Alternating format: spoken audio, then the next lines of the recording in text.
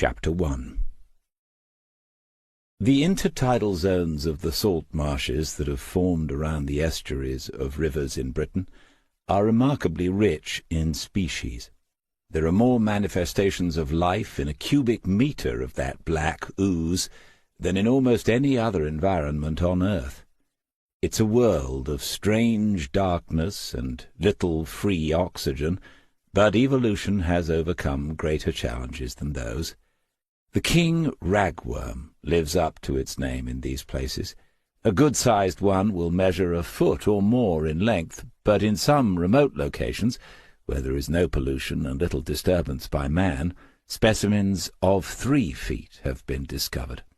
They are omnivores, consuming whatever the next tide brings their way, and they have a pair of jaws which can deliver a painful nip, as many a bait-digger will attest. For the shore angler there is no better lure on the hook than a juvenile king rag. Spending the low-tide hours buried deep below the surface of the mud in a mucus-lined tunnel of one's own making might seem the perfect solution to the ever-present risk of being devoured, but there are other creatures who have solved this problem. The long bill of the curlew is curved like a sabre, but he uses it more as a rapier, probing into the ooze, finding the burrows of the worms, and then angling his head and neck as the bill is worked deeper, seeking out the occupants. Remarkably, the tip of the bill is flexible, an adaptation that took perhaps 1,000,000 years to perfect, enabling the bird to open its beak and seize the ragworm several inches below the surface. The unfortunate creature is dragged up into the daylight just as a blackbird or a song thrush produces worms from your lawn after a shower, as if by magic. And if all this isn't some sort of natural magic, then what is? It's early. The sun rose less than 30 minutes ago, and the wet, shining surfaces of the salt marsh are soft shades of blue and fading pink, reflecting the clear skies of a Norfolk dawn in late July. The curlew has been feeding since before first light, his movements up and down this coast governed by the ebb and flow of tides and the phases of the sun and moon. This is a good place, one he knows well from past seasons, and he will find all he needs for the day here. But now he has his head raised, and his beady black eye is watching. He has an intimate knowledge of this low horizon. Any change at all is a warning, and there has been a change. A man has appeared in the east, a silhouette against the newly risen sun. The figure is tiny, but as the bird watches it grows a little larger. The man is approaching. For some reason he raises his right arm, and a dog appears, leaping up towards the hand. The man throws something into a creek, and the dog disappears. There comes the sound of distant splashing. The bird crouches a little, as if ready to take flight, as if the man and the dog might be hunting. But he does not fly. Dimly, in the memory that is so very different to our own, the curlew remembers. He has seen this man before, on other mornings. He cannot judge whether it was yesterday or a year ago, for he has no such concepts. But he does not fly away, did not waste the precious resources of his energy, and he is still here, still in existence. It is a complex but vital calculation, one his instincts must make 100 times a day. He crouches a little more and watches. The man has called to the dog, and now it trots by his side, looking up at him every few paces. He, the man, is aware of the bird out on the marsh, but he doesn't look at it directly, because that will make it fly. From the corner of his eye he watches it. The coastal path will take him to within 50 yards of where the curlew waits, as if it is a painted thing, a decoy, and 50 yards would be within range of the heavy-bore shotguns the old wildfowlers used when they hunted such birds for the London markets. Imperceptibly the bird turns its head, keeping one eye fixed on the man and the dog as they pass by. They grow smaller again. The dog runs ahead once more, leaping into another creek. When they are almost out of sight, the curlew ruffles its feathers and begins to probe the thick, sweet-smelling ooze for another worm. The man walked briskly along the top of the bank until the village of Marston was in sight. Soon after that he reached a point where there were two sets of steps. One set went down to his right to a newly repaired wooden landing stage, where a small sailing dinghy called Rebecca Louise was moored, and the other steps ran down the bank to his left, where a cottage sat snugly in the morning sunshine, and out of the prevailing southwesterlies of autumn and winter. He stopped, as he did briefly almost every day, and admired it all. Idyllic, of course, as every visitor felt obliged to say, but in a January gale it was a different story. Not that he could now imagine ever leaving the place.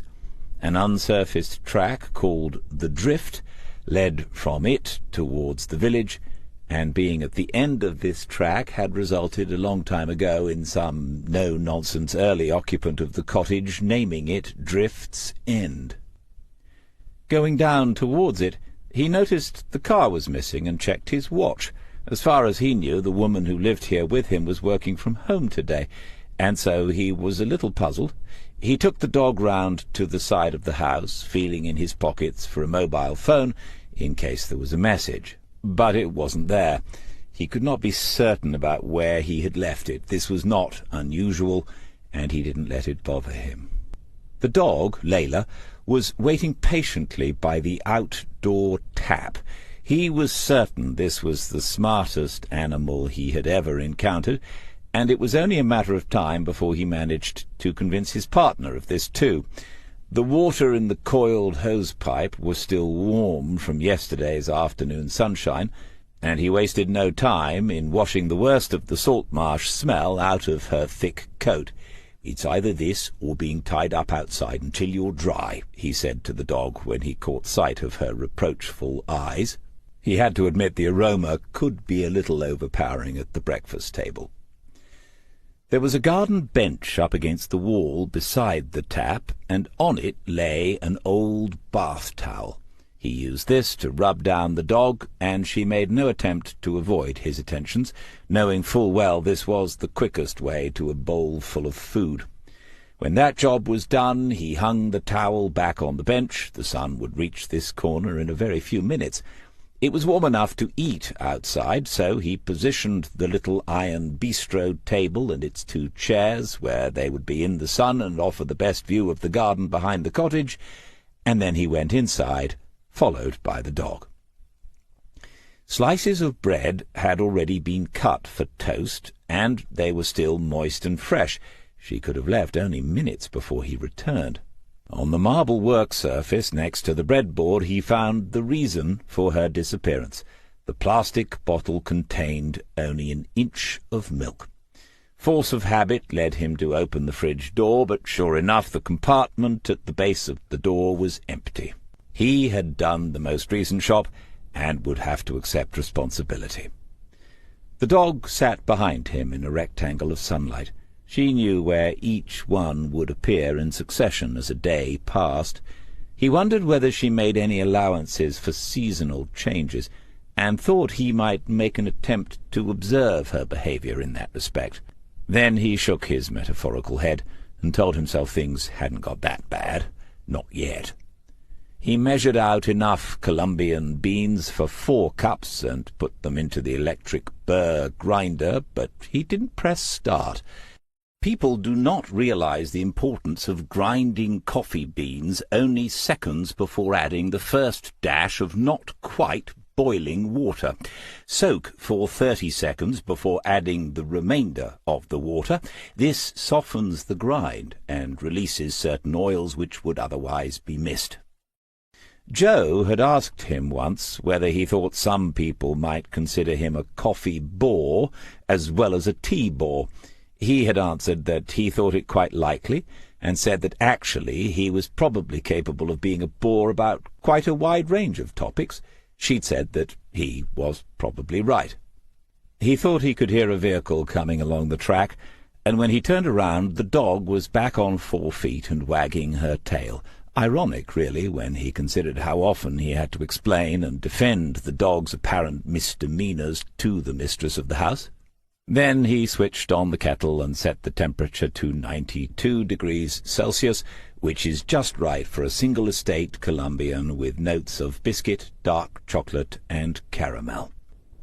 Personally, he would never have added any of that freshly bought milk to a Colombian, but they'd had that discussion a while ago, and Joe did so without inhibition, just a dash of it. Layla knew better than to beg at the table, and she'd taken up a position in front of the bench a few feet away. On the table was a selection of marmalades and a jar each of Marmite and peanut butter. But Smith had spread on all 3 pieces of the toast the homemade blackberry jam, homemade by Alice, who ran the village shop in Marston. It was so good Smith was wondering why he'd never tried to make it himself. They had an old book about making preserves, and he added to one of the lists he kept in his head the task of finding out what was involved in the process. People think retirement is all about leisurely lounging, but it is not so. At least, not for me, he thought, wondering whether he should grind another 40 grams of Colombian beans. It was a particularly beautiful morning, and Jo seemed in no hurry to go up to her office and begin her day's work. The honeysuckle, which was slowly smothering the garden shed, was in full bloom, and a pair of spotted flycatchers had built there. For a few minutes there had been thin anxiety calls because the people were close by, but now the birds were busy again, taking insects to the little nest wedged between the main stem and the wooden side of the building. Jo had told him this was a rapidly declining species, which made their presence more special and, at the same time, more sad. He thought about the curlew out on the marsh, another one on the way out in most of Britain, according to the wildlife magazine they received each month. Is it really impossible for us to solve this problem, for us to share the place a little better than we do? Jo said, "If we're going to book that weekend away, Alice says she'll have Layla, by the way." Smith finished the coffee and put down the cup. The dog's ears pricked up in case this was a signal he was about to head for the kitchen, though one could argue it was because she'd heard her name mentioned. He said, "The only problem with that will be getting her back again, but let's do it. When does the exhibition finish?" She told him it was on until the end of September, an exhibition of Monet landscapes at the Royal Academy. Smith knew little enough about art, so little that it was a subject on which he could not be a bore, but there was something about a good Monet, and some of these pictures hadn't been on show in Britain for a century.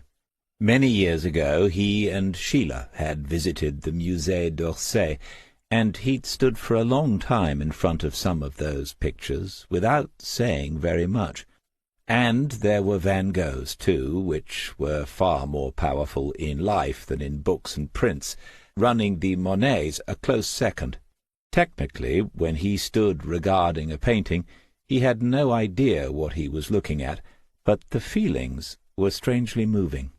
Jo knew more about the matter, and he told her he was more than willing to be instructed.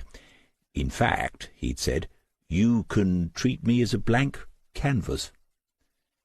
They'd been together for a while now, and were past the point at which she felt obliged to laugh at his jokes, even the good ones, probably a sign that matters were pretty sound, all things considered. She said, "Let's make it a long weekend, then. Go down on a Friday and come back on the Monday morning. I'll find a hotel in the city, and we'll get about on public transport. It'll be a nice break." He agreed, and stood up, the decision about more coffee having been made. Without being asked, Jo said she'd love another cup this morning, and then, "Oh, I almost forgot." Smith turned to face her. That last statement wasn't necessarily the whole truth. You develop an instinct for these things. He said, "Yes," with a barely disguised note of suspicion. "You left your phone in the car. It rang, and I answered. It was Jason Diver." Smith looked at his watch and said the call had been rather early. "Yes," Joe said. "He mentioned that as well. He called early in the hope of actually getting a response. He seems to think you're difficult to get hold of during normal working hours." Smith ignored all that and asked whether Jason had said what the call was about. "He did a bit, which I thought was unusual. He's got something he wants you to look at. He says it will interest you." The dog was on her feet, tail wagging, eyes puppy-wide, as she attempted to manipulate the human to go into the kitchen and open the food bag. This was a most unfortunate delay in the proceedings. Smith said, "Did he give you any clues? Any details?" Joe seemed to be finding something amusing. She said, "A little more. It's about a woman who wants to have her husband declared dead." He thought for a moment and then said, There must be a few million women in this country who feel like that. I take it he's been missing a while, and she's decided it's time to move on. In the absence of a body, which is always a nuisance, she wants Diver and Diver to confirm there's no proof he's alive, and I've told Jason a dozen times I'm not getting involved in anything matrimonial. I have enough trouble sorting out my own relationships." Joe took this in the best of spirits and blew him a kiss.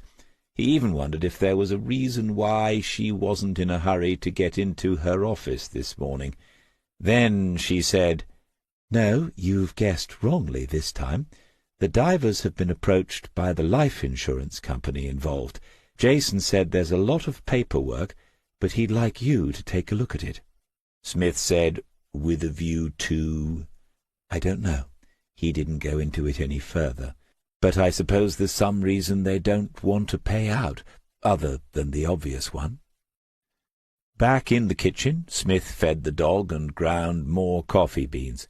In the 2 months since he'd succeeded in getting the charges against Charlie Hills's son dropped and then discovered the young man had been guilty, it was true he had not always returned Jason Diver's calls.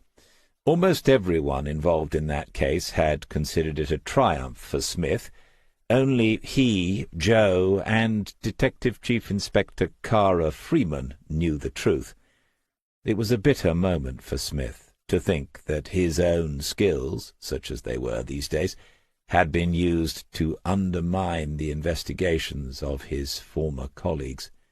It had not been an auspicious beginning to a new career as a private investigator, and he would admit to himself that he'd hoped, by not answering Jason Diver very often, the young man might eventually forget about the idea of offering him more cases. Neither was he too keen on the idea of helping an insurance company not to pay out. They'd need a damned good reason not to, and then, of course, he fell to wondering what it might be. How long had the husband been missing? It's almost impossible to disappear completely, increasingly so in the modern digital world. If there has been no sign of a body, it's most likely because someone has hidden it well. But if that's the case, if that's even suspected, the police would have been involved. This is another worrying thought. He doesn't want anything to do with an investigation involving the police after last time.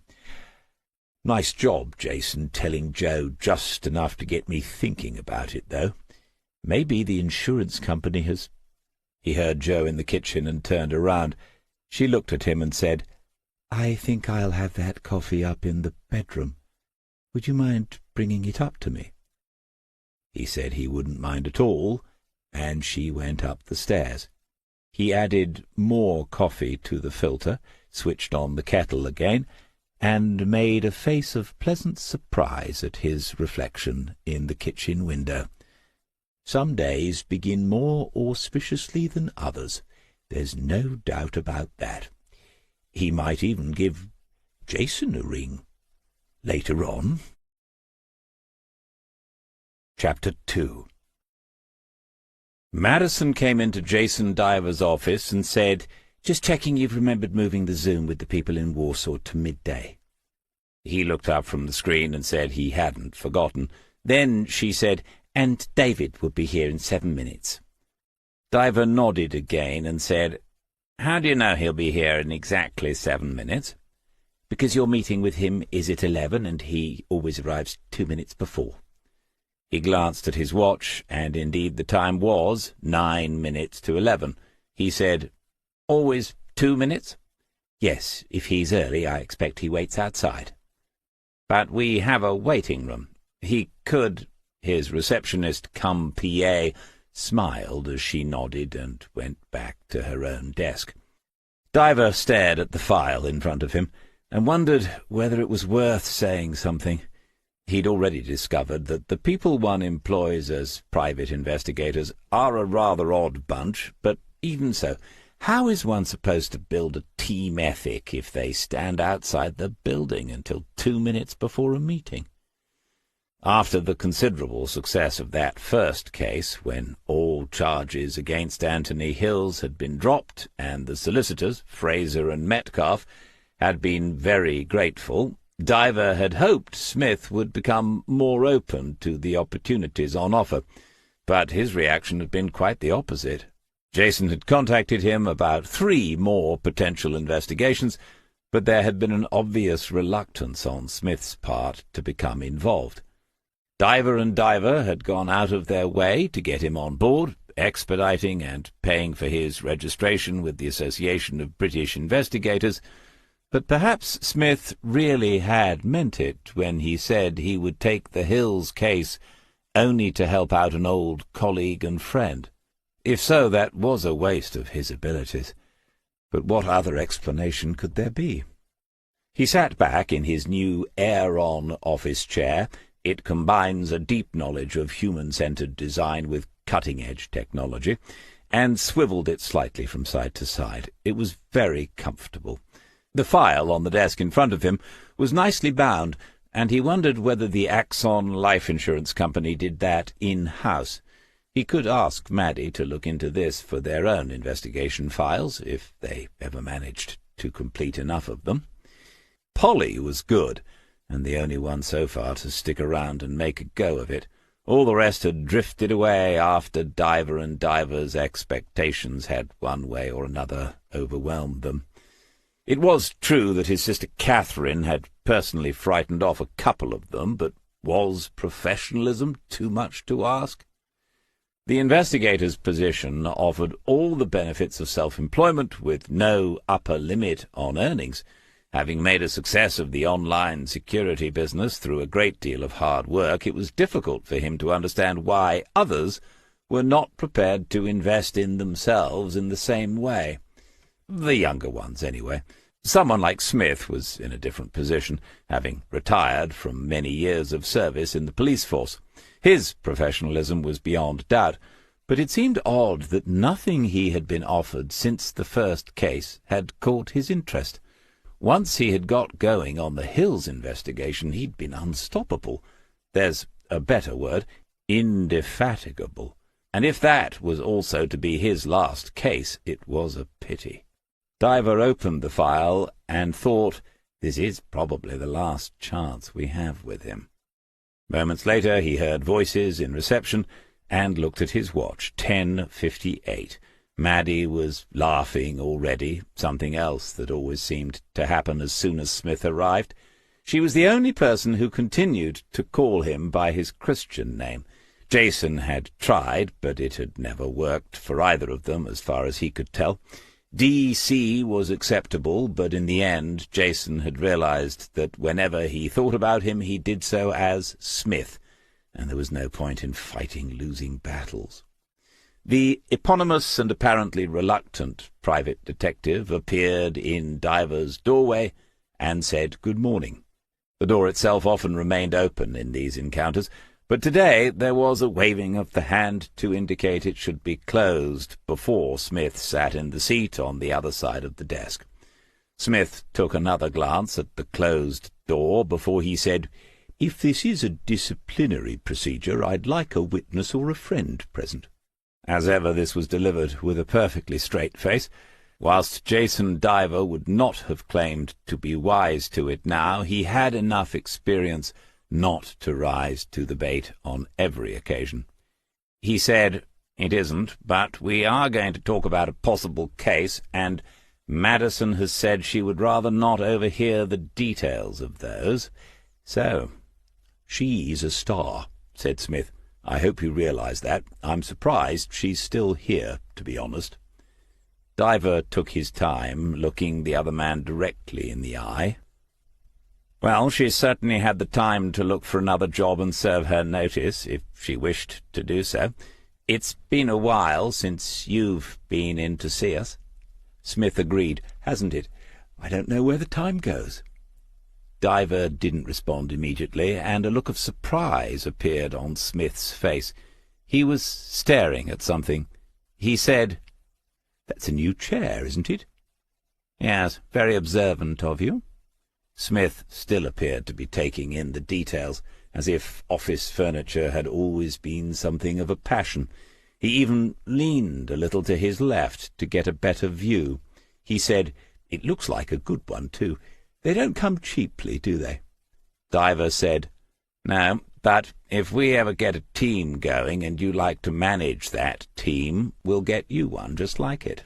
Smith nodded and acknowledged that as a decent backhand return. He said, "Still having problems? It's not for everyone, is it, the detective thing? You had a lady last time. Has she gone too?" Diver said, "Polly? No, she's still here and doing well. Didn't you meet her?"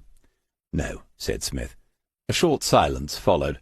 It was clear to Smith that Jason had something on his mind, as well as a file on his desk.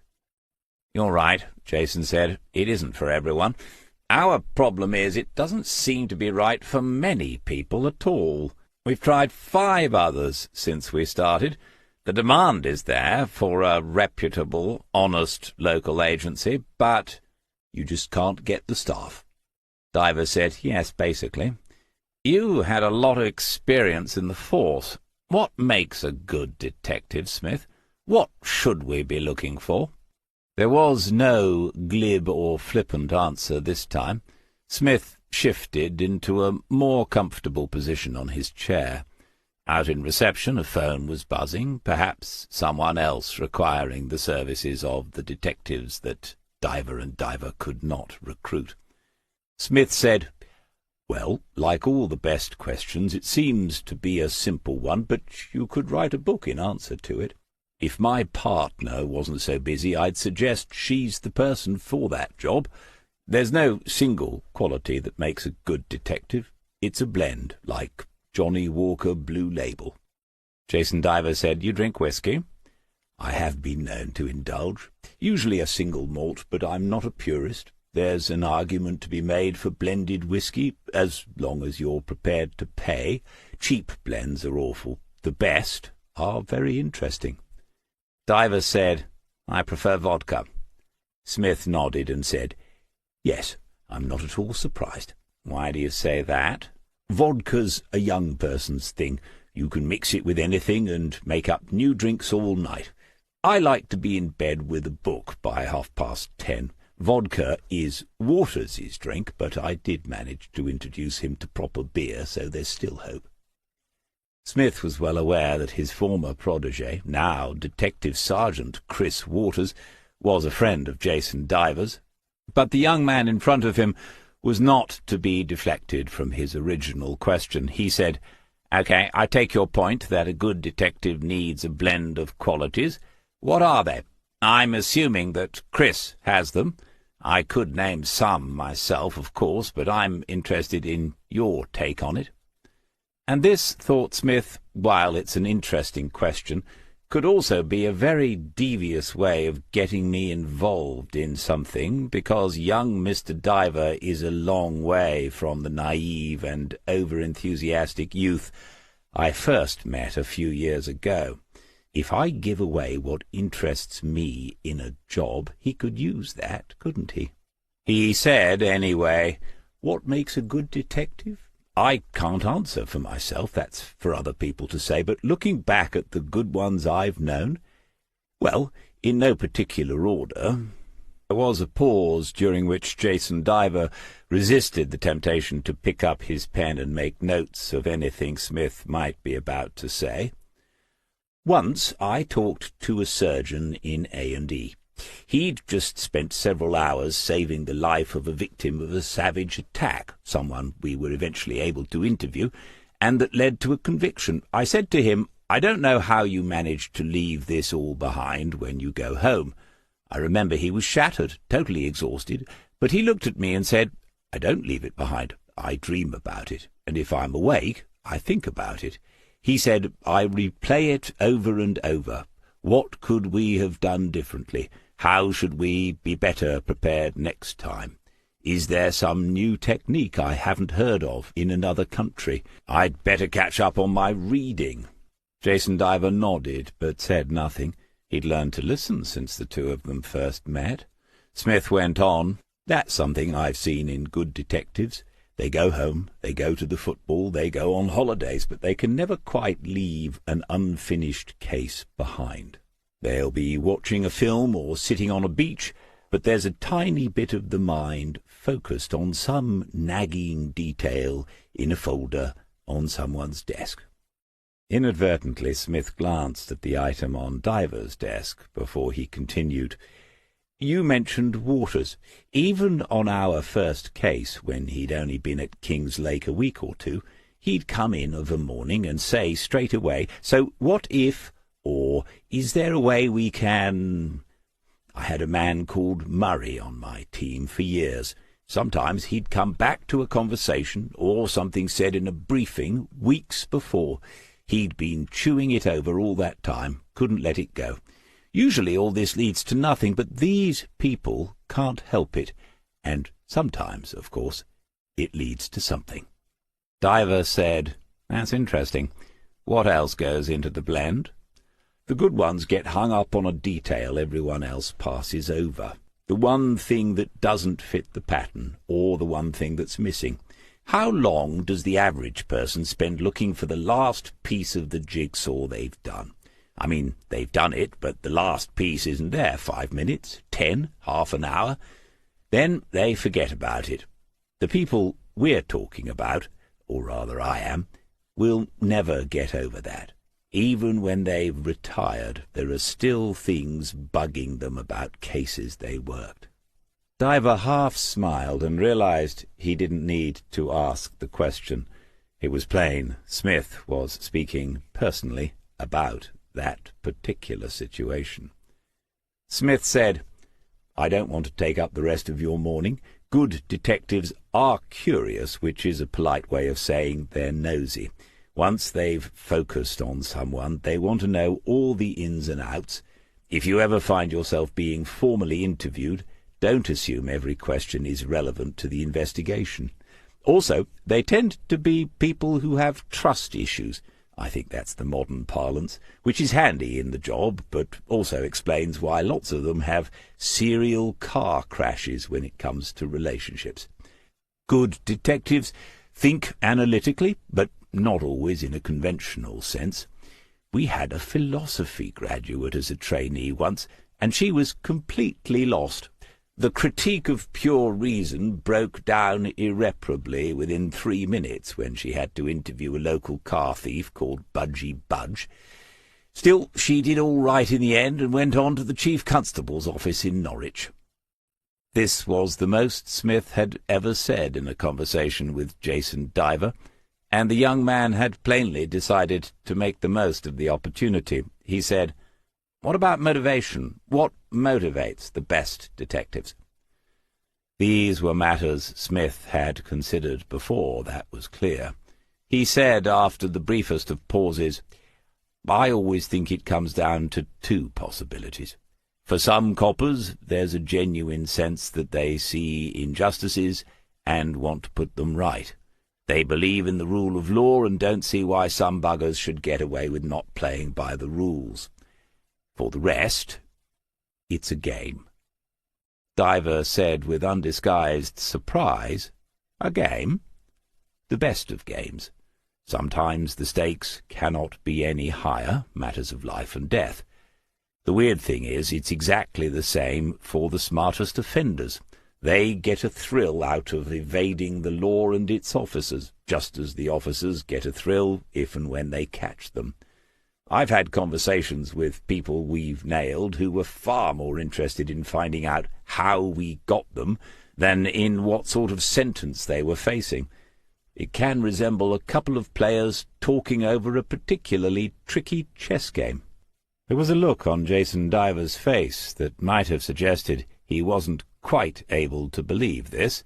Smith said, "It's absolutely true.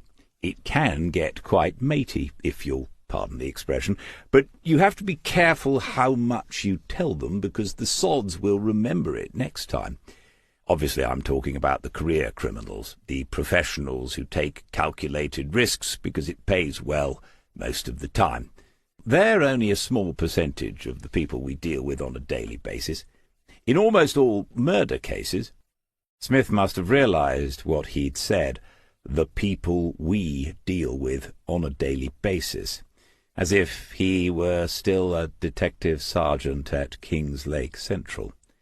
He looked at Jason Diver, who had also noticed, and pulled a wry face. "Anyway, that should give you some idea what to ask in the next round of interviews." Diver said, "It's fascinating. I have to ask, what was your own motivation? Were you the knight on a white charger or the chess player?" Smith might have admitted, if you had been there and asked him, that the folder on the desk in front of Jason Diver was beginning to bother him. The front cover had been turned, and there was a title page upside down. It resembled the frontispiece to a legal document, like a formal paper setting out the charges, the Crown versus... But he could not make out any names because the print was too small.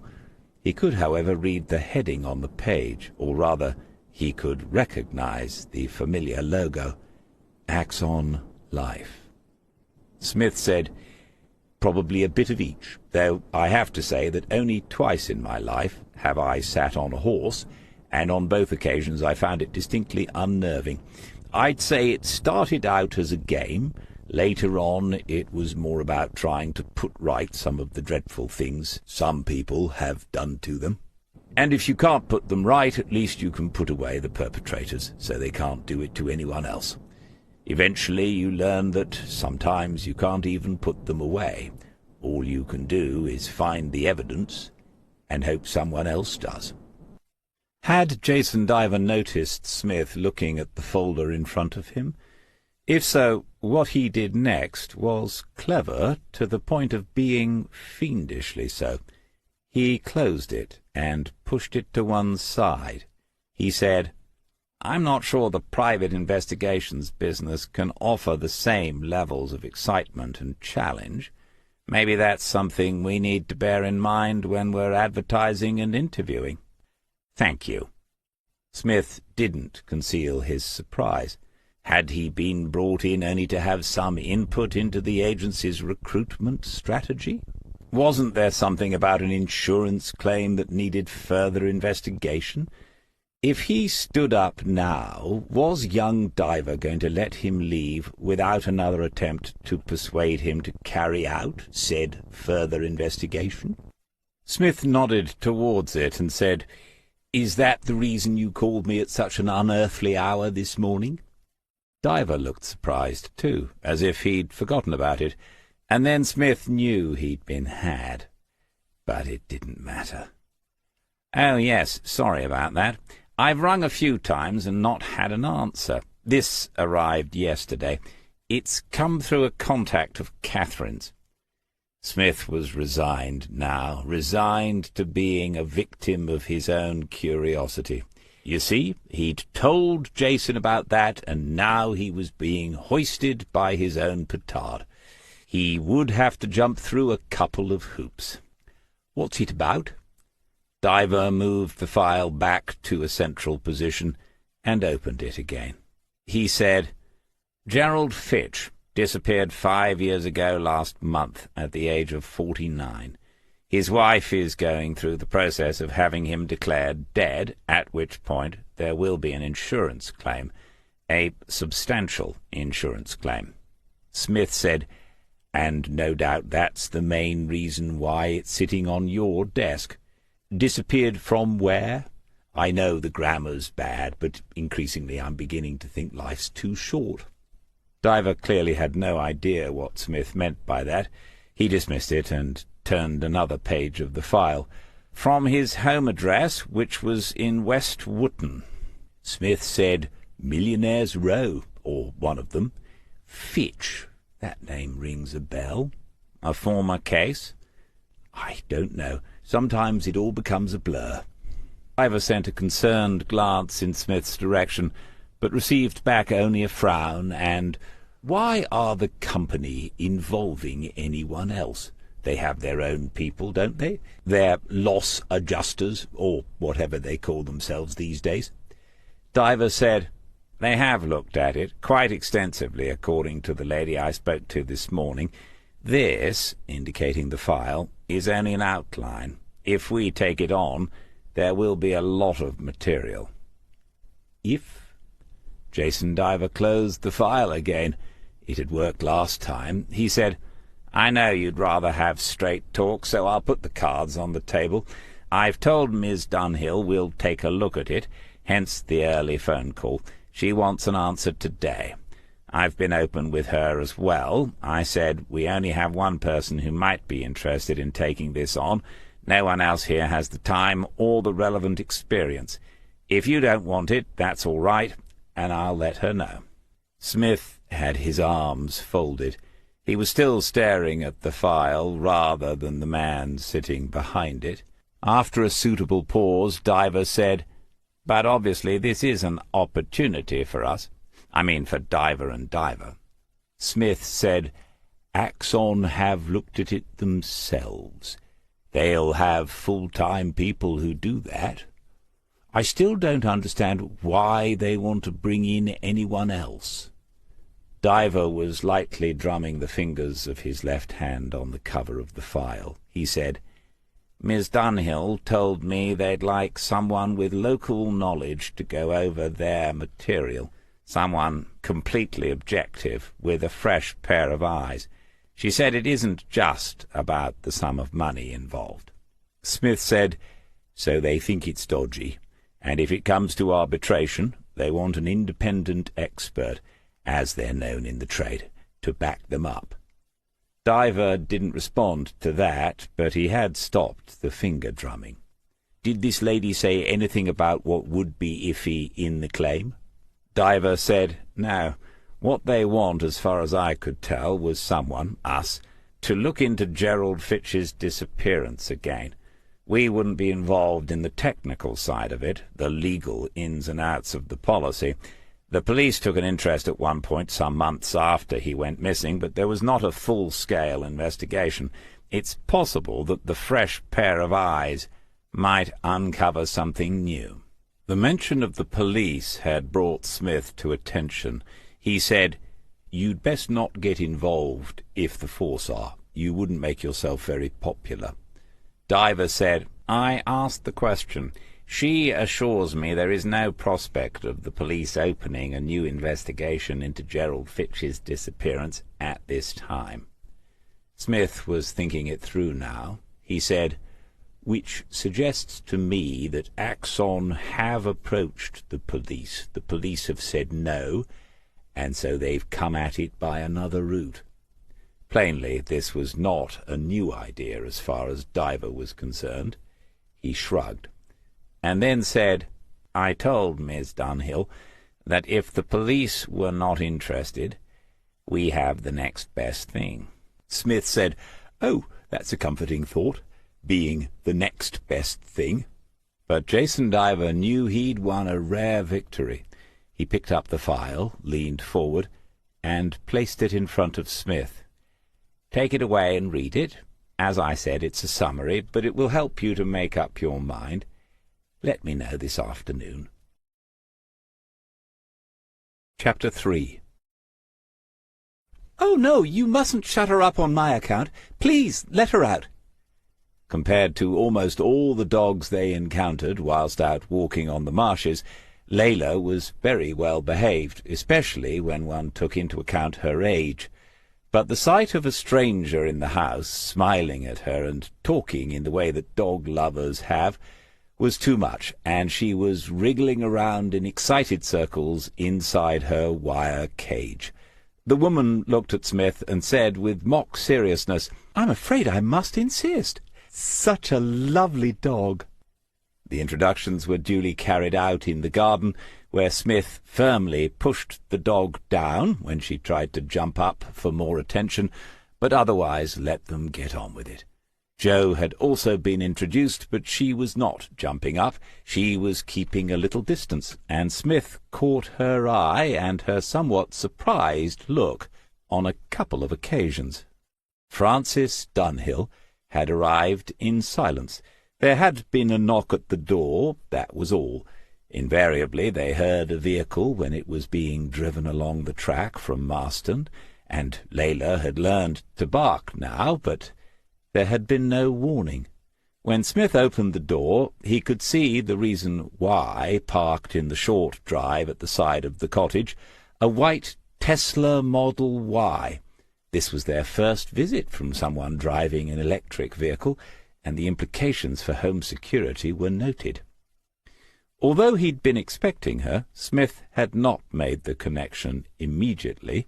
He reprimanded himself for the mistaken assumptions, but she really didn't look anything like what he would have imagined, had he been asked to do so. Francis Dunhill was blonde, stylishly attired, and stunningly attractive. Just as surprising, perhaps, she couldn't be more than 30 years old. She'd said her name and held out her card as a form of ID. Smith had spotted it straight away, a smart card, and he thought, if I took out mine, this would be the moment when we tapped them together and exchanged contact details without another word being spoken. He had invited her inside Drift's End, and on the way into the lounge there had been the Layla encounter, and then the return to the garden. When things had quietened down, Jo asked what their visitor would like to drink, and then she left them to make a pot of tea.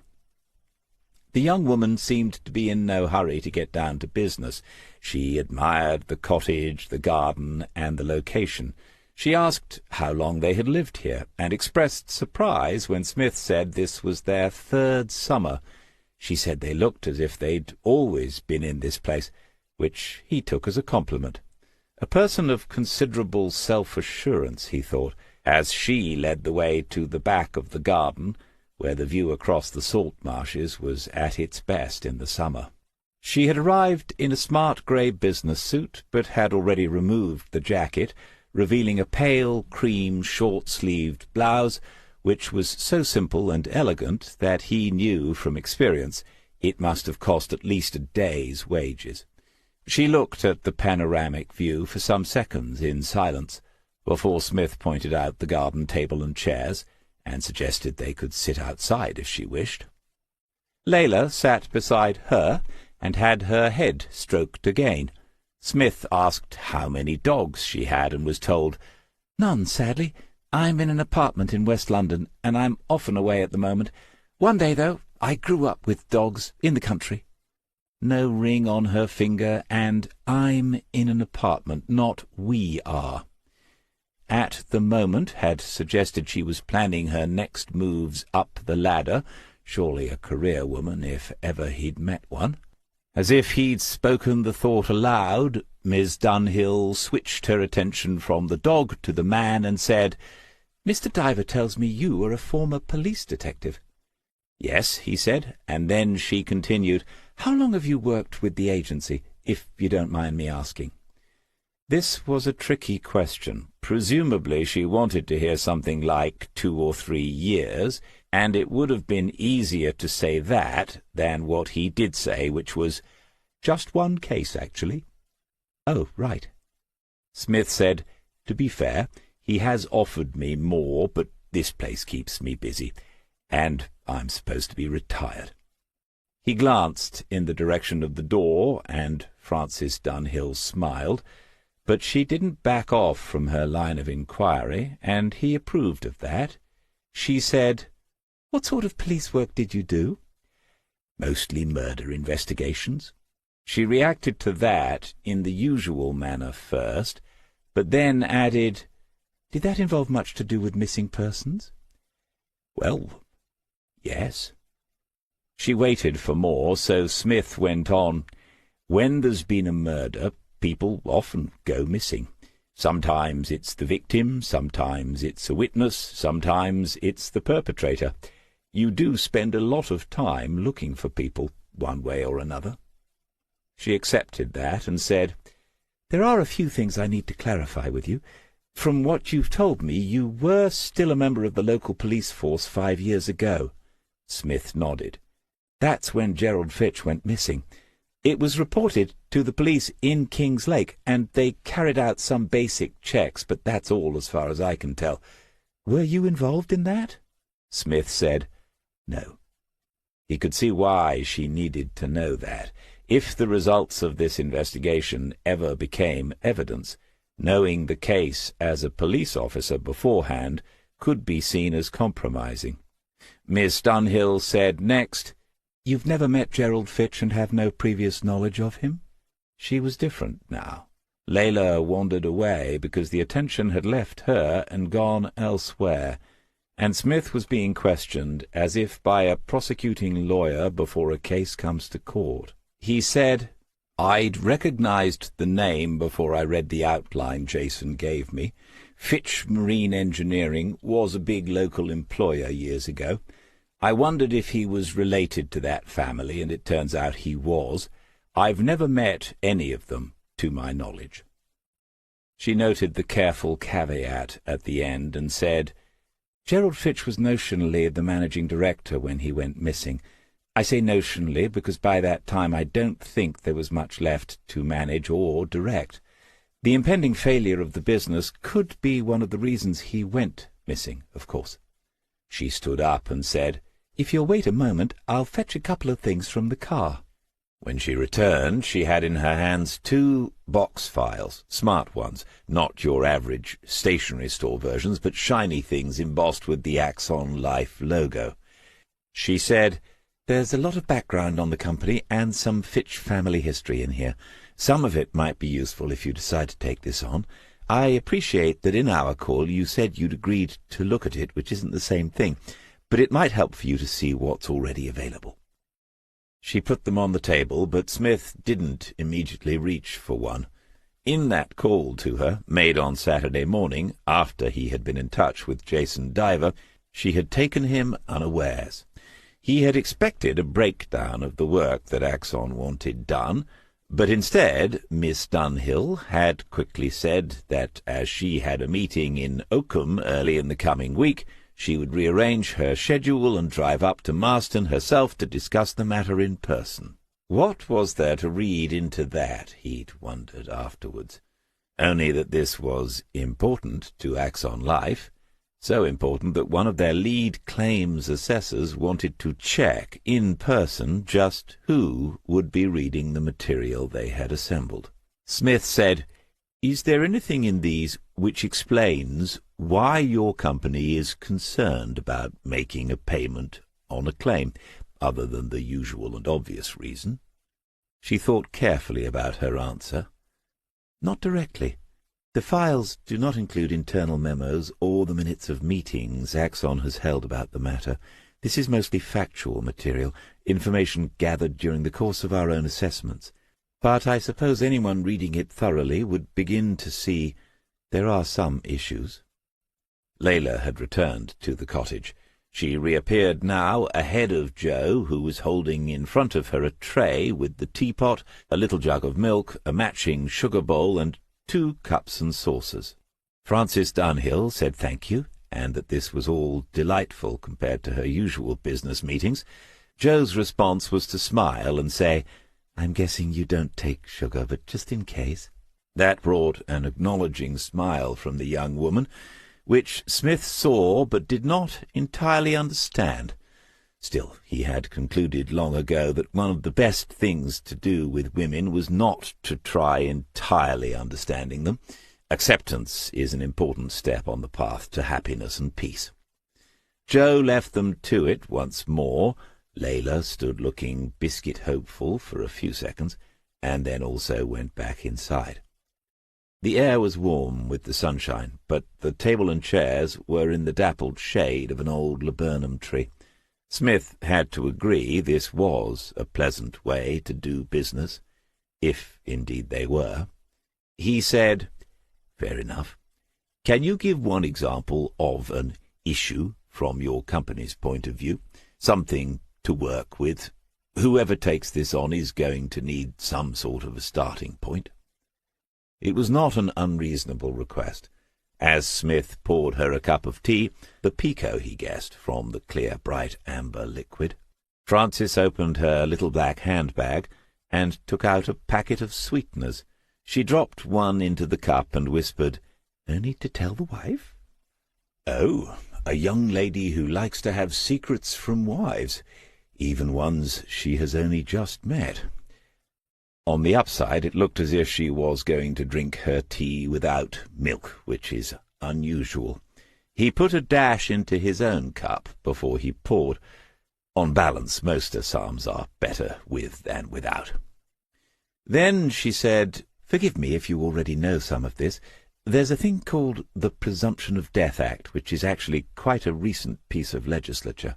"Yes," said Smith, 2013.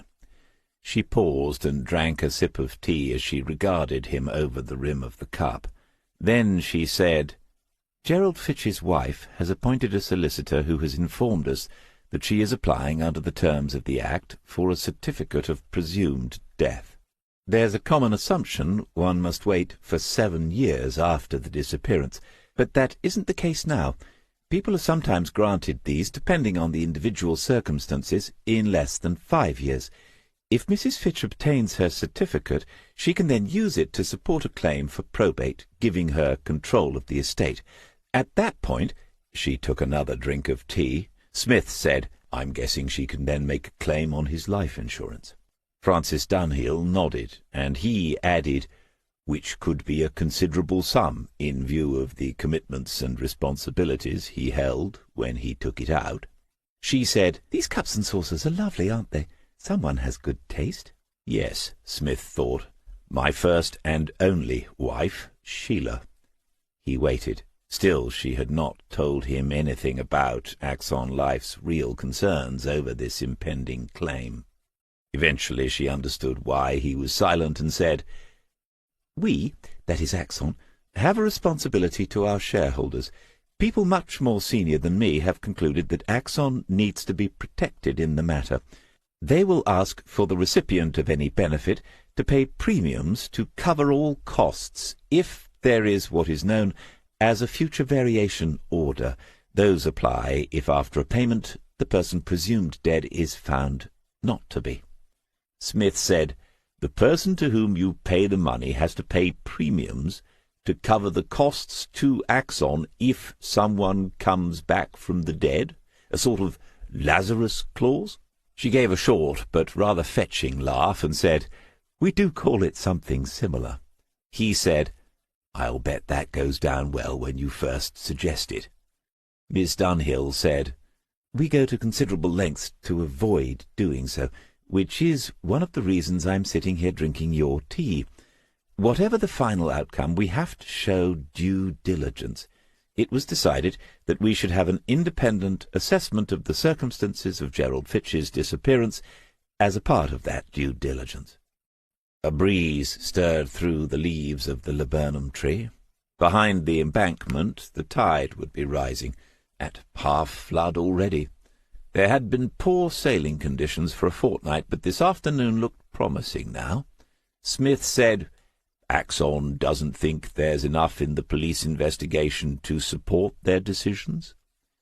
She was using a more corporate voice now. She said, "We're somewhat surprised at how little interest they took in the matter. Obviously it was before my time, but you could argue he was a prominent local businessman. They went through the motions, that's all, as far as I can see. Our legal team have contacted them recently, but there was no interest in a further investigation. He said, "Do you know whether they were in touch with the force at Kings Lake Central?" She did not, but Smith was picking his way through this with considerable care. If there was the slightest chance of him coming into contact with anyone he knew from Central, no barge pole in existence would be long enough for him to touch it. He said, "I'm not clear on what you need from your independent assessment. I could spend the afternoon reading through what's in those boxes. Then what? Or are you looking for someone to get out and about, to start asking questions?"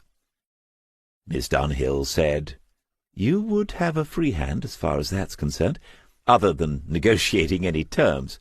If you agree to take it on our behalf, the parties concerned would be notified by us, and we would ask for their full cooperation. They would be unwise not to give it, in my opinion." Smith looked at the 2 box files again. Did he want to know what they contained? By now, of course, he was mildly curious. He would have admitted as much.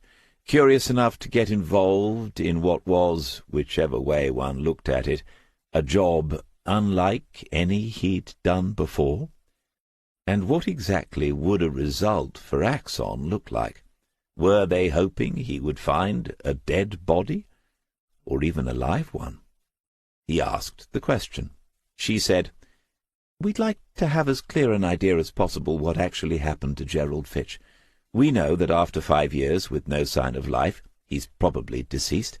Our problem is, it was in some ways a rather convenient disappearance." She paused and considered her next words.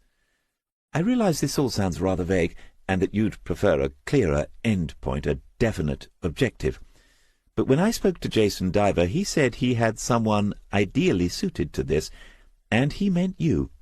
For what it's worth, I can see why he said that. You're asking all the right questions." A little flattery goes a long way, especially from an attractive young woman barely half one's age. But Smith had another question. He asked whether Frances Dunhill had met Gerald Fitch's wife, the wife who had appointed a solicitor to manage an insurance claim. It was a question which brought forth the lead claims assessor's most carefully considered answer. "Yes, I have. This case arrived on my desk in May.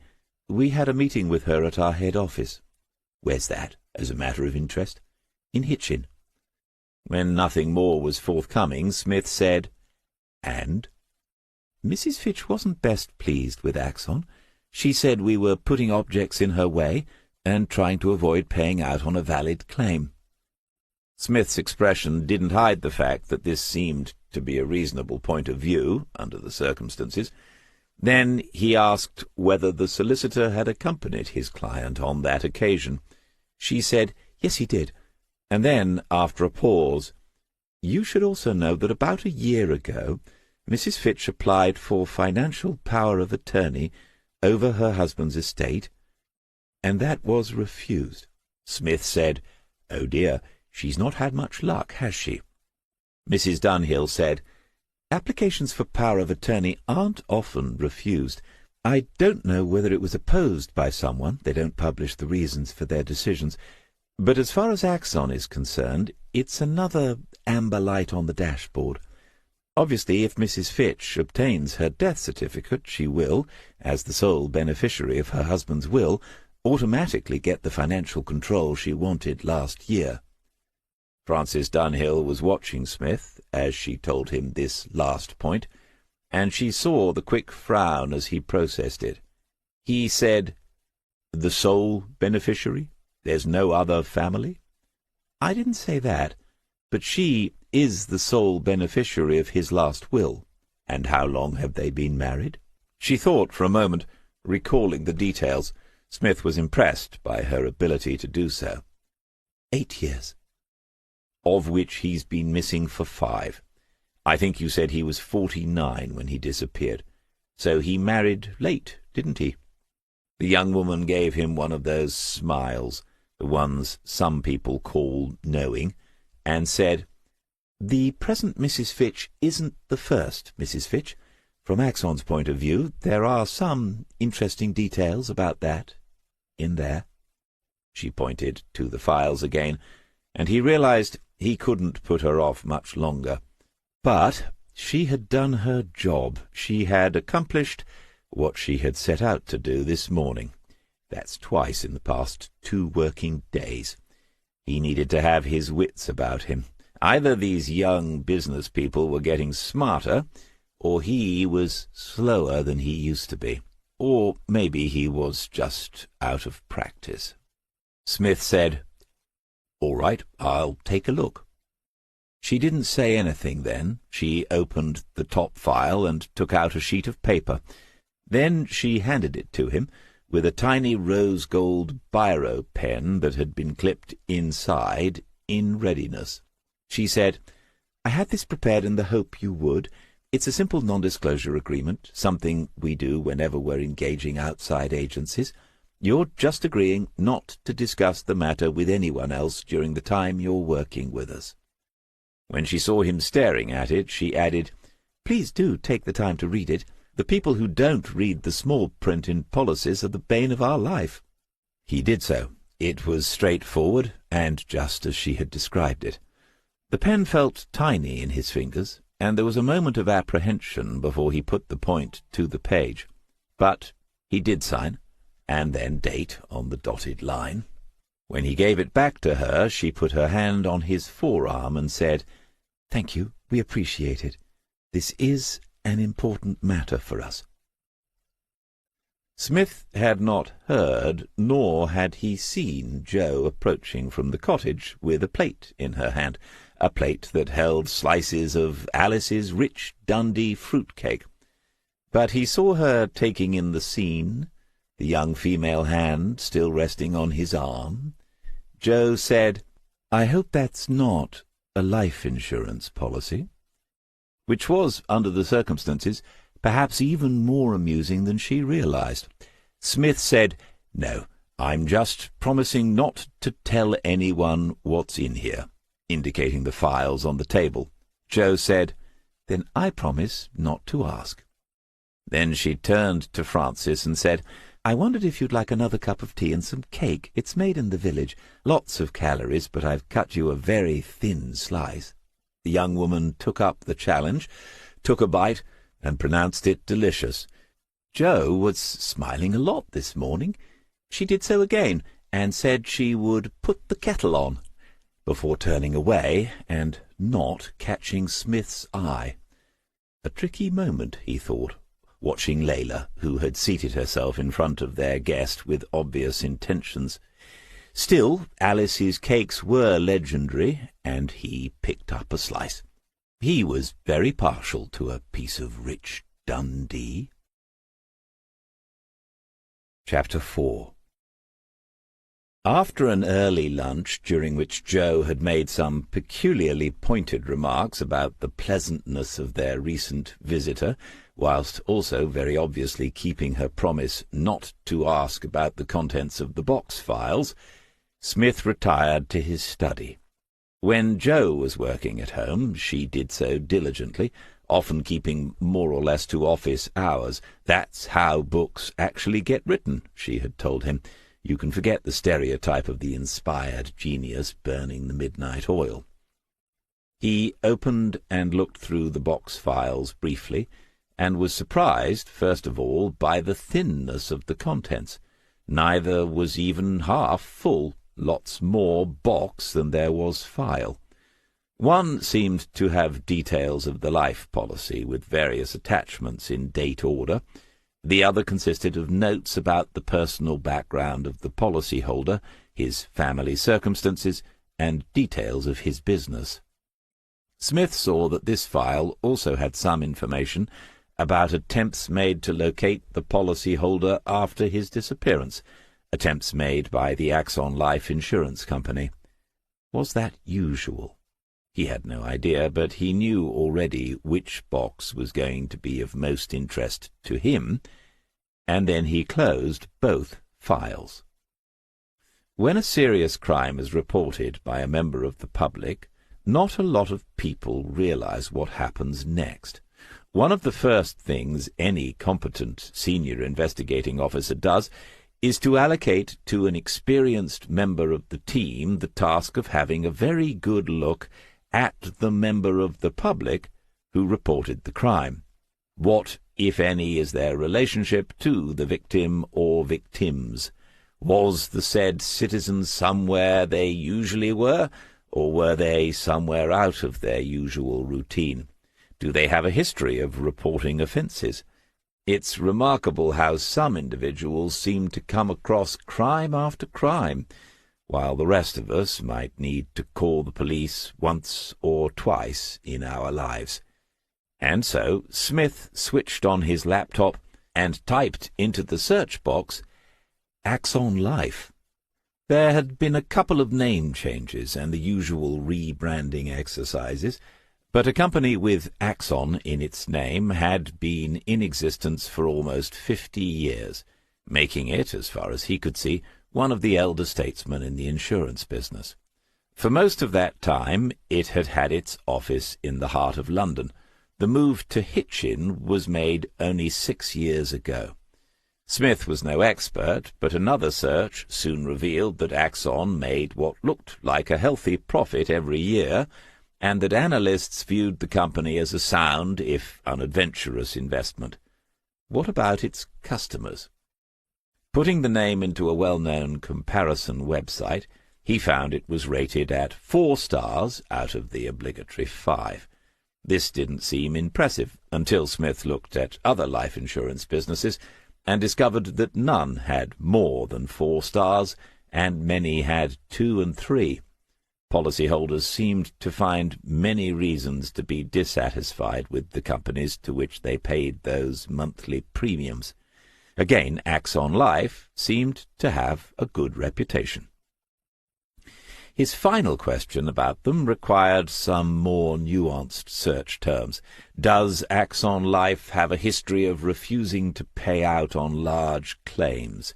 If it did, he might end his involvement in the matter, having no intention of being used to default on a legitimate policy.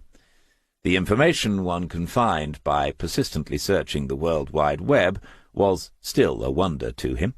Of course he had used it in his time at Lake Central, but the arrival of Waters and other young officers had made Smith realize its true potential. The social media side of things was still more or less a mystery to him, but here, right now, he had discovered which insurance companies have bad reputations when it comes to disputing claims, and Axon Life was not on the list of the 10 worst offenders. Signing the non-disclosure agreement had not meant he was agreeing to take on the investigation. He'd made that clear to Francis Dunhill. But at some point the decision had been made, because next he opened Word and clicked on New Document. How had he come to this decision? Axon Life looked reputable. That was the first reason. And second, it isn't at all easy to disappear. If the man had accomplished this, Smith thought he would rather like to meet him. Neither is it as easy to disappear someone else as we imagine. Bodies are big, heavy, and awkward to handle. When you've just killed someone, he reflected as he set up the document to his usual preferences, the corpse must look enormous, reflecting as it does the size of the problem you now have in disposing of it.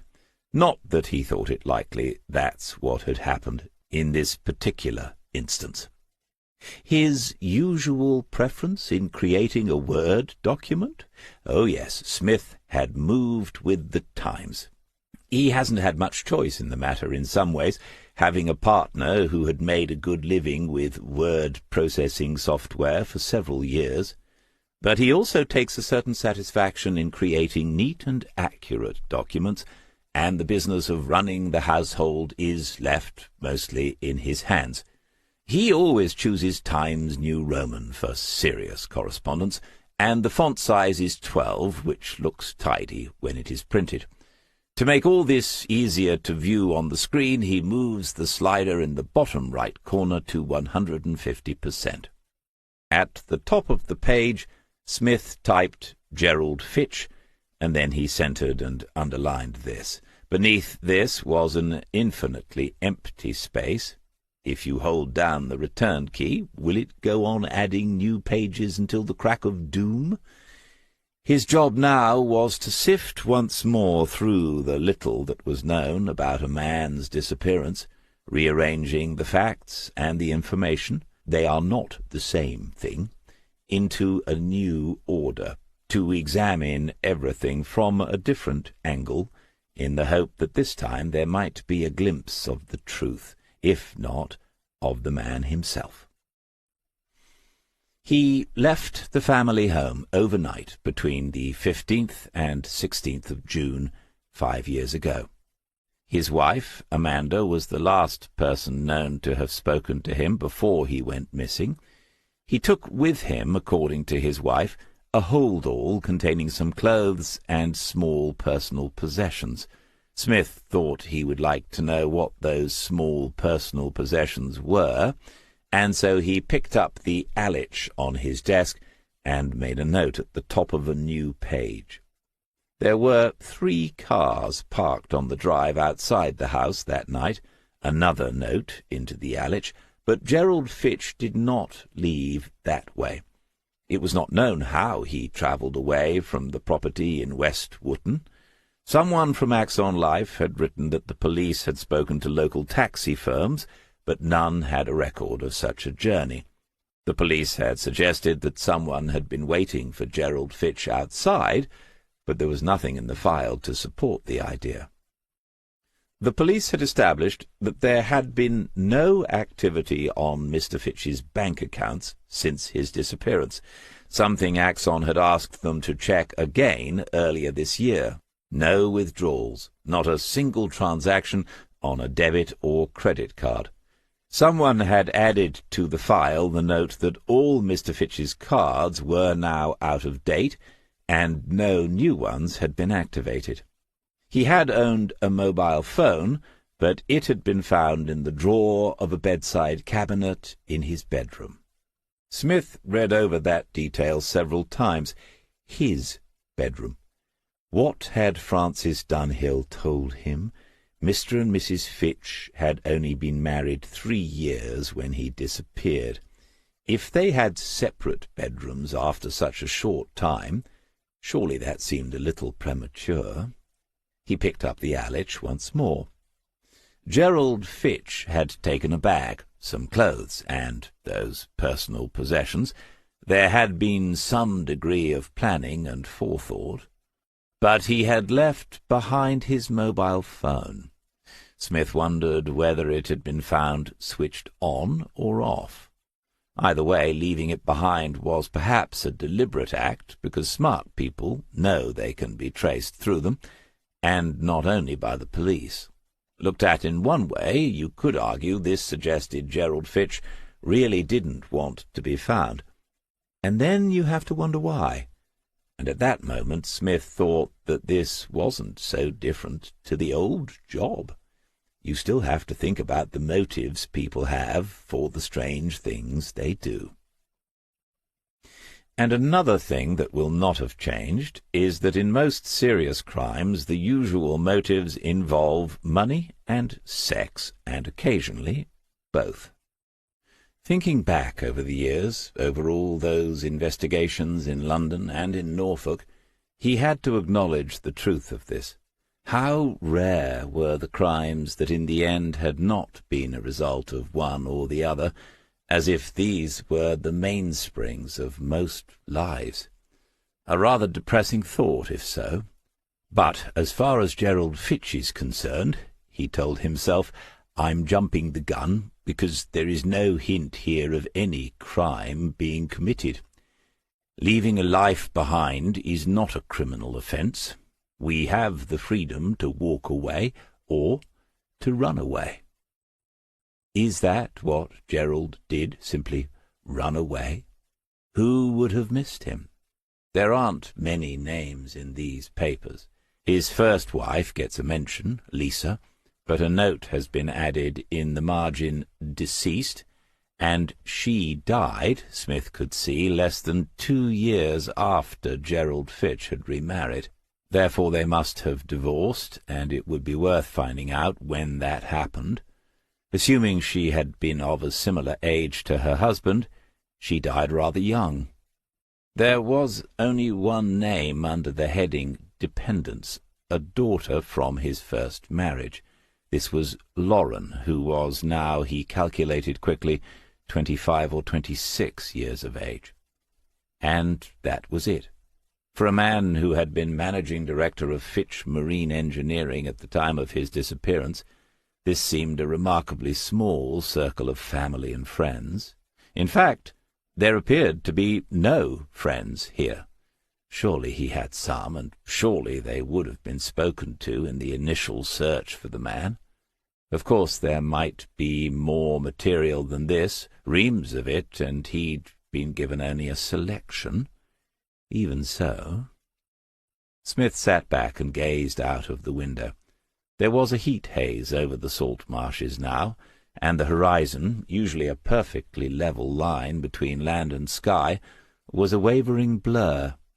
He thought about those impressionists, about Monet, who might have seen something out of this window that needed to be painted before it disappeared. Even so, looking back at the open files, there is something odd here, and it might be what isn't here. The questions were coming quickly now, and he put up a mental hand to slow them down, telling them to get themselves into some sort of line, to form an orderly queue, in the proper British manner. What has happened to the company? Is Mrs. Fitch II still at West Wootton?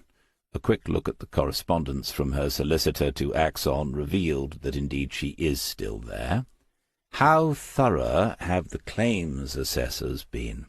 Have they checked with Her Majesty's Revenue and Customs to see whether Gerald Fitch's national insurance number has been referenced since the date of his disappearance?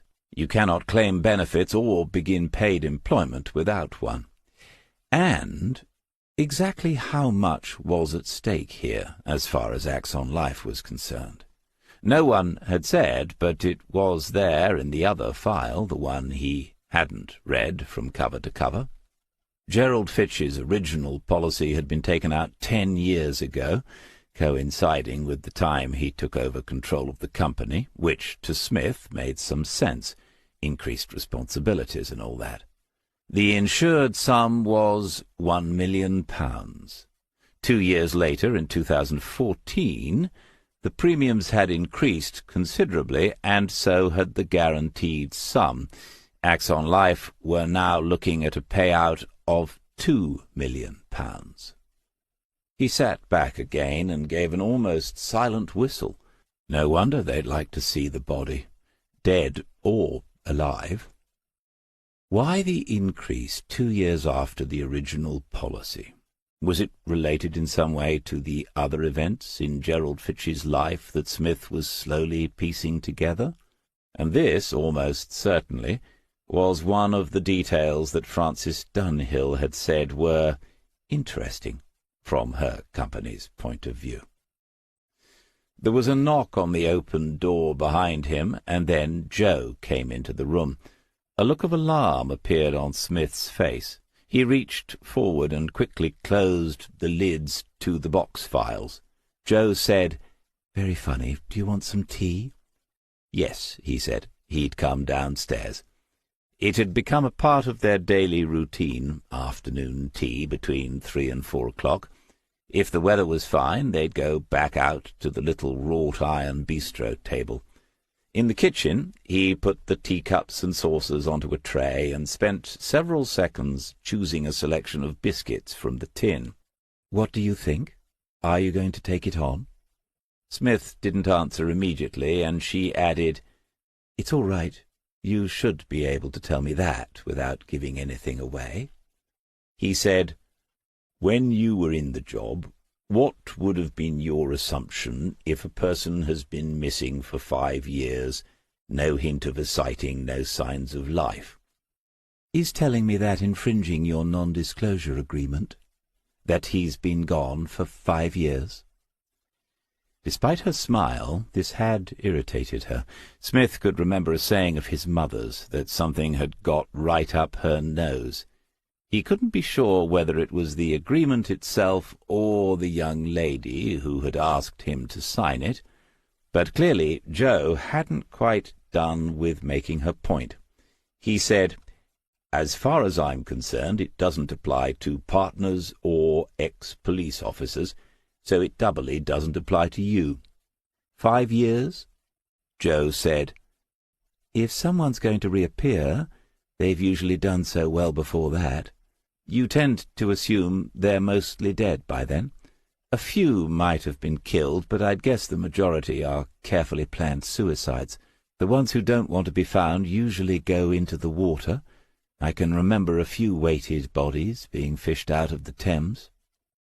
Smith was holding the tea tray, and she put the pot onto it and then followed him out into the garden. When they were sitting down, with Layla positioned where she could see them both, Jo said, "From your face, I'm assuming you don't think it was a suicide." He said, "He took a hold-all with clothes and some personal items." Pouring the first cups, she said, "Okay. A well-dressed suicide, taking with him items he might need on his journey into the underworld. As in most early human cultures, it's a very deep-rooted belief." Jo Everson, successful writer of true crime stories, had read only 2 crime novels in her life, and one of those was The Moonstone, which Smith had said he wasn't sure counted these days. Her reading consisted mostly of weighty non-fiction tomes, and amongst these anthropology was the most usual. He had asked her why, and she'd told him it was a coping mechanism, a way of understanding the human world. Any intelligent person, she said, can see we're getting more complicated and crazier with each generation. But if you dig down far enough into our ancestry and our earliest social groups, you get to see us stripped back. It helps to make sense of it all. Lots of our behavior can be traced back to the way we lived in primitive societies. Of course, she didn't mean what she'd said about Gerald Fitch's hold-all seriously, or at least he hoped she didn't. As a detective who had been involved in many murder investigations, Smith had encountered his share of suicides. These are almost always, if only briefly, viewed by someone in the criminal investigation department through the lens of a potential case. Remember the point about hiding the body? If you can convince the world it was suicide, you don't need to bother. From the little he had been given, Smith didn't think Gerald Fitch had killed himself. Obviously, he needed to know much more about the man's situation at the time of his disappearance. Happily married men don't often walk out overnight. That needed looking into. It's probably going to be a big and expensive house in West Wootton, but how was the company doing at the time? Francis Dunhill had mentioned its impending failure. Sex and money.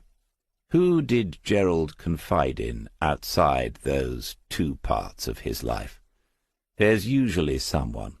On the other hand, some men can be remarkably tight-lipped about inner turmoil, and sometimes the people around them really don't have a clue. He looked at her and realized Jo was watching him with an amused, half-indulgent look. He asked her what was the matter. She said, "Well, I'm still waiting, but I suppose I've got the answer, really." He said, "Which answer? What was the question?" Since the beginning of it, probably as far back as Sergeant Cuff or Inspector Bucket, people have speculated about what makes certain detectives stand out from the rest. There have been as many theories as there have been fictional masters of the craft. 3 qualities perhaps seem to be present in all of them, and the first of these is having a peculiar kind of attention, One might call it active attention. Where most of us see, they look. Where most of us hear, they listen. Brilliant naturalists have similar abilities.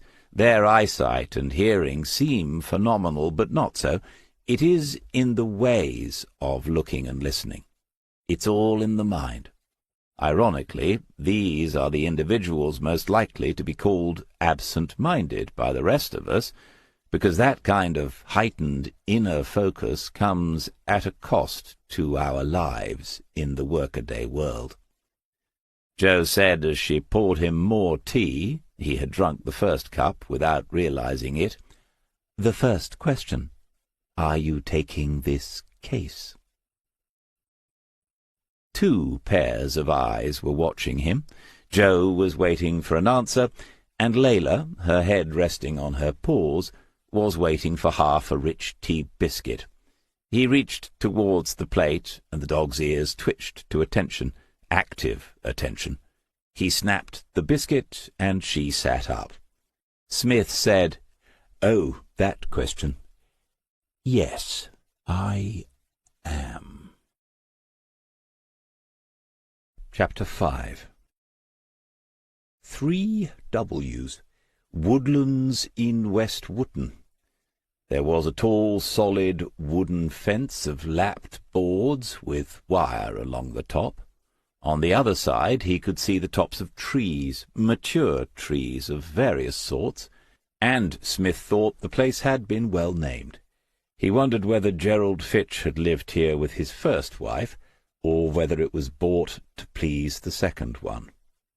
There was an electric gate of the type that slides to one side, and Smith could see a camera mounted on a post above it. Not many minutes after he'd parked outside, a post-office van had pulled up, and the gates had opened immediately. Presumably the gates were not locked, but could be, or set so the occupants could manually let in visitors. Mrs. Fitch was expecting him, but there might still be a game with the gates. He linked his phone to the screen in the Volvo and opened Google Earth. It had already updated his location, and switching to satellite view, he could see the green circle pinging in the road outside the house. He pressed the plus sign a couple of times, enlarging the image, and then dragged the screen down with a fingertip. The wonders of modern technology. The house was set back some 40 or 50 yards from the entrance. It looked huge. There was a sort of conservatory on the back, and beyond that lawns and a summer-house by what seemed to be a large bright green pond or a small lake. To the right and adjoining the house was another glass-roofed building which might be a covered swimming pool. Already he had revised upwards his estimate of what the place might be worth. This was well north of £1 million, and might be 2 or 3 times that. Jo had a way of finding out the sales history of a property, and he would ask her to take a look at this one. Arriving 20 minutes early had given him time to look around the area. In a place like this there wouldn't be much demand for a bus service, but there was a stop at the end of this road at what might pass for the centre of West Wootton. If he could find out the approximate time Gerald Fitch left Woodlands, it might be worth looking at a timetable, even though he might need to find one that was 5 years out of date. It was difficult to imagine him getting onto a bus and riding away into the night, and it was unlikely a police officer hadn't already considered the possibility. Smith had been told they'd contacted taxi firms, so checking buses should have been routine. Smith had driven slowly around the village, just getting a feel for the place. It was as leafy and as affluent as he had remembered it to be. Exclusive would be the estate agent's word for it. And then, when he'd parked outside Woodlands 15 minutes ago, he had thought, "It's a heck of a residence to walk away from, if that's what you did, Gerald. Why would you do something like that?" The gate opened, and the post-office van reappeared and drove away. Parcel force, actually. Mrs. Fitch had just received a delivery. Has she been living here alone for the past 5 years? Last year she had tried and failed to get financial control of the estate, so what exactly is her situation? As to his own situation at this precise moment, he recognized it as oddly familiar, a new investigation, a day or two in, and the questions are mounting up. He remembered singing a line from the old song in front of various whiteboards over the years, "There are more questions than answers." With patience and persistence, we can get past the line that says, "The more I find out, the less I know." He noticed the gate had remained open, and thought about the camera mounted on the post.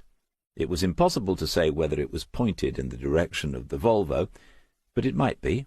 Someone might be watching on a monitor and waiting. Smith glanced at his watch. The time was 10:54 on Tuesday, the 2nd of August. Then he looked back up and steadily in the direction of the camera. He would wait for 4 more minutes and arrive at 10:58, 2 minutes early. The screen for the camera was mounted on the wall inside the front door. Amanda Fitch had stared at it after the postman left, looking at the vehicle parked a little way down the road. There were no other properties or entrances nearby, no reason for anyone to stop there unless it was the man she was expecting. She didn't press the button to close the gate, but he remained where he was.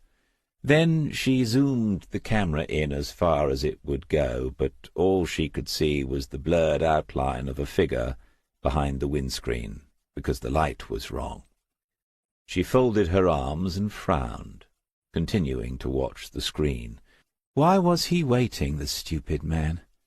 Derek Masters of Morgan and Masters, solicitors and notaries, had told her, in response to her questions, "No, Mrs. Fitch, this isn't routine, but neither is the situation. Your best plan is to go along with what Axon Life are asking you to do. Cooperate at every stage. In the end, they'll run out of road." The clever young man had realized she loved cars. So she left the gate open. He could just drive in and ring the doorbell. She went to the room where she had decided they would have their meeting, the small reception at the rear which overlooked the garden, and then through to the kitchen where tea and coffee had been placed in readiness. Tea bags and a decent quality instant. She wasn't going to the bother of grinding fresh coffee for yet another insurance man. But it all looked neat and tidy, as if she'd gone to some trouble. She couldn't settle, and went then into the lounge that looked over the driveway. She positioned herself so she had a clear view, though she stood well back from the window, and at 10:58 the same dark blue Volvo was driven slowly up the drive and parked next to her own car. The driver didn't get out straight away. She had the impression he was making sure he had various things in his pockets, probably the fussy, finicky sort who would want all the details. She took another half-step to the side when the car door opened, so he wouldn't be able to see her watching. Not a big man, in his 50s, she thought, wearing dark grey trousers and a nondescript tweed jacket over a collar and tie, a jacket which was too heavy for this warm weather. But the people who do this sort of work aren't going to be stylish or imaginative, are they? He stood looking up at the front of the house, perhaps impressed, and then she saw him turn and study her car, the BMW 4 Series convertible, San Remo green metallic. He studied it for several seconds, long enough for her to begin wondering why. After that he walked towards the front door, but again there was a delay before the doorbell rang. What had he been doing in the meantime? Was he making notes? When she opened the door, he was putting a little black notebook into a pocket of the jacket, and she realized he actually had been making notes. Notes about what? She hid her irritation with a wide smile and said, because she had made a point of remembering his name, "It is Mr. Smith, isn't it? How punctual you are, right on 11 o'clock. Do come inside." Smith wondered how difficult it was to dress for an occasion like this one, being asked questions about the disappearance of one's husband 5 years ago. Most of the women he knew and had known would have given the matter some consideration. In the end, Amanda Fitch had settled on a mid-grey calf-length skirt and a plain white short-sleeved blouse, which looked suitably sober and businesslike. Her hair was long, but tied back in a simple ponytail. She was blonde, but he thought that came mostly out of a bottle of some sort. As he followed her through the house, which was as spacious as he'd imagined it to be from the aerial views, he had the impression that although she wasn't naturally slim, she was in good shape. The legendary £5 note would have been bet on her being a member of a fitness club or a gym. She was, he decided, in her mid-30s. She took him into a room that looked out over the rear garden and went on into the kitchen next door, where he could hear her filling a kettle. He had taken the safe option and asked for tea, which is more drinkable when it is terrible than coffee. She'd pointed to a chair placed at a table in readiness, but Smith had moved to the full-height window and taken in the view. In a space which could have been magnificent, he could see only a couple of buddleias in flower, but the lawn was freshly cut, it was tidy and functional, the outdoor space of someone who has no interest in gardens. The summer-house didn't look as if it was ever used, and the sizable pond was covered in some sort of duckweed. "Shame, isn't it? It's all too much for me, rattling around in a place like this. That's why I thought, time for me to move on." When Smith heard her speak, he turned, and she was standing in the doorway between the two rooms. He nodded as if he agreed, and she asked whether he would like a biscuit with his tea. He said no, he'd better watch his waistline, tapping it with the fingers of his right hand, and she smiled. But there was in that smile something a little contemptuous, which was interesting. She went back into the kitchen. Against the wall to the right of the window was a shelf and storage unit in a dark, hard wood. Whoever furnished the place wasn't afraid to spend money. There were glossy magazines about ideal homes, copies of Vogue and Harper's Bazaar, and brochures for expensive cars, mostly BMWs, which made sense in view of what was parked on the drive. Smith stepped further on so he could see what was on the shelves at the other end of the unit. More brochures, lots of them, these ones suggesting that when the occupant of this grand house wasn't at home, they would most likely be found somewhere on or around the Aegean Sea. He leaned in a little, studied those brochures more closely, and came away looking vaguely surprised. When Amanda Fitch returned with the tray, he was back at the table, and she saw the notebook had been put there in readiness. But he was standing and didn't sit down until she did so herself. She said, "Just mugs, I'm afraid. We're not that posh around here." Matching mugs, though, part of a set from the little craft pottery just outside Wells. Smith took a sip from his and pronounced the tea perfectly acceptable, which it was, allowing for the subtle hints of paper and bleach. "So," she went on, "you're another one from the insurance company. I reckon I'll soon have met all of you." She had a very direct way of looking at you, quite fixed, almost a stare, and her eyes were as much pale grey as they were blue. They were the most striking feature of her face.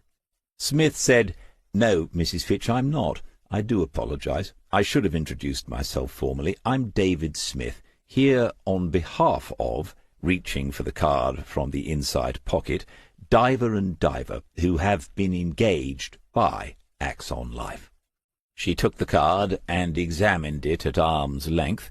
Either she was long-sighted or slightly disgusted by it.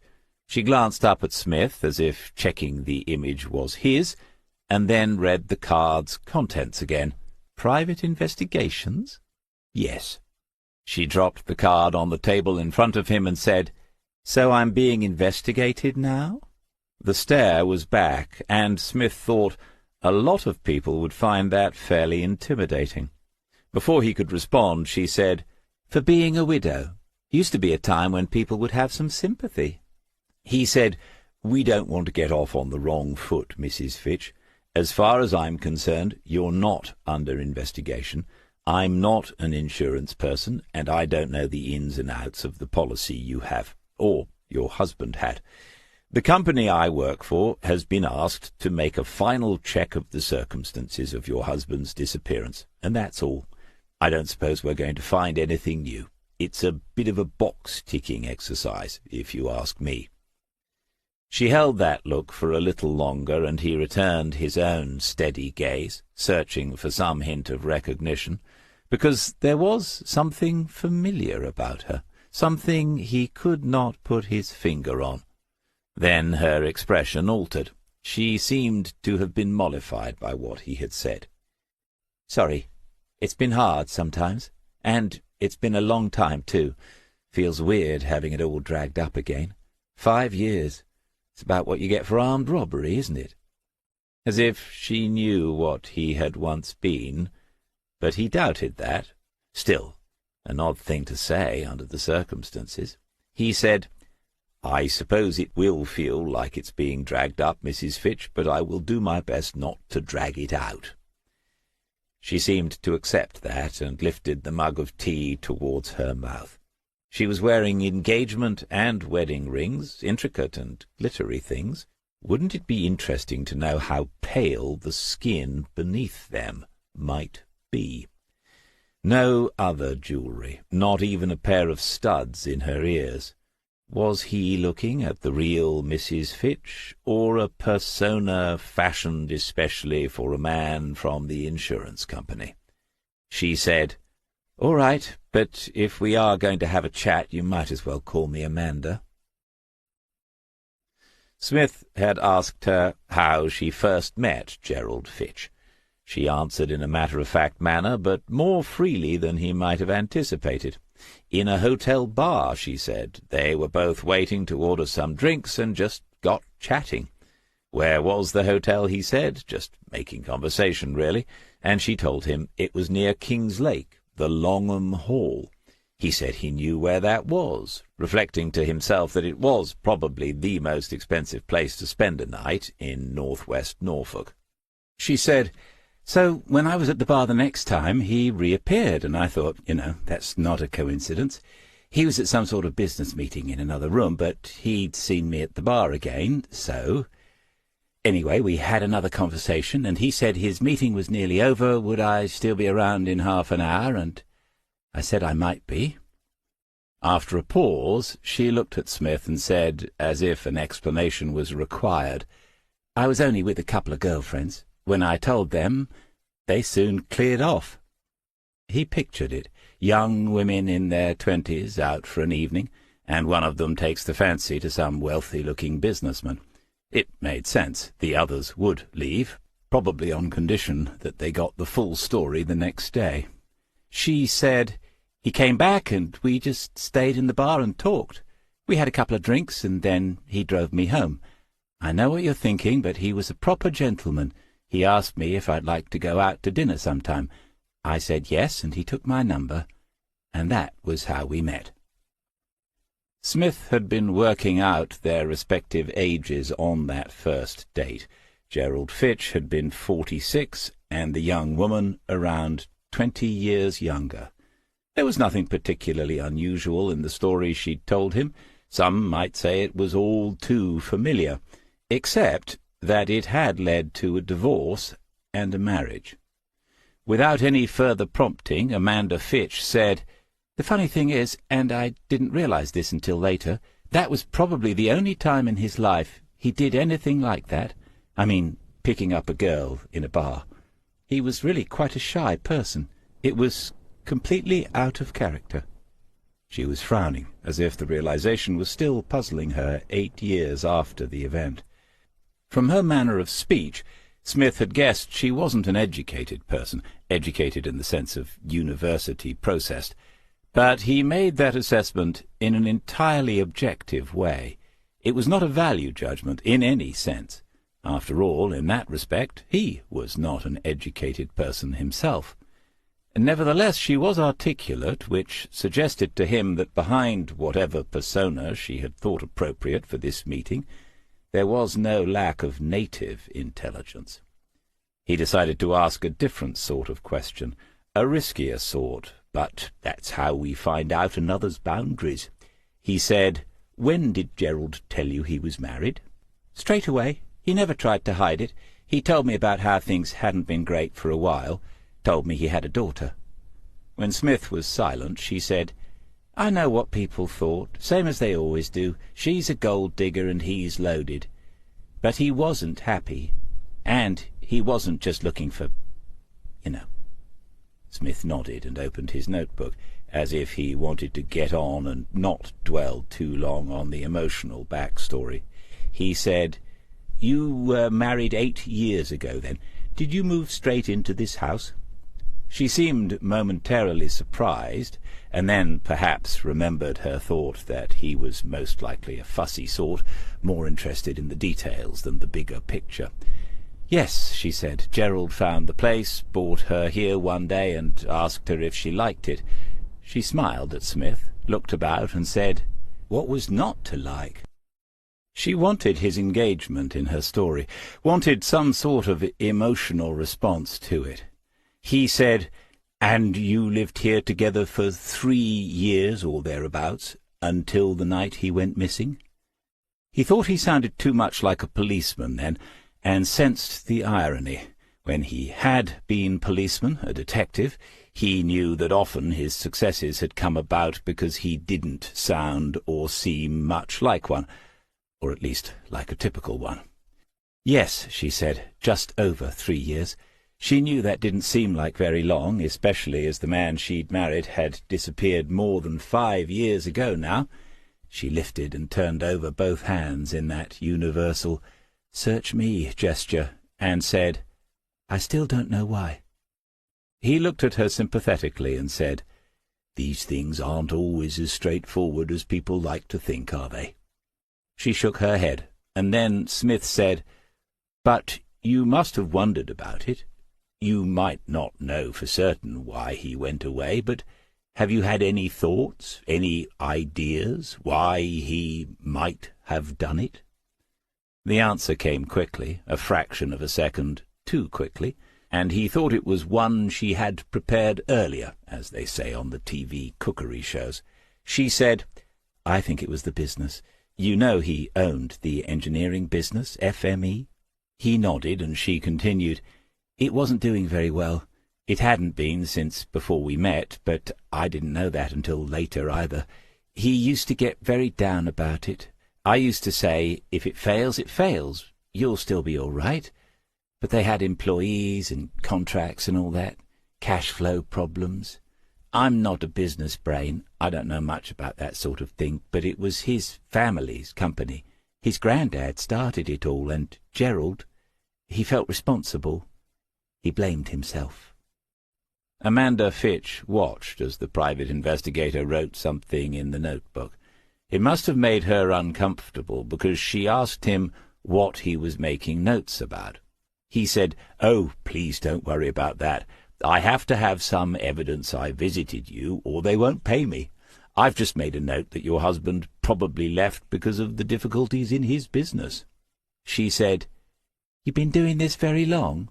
And he could answer with complete honesty, "Working as a private detective? No, I just help them out occasionally, when there's no one else available." Would he like another tea? He'd almost finished that one. Smith declined, saying he really didn't want to take up too much of her morning, and she told him she didn't mind. He had his job to do, and, like he'd said, it was a box-ticking exercise as far as the insurance company was concerned, wasn't it? He said, "Thank you, Mrs. Fitch. Amanda, can you tell me about the night Gerald left? What happened?" The choice of even apparently insignificant words can make a difference. If he had said, "the night Gerald disappeared," the effect could have been quite different. As it was, She now seemed to be talking more openly than she had earlier. "It was a Sunday. I'd been to my sister's. She lives in Wisbeach. Gerald didn't often come with me, so that wasn't unusual. I got back late. When I went upstairs, his light was off, so I didn't go in. The next morning, I got up late. I must have assumed he'd gone into the office. Then I saw his car was still on the drive, so I went up to his room, but there was no sign of him." Smith nodded as if to say, "Ah, one of those," and then, after a moment of reflection, said, "Do you mind if I ask for a couple of details?" No, she did not. What sort of car did Gerald drive? She knew straight away. He thought the hesitation had come because it seemed to be an entirely pointless question. What sort of car did he not drive away in? It was a Corsa. A Vauxhall? I only ask because I think Opel made a model with the same name. He had amused her again, and she said, "Yes, a Vauxhall, a dark blue GSI." As he made a note, she said, "I can't remember the registration," and it was his turn to smile. He said, "Sorry, I'm a details man, force of habit." He didn't add the rest, the words he had often spoken to the younger officers he had trained and mentored over many years, and a habit of the force. He said instead, "In the papers they gave me, it said there were 3 cars parked at the house that night." It wasn't phrased as a question, but she answered as if it had been. "Yes, I had 2 motors then. Do you need all the details?" Smith shook his head as if he knew he'd taken all this too far, but his next question surprised her. He said, "What happened to it?" "To what?" "The Corsa GSI, just as a matter of interest."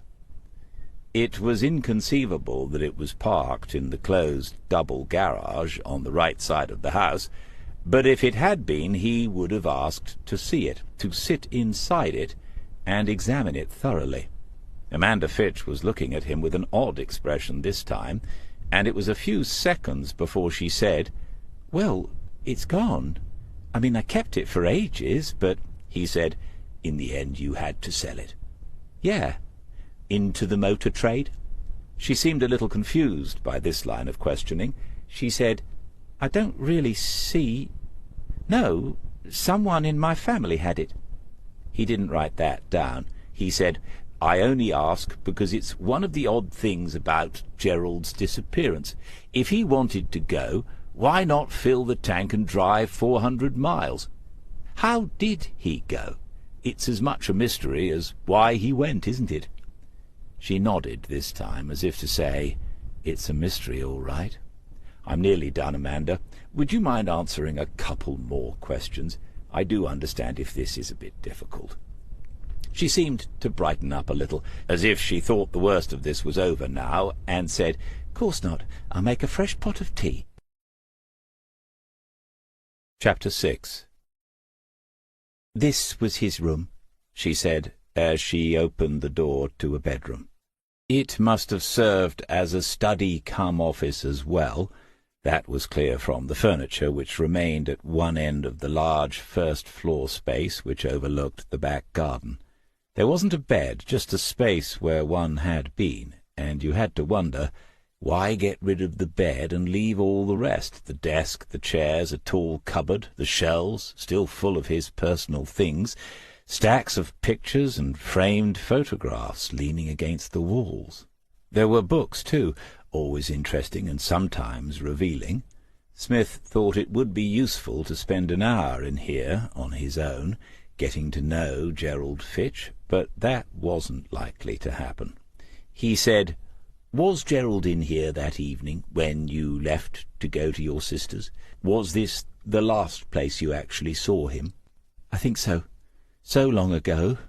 But yes, I remember I would have got changed in my room, come in here and said I was going out. He was usually in here." Smith looked around before he said, "You don't recall what he was doing? Sitting at the desk, or—" She shook her head. "Sorry." He looked again with that active attention, because not all of the man was missing. Pieces of him were still here. Fitted together, those pieces might make something recognizable. Amanda Fitch must have thought he was seeing only a jumble of dusty objects.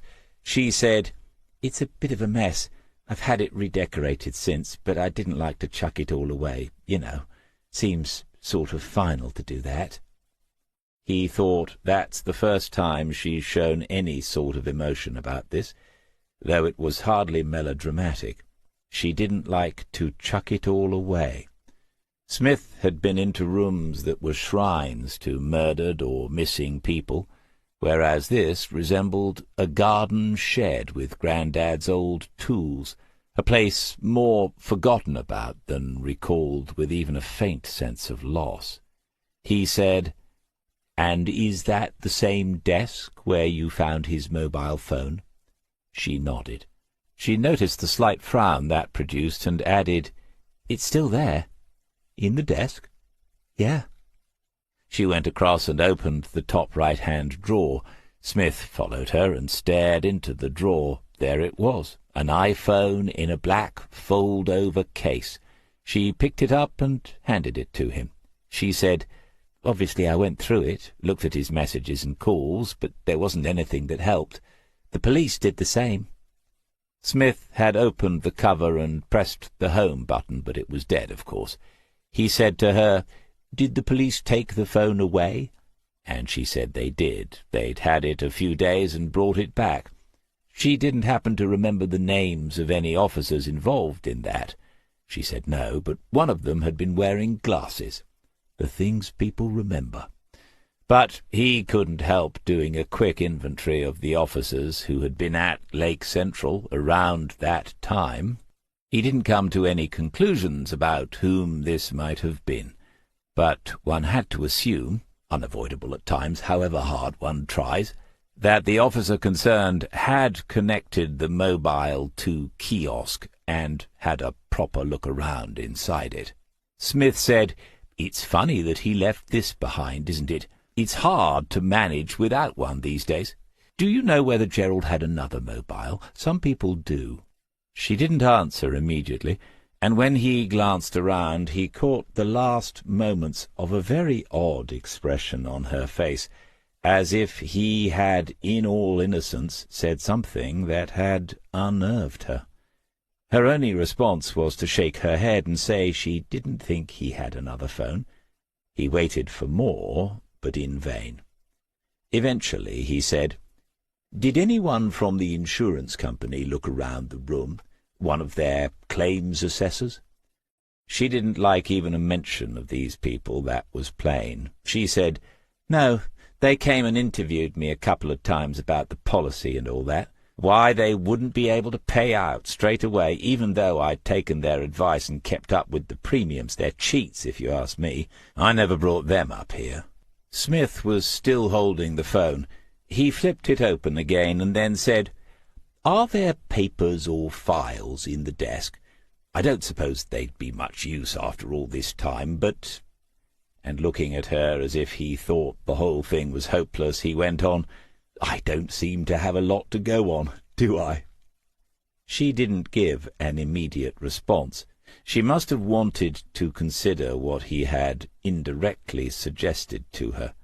Then, "It's just rubbish in there. I should have cleared it out years ago. It wouldn't be any good to you." Perhaps he looked more disappointed than he felt, but she said then, "You can have a look at the phone if you can get it going." He said, "Take it away. Obviously it needs charging, but that would be better than nothing." She shrugged off his thanks and said she had no idea about the charger lead, couldn't even find her own half the time. Smith slipped the phone into his jacket pocket. He looked about the room once more and said, "There are lots of pictures." They stood on the floor, on their edges, leaning in groups, several deep, back against the wall. As far as he could see, they were all photographs. She said, "Yes, that was his thing. He ought to have been a photographer. The man who did our wedding charged a bomb for it. Gerald would go out all sorts of odd times with a camera, different weathers, used to photograph the dawn and sunsets. He took thousands.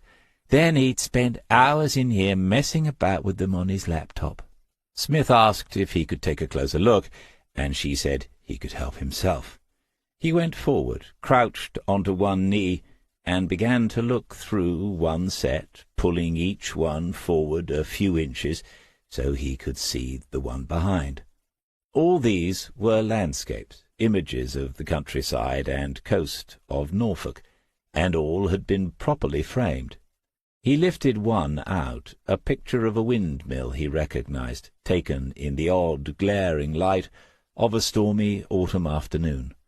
Behind was a backdrop of an immense and threatening sky, with tiny white gulls high up on the winds that one could almost feel. In the bottom right corner had been written in minute letters, GDF, and a date.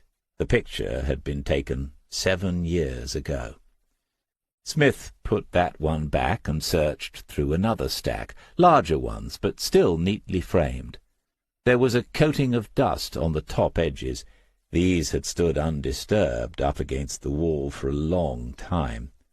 These were photographs of beaches, the wide, empty, and somehow timeless strands of the northwest coastline of the county. Some of them were places Smith recognized, places he had walked with Sheila, places close to where he had, in times now long past, seen the bodies of murdered young women. Some of the images were devoid of all human presence, while others had figures, but always in the distance. Some of the figures were so minute as to be barely recognizable as such. A lone fisherman in a purple dusk, a couple standing at the edge of the sea with a wild surf beyond, a woman with a dog running ahead of her, mere silhouettes on the wet and shimmering sand. He looked up at Amanda Fitch and said, "These are very good." She came towards him and said, "Yeah?" The idea seemed quite novel to her. Smith repeated it, said that her husband had an excellent eye, and then she had crouched beside him and began looking through another stack. She said, "I'm in some of these."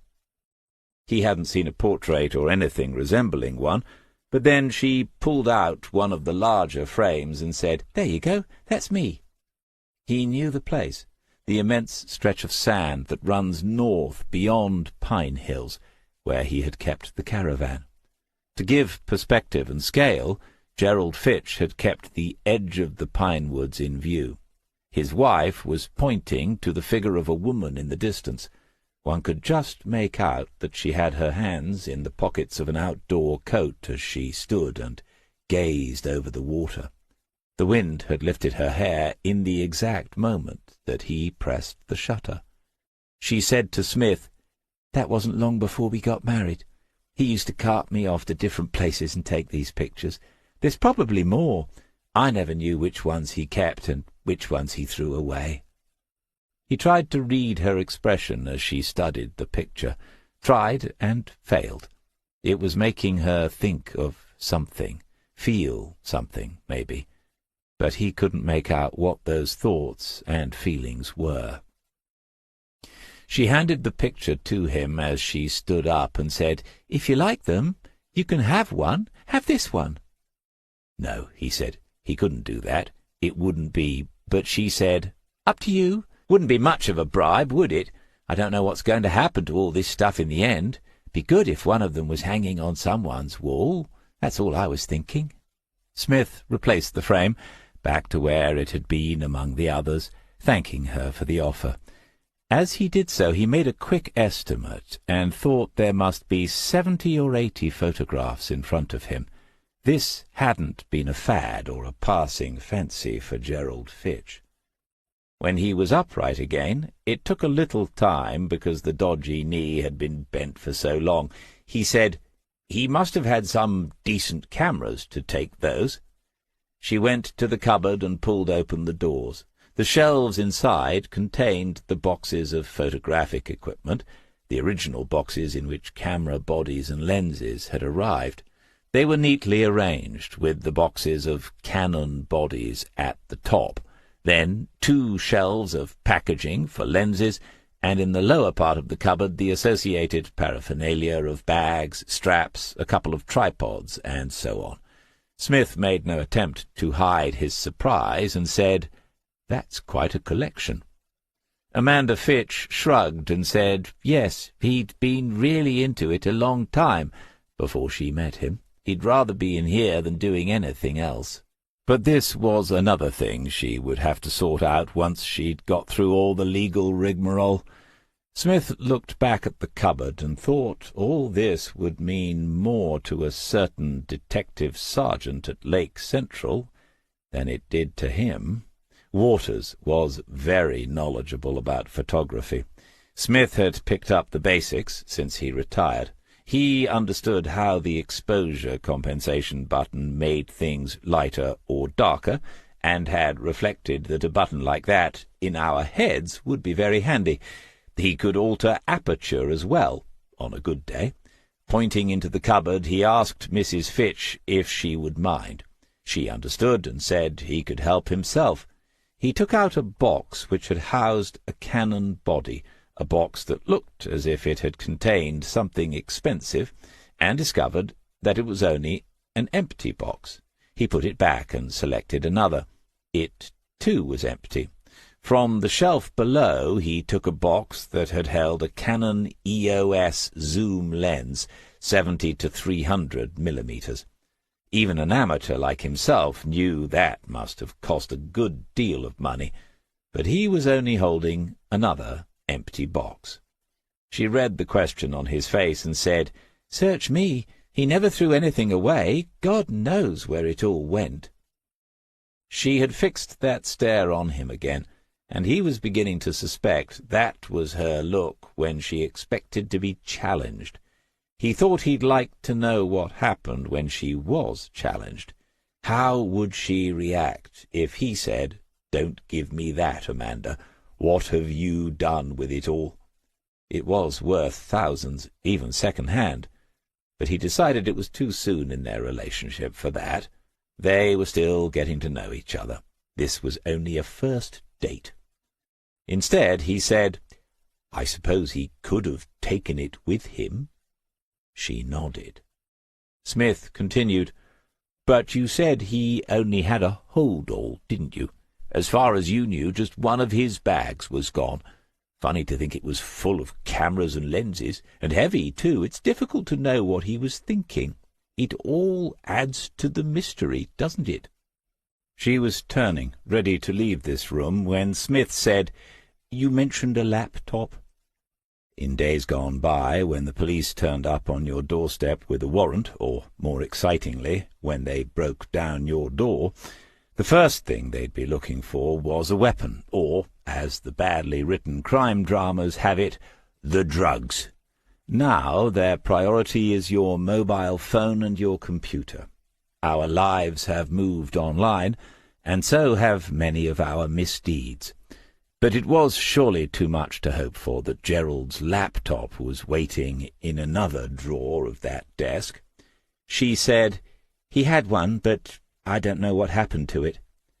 This was an impressively vague statement. Smith had to ask her, "Do you mean your husband had that in the hold-all as well? Or was it here after he left, but you've lost track of it?" And he asked for good measure whether the police had had sight of the missing laptop. Amanda Fitch was developing the air of someone who'd had enough of this, but for good reasons of her own didn't want to say so. She had made the point more than once that all this had happened a long time ago, but somehow this had not got through the thick skull of the officious little man in his tweed jacket. Derek Masters had said to her, "Cooperate. Go along with it and they'll run out of road." But the boring person in front of her looked set for a long, steady drive. Boring and badly dressed, fussy and unadventurous. She wasn't at all surprised he drives a Volvo. But he was still waiting on the landing for a response to the last lot of questions. She said patiently, "I think it was here. The police never looked at it, far as I know. I can have a look for it, if you think it's important, but it was—" "A long time ago, yes. If you come across it, it might be helpful, Mrs. Fitch.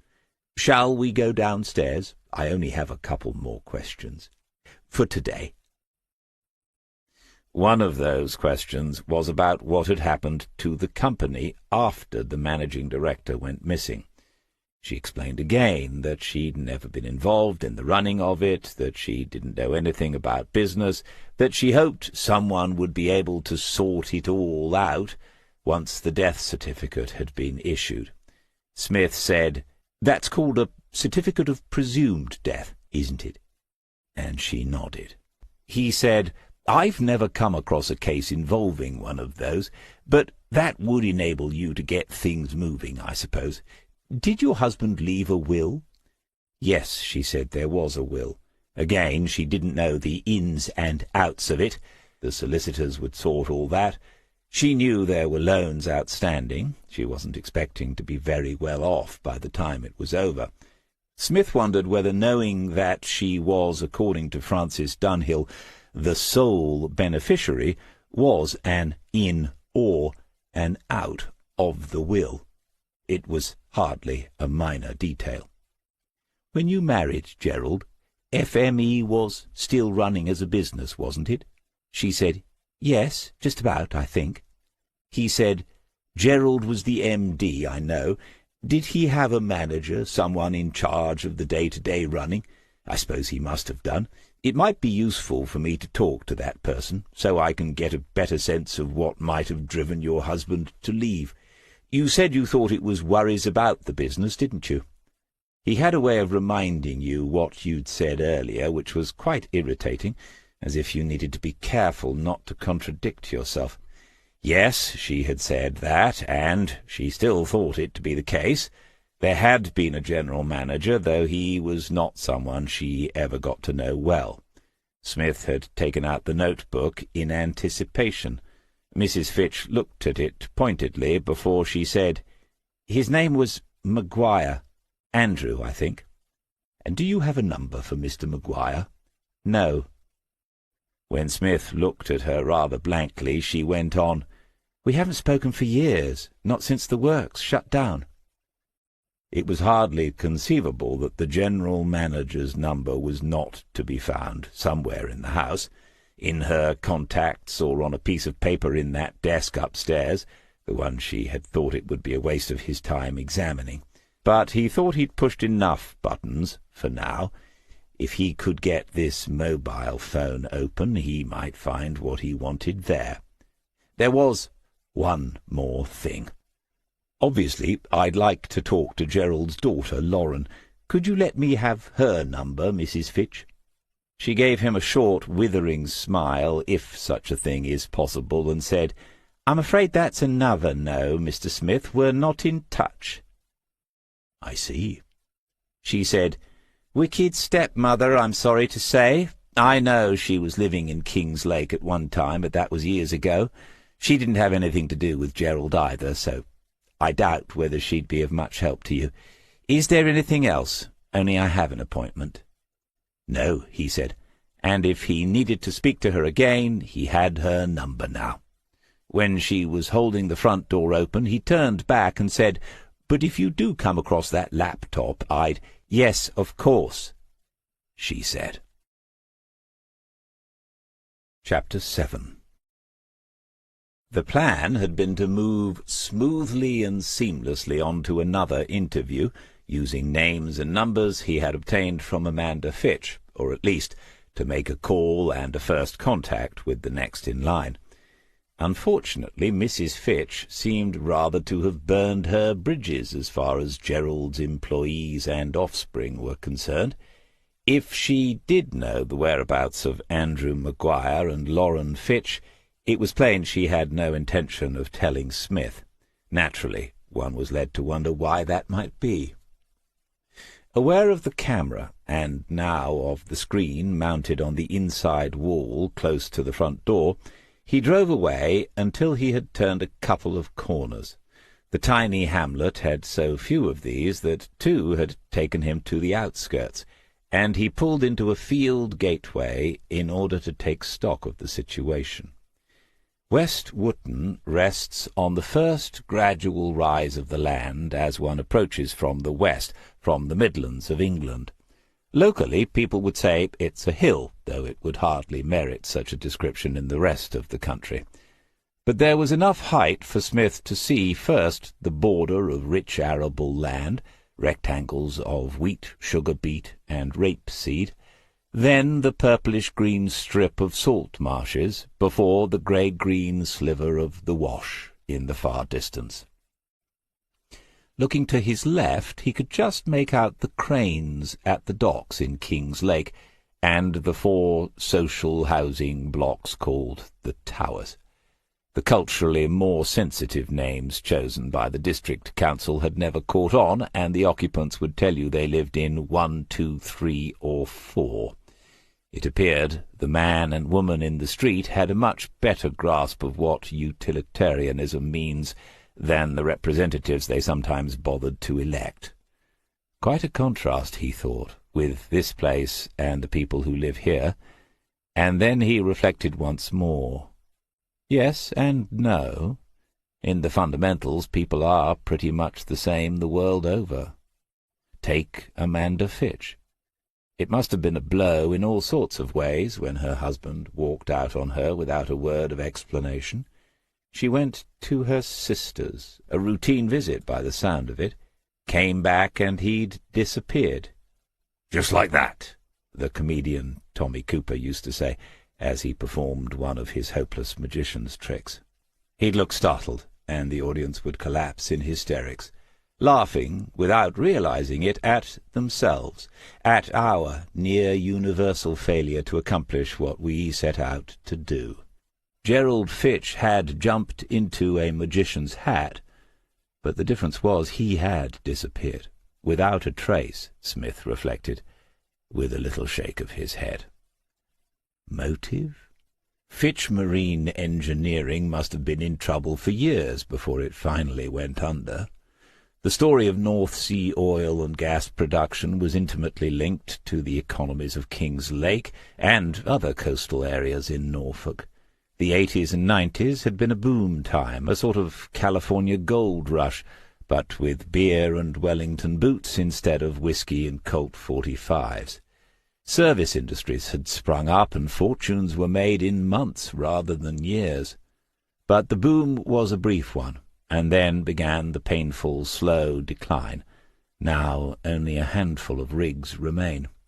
Smith had been there out on the Elizabeth when they were looking for Jimmy Bell, another disappearing act, though they discovered eventually that his body had gone into the Wash after dark one autumn evening. Men do terrible things when their business or their livelihood is under threat.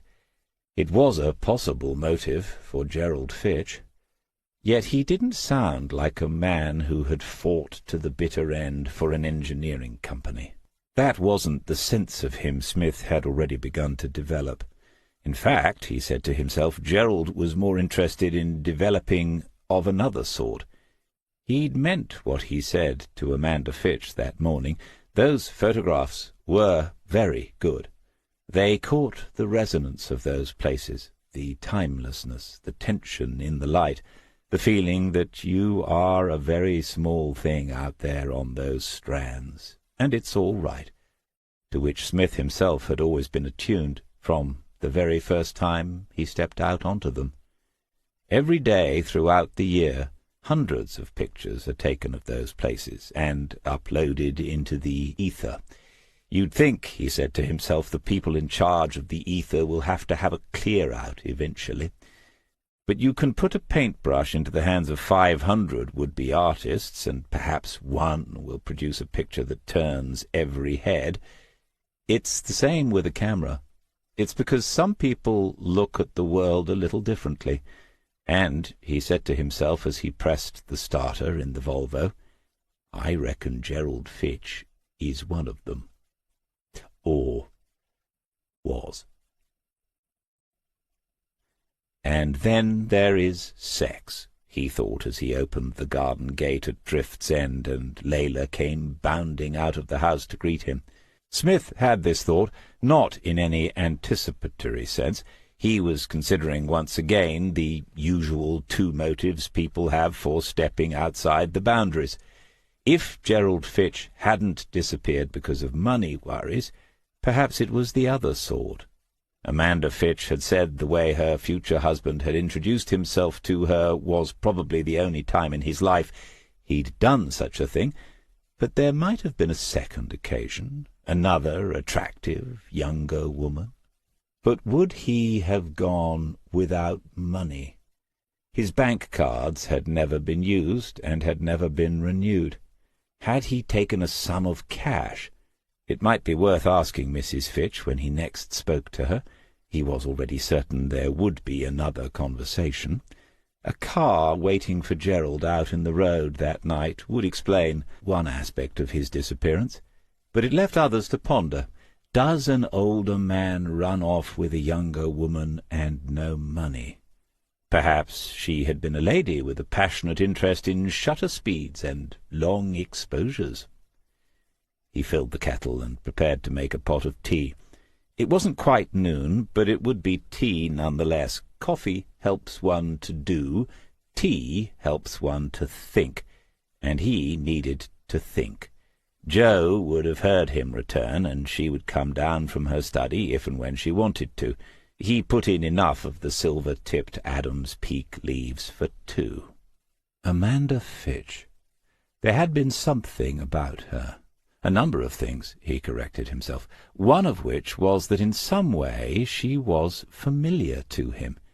He had been through his long mental list of contacts and acquaintances, his even longer list of witnesses, persons of interest, and suspects, and he couldn't find her. His ability to recall faces had probably saved his life in those Belfast years, and it had served him well as a police officer. He trusted it, and so he was a little puzzled by the feeling he had met the woman before. From upstairs came the sound of a door opening, and so he put out the second cup and saucer. Mrs. Fitch had been superficially cooperative, at least at first. On the other hand, Smith had not been allowed into the desk, and he had not been told the truth about the laptop. He thought she had almost certainly disposed of her husband's car, though he couldn't be sure when. Where had those expensive cannons gone? He could not believe the hold-all that went missing had been full of cameras and lenses. If, of course, there had been a hold-all at all. They, meaning everyone who'd ever taken an interest in the matter, only had Amanda Fitch's word for that. There was at that moment an involuntary, rueful smile on his face. How often had he wondered whether an exceptional ability to doubt is a gift or a curse. "Obviously you've had an enjoyable morning. How was the wife?" Jo came across the kitchen and leaned against him as she opened the fridge to take out a small jug of milk. He leaned back, and when she straightened up she gave him a peck on the cheek. He said, "A bit of an odd one. She didn't get all emotional, which I count in her favour after 5 years, but they must have been a peculiar couple from what I could make out. She was quite matter-of-fact about it all. I haven't got a very clear picture of him yet." Jo sat down at the kitchen table and said, "There's nothing wrong with peculiar couples. Look at us." Smith had taken out his phone. He set the timer for 4 minutes after he had poured the boiled, freshly drawn water into the teapot. It's the only way to approach consistency in the final cup. He said, "She reminded me of someone, but I can't think who. It's been bothering me ever since."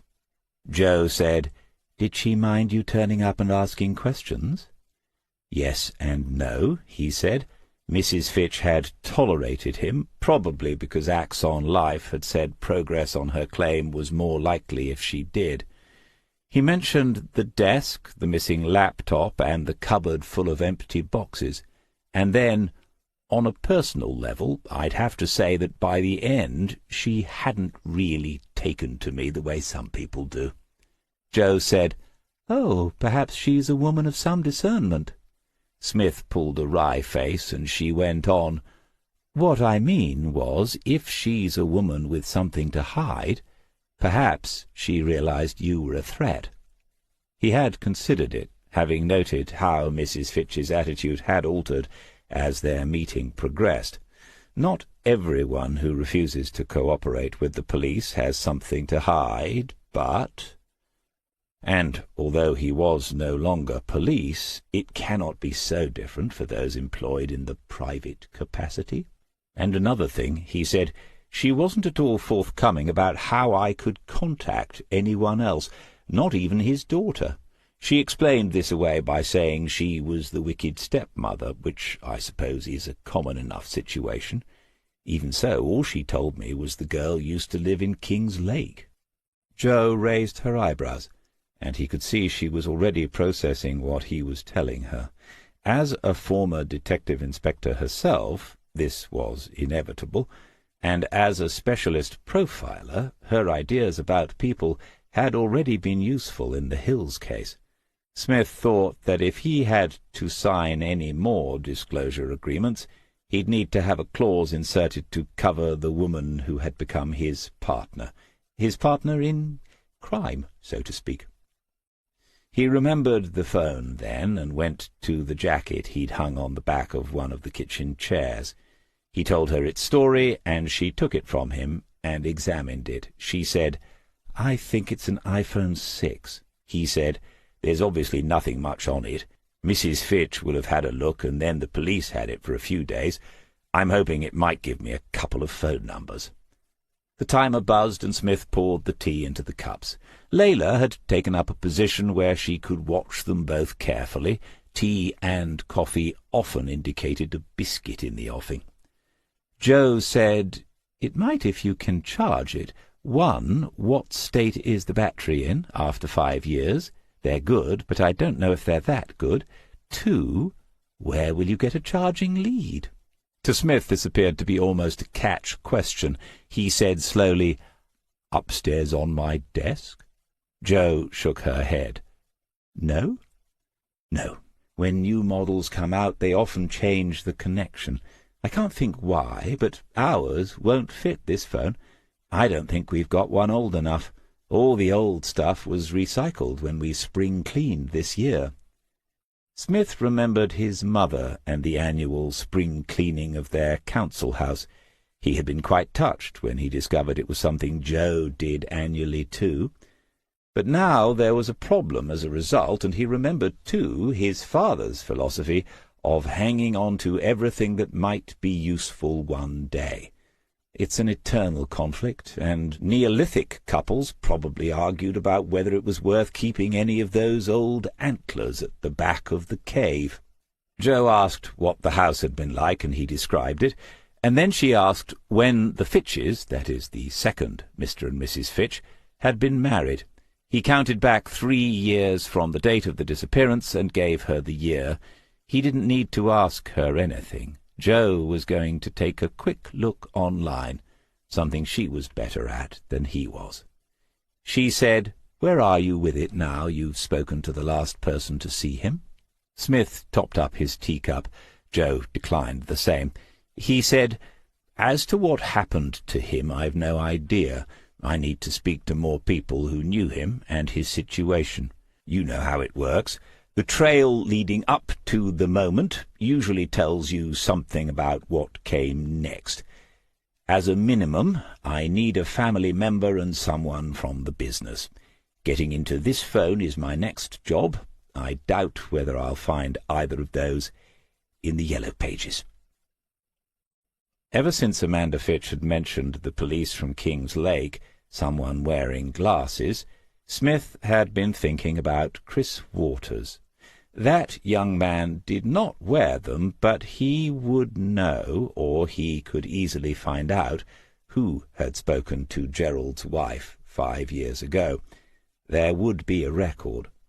When the possibility of working for, or was it with, Diver and Diver had first arisen, Smith had made it very clear to the Divers and to himself that under no circumstances would he use his former colleagues and present friends in the force to advance an investigation, and so he was in at least two minds about making this phone call. He stared at his mobile for some minutes, long enough for the screen to go dark at least 3 times.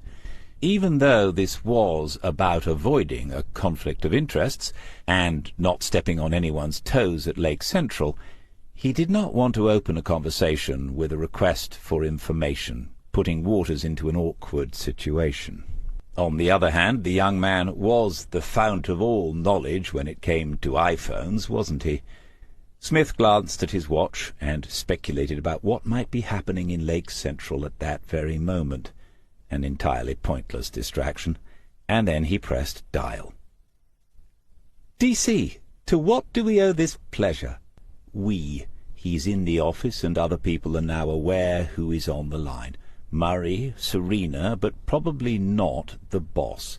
Smith said, "You owe it to boredom. I'm sitting here in my rocking chair phoning up people who used to call themselves my friends to prove to myself that I still exist. That's enough for me now. I don't need to believe I matter any more.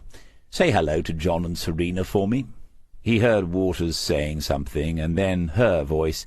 "Tell him he's useless at pathetic, and no, we don't have any vacancies." Waters asked whether he heard that, but Smith was remembering Serena Butler the day she arrived and was put into his team.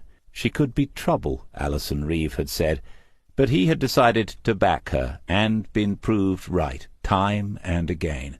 She ought to be pushing for detective sergeant. That was long overdue. He said to Waters, "Yes, and the sin of her ingratitude will lie heavily upon her one day. How is everyone? How is Miriam?" They talked for a few minutes, catching up. It was at least a couple of months since Waters and Miriam had brought Ben up to Drift's End for a walk through the salt marshes. It was Smith who ended that part of the conversation, aware that while his time was his own, Waters's was not. He said, "I'm calling you as my mobile phone consultant, Chris. I've got a problem." He received back in that patiently condescending tone, "Right, have you tried switching it off and then back on again?" "Yes, as amusing as ever. No, this isn't mine. I've got an old one, an iPhone 6, I think. I need to charge it. Where can I get an old-style cable, a USB thingy?" Waters said, "You could try Googling USB thingy, but I wouldn't advise it. More to the point, when most people upgrade, they get a newer model, DC. Have you decided to downgrade?" "Repeat, it's not mine. I thought you people were trained to listen." He could sense the younger man smiling. How confident he'd become in the job, and in himself, since Smith first saw him standing with Charlie Hills in the old reception area of Lake Central. What had Smith said? "If you've lost your tricycle, sonny, shouldn't you be this side of the counter?" Tempus fugit. Waters said, "You'll find plenty online. eBay and other suppliers are available. But I'm pretty certain I'll have one at home. There's a box full of old leads and chargers in the spare room. I can check tonight. Is it urgent?" "No," he said, but thought to himself that he really would have liked to get into that phone's memory today. And then came the realization that the job he had agreed to do had already developed its own gravitational pull. He needed to know what had happened on that June night 5 years ago. As if reading his thoughts, Waters said, "Is it for a case, DC? Something for D&D?" Is that how they talked about their business among themselves, the young Turks of the Kings Lake investigations businesses, D&D? It sounds, Smith thought, rather like an uncomfortable medical procedure. He said, "Yes. And now you've brought that up, I hope you're not going to wish you hadn't. Are you in a position to receive a work-related question?" A clumsy phrase, but a simple enough point. He meant, can anyone else hear this conversation? He could tell that Waters was moving away from wherever he had first taken the call, and then, "No, it's okay. Go ahead." Smith said, "Does the name Gerald Fitch mean anything to you?" "Yes, but I don't know why. Who is he?" "A good question," said Smith, "but more to the point might be, where is he, or is he at all?" He gave the background quickly enough, and then got to his reason for mentioning this. He, Smith, had no wish to tread on anyone's toes at Lake Central, especially after the business with Charlie Hills's son. He had been assured by Jason Diver and by Francis Dunhill of Axon Life that there was no police interest in the matter, but he wanted to be doubly sure that the police themselves took the same view. Waters would be able to find out easily enough whether there was any ongoing investigation, whether the case, if there had ever been one, had been left open or had been closed. He said, "I'd rather pull out now than get in anyone's way, Chris." Smith had complete trust in Waters's judgment on such a matter. He, Waters, would not take any risks that might compromise himself professionally. They had talked at their last meeting on the marshes about beginning an application for his next promotion, and Detective Inspector Christopher Waters had a ring to it, didn't it? Waters said, "I can take a look, in the interests of maintaining good relations with the licensed private investigations businesses in the town. I'm certain no one is currently working on it, but I'll check. It wouldn't be our team. Maybe someone in Terex looked over it." He paused, but Smith did not react. Then Waters said, "I'll let you know tonight about the charging lead. I finish at 6. When he went back inside the cottage, Jo was sitting at the kitchen table with her laptop, and he didn't need to ask why. She spent months at a time buried in notorious and disturbing cases from the past, and working on something that was live came as a sort of light relief to her. She said, "Got your notebook?" It was a standing joke, his Alich, because every note she made was on her phone or an iPad. He sat opposite her and asked what she'd found. "Right, first the house. Woodlands was last sold nearly 9 years ago, so that must have been to Gerald Fitch. It went for a little over 900,000, according to the online details. It has more than 3 acres of land with it, but obviously, being where it is, there's no chance of selling any for building. However," pause for dramatic effect, "it was sold with outline planning permission for an annex to provide additional living or working space. Woodlands is massive, and I can't see why anyone ever needed the extra space, but that's not the point. The planning consent was renewed by the current occupant earlier this year." Smith said, "By Amanda Fitch. Has to be, unless someone else lives there as well." He shook his head at that, before he said, "She said herself the place was much too big for her. It was one of the reasons she said she needed to move." "So," holding up a forefinger, Jo said, "Hang on. You know what's happened to property prices in the past 9 years, especially near the coast. The planning permission adds another level of value. These property websites allow you to see an estimated current market value. Any guesses?" Smith thought he was probably the worst guesser in North Norfolk, and that was being a little modest, but you have to humour some of the people some of the time. He said, 1.5 million. She shook her head and said, because she knew he would not guess again, 2,400,000. It's an ideal place for London money, 2 hours away in a Porsche, country retreat, plus investment opportunity. Smith said, "What we don't know is how he paid for it.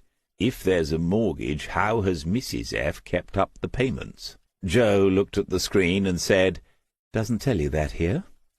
"Pity, but that's useful. I think she has plans for that money when it goes on the market. I told you, didn't I? She had property brochures for the Greek islands, and I don't think they were out-of-date ones." Joe said, "Good for her. I'll stick with Marston," and they shared a private smile. The magic of the place hadn't worn off for either of them yet. As he turned away to fill the kettle, she said, "Don't you want to see their wedding?" Smith turned back, and she said, "Amanda used to be a regular Facebooker. She's gone very quiet over the past year, but she put the wedding on, and it's all still there. She went for it, the whole princess and perfect day routine." The question of marriage had not been broached in Drift's End since Smith had brought it up, as a gentleman ought at some point, and had been told she believed far too many people rushed into it, and she was on the angel's side on this one. He was happy to leave it there until further notice. Joe turned the screen so they could both see it. She said, "There are scores of pictures," and began to press a key to advance through them. There had been no exaggeration on Joe's part. The wedding had been at some sort of castle by the look of it, and there were pictures of the happy couple standing on battlements and holding champagne glasses. For a reason he could not fathom, there had been a bagpipes player as well as a jazz band at the reception. Smith studied the images of the missing man, tall and thin, half smiling in some pictures, looking a little overwhelmed in others.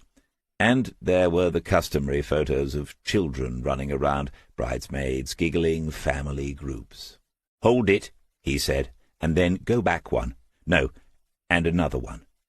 Joe returned to a picture of the bride, and she was attractive on the day, no getting away from that, standing with a group of men in their wedding suits, pink carnations in their lapels, grins on their faces. Smith said, "Are these labelled? Are there any names?" "No, why?" "OK, what was her maiden name? It must say on here somewhere." Joe found it on a close-up of the fancy wedding invitations, and told him. After reading it himself, his eyes went back to the image. He said, "And I wondered why she looked familiar. Dear, oh dear, oh dear." Chapter 8. The door to the cafe had been wedged open because of the warm weather. When Detective Sergeant Chris Waters stepped in from the street, Mickey Lemon looked over from the counter and smiled, but not in surprise. He said, "Gordon Bennett's like a bloody reunion. Don't hang about too long. Half my regulars will be eating somewhere else today." And when Waters reached the counter, a hand came over and shook his own.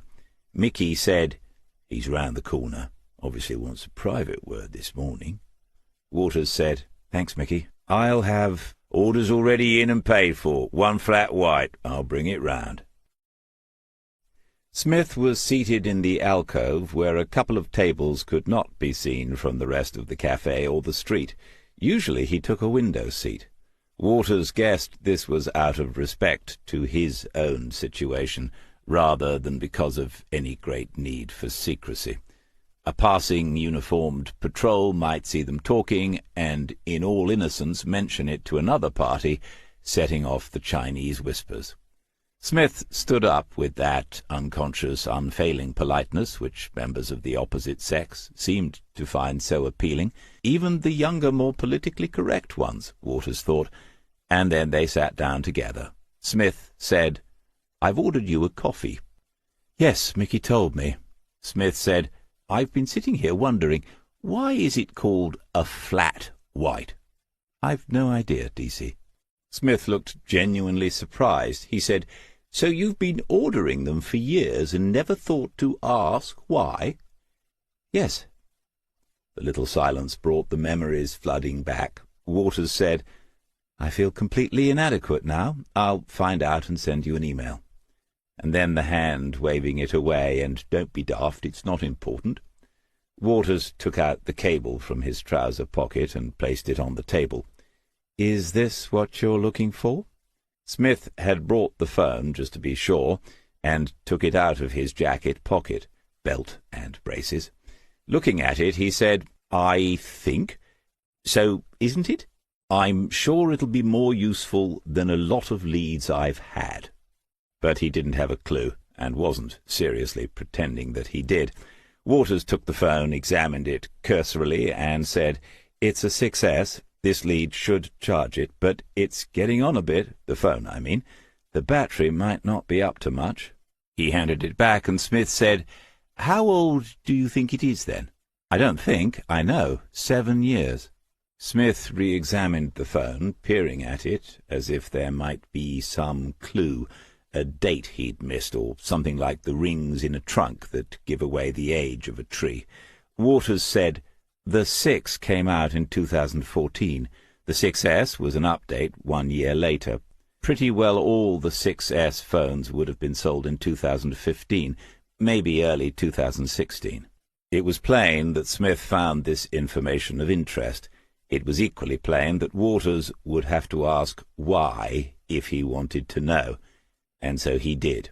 Smith said, "So, by 2017, this would have been a relatively old model." "Yes, the iPhone 8 came out that year, and in phone nerd terms it was a great leap forward. Bigger, a higher spec, and much more eye-catching." "Why?"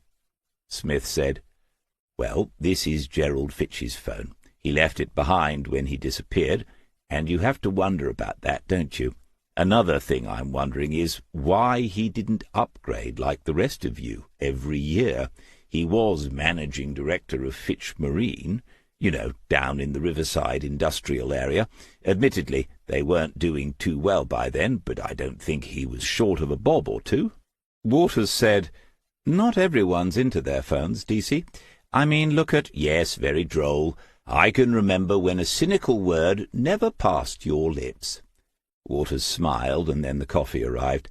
Mickey put down the perfectly executed beverage in one of his new, clear, heat-retaining cups.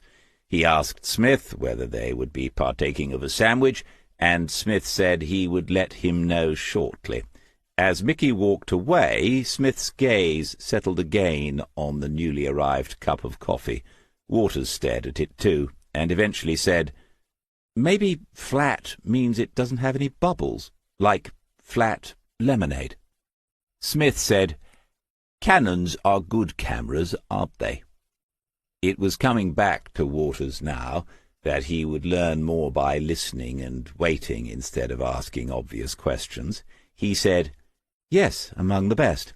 Not that there's much of an alternative. It's either Canon or Nikon. I'd say Canon have won the argument as far as professional photographers are concerned." Smith took a sip of his own coffee, as black as it ever was, before he said, "Our Gerald was very keen, judging by the boxes in his office at West Wootton. 5D, is that a good one?" Waters nodded and told Smith it was, and in answer to a further question, said you wouldn't have got much change out of £2,000 just for the body. The lenses were extra and would cost as much again, or more.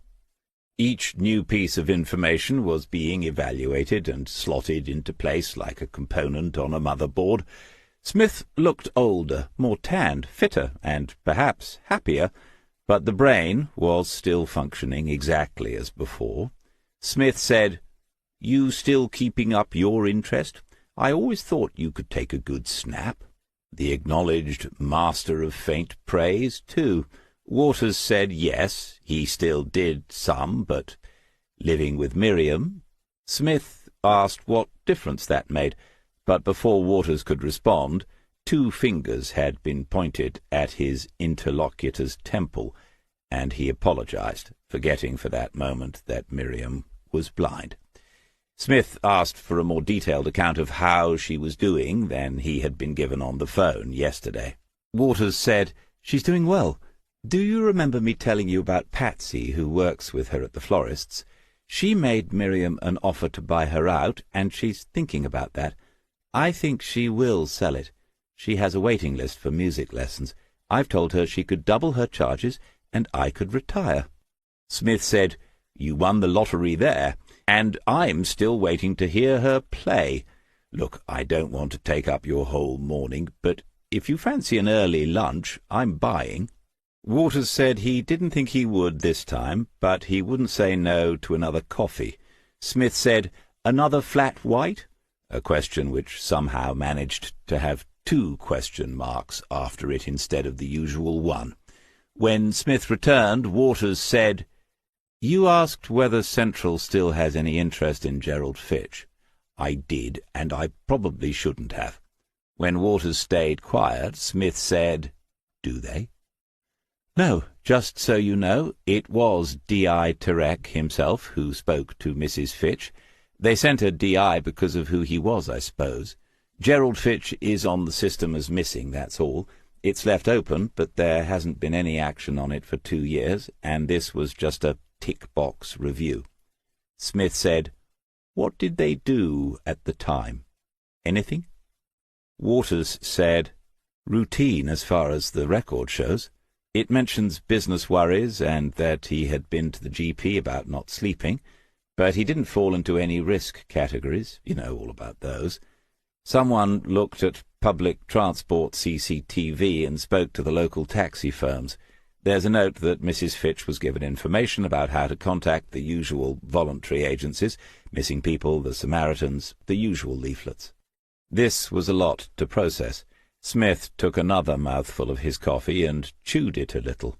Funny how different flavours appear as it cools down. Then he said, I didn't know about the GP. Useful. And it doesn't sound like I'll be treading on any toes if I take a proper look."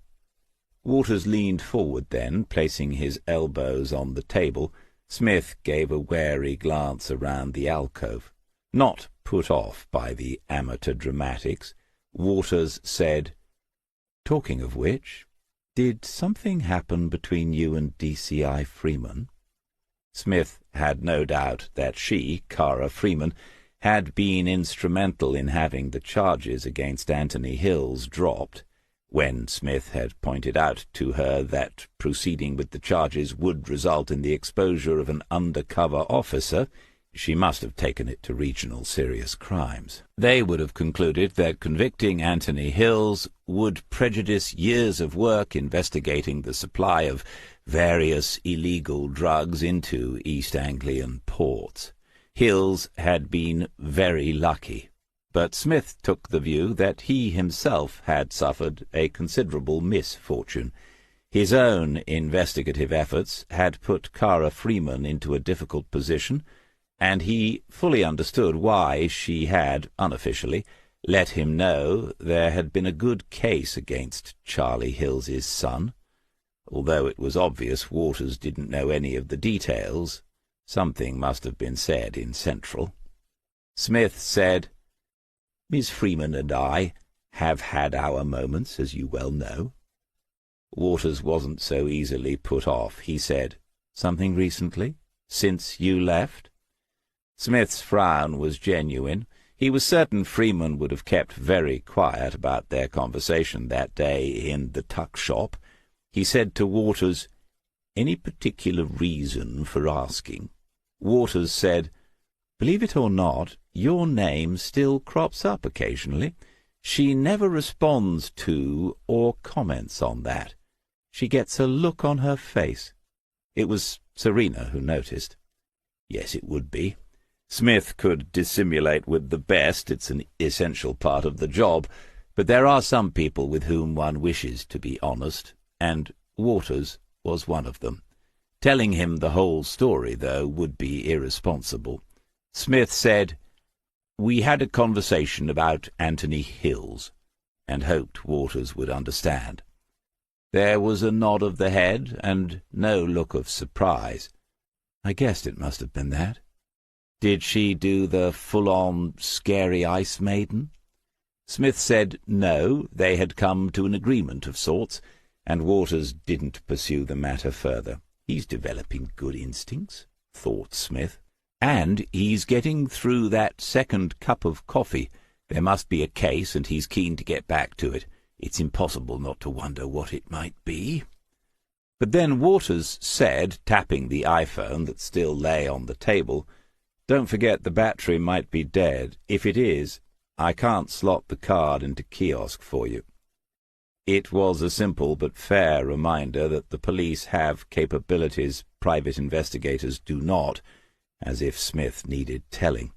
Still, young Jason had a few tricks up his technological sleeve, so there might be possibilities, and it was Waters who then said, "Gerald Fitch seems to have your attention, DC." Waters had recognized it, naturally, the active attention that marks out the good detective minds from the ordinary ones. Smith made a judgment call then. He owed Waters something for this meeting, not just for the charging lead, but the snippet of information about Fitch's visit to his doctor. That wasn't all. The piece of information he was about to share might, and it was only the most tentative of mights at this point in time, lead to some sort of police involvement later on. Why not plant a little seed now? He said, "Remember a few years ago when we took down the Routh boys, when their brother Cameron and his girlfriend Tina Fellows had been taken hostage by their Eastern European partners to make sure they followed through on a deal?" Waters said, "That's a case no one will ever forget. It's when John was shot. Why?" Smith said, "They both got a good stretch. Are they still inside?" Waters answered, "Malcolm must be. Stewart could be out by now. They both did a lot of remand before trial and sentence, and I know one got less than the other." Like all good officers, Waters had learned the value of knowing which operators were inside and when they were likely to reappear on the patch. He was watching Smith now.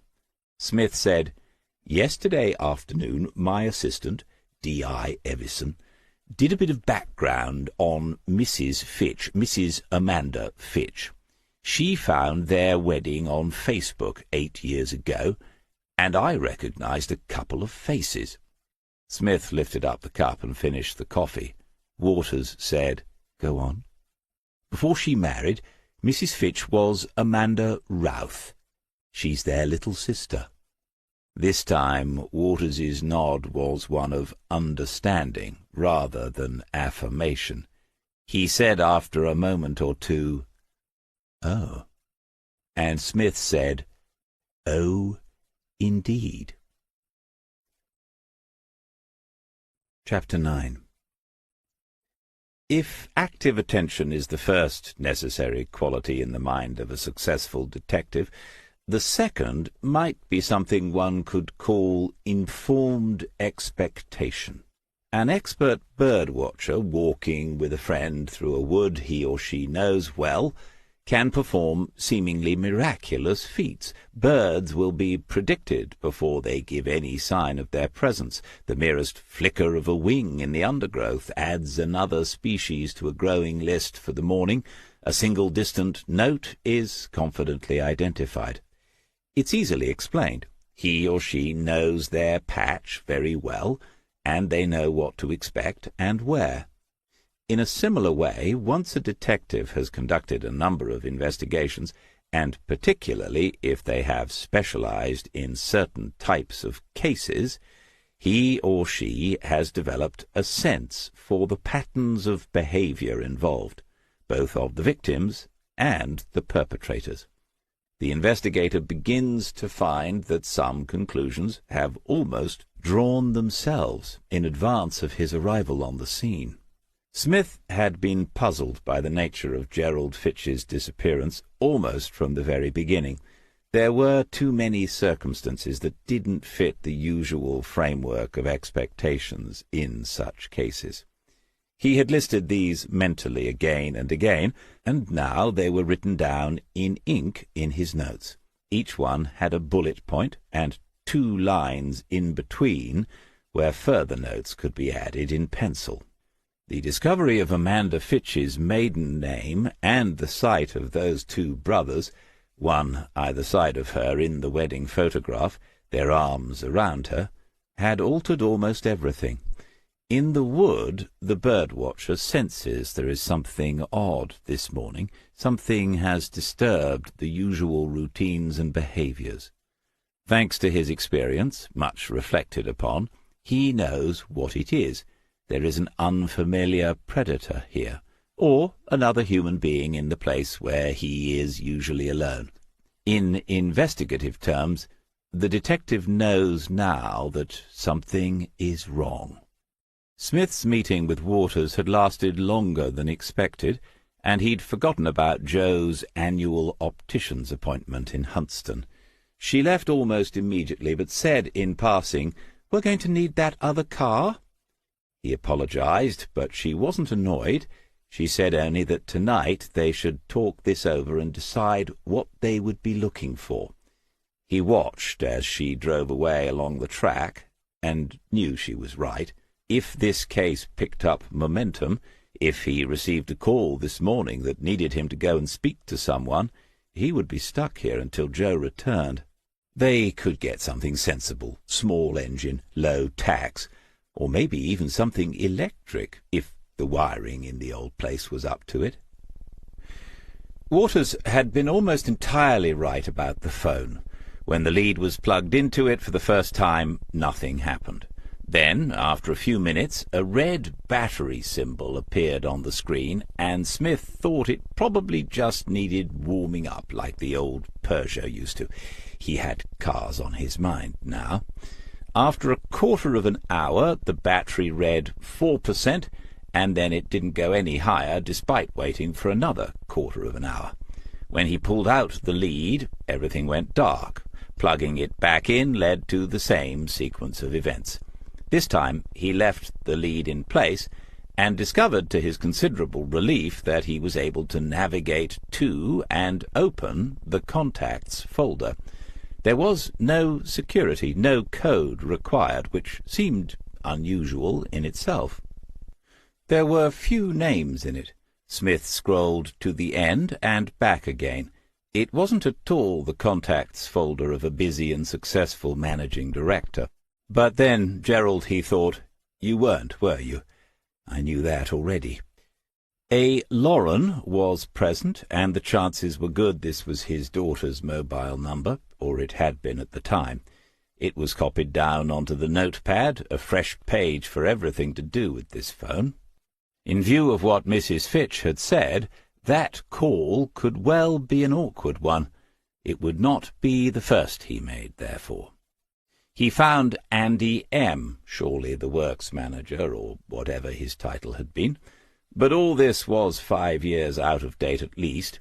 People change their phones, people lose them, people die, for heaven's sake. If Andrew Maguire had been getting on, he might be pushing up daisies. Smith's own mobile contained the number of his GP's surgery, but he couldn't find the equivalent in Gerald's. Waters had mentioned that the police were aware Gerald had visited his doctor. The chances that Smith could get any information about that were infinitesimal, but every line must be followed to the end, and so he decided his first call would be to someone who surely knew all about her husband's ailments and concerns. It will be interesting, he thought as he pressed the keys, to see how Amanda reacts to hearing from me again. She's probably not expecting it. He had to remind her who he was, but he thought this was a pretense on her part, an attempt to undermine him in some way. Not a very good effort, really. He carried on in the doggedly patient way that seemed to aggravate certain sorts more than any all-out onslaught, explaining that he was hoping she would be able to tell him the name of her husband's general practitioner. She said, "Why do you want that? I can tell you he hasn't seen anyone for at least 5 years. Yes, Mrs. Fitch, I'm wondering about the time leading up to his disappearance. I understand he had been seeing his doctor before that." Smith hadn't intended to put it quite in that way, but felt the possibilities as soon as he did. He sensed her mind working quickly before she said, "Oh, really? Who's told you that, then?" He weighed it up, the effect upon her of hearing him say, "the police, Mrs. Fitch." She wouldn't perhaps be pleased to hear such a thing. On the other hand, he could not, in even the slightest way, expose Waters to any risk, and so he answered her with, "It's just something that has come up in the course of my inquiries.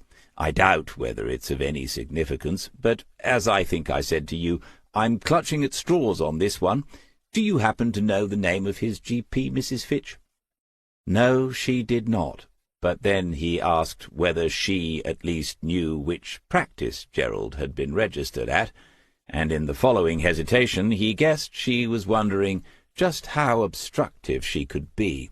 Hadn't the insurance company advised her to be, or at least to seem, as cooperative as possible? Eventually, he was told she thought it was the one in Eastwood, King's Lake, but she couldn't be sure. Smith thanked her and said he hoped she didn't mind him calling like this. No, she said not at all, but added, "So you're really looking into it all, then?" He said, "Well, yes, Mrs. Fitch, just doing my job. As I said to you, I'm not expecting to uncover anything new, but I've got to show that I've tried." And because they were getting on a little better now, he thought about asking her how the family was these days, but not seriously. That was a card which would remain lodged in his sleeve to be played, if at all, near the end of the game. He knew the doctor's practice in Eastwood. If you've worked a local patch as a police officer for more than 25 years, you know where all such places are. It was also the practice where he and Waters had interviewed the GP who had attended the scene of Joan Riley's death at Rosemary House. He remembered her, young and rather earnest. She had assumed they were there because of her affiliation to some sort of pressure group for changes to the law concerning assisted suicide. She had all but held out her wrists to be handcuffed in the name of the cause, and seemed a little disappointed to learn that the detective's main concern was whether she had noticed the empty glass by the side of Joan Riley's body.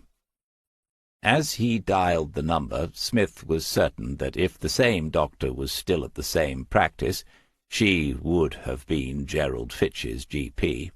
That's just the way things go sometimes.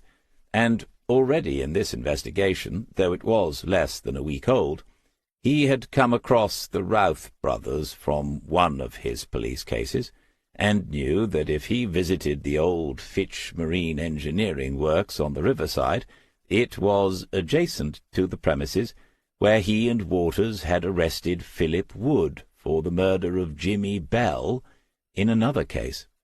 It's a small world which seems to be getting smaller, he reflected, as he listened to the automated menu and then waited for the receptionist to pick up the call. This lady was remarkably easy to dodge.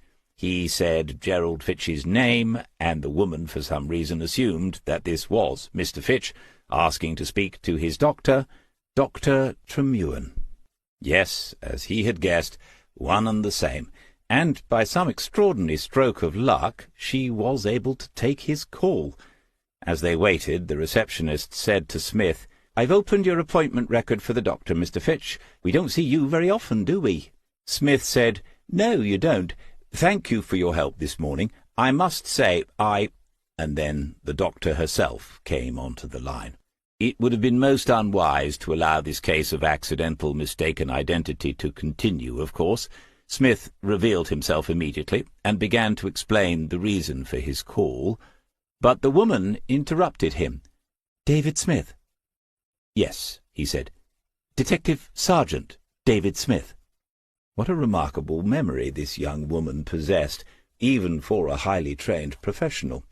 Now, to suggest that the thought didn't cross his mind would be untrue, despite, or perhaps even because of her behaviour in their last encounter some years ago.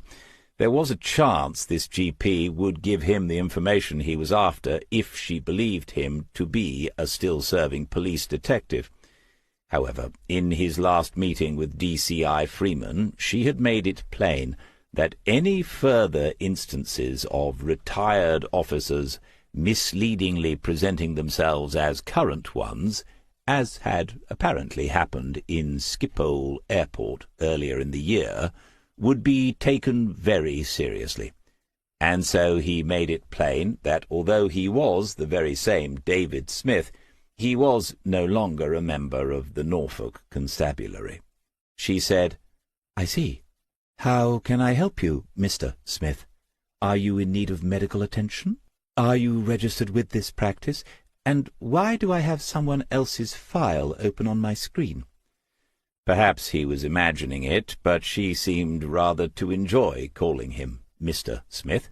He outlined the reason for contacting her, and again she interrupted him. "Have I understood you correctly? You are now some sort of private detective, and you are asking me to give you information from one of my patients' private files?" He said, "Yes and no, Doctor. I'm not asking for detailed, confidential medical information.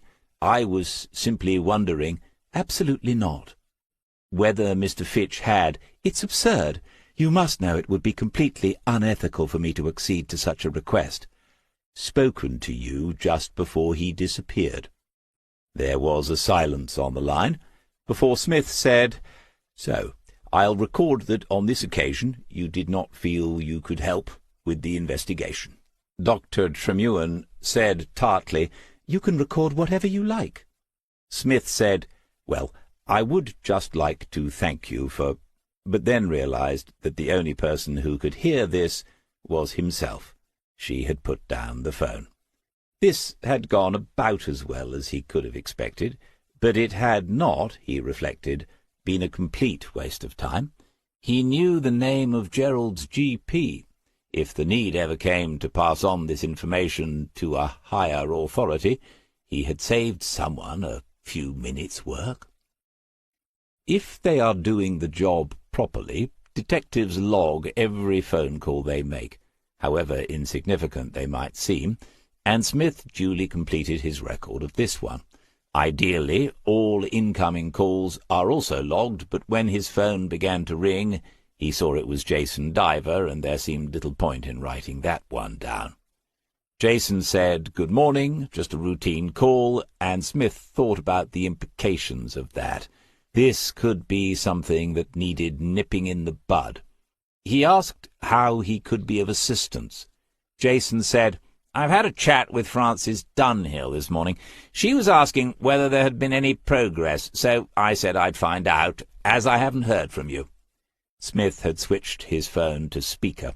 He propped it up against his copy of the year's tide charts, crossed his arms, and raised one eyebrow in Jason Diver's direction. He said, "Before I can answer that, we'll need to agree a definition of progress, won't we?"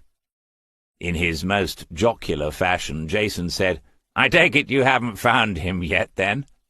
"No," said Smith. "And that wouldn't be progress, it would be a conclusion, wouldn't it?" Jason said, "Have you found any—" and then must have reconsidered the possible consequences of using the word clues. He tried again with, "Do you have any theories?" Smith said he did not. He explained what he had done in a minimal fashion, and then continued, "As I understand it, the job was to find out what might have happened to Gerald Fitch, and that's not the same thing as finding him. Not in my book, anyway. For what it's worth, I'd say the chances of finding him are infinitesimal." Jason said, "I see. Well, I will pass that on. I expect the insurance industry has different ideas of progress to those we have in the investigations business. If I can help in any way, give me a call. We're part of a team, aren't we?" "Yes," said Smith, "of course we are." And the call petered out shortly afterwards. Did he feel a little guilty? Perhaps, but it's wise to begin as we mean to go on. He made the morning's second and final cup of coffee, and took the mug out onto the bank, with Layla in delighted attendance. The tide was rising, and Rebecca Louise had lifted with it. There was a gentle westerly, the perfect direction for tacking out into the estuary and then along to the point. There would be seals with their new pups on top of the sandbanks, and sandwich terns wheeling and calling overhead. In our dreams of retirement one simply goes on the impulse, and he could, of course, just get into the dinghy, raise the little red sail and travel with the breeze for an hour, or two, if he so desired. But commitment and duty had been at the foundations of the way he'd lived his life for too many years to be ignored. He could enjoy the dream without pretending it could become reality. As a compromise, he sat down on the bank for a few minutes, drank the coffee slowly, and watched the rising, sun-rippled water. The next number was a landline, and it rang for a long time. He was on the point of cancelling the call when a woman's voice answered. Smith asked if he had the correct number for Andrew Maguire. Yes, she said, with a note of caution, and Smith had to wonder whether the word was getting around already. He gave the woman, Mrs. Maguire, she had explained, his rehearsed and shortened version of who he was and why he was hoping to speak to her husband. She said, "Well, he can't come to the phone right now, but I'll ask him. About some insurance, you say?" Conveying this message to her husband could go horribly wrong, obviously. Smith explained it again, mentioning Gerald Fitch's name twice, in the hope that that at least would get through to the man who was unable for some reason to come to the phone himself. She asked him to hold on the line, and then he could hear her steps walking away.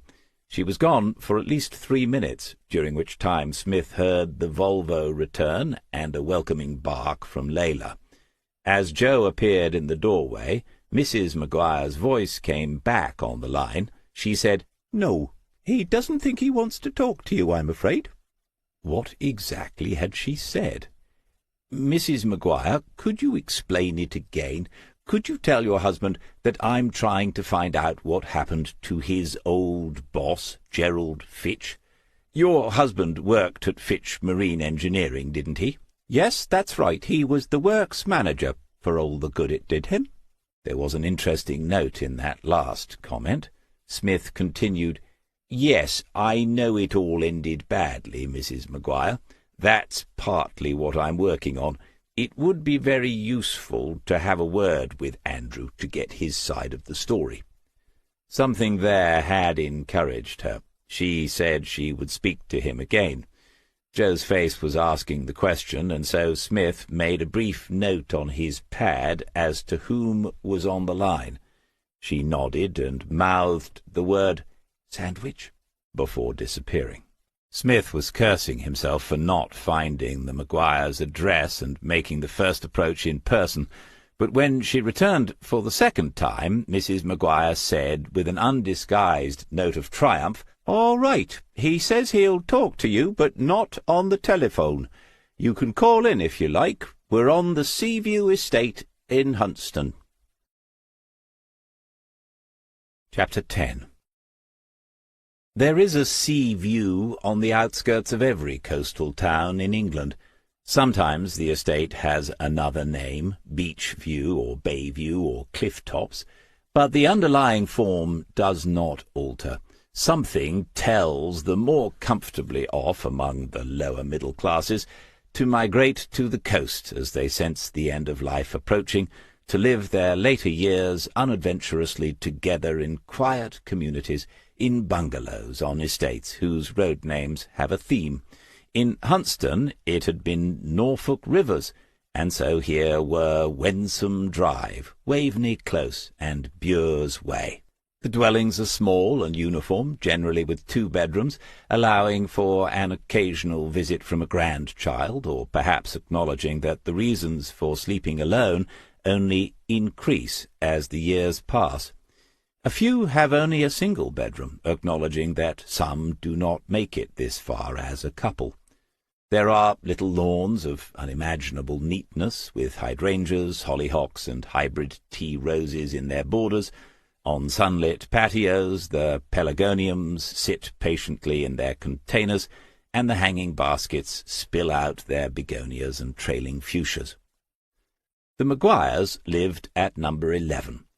Smith noted the little Fiat 500 parked on the block paving driveway had a blue disability sticker in the back window, and then that there was a wheelchair ramp at the step up to the front door.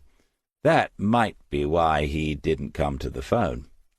Smith glanced in the mirror as he straightened collar and tie, because it was likely these were people of the generation who still thought that when on business, visitors ought to dress as if they were on business. He checked notebook and pencil were in the correct pocket, and that his phone had been switched to silent. He'd been lucky to land this interview and didn't want to risk an interruption. The doorbell had an old-fashioned chime that played the opening notes of Memory from the musical. As he waited and watched through the frosted glass pane, Smith hummed the tune that followed on from the chime, and remembered the words. I can dream of the old days. Life was beautiful then. Mrs. Maguire opened the door.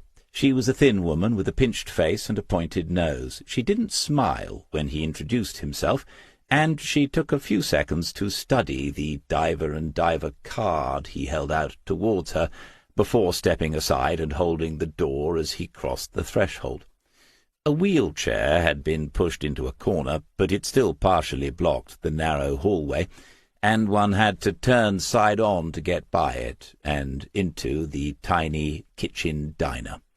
Smith stopped there and turned to Mrs. Maguire, guessing she would have something to say, before he met her husband. "I don't mind him talking about this, but he's not as strong as he used to be." And then, because she wanted the visitor to be absolutely clear on the matter, she added, "He's not the man he once was." Smith said, "Mrs. Maguire, none of us are. If you need me to leave, you only have to say. Please don't hesitate to do that." At that she looked as if she mistrusted him a little less. She said, "He's out on the patio. He's expecting you."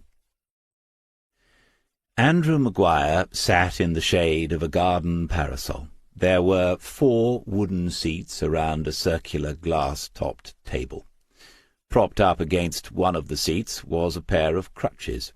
In front of him on the table was a small wicker basket full of gooseberries, and to one side of this was a bowl into which he had placed the fruits he'd already topped and tailed.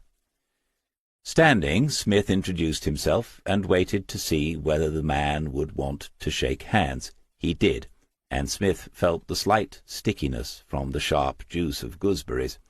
It was a big hand, but the fingers were crooked and the knuckles were swollen. Squeezing as hard as he did must have cost the man something, but that barely showed on his face.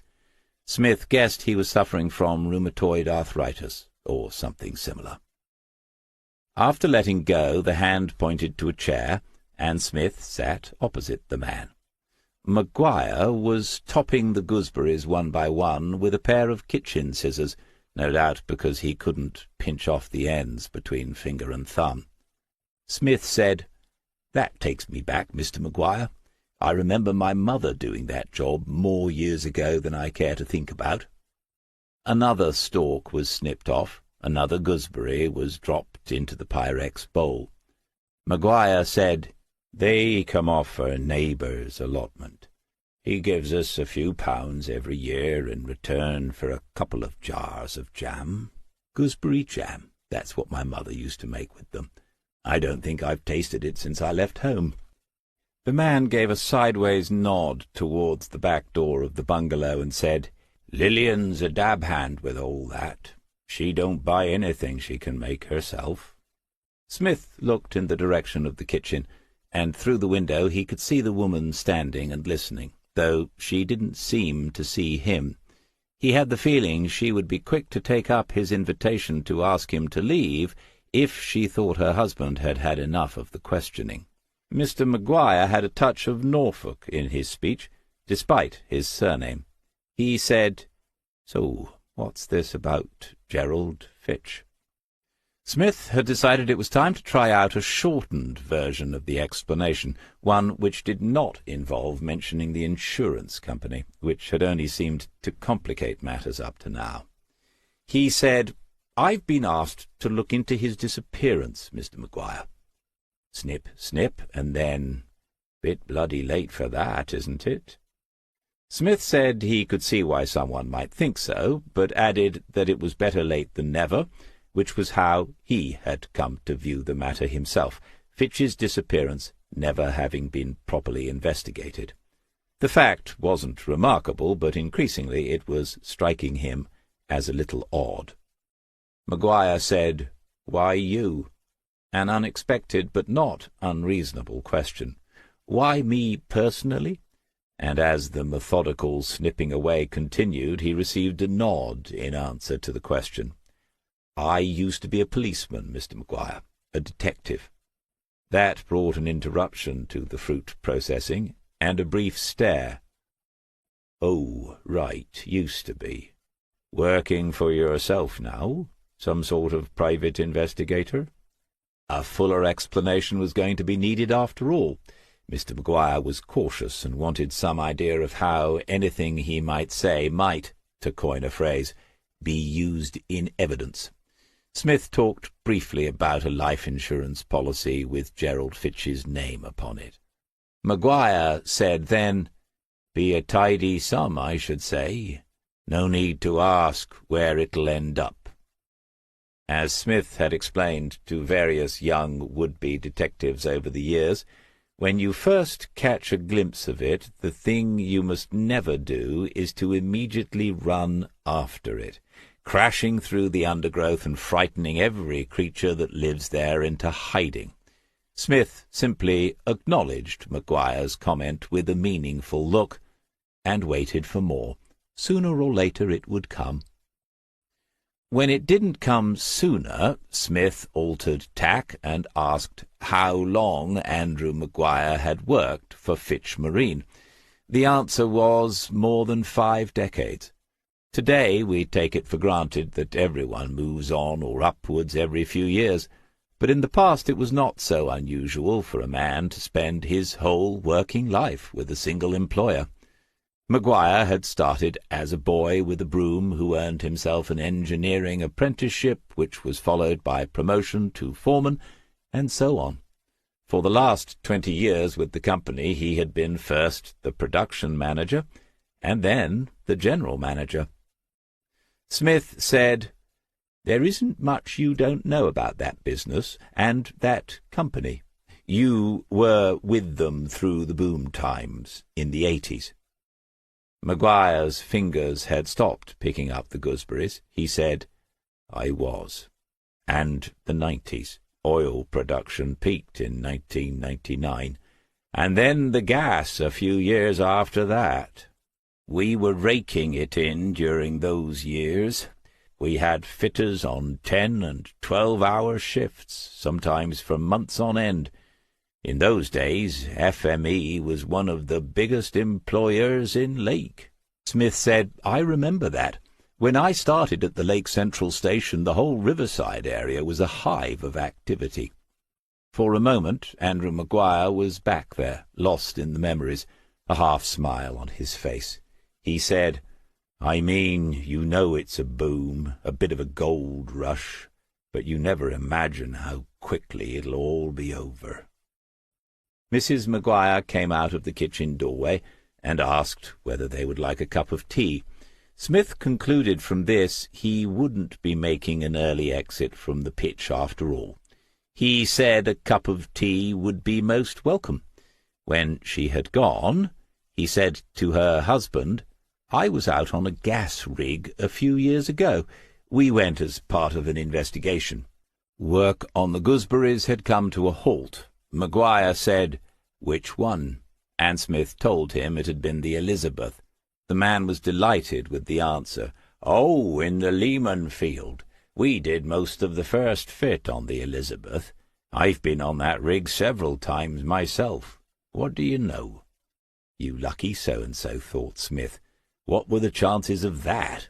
He told Maguire that, too, had been a missing persons case, and was asked whether they'd found their man on that occasion.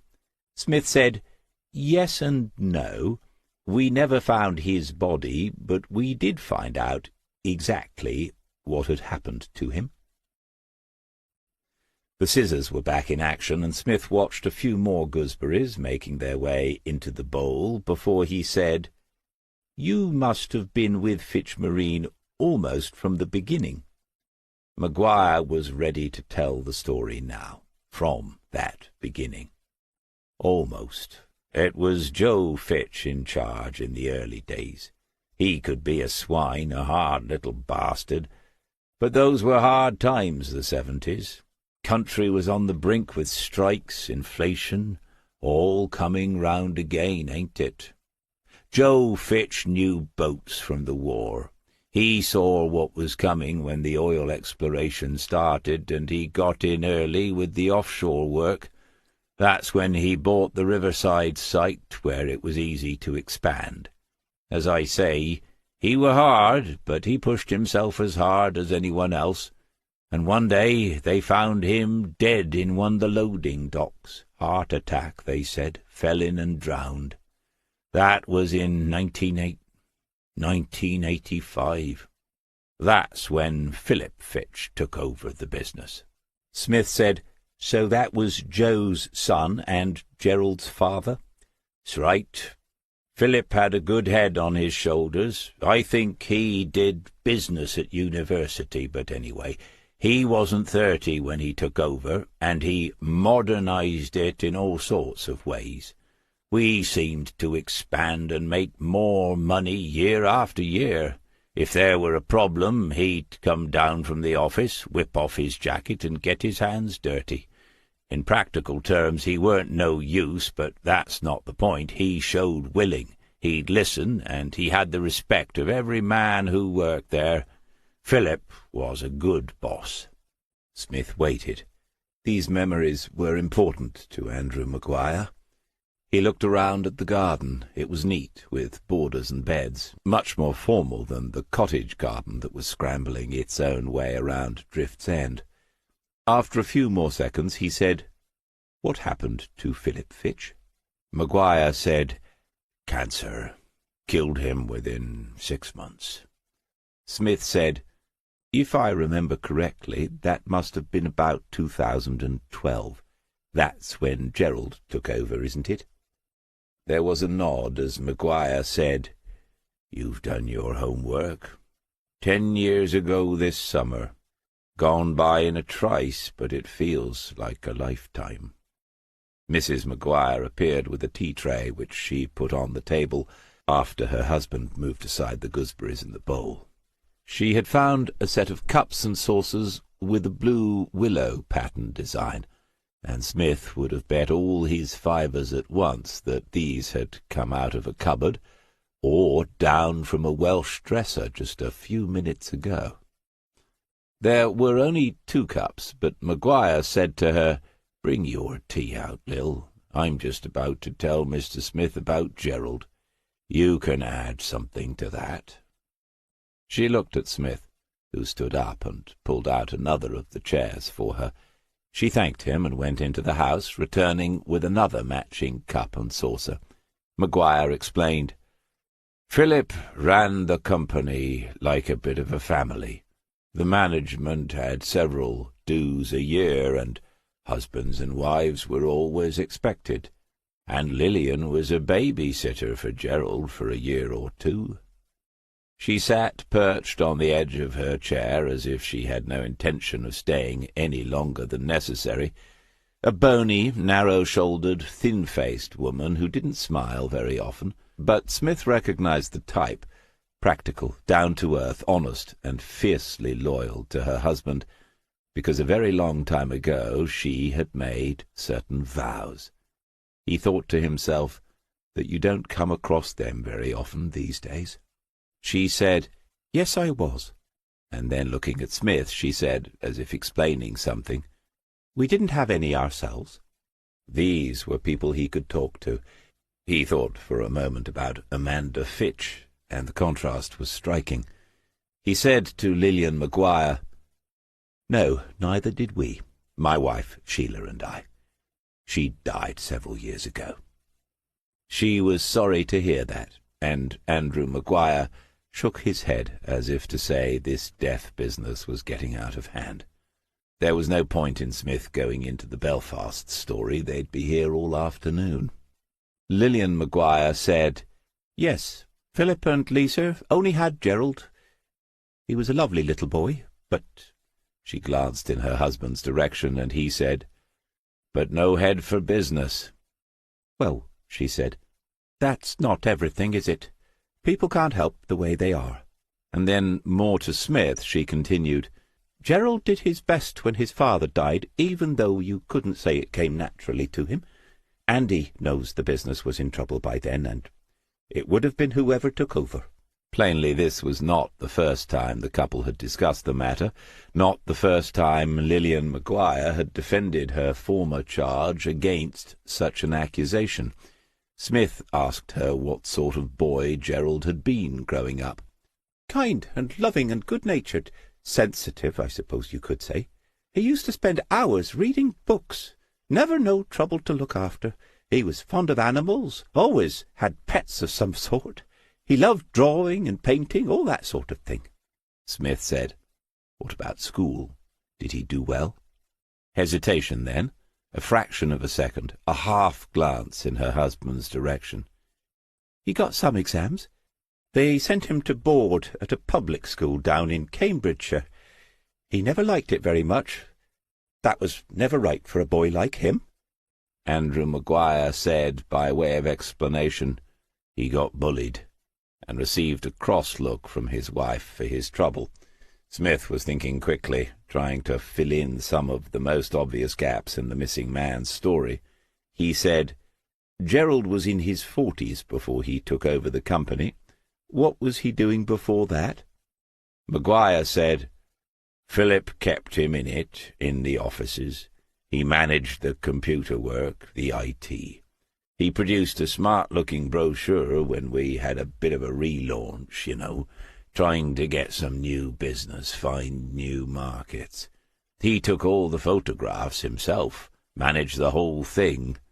Not that it did any good." Maguire caught his wife's expression and went on, "Don't get me wrong. I liked Gerald. Everyone at the firm did. But to get on in business, you have to be a bit of a— pardon my French, but you have to be a bit of a bastard sometimes. And Gerald wasn't. Ever." Smith had finished the cup of tea, almost without realizing it. Lillian Maguire asked if he would like a refill. He said he would, and added, "Unless I'm much mistaken, Mrs. Maguire, you don't use tea-bags." She had picked up his cup and saucer, but now she put it down and went into the bungalow, returning with the teapot, which must have been topped up earlier in readiness, and a strainer. As she refilled his cup, she said, "We don't use tea-bags if we have company. Andy would drink the dregs from yesterday afternoon and not even notice," and her husband smiled, as if acknowledging a compliment. Smith asked about Gerald's first marriage. It was obvious that the Maguires had known and liked Lisa Fitch, whom Gerald had married in his 20s. They'd been together for 15 years and had a daughter, Lillian told him. Smith nodded and asked whether they had happened to stay in touch with her, Lauren, whether they had an address. No, they hadn't, and they didn't. Those responses came with a slight but unmistakable note of disappointment. If you move silently through the undergrowth of people's lives, you can get close to the truths that dwell there. Smith had not intended to pursue the matter any further then, but Lillian Maguire had more to say to him. Not long after he took over the company, Gerald met this other woman. She couldn't bring herself to say the name. I don't know what he was thinking, but if you ask me, it was the worst decision he ever made, getting involved with her. Lisa suffered a lot with her asthma, but she was always loyal to him and a good mother to Lauren. She put up with it, Lisa did, hoping it would blow over like these things do. But in the end he told her he wanted a divorce. It was like he'd lost his head becoming the boss, but I put a lot of it down to her. It was plain enough who was meant by that venomous pronoun. Smith knew the first Mrs. Fitch had died, but it might be useful to know the circumstances, and so he asked. Mrs. Maguire said, "She died 2 years after he remarried. As I said, she'd been struggling with her health for a long time, but when he deserted her, I think she gave up. The doctors said her heart failed during a severe attack, but if you ask me, it was broken a long while before that. The stupid boy." Her face was set firm, but there had been an odd catch in her voice as she uttered the final words. After a short silence, her husband said, "We went to the funeral." And Lillian Maguire added, "And that was the last time we saw him, and the last time we ever spoke to Lauren." Smith kept a wary and respectful silence for several seconds. Who could have anticipated all these emotions seething away just below the surface of number 11, Waveney Close, Hunston? He waited until Mrs. Maguire had taken a restorative sip of her tea before he asked how Lauren had reacted to her parents' divorce. The answer wasn't long in coming, and neither was it unexpected. "She was 18 when it all happened. She left with her mother and looked after her until she died. I don't think she ever spoke to her father again. She cut herself off from everyone who ever had anything to do with him." "Including you," thought Smith. He remembered Amanda Fitch telling him she thought Gerald had only once in his life had the nerve to chat to a girl in a hotel bar, but it had been enough that one occasion to alter his life, and several other lives, forever. You only need to make one misstep to find yourself falling to your death from the top of a cliff. People shake their heads and say he'd never done anything like it before, but that's rather missing the point, isn't it? Lillian Maguire was saying something else. "But I did hear she was still in King's Lake, and that she'd had a child of her own." Smith said, "Lauren?" and she nodded. The daughter's phone number was in his notebook, but he said nothing about that. It might be useless now, and there was nothing to be gained by letting these people know of it. But what he'd been told in the past half an hour would be invaluable if he did manage to contact Gerald's daughter. There is often much to be gained by carrying out interviews in one particular sequence rather than any other. He asked Andrew Maguire what had happened to Fitch Marine after Gerald had been handed control. "It was limping along, not making any money, but not losing it because we had some long-term maintenance contracts on the rigs that were left. He had a go at it for a while, the first couple of years. And the thing was, we could have kept its head above the water. I knew all the practical side, and we had a very good company accountant. Between the two of us—" Mrs. Maguire made an unexpected interruption. "Oh, he's going to tell you about his girlfriend now." Smith looked at Andrew Maguire with an expectant half-smile, but was thinking to himself, not in a million years. This was a long-standing private joke between the couple sitting in front of him. Maguire pointedly ignored his wife's comment and said, "Maxine Abbott joined FME in Philip's time. As far as money was concerned, she was the brains of the business, and she were committed to it. She could have got another job as soon as she liked, but she stuck it out. We had meetings with him, Gerald, that is, tried to make him see he could take a back seat while we ran it between us. But like I said, it all went to his head that first year, and that was when he got involved with—" Maguire was steadfastly not looking in his wife's direction, but he decided he'd better not say the name either. He went on, "When he met his second wife, he wanted to diversify, he said, find export markets, go high-tech and green, all sorts of nonsense, but we couldn't get through to him by then." Another fork in the trail had appeared now, Another potential line of inquiry. They are easy to miss. Smith said, "Do you mind me asking whether you stayed in touch with Maxine Abbott, Mr. Maguire?" He had. They hadn't met for several years, but still exchanged Christmas cards, that sort of thing. Maguire had guessed why the question had been asked, and said, "Did you want to speak to her as well?" Smith's response might have sounded casual, even offhand, but sometimes that's the best way. People are more wary of passing on contact information if one seems too eager to have it.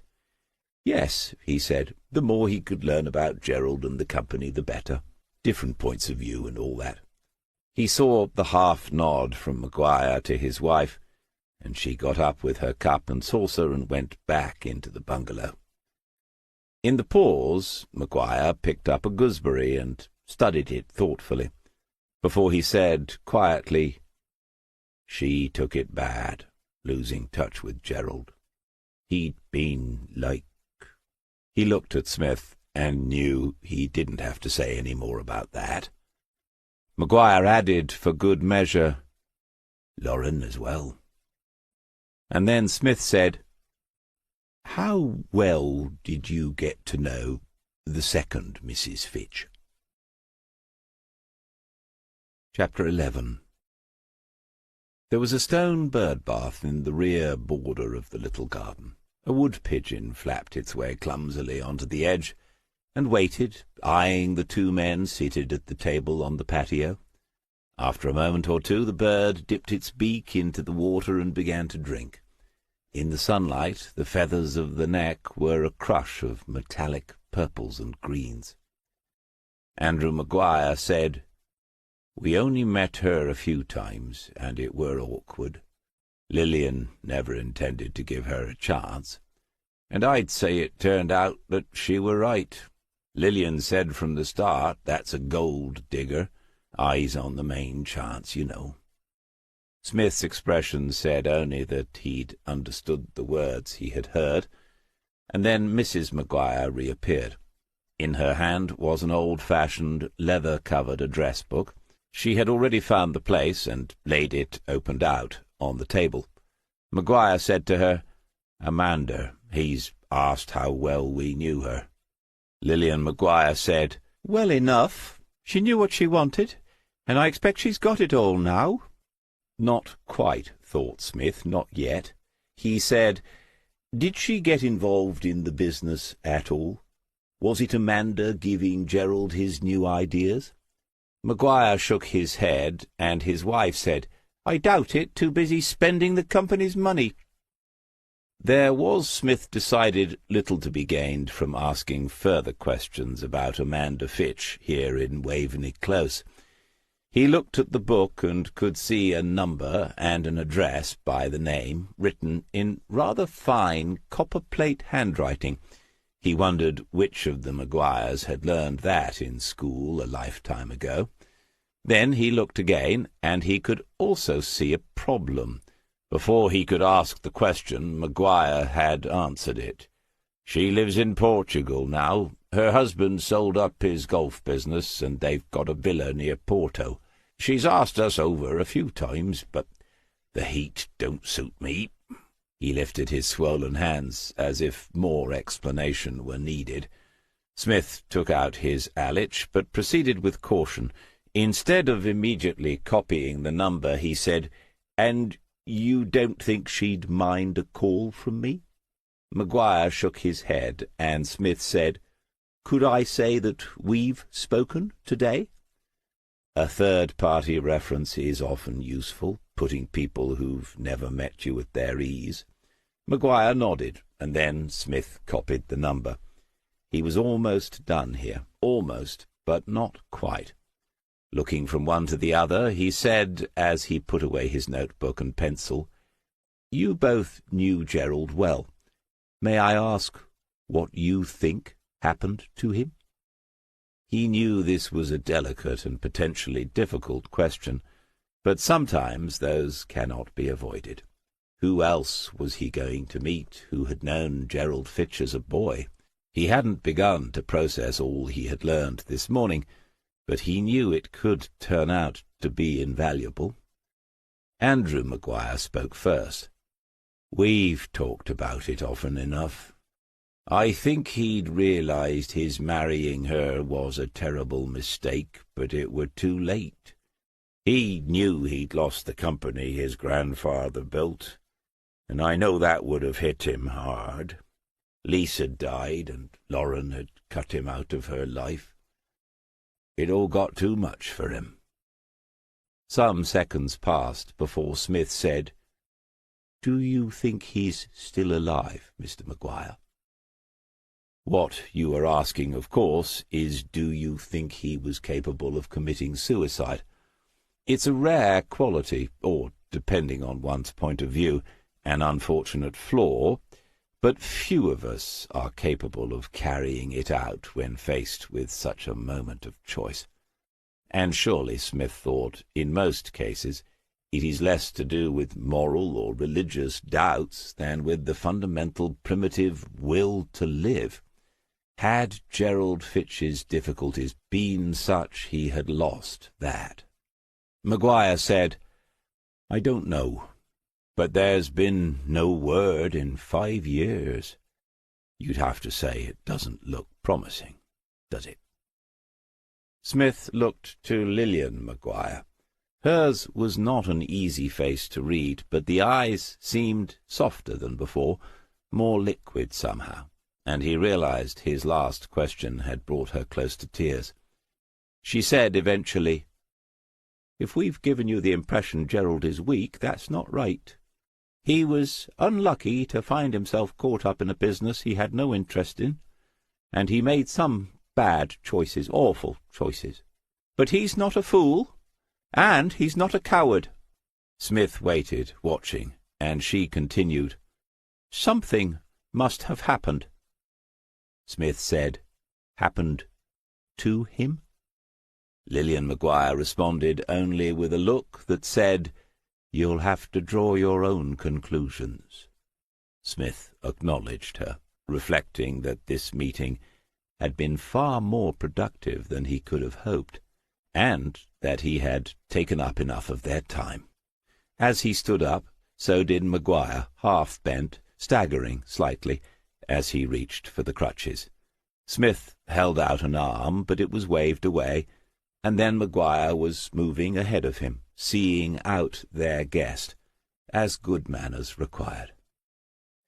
In the kitchen, Mrs. Maguire stopped, looked again at Smith, and said, "If you ever have any news—" And Smith said, "Yes, of course."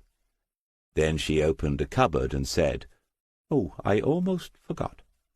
She reached inside and handed to him a jar of homemade gooseberry jam. Arriving back at Drift's End, he found Layla stretched out on the back door mat in the sunshine, her favourite spot, and one which ensured no one could leave or arrive without her knowledge. Inside there was no sign of Jo, which meant she was up in her study, writing, and not to be disturbed. Smith fetched his laptop and took it out to the table in the garden, in the shade of the laburnum. It felt like a day for working out of doors.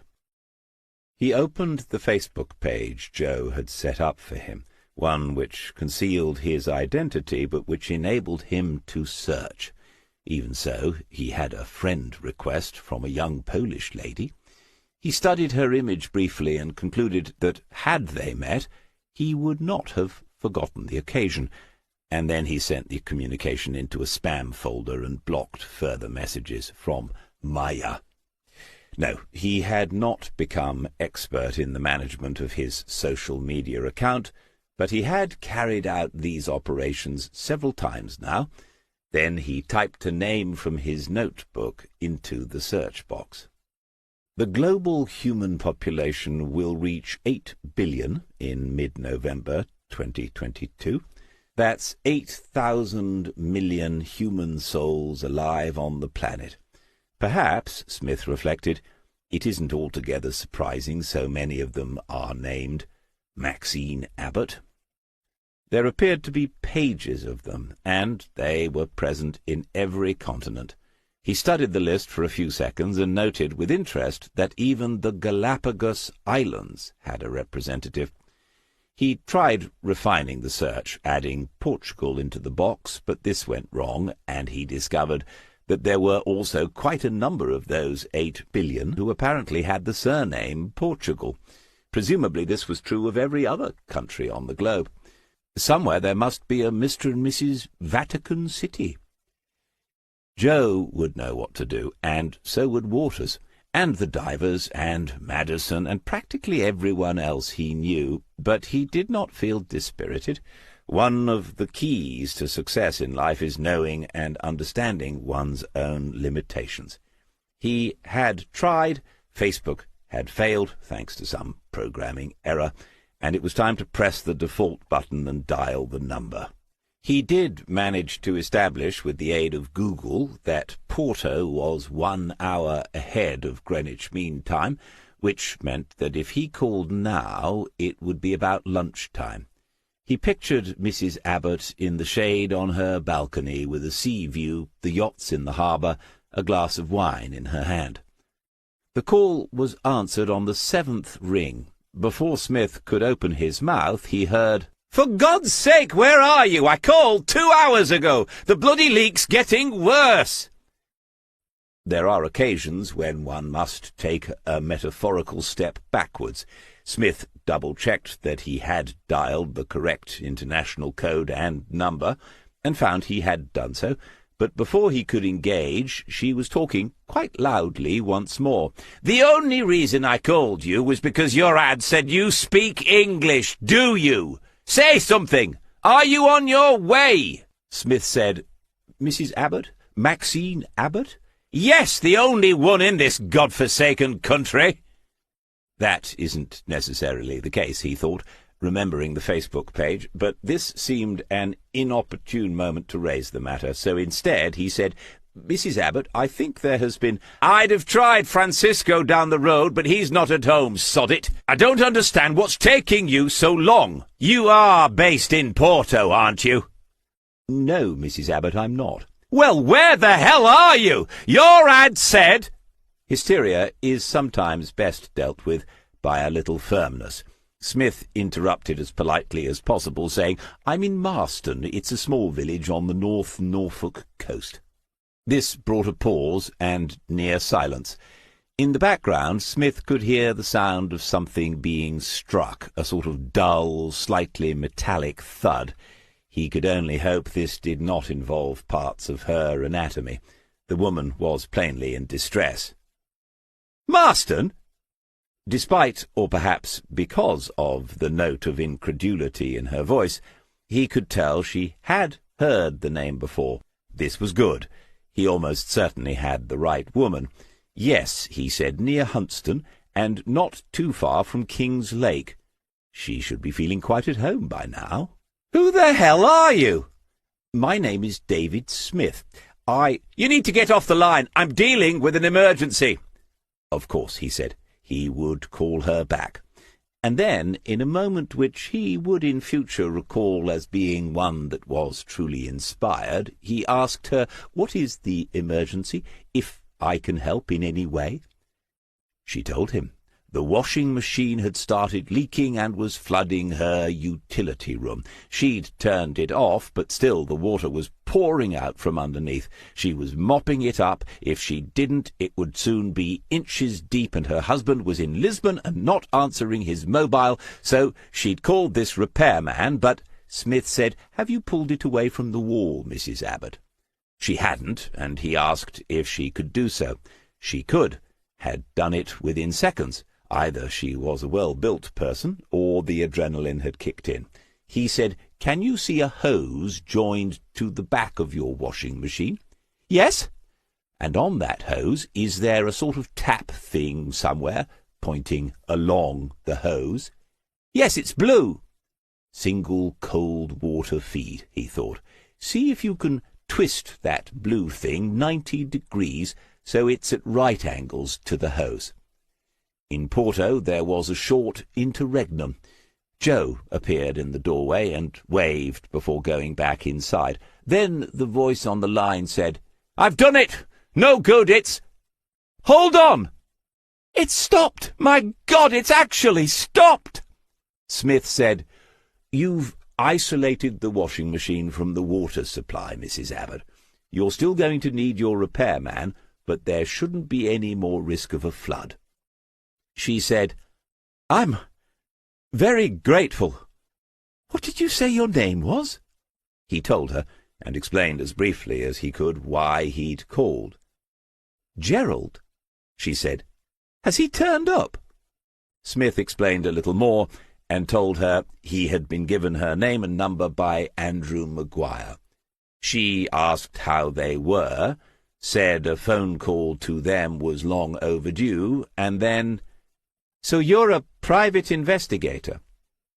It still sounded odd, but not as odd as it once did. He owned up, and after a pause, Maxine Abbott said, "Look, I am truly grateful, but I don't think I should tell you much about FME over the phone.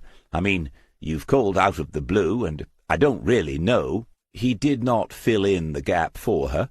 Eventually she said, "Mr. Smith, I'll call you back." In her situation, he would have done precisely what she was about to do. He said, "Andrew Maguire will be delighted to hear from you, Mrs. Abbott."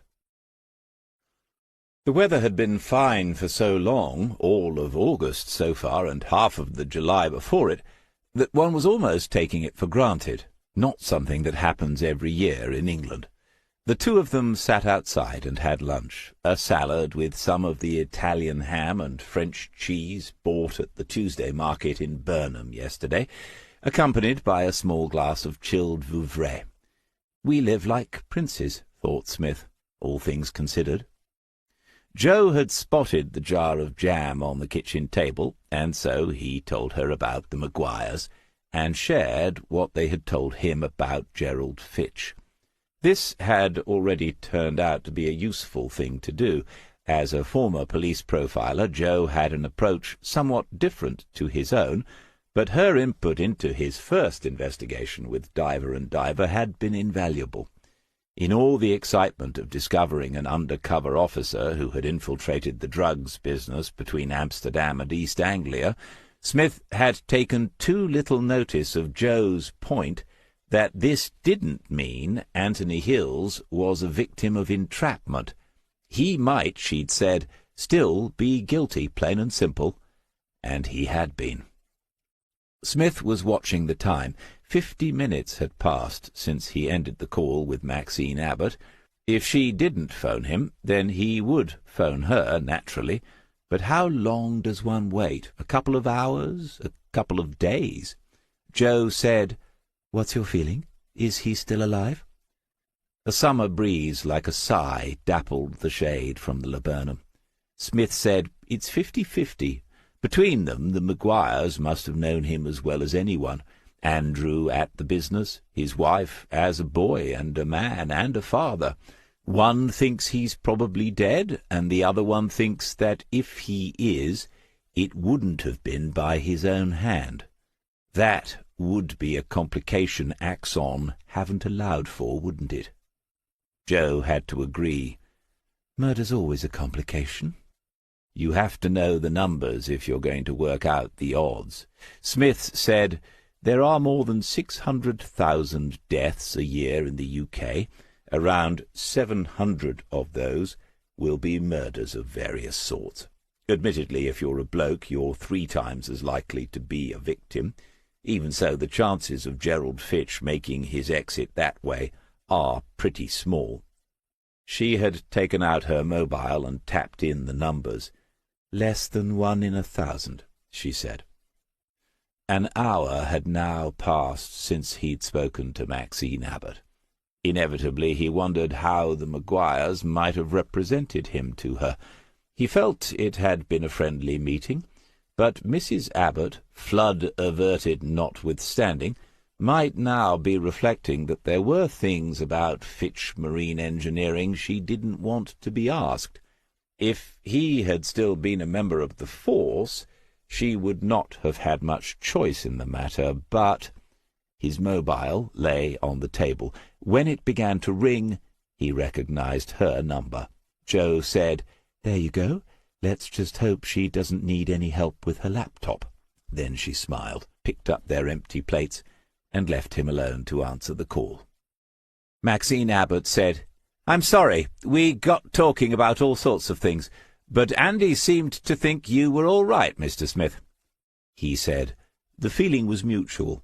I thought they were decent, down-to-earth people." Whatever Andrew Maguire had said, it seemed the former management accountant was prepared to hear his questions about the company they had both worked for until its closure 7 years ago. Maguire had explained the operational side of the business. What Smith would like to know now was how it had been structured legally and financially, but asking that directly would seem too blunt. Perhaps. He said, "When Philip died, were there any changes in the way the company was set up, or did things continue along the same lines?" She told him FME had always been owned outright by the Fitch family. Gloria Fitch had passed away less than a year after her husband Philip. They had both been directors. Gerald had been their only child, and the business had been left to him in its entirety. Mrs. Abbott could remember the day Gerald moved into his father's office. Smith thought she was about to say more about that, but she did not, in the end. He said, "Andrew told me that Gerald did try to make some changes to move things forward. The business was in decline even before he took over, wasn't it?" She was speaking in a business-like way now, and Smith guessed that professionally she had been as good as Maguire suggested. She wouldn't need anyone's help fixing a leak in a company's finances. She answered, "Yes, in decline, but only like every other business in the sector, for reasons beyond their control. Some survived, the ones who were light on their feet. FME was by no means in the worst position to do that." Smith wanted to slow this down, to create spaces that might be filled by more informal and potentially informative words, and so he begged her pardon and said if she didn't object, he would like to make a few notes. After a pause, she continued, "As to whether Gerald's ideas could have moved the business forward, well, no, I'm afraid. At best, they would have taken us sideways into areas in which we lacked expertise. The investment needed would have involved extensive borrowing, something his father and grandfather would never have countenanced. They were old school in their outlook, Mr. Smith." He said, "So Gerald took over the business and moved into his father's office. It must have been quite soon after that he met his second wife." There was silence on the line, and after a very few seconds Smith recalibrated his line of questioning, but one more effort was worth a try. He said, "Did you meet Amanda Fitch, Mrs. Abbott?" "Yes, I did at the wedding, but not subsequently. No." He had been told by Maguire that Philip Fitch had run the business like a family, with social events several times a year. That, apparently, had not survived his passing. This was uncomfortable now, but there were still things that had to be asked. "Did Amanda become at all involved in the business?" She said, "Not to my knowledge. I never saw her in the offices, at any rate." Another pause. If silence can speak volumes, Maxine Abbott had plenty to say about Amanda Fitch, despite not uttering a word.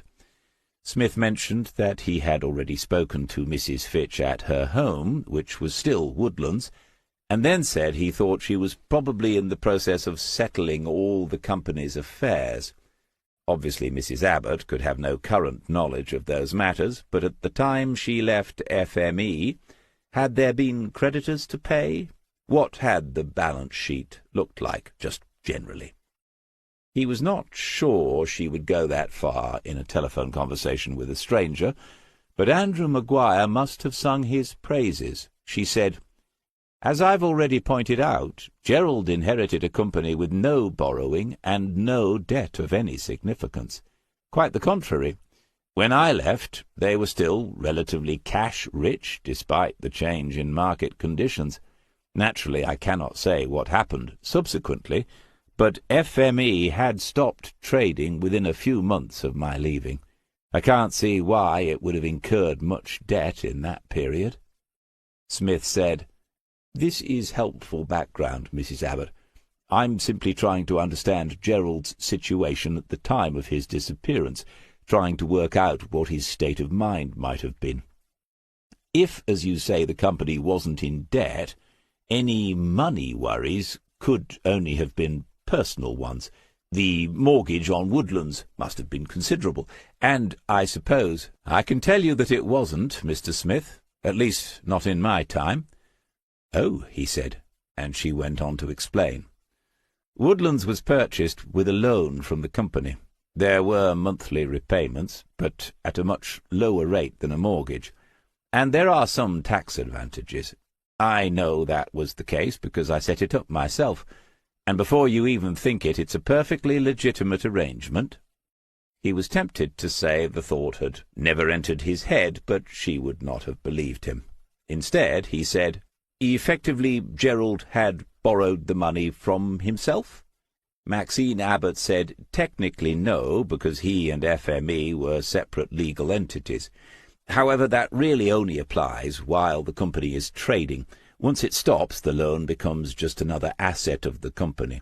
If the company was then wound up, then yes, the person who borrowed the money effectively owes it only to themselves. Smith had given up trying to write that down, at least for now. He was frowning, trying to make sense of the financial shenanigans that are beyond the understanding of most ordinary people. This, he concluded, is why most ordinary people never have a lot of money. And while they were on the subject of money, then, he asked Maxine Abbott about the site down at the riverside, just double-checking because he already knew the answer. She said FME owned the freehold of the site. I seem to remember it's almost 6 acres. Part of it was sublet to other businesses. Gerald's grandfather bought it many years ago. Smith said it must have increased considerably in value, and again the former management accountant was forthcoming. She said, "It will have done. I'm no longer familiar with local business conditions in that area, but land rarely declines in value anywhere. There's talk of reopening some of the North Sea oil and gas installations in view of the energy crisis, isn't there? If that were to happen, land on the riverside could be worth a considerable sum." Smith thanked her sincerely, and said it was all rather unfortunate that Gerald seemed to have been a square peg in a round hole. Mrs. Abbott must have sensed the financial questions were over, and she said in a different tone, "The other way around. He was a round peg in a square hole. Any business requires people at the top who are clear, analytical thinkers. They also have to be tough, hard-nosed, and driven by something, money or power or the need to win. Gerald wasn't any of those things. As a person, I liked him. Most people did. But as a businessman, he was hopeless. I'm sorry to say that, but sorry because she didn't want to speak ill of the dead?" But Smith did not invite her to speculate about that, as he had the Maguires, because she hadn't known Gerald Fitch in the same way. Before he could end the call, she was saying, "Oh, there's someone at the door." Smith said, "I expect it's your repairman," and she said she'd forgotten all about him. "Good to know I've still got it," he told himself, and then, "I expect it's a split pipe or a broken seal on the drum." Maxine Abbott said she might need to call him back if this man was as useless as he seemed, and she was laughing as she ended the call. Chapter 12. In the last year for which figures are available, almost 3.5 million visitors stayed overnight at least once in the county of Norfolk, and there were 43.5 million day trips, almost all of them to the coast. About 3/4 of those day trips, Smith had concluded, were made to the short stretch of coastline around Marston. There was a downside to living in one of the most attractive places in the country. Few day-trippers drove along the drift and parked simply because there was little verge on which they could pull off, but the village had a sizable public car park. The exorbitant fees charged by the local district council seemed to deter no one, and August, unsurprisingly, saw the highest number of visitors of the year. As locals, you learn to adjust and look forward to October, when the smaller numbers of fanatical twitchers appear in search of migrating rare birds. Lots of those wear camouflaged clothing and merge nicely into the landscape. In the meantime, the place to go for a pleasant evening walk is one of Norfolk's hidden heathlands. Some are just a mile or two back from the besieged coastline, but they attract in comparison almost no visitors. Smith and Joe had their favourite, the one near Way House, and parked in their usual spot at about 7 o'clock that same evening. A conversation which had begun before they left Drift's End was still in progress. "We already have a reliable, rugged, practical car. We should get something different." Smith opened the boot of the Volvo and spent the next few moments subduing the dog, who was in a frenzy of excitement about going for a run somewhere different. She hadn't been here on the heath for all of 3 days.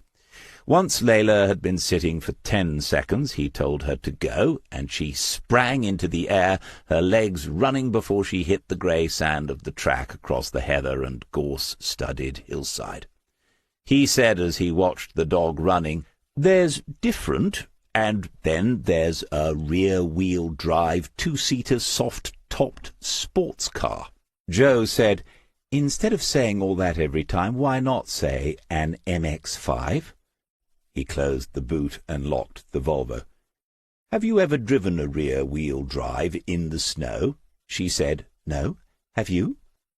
Conversations with Joe rarely went according to plan, and Smith had yet to fully work out the reasons why. He said, "No, but that's beside the point.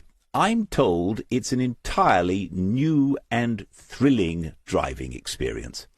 She put her arm through his as they began to walk and said, "Who on earth tells you things like that?"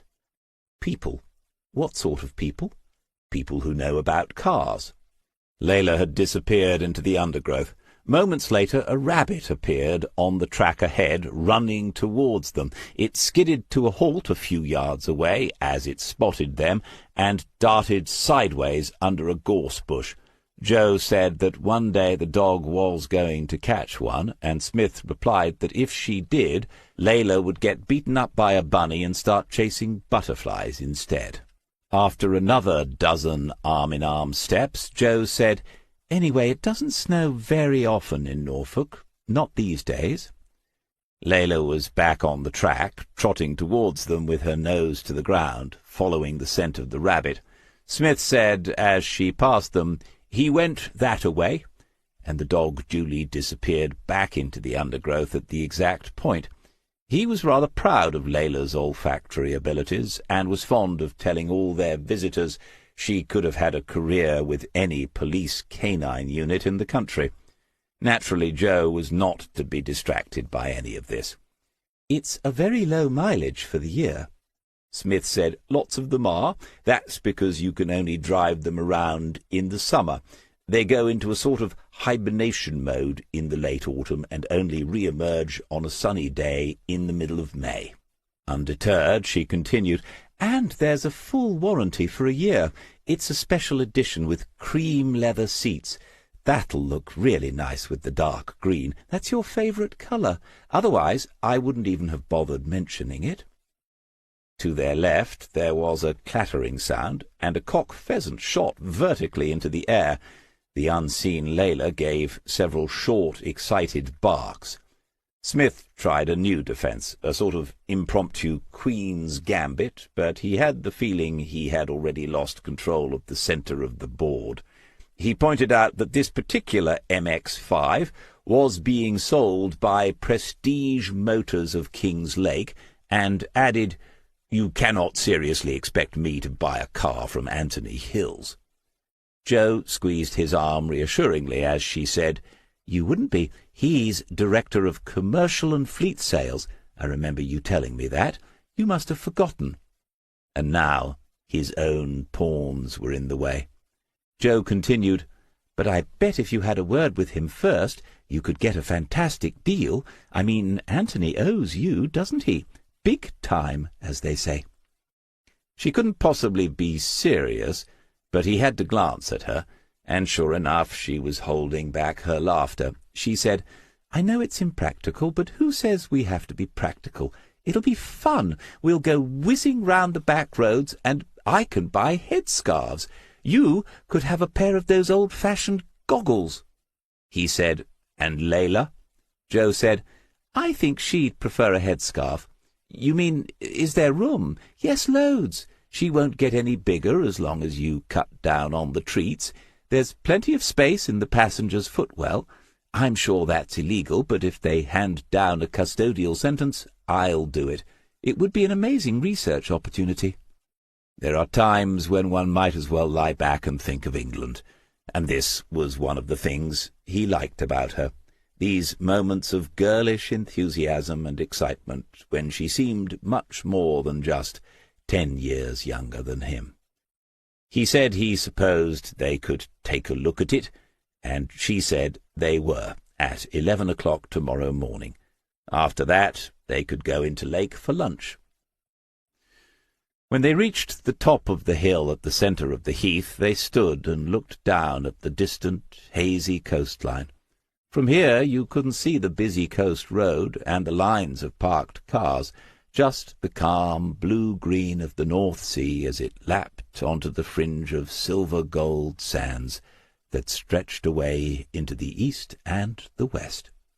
Smith said, "It does still snow in Norfolk. Sometimes." She knew immediately what he was remembering, and said, "The Wildfowler's Arms."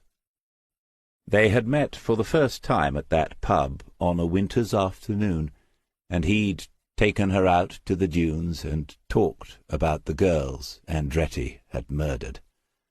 A heavy snowstorm had drifted down from the north, catching them unawares, and on the drive back her Volvo estate had slipped around on the track.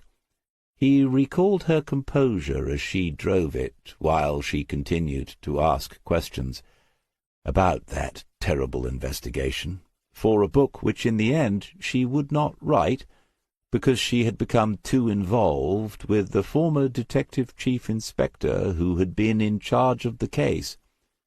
Smith stood and looked at the beautiful coastline, and all that seemed very far away now.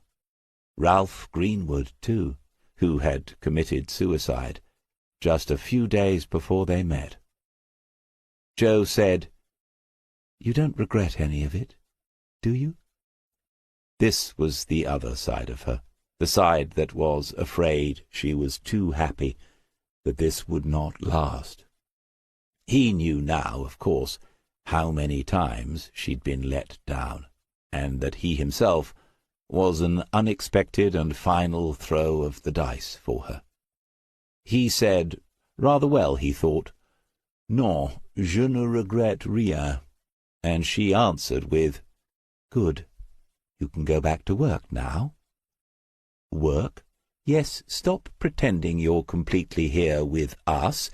You're processing Gerald Fitch, and you like to walk while you're thinking. I won't say another word." First, a sheet of paper is removed from the pad of lined A4. It's good quality, 80 GSM. Anything less, and the ink from a fountain pen will show through from the other side. The line of perforation isn't always perfect, and so time is taken to remove the sheet, pressing near the line with the left thumb while pulling at a slight angle from the right-hand side. Any remaining uneven edges are then removed. This leaves the perforation holes on the left-hand side, 4 to each sheet, which are there for filing purposes. These are superfluous and untidy for the job in hand, so with a pair of kitchen scissors he cuts carefully along the margin, removing them. The remaining sheet is now 183 millimeters wide. With the point of a pencil he marks on the top line a dot at 91 millimeters, which is close enough. One can be fastidious without seeming over-particular, and then the same on the bottom line. The pencil joins the 2 dots using the steel ruler he has owned forever, and then the sheet is cut in 2. Each long rectangle is 298 millimeters in length. 2 further dots are placed at 99 millimeter intervals on each side, and then finally each rectangle is cut into 3 pieces. The resulting slips of paper are about the size of the old-style record cards Smith first used for this part of the job. He has tried to buy them, but they are almost museum pieces now, thanks to the digital age. Who keeps records in card boxes with alphabetical dividers these days? Fortunately, manila envelopes are still freely available, and they work as long as contents are confined to a single case or a single aspect of a complex one. He processed 4 A4 sheets to produce 24 pieces of paper. These he put into a neat stack, and then he opened the first file Francis Dunhill had given him. He read the opening page, selected key details from it, and wrote these onto the top slip of paper. This was then placed in the top right-hand corner of his desk. Then he began reading each page systematically. Sometimes there was nothing pertinent, but other pages might require 2 or even 3 of the paper slips. And what exactly, we have to ask, was he writing down? What criteria was he using? A simple answer would be welcome, but by now surely we know that's unlikely. Smith is a highly experienced detective, but those experiences have evolved, sublimated even, into something that resembles intuition. One could call it a sixth sense, if one must call it something. The Axon file is full of factual information, dates, numbers, the actuarial intricacies of any insurance policy, but only a few of these are written onto a slip of paper, the ones which intuition tells the organizing, investigating mind might be significant. It's a time-consuming process. On their return from the Heath, they had an early tea, and then Smith came into his study and began the work. For now, he had held the Axon notes together with a paperclip.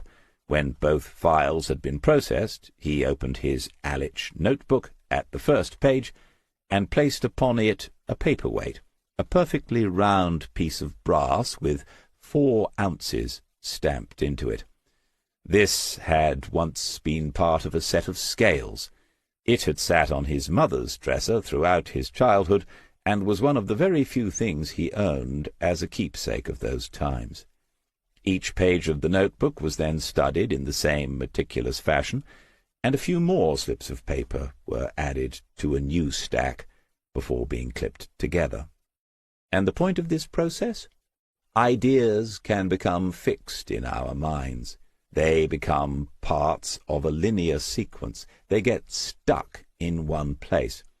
Often it's the sensible place. We don't go to the garage with the idea of getting a filling in a tooth repaired, or to a travel agent to buy a loaf of bread. But difficult investigations require a different sort of thinking. Sometimes people call it outside the box. Others call it left field. Smith thought of it as shuffling the pack and laying out the cards in an almost tarot-like fashion. Sometimes there's an odd conjunction, flint against metal, which produces a spark which illuminates a new way of seeing a situation. More often there isn't, but Smith knew of no better way of familiarizing oneself with every aspect of a case. He went downstairs. Joe was reading in an armchair by the light of a table lamp nearby. He hadn't realized the day was all but over. They had a television, but it was almost never switched on, and he wondered whether they ought to get rid of it. The license fee would cover the cost of taxing another car. Joe looked up and said, "All done?" "Yes, for now." He went to the window and stared out into the darkening garden. Layla appeared and wagged her tail, expecting the evening sniff around outside. Joe watched him and then said, "Dead or alive?" It's remarkable, Smith thought, how quickly the shorthand grows between people, how all the superfluous bits disappear. He said, "I think he's alive." Joe said, "I hope so. What's the next move?" Smith was still staring out of the window. He said, "I need to speak to his daughter. I'll call the number in his phone in the morning and see if it's any use." After a pause, Joe said, "Okay, but don't forget we're going to see the car." "Yes." Her eyes went back to her book, but she was smiling privately, not offended. When he was preoccupied, he could seem abrupt. When you commit, it has to be to the whole person, or it isn't really commitment. You have to take the rough with the smooth. And he was never more than a little edgy. Chapter 13. The western end of Nelson Road, the end closest to the centre of King's Lake, has seen better days. This has been true almost since the grand old houses were built in the final years of the 19th century and the first decade of the 20th. These were the homes of the prosperous late Victorians and early Edwardians, the rising middle classes, the confident new professions. Families were larger then, and thanks to improving health care and education, more of the children were thriving. These homes had 4 and 5 bedrooms, at least 2 reception rooms, generous kitchens, a scullery, and not a few had basements. Even our more staid conservative historians have labelled those decades a kind of golden age, a time in which, for once, the rising tide of prosperity had begun to lift all boats. And then came the war, followed by a depression and another war bigger than the one before. The 1950s were difficult. The 1960s went a little crazy as a result, but it didn't last. And the 1970s are remembered now mainly for strikes and the 3-day working week. The economy accepted it was never going to fully recover, and society followed suit. One by one, the remaining owners of the big old houses in Nelson Road sold up and moved to the suburbs or the nice villages a convenient drive away from the town. Smaller families needed smaller homes, and people who live alone, something we take for granted now, but which was rare in those earlier times, don't need much of a home at all. The houses in Nelson Road were bought by businessmen of a sort, men who saw that where one family had lived when their grandparents were alive, 3 or 4 or 5 families could now be housed. The only investment required was some rewiring, some replumbing, and lots of thin partition walls, and, of course, a set of doorbells. Number 27 was typical, a fine old Edwardian townhouse which, having been first converted to 4 dwellings, currently consisted of 7, 2 flats each on the ground and first floors, with 3 bedsits on the top story. An outer door faced the road, and between them a small paved yard, which had once been a garden, contained the refuse and recycling bins, and 3 bicycles, one of which, rusting and flat-tired, had been locked to the railings for several months, owner unknown, but presumably long since departed. In one corner of the yard a buddleia bush had taken hold a year or two ago, forcing its roots down between the broken slabs, deeper down than most of the transient human population of Nelson Road, and the long purple racemes of flowers were motionless in the sunlight. Improbably, even here, the butterfly bush had attracted some of its namesakes, and the elderly woman who had been sweeping the yard paused to gaze at them. Voices the woman recognized came from the road. She smiled and waited for the two figures to appear around the corner of the wall. A much younger woman walked through the gateway, where there was no longer a gate, and then turned to wait, putting down for a moment the two shopping bags. A tapping sound was followed by the arrival of a little girl, 4 years of age, and walking with the aid of a crutch. On her left leg a metal brace supported her from the knee downwards. On her back she carried a small pack from which protruded the top of a box of cornflakes. The young woman said, "Good morning, Mrs. T." But Mrs. T had eyes only for the child. She said, "Only one stick today? My goodness!" The girl repeated her mother's greeting, "Good morning, Mrs. T," in sing-song voice that was sweet but slightly distorted, as if she had some difficulty with her nose or her breathing.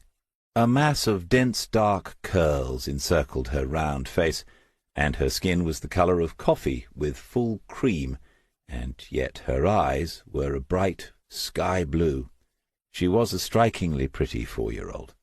Mrs. T pointed to the butterfly bush and said, "Look at these on the flowers, Fleur.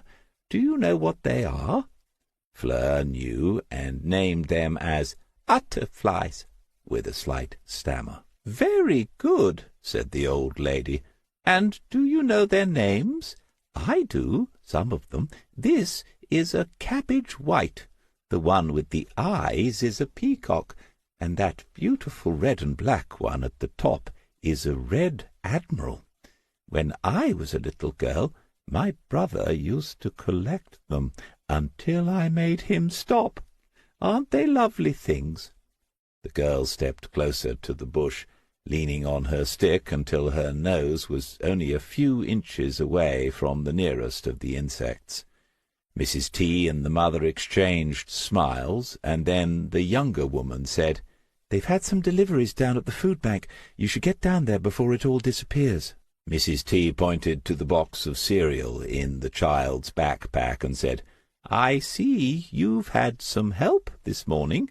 "Yes, you can't keep her out of anything. She has to do her bit." The butterflies had caught the girl's imagination, and she was working her way slowly around the bush. The younger woman said, "No more letters?" "No, dear. It's all gone very quiet. What about you?" "I haven't replied to the last solicitor's letter. That's what Citizen's Advice told me to do. I'm expecting a knock on the door any day now." Mrs. T's face clouded with concern. She said, "Will it be the same horrible people? You know, you can always have me there, or anyone in the house. I'm sure they'd all help after what you've done. Most of us would be—" The front door of the house creaked open, and a tall, thin, dark-skinned man appeared and began to walk along the path towards the gateway. When he saw the two women, he stopped, embarrassed and shy, and the younger one said, "Hi, Mohammed. Going to work?" He nodded first, and then said, "Yeah, they call me. Overtime work." She said, "You'll be a rich man soon, Mohammed." And he laughed, a big-hearted, full-throated laugh that made the little girl turn around and stare. He said, "One day soon. Why, I came. Then we all buy this big house, yeah." She asked him the same question about the letter, and the smile disappeared in an instant. But no, he too had had no more letters. She said, "Remember, if you do, you come and show me." When he'd gone, she called her daughter's name, and then her mobile began to ring. She took it out of her jeans pocket, looked a grimace at Mrs. T, and said, "Talk of the devil. I don't know this number. It might be them." She pressed accept, and then another button so Mrs. T could hear the person on the other end. A voice said, "Hello, am I speaking to Lauren Fitch?" With her gaze fixed on the other woman's face, she said, "Who wants to know?" The man's voice said, "Oh, I'm sorry, my name is David Smith. Am I speaking to Lauren Fitch?" Her face had darkened into a look of distaste. She said, "Who do you work for?" After a short pause, the man said, "Diver and Diver Associates, Miss Fitch. We're based in Kings Lake. She had pressed the red button, and the call was over. To Mrs. T she said, "Sounds as if they're bringing in reinforcements. Fleur, come on, inside now." Perhaps it had just been an inconvenient moment. Those are mostly over within 15 minutes, and so Smith waited exactly a quarter of an hour before he tried the number again. This time the call was cancelled without being answered. In this situation there are people who call again and again until the resolve of the recipient weakens, and they answer angrily, but Smith had never been one of them. If that hadn't been Lauren Fitch, he would be irritating an innocent stranger, in the metaphorical sense, because we're all guilty, of course, and if it had been her, the last thing he needed when he finally met her was the contemptuous look she would have for a nuisance caller. There's always another way. He tried Facebook himself and got his usual result, noting that lots of Fitches must have climbed aboard the Mayflower. And Joe looked at the other popular social media platforms. It seemed the young woman had no profile on any of them, although, as Joe pointed out, some people are present without declaring themselves, Smith himself being a good example. Unusual, though, he said, for a young person these days, and Joe agreed. Lauren's name was not present on the electoral register, the open version that is publicly available if you know where to look. There were at least 3 possible explanations for that. She might no longer be living in any of the electoral wards in or around Kings Lake. She might never have been declared as a person of voting age, despite being in her mid-20s, an offence under all sorts of electoral registration acts. Lauren might have ticked the box that says she does not want her name to be on the open list. Smith always ticked that one, so perhaps they had something in common. Joe entered the name into Google with all sorts of tags and additions, all to no avail. Joe said, "Perhaps she's gone, moved right away after the rift with her father," and Smith shrugged at the suggestion. It was a possibility, but Lillian Maguire had told him that the last she knew Lauren was still in Lake, and that she had had a child of her own. He wondered just how recent that information might be. He might need to call Mrs. Maguire and ask. At 10:30 they left Drift's End, drove into Kings Lake, and bought an MX-5. The entire exercise had an air of inevitability about it, but at least it was over mercifully quickly. Smith kept a wary eye open for Anthony Hills, but Prestige Motors was a big business, and the used car side of it was well away from the main offices. The young woman was very keen to sell, and Smith guessed why. Demand for 2-seater soft tops is lively in April and May, with the whole of summer to drive about in, but come August a dealer doesn't want too many of them sitting in the showroom. In 8 years the car had had only 2 owners, and they must have been competing with each other in the traditional English pastime of car coddling. It was in superb condition, with a full service history. More to the point, it was love at first sight for Joe. They drove it for half an hour, out on the Huntston Road, and then along some of the back lanes that wind through clusters of little flint and sandstone cottages. The car hugged the corners as if it loved every single one, and Smith had to admit it was an experience, that rear-wheel drive, sitting so low you'd be eye to eye with a rabbit surprised on the grass verge, and looking up at a horse in a field. As long as you didn't think about snowy winter mornings, it was fun. Back at the showroom, Smith negotiated a full service and the cam belt change, a full MOT, and asked whether the warranty could include sessions with a chiropractor in case he put his back out when entering or exiting the vehicle. The salesgirl had looked uncertainly at Joe, who managed to reassure her, and then Smith signed on the dotted line and paid the deposit. The mechanical work would take a week because they were so busy. After lunch at Sandrine's, Smith drove across town and parked in the market square. Jason had left a message to say Francis Dunhill had asked for an update, and also that if the files were to remain with Diver and Diver, could they be kept securely. Jason had concluded this meant in the safe at the office. Smith had looked at the files again to see if there was some security risk he had missed, but could find none. Bureaucracy, the world having gone bonkers about data protection. Still, he'd thought, a good opportunity to see whether the divers are as good as they think they are, or need to be. Could they find Lauren Fitch?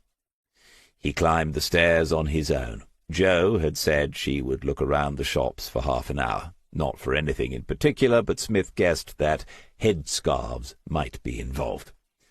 There were voices above him, people talking in the reception area.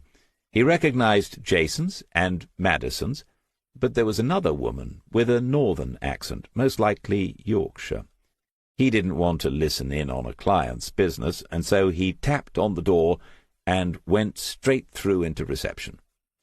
Madison sat at her desk with a mug of coffee in her hand, and her boss was perched on the end of her desk, arms folded, and listening as the woman continued to tell a story about a traffic warden and a parking ticket.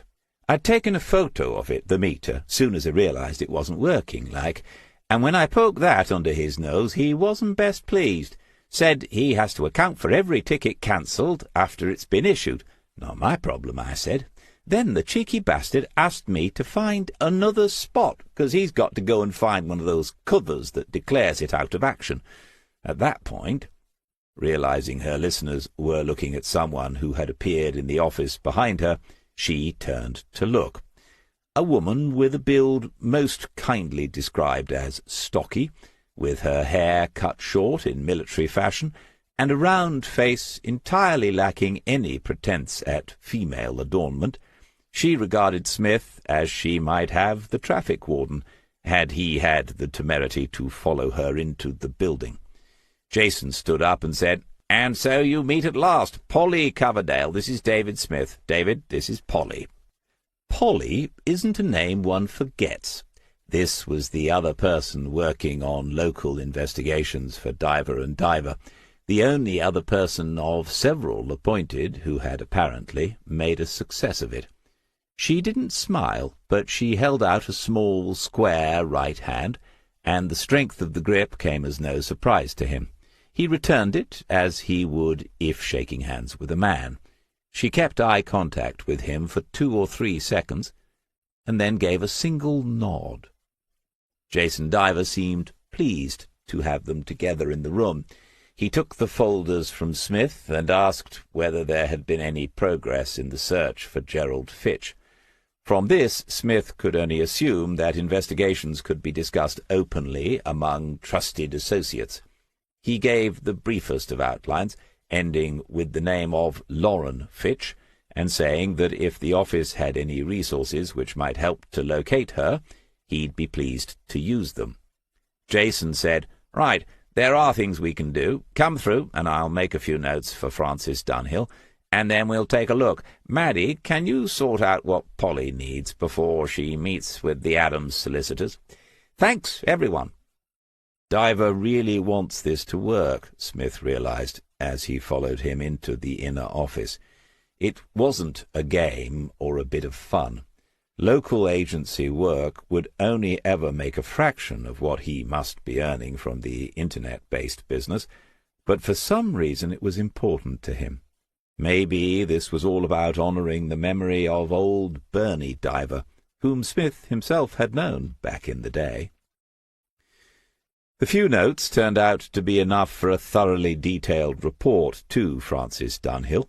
It was clear Diver was out to impress, and obvious enough why.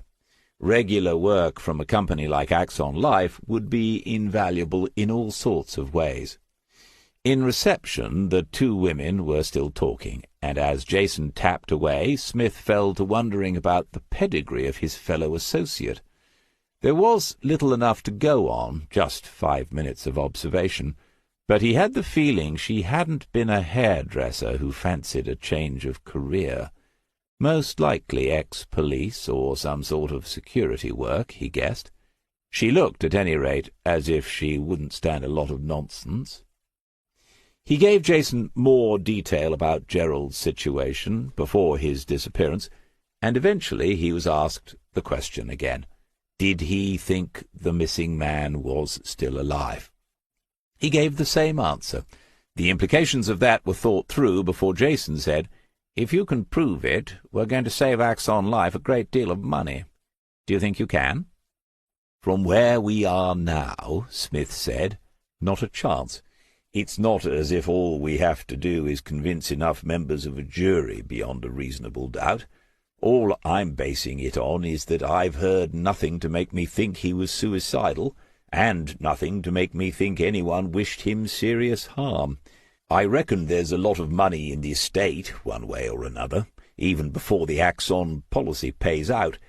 But even so." He hadn't mentioned Mrs. Fitch's family history, and probably could not have explained why. Perhaps he didn't want to be seeing ghosts from his past wherever he looked. Anyway, none of that bears the slightest resemblance to anything Axon would consider proof. I don't have a single lead as to where he might have gone. If he got in touch with anyone, I'd say a relative was most likely. His daughter and his wife don't speak, so the daughter, Lauren, just might know something no one else does.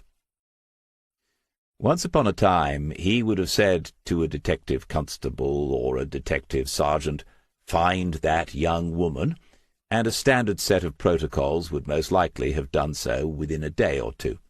Now almost none of those procedures was possible. The police have surprising and unsuspected investigative powers. What they often lack is either the manpower, surely there's no such word as person power, or the willpower to use them. Jason said, "I'll put Maddie onto it. She's allowed to operate on my license, and she's very good at office-based work. If we can find his daughter, and you speak to her, any idea on how long?" "As long as a piece of string, of course." Jason Diver would be thinking about costs and margins, and quite rightly so. Smith himself had added up what this had already cost in terms of his time and his expenses. No doubt DDA would have been employed on a retainer to cover costs, but it would not be open-ended. Police time is, theoretically at least, unlimited. Private time is not. Smith said, "If Lauren Fitch has nothing to tell me, that's the end. Wherever he went, wherever he is, Gerald has either been very careful or very lucky. I could start contacting the missing and homeless charities, but those are one chance in a million jobs that could take weeks. I'd do it, but I'm not sure Axon would pay you at those odds." When he left the office, Maddie and Polly Coverdale were at a table sorting through sheets of legal-looking papers. As he said his goodbyes, Smith saw these included several affidavits. Jason had said earlier, the papers Polly needs to deal with the Adams solicitors.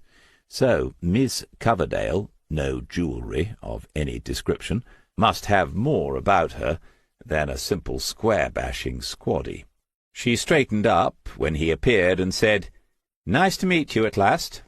And he knew from that just as he had been told about her by Jason Diver, she had been told about him. You cannot help wondering exactly what someone said. It's human nature. At 3:30 that afternoon, Smith glanced at his watch in a moment of irritation. There had been no call from the office. If they couldn't find the young woman, they should have let him know, rather than leave it to him to get in touch. This could easily be explained to a subordinate in words of one syllable if necessary, but that no longer applied either. Maddie was probably more important to Diver and Diver than he was. He decided to wait until 4 o'clock. At 11 minutes to the hour his phone rang, and he could see it was DDA. But the voice on the end was not Madison's. Polly Coverdale was on the line. She said, after confirming who had just answered her call, "Sorry about this. There's a bossy young woman running this place." Smith said he knew the feeling and asked what he could do for her. She answered, "Nothing, just write this down, I suppose." And then she gave him an address, adding afterwards, "I think it's your girl, Lauren Fitch." Nelson Road, Kings Lake. He knew it well. He asked Polly whether she'd been promoted to receptionist's assistant, and then she explained that she, Polly, had found the address and been ordered to ring him directly. He thanked her, and, professional curiosity aroused, asked her how she had accomplished something he could not. Polly said, "Mostly luck. I did debt work for a couple of years, and you spend a lot of time looking for people who've done a runner. You check county court lists all the time. It was a long shot, but when Maddie said she wasn't having any success, I tried it and she came up." Smith said, "As a debtor, she has CCJs against her?" "No, that's the more interesting bit. She's listed as a plaintiff against something called Star Holdings, a Mr. C. Griffiths. I've only glanced at it online, but I think he's her landlord and there's a dispute over a tenancy. It looks like an ongoing thing. The last hearing was only a couple of months ago. Anyway, it could be her." This was worthy of his sincere thanks, and he duly gave them. And then, because he genuinely wanted to know, Smith asked Polly Coverdale what she'd done before those couple of years of debt work. He was certain if she wanted him to mind his own business, she would tell him so. She said, "I did 15 years RMP."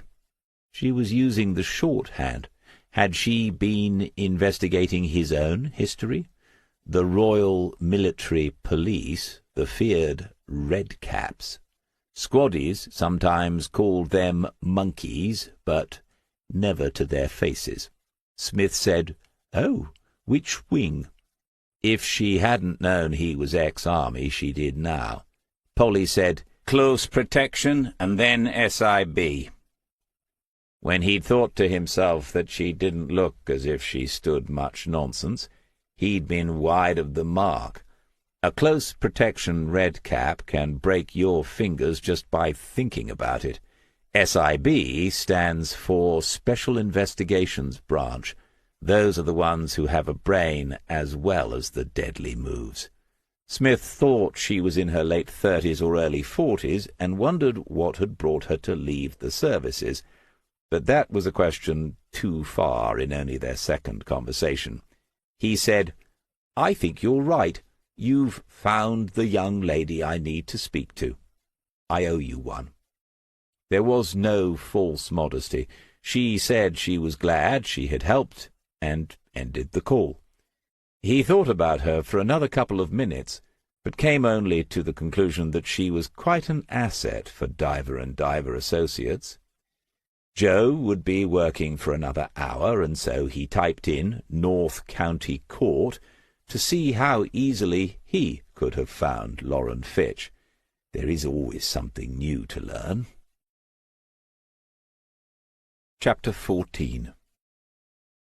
Smith rapped on the door of 27E 3 times, and it opened within a matter of seconds. She was tall and slim and cross. He said, "Good morning. How did you get in?" "To the building," he said. "I came through the front door. Did you use a key? Do you have a statutory right of entry?" This time he made eye contact and didn't respond immediately, hoping to avoid further interruptions.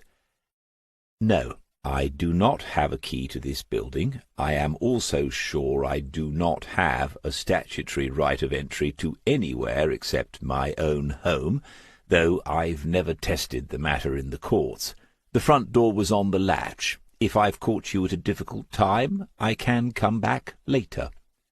The young woman opened the door a little more and took a step forward so she could look along the short corridor behind him. Then she folded her arms and said in a somewhat less aggressive manner, "You're on your own?" "Yes." Smith had realized why she was behaving in this fashion.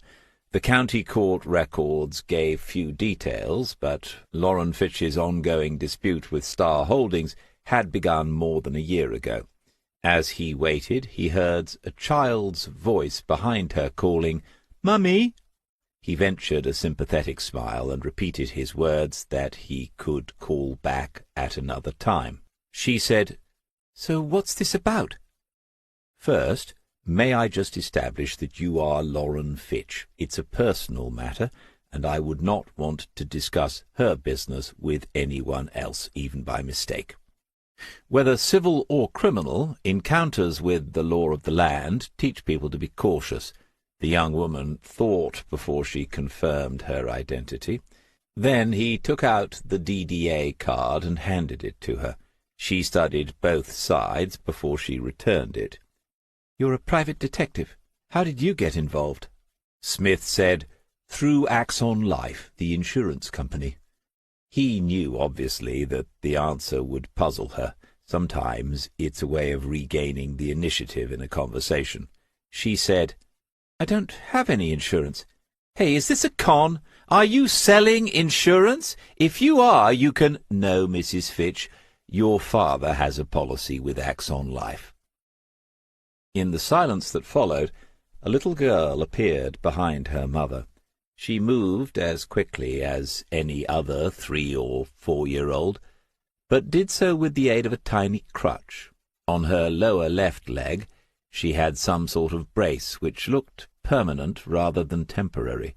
She gave Smith a shy smile and took hold of her mother's hand. Loren spoke with a different sort of self-control now. She said slowly, staring at him very directly, "My dad? Is he dead? Have they found him?" Smith said, "I'm happy to answer all your questions, Miss Fitch. In order, then. Yes, this is about Gerald Fitch. I have no idea whether he is dead or alive, and if anyone has found him, I wish they'd tell me, because that's what the Axon Life Insurance Company has asked me to do." He gave her time. This was a lot to take in, but in addition to that, Loren Fitch was undergoing some emotional turbulence. The little girl looked up at her and said, "Who is it, Mummy?" "It's just a man come to talk to me. You can go and play." But the child didn't let go of her hand. Smith waited again, and eventually the young woman said, "I don't have any contact with my father. I can't tell you anything." In a matter of seconds, Gerald had gone from being my dad to my father. Smith said, "I am aware of that, Miss Fitch. There was no sign of a ring, and if she was living in this tiny bedsit with a child, he guessed there would be little sign of a man either. I spoke with Andrew and Lillian Maguire the day before yesterday, and they explained the situation. In case you're wondering, they didn't give me your number. This was still in your father's mobile phone." She had reacted to the names of the people she once knew, and for a moment he thought she was going to ask how they were. Instead she said, "You have his phone?" He explained the circumstances. The longer he could keep her engaged and talking, the better. She might have asked an awkward question about how he had come by her address, but instead she said, "So you were talking about an insurance policy. If he's still missing, how can—" And then her face altered. A cynical smile is still a smile, but only in the way that hollow laughter is a mocking echo of the genuine thing. She said, "Oh, I get it. Someone else is claiming on the policy. It's 5 years. Is that a legal thing?" He said, "It's all quite involved, but in essence, yes, you're correct. I've been asked to re-examine the circumstances of your dad's disappearance before any payment is made. Obviously, I'm trying to speak to anyone who knew him, relatives, friends, work colleagues. And, as I just said, I've had a meeting with his wife, Amanda." Smith had tried to colour that last point with a tinge of uncertainty, to say the words whilst touching the black keys, the sharps and flats. He could not tell whether he'd succeeded. Somewhere down in the house below, a door closed heavily. The little girl was still gazing up at him, and he smiled back at her. She was a pretty little thing, and he thought, what's your story, your part in all this? She must be Gerald's grandchild, and he, Smith, would have liked to know. He was on the point of making a polite retreat when Lauren Fitch said, "All right, do you want to come inside?"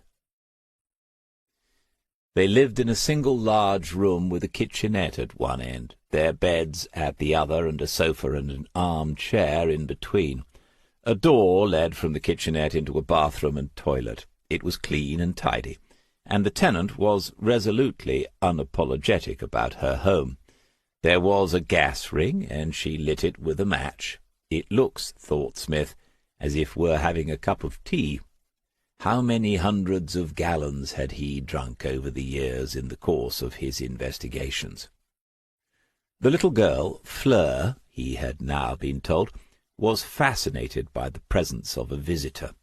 She brought him a succession of toys and then books for his inspection, and he asked her whether she could read any of those books. She sat on a small stool, obviously her reading place, and performed a story about a very hungry caterpillar as she turned and read aloud each page. Smith said, "You're not even at school yet, are you?" And her mother answered, "No, kindergarten next month at the primary. She's never been in daycare, costs a fortune. We do stuff at home." He said, "I'm no expert, but I'd say she's already ahead of the game." Her mother shrugged, but he could see the compliment had been welcome.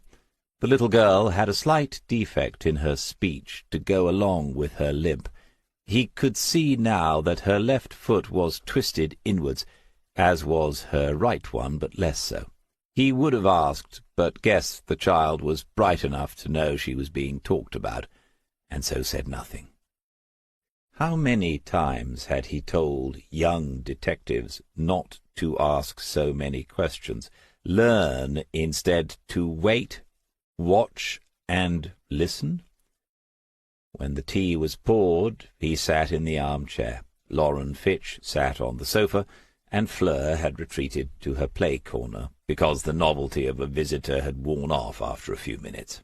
Then, without being asked a thing, Lauren told him Fleur had been born with cerebral palsy. She said, "We've met plenty of others at the clinics. She's one of the luckiest." Smith remarked that her daughter seemed very bright. "She is, actually. They do loads of tests, all the developmental stuff. She always comes out at the top. She's going to be okay." This was a simple statement of fact, and Smith admired it. He asked whether Fleur would have treatment as she grew up. "Yes, she'll have ongoing speech therapy. NHS, obviously, so long waiting lists. Later on, they say she might be a candidate for some specialist surgery. They might be able to straighten her legs. But that's a long way away. It doesn't hold her back." Lauren Fitch gazed at her daughter again, plainly the sun around which her life revolved, and Smith took the opportunity to properly study the young woman for the first time. She was thin to the point of being overly so, and above average height. Her hair was dark and shaved close to her head at the sides, but shoulder-length elsewhere. He thought it an odd look, but he'd noticed other young women on the streets of Lake choosing the same style, so it must be some sort of a fashion. She had a single gold ring through her left nostril, and on the right side of her neck was the small tattoo of a scorpion. Smith could never for the life of him understand why a young woman would wish to deface one of nature's most wonderful creations, but he was long past debating the matter with himself or anyone else.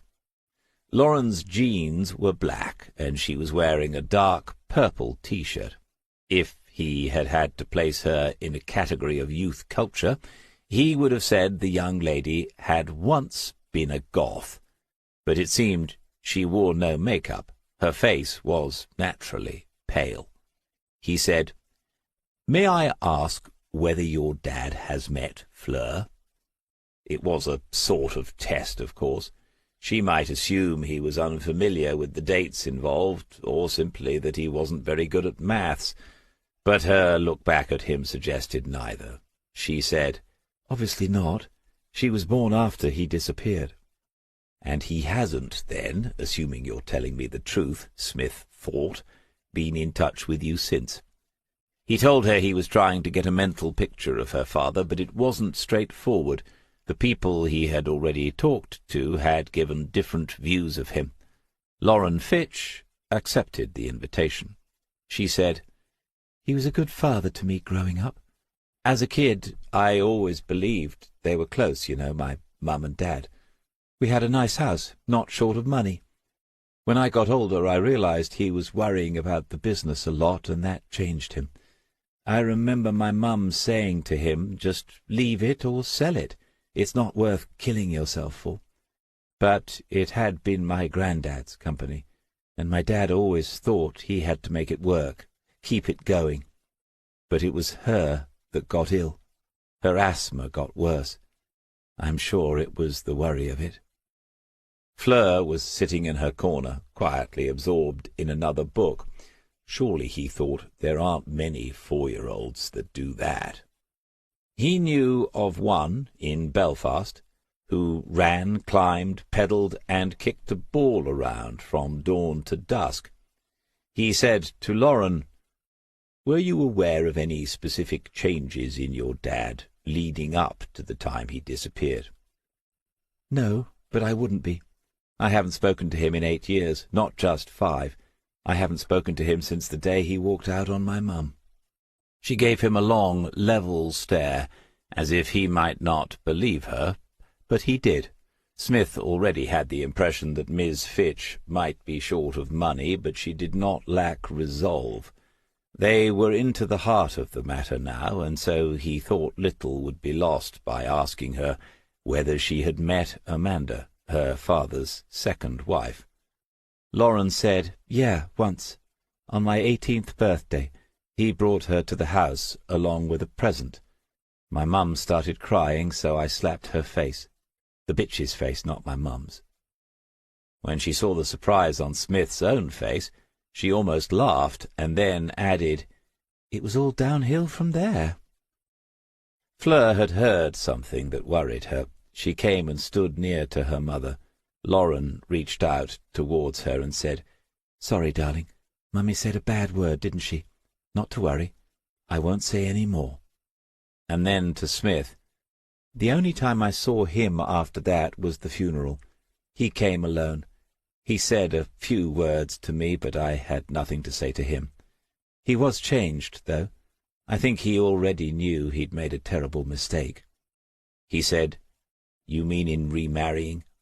"I mean in having anything to do with that woman. I'm not just a daughter defending her mother here. I think Amanda Routh is evil.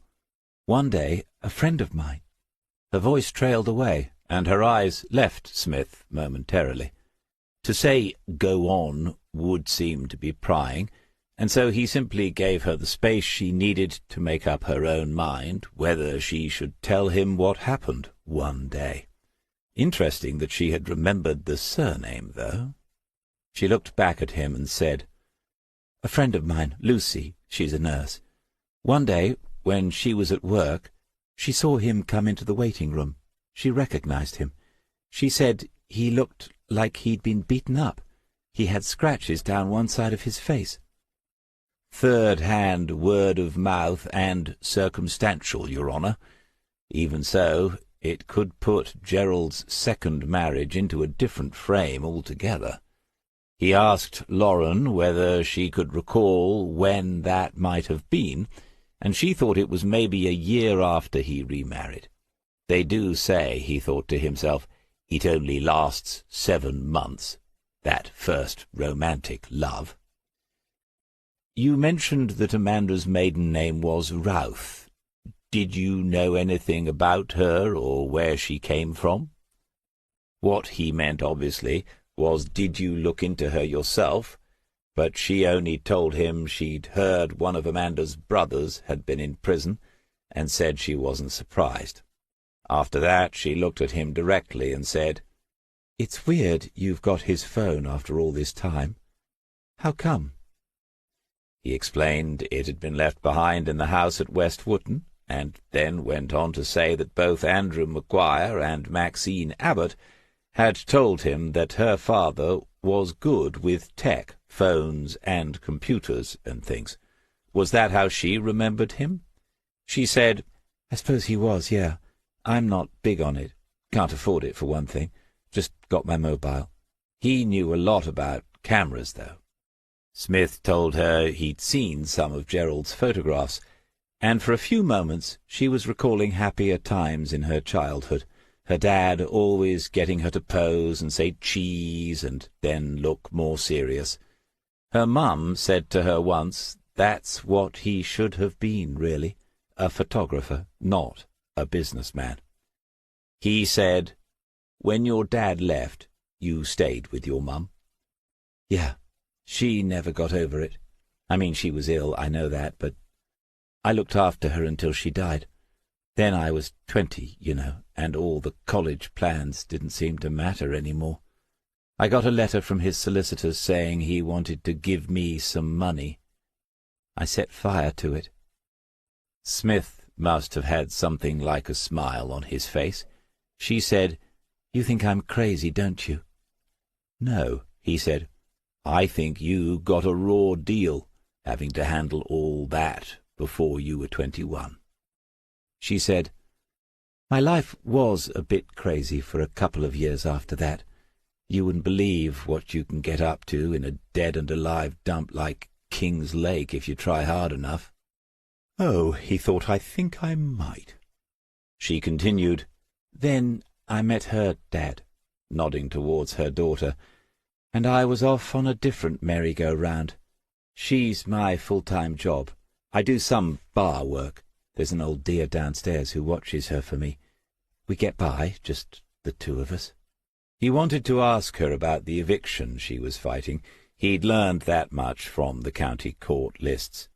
Doing so would, however, make her think she too was under investigation, that he'd been looking into her business, and she was likely to perceive that as another sort of threat.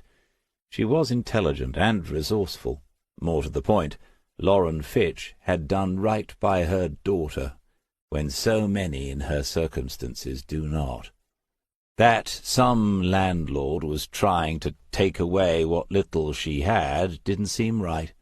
There isn't much you can do as a copper, but there's even less if you're just a jobbing private eye.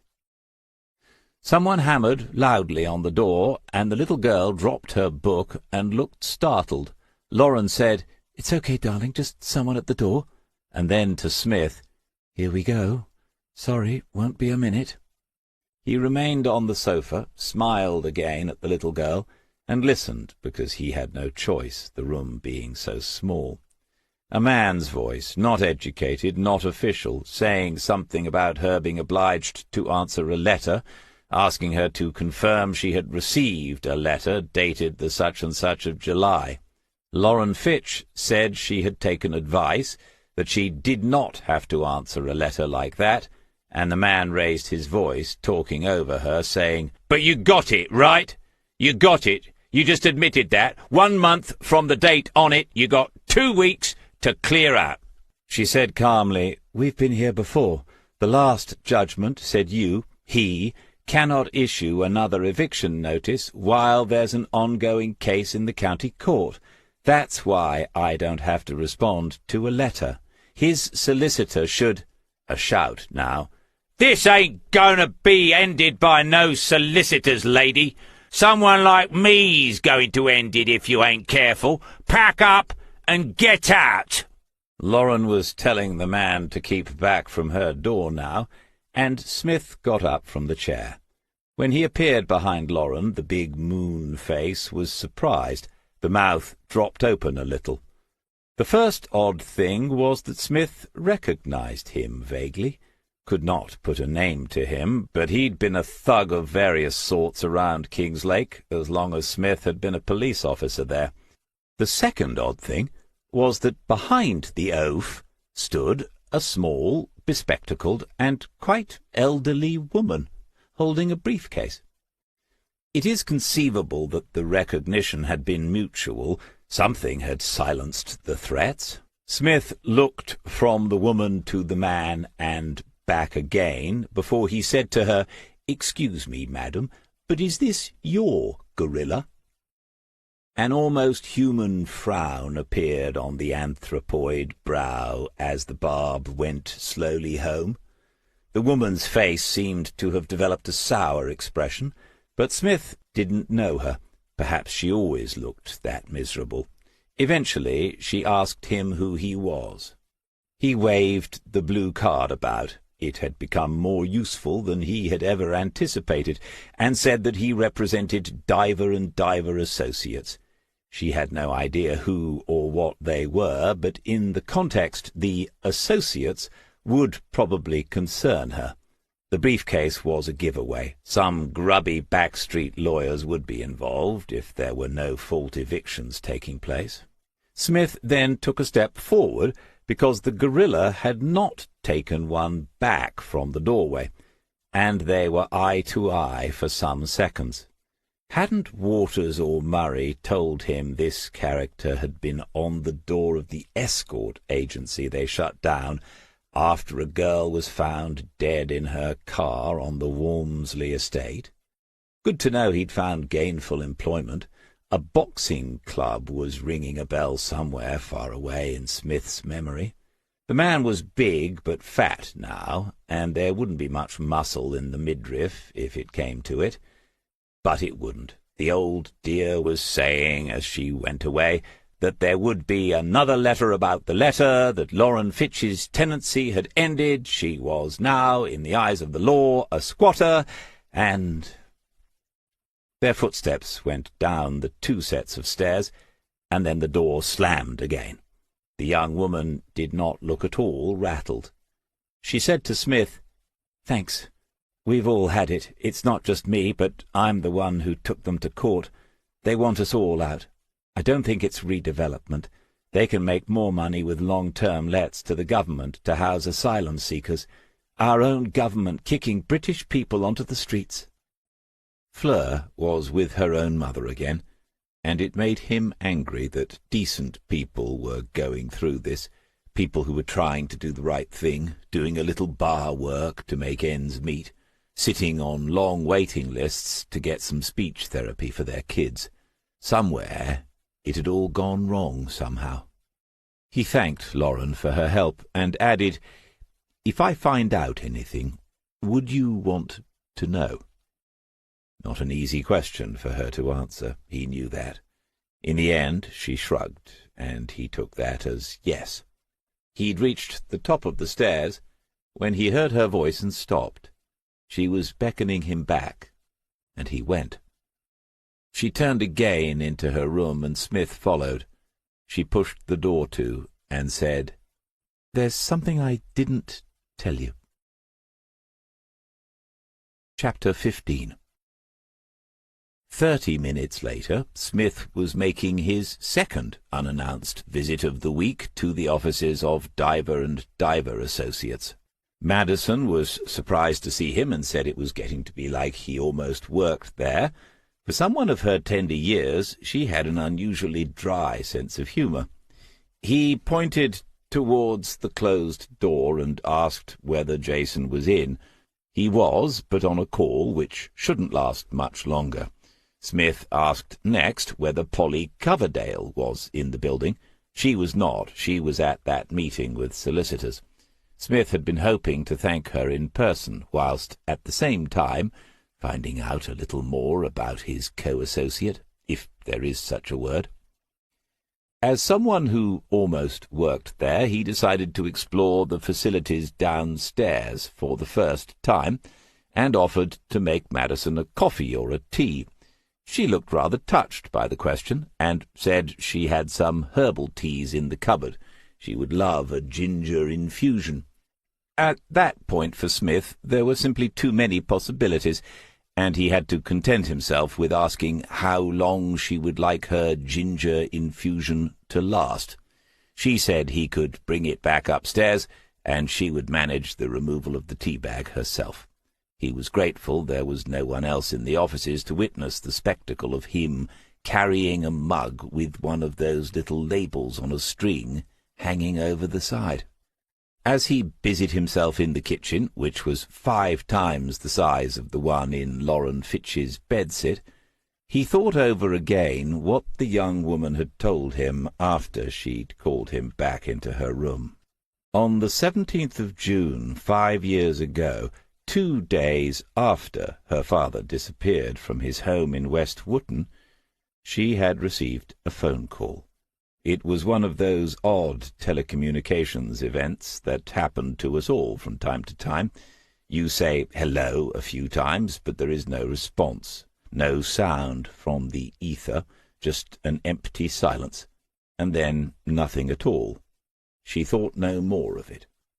1 week later, on the 24th of June, she received another call. She checked her records afterwards, and it was from exactly the same number. This time she took notice of it, because in between the 2 calls she had been spoken to by the Kingslake police about her father's disappearance. On the 17th, no one had yet told her he was missing. She waited on the line for whoever had called to say something, and eventually said, "Dad, is that you?" Whoever it was had made a sound. When she told Smith, she said it was a sort of choked sob, as if he was trying to speak, but could not. And then the call ended again. Smith had said to her, as if he was trying to speak, and she said yes, it was a man, she was certain of it. And she thought it had been her father. When he asked her why she thought so, she admitted it was just a feeling. More than 5 years ago. Obviously she had changed her phone since then, but she was, as he had already concluded, a rather sensible young woman. In a notebook she had written down the number, and she still had that notebook. When she brought it to him, he had said, "Did you go back to the police with the number?" She swallowed before she answered him, and he thought, there's a dam that's going to break sooner or later. "No," she said. And when he did not comment on that, she said, "I wasn't sure I wanted anyone to find him. I wasn't sure I wanted to see him again, so—" It was a landline number, and he recognized the area code, force of habit, a habit of the force. These apparently trivial things stick with you forever. 01692, North Walsham, the far north-east of the county of Norfolk. If the calls had come from Gerald Fitch, if he had been there for at least a week, why there? If Gerald was in north-east Norfolk, he had not, after all, been involved in an unfortunate accident or something worse. he was still alive, if not exactly kicking. If Gerald had reached out to his daughter after 3 years of separation, why say not a word? If my instincts are still of the slightest use, thought Smith, this is a lead, and a good one. Naturally, he had called the number himself. The moment he arrived back at the car, a continuous high-pitched tone was the result. He tried again, carefully checking each digit, only to hear the same sound again, and a third attempt. The noise was becoming more irritating each time. The lowliest detective in Kingslake Central would know how to find the address linked to that landline number in a matter of minutes, and, more to the point, he or she would have the authority to obtain that information if doing so was part of an official investigation. As a member of the public, Smith had neither the means nor the authority to search for it. He had sat in the Volvo and considered these matters for 10 minutes, and then driven to the market square, parking in his regular spot before a visit to DDA. How many times had young Mr. D said to him, "Don't underestimate what we can do to support you if you're on a case of ours, David. We have ways and means. Just ask, you might be surprised." But it was Jason Diver who was in for the surprise, because Smith was going to ask. When he arrived back in reception with a tea for himself and the weirdly coloured concoction for Madison, Jason was there. She had told him that was obvious, and Smith was invited into the office immediately. Jason said as they both sat down, "Good to see you. Something to report?" Smith summarized the results from the interviews he had conducted over the past couple of days. He did so chronologically, ending with the one which had finished less than an hour ago. As he opened his Alich notebook to reveal the phone number, the intercom on Diver's desk buzzed, and Madison's voice said, "It's your call back from Oslo." Probably important. Smith knew the young woman did not usually interrupt interviews, but Jason said to her, "Okay, can you give Goran my apologies, Maddie? I'll call him back in 15 minutes. Smith had noticed this before. Jason was inclined to take a disproportionate interest in the parochial matters of North-West Norfolk, and one day the young entrepreneur was going to ask to come out on a real case instead of a virtual one, or a digital one, whatever the word is that they use to differentiate between their world and his own. This was a scenario which was to be avoided for as long as humanly possible. Jason said to him, "We don't know that call was from Gerald Fitch." "No. But you think it was, don't you?" "It really isn't that simple." Smith sat back in the chair and folded his arms, a gesture which somehow implied patient resignation rather than defensiveness. He said, "Lauren Fitch believes it was her father, and she struck me as a sensible and responsible young woman. From our point of view, therefore, it might have been Gerald, that's all. However, if I was still working at Kings Lake Central and this came across my desk, it would be viewed as a potentially significant development." Somewhere out in the back streets, two vehicles blew their horns at each other, probably in Silver Street, Smith thought, and someone's gone the wrong way up it. The one-way system never had worked properly. Jason was thinking things over. Then he said, "Let's assume it was him. What do you read into that?" Smith said, "He left of his own free will. There are some strong hints now that the marriage wasn't in good shape, and we know for certain the business wasn't. He was alive at least 9 days after he disappeared. A middle-aged man with no serious health issues that I'm aware of. He might have died subsequently, but statistically the odds are that he hasn't." Jason said, "He's still alive in that case." "But all of this," said Smith, "hangs on an if. If that call came from Gerald Fitch. You could go back to Axon Life with this, but I doubt whether they can withhold paying out on the policy on the strength of a mystery phone call. Jason Diver asked for the number and tried it himself, a perfectly reasonable thing to do. He achieved exactly the same result as Smith. It was troubling him, the thing that was coming next, and Smith knew why. He'd known it 45 minutes ago when he sat in the car and considered the matter. So, David, we need to know where that phone was 5 years ago, where the phone was that had this number. That's what you're telling me. After a pause, Smith said, "And if we had that information, I believe it would be worth going to that place, yes. You have to, or it's a loose end forevermore. You can't leave those lying around." Diver was still dealing with it, still processing, but the 15 minutes before the Oslo call would soon be up. Smith said, "Can you get it?"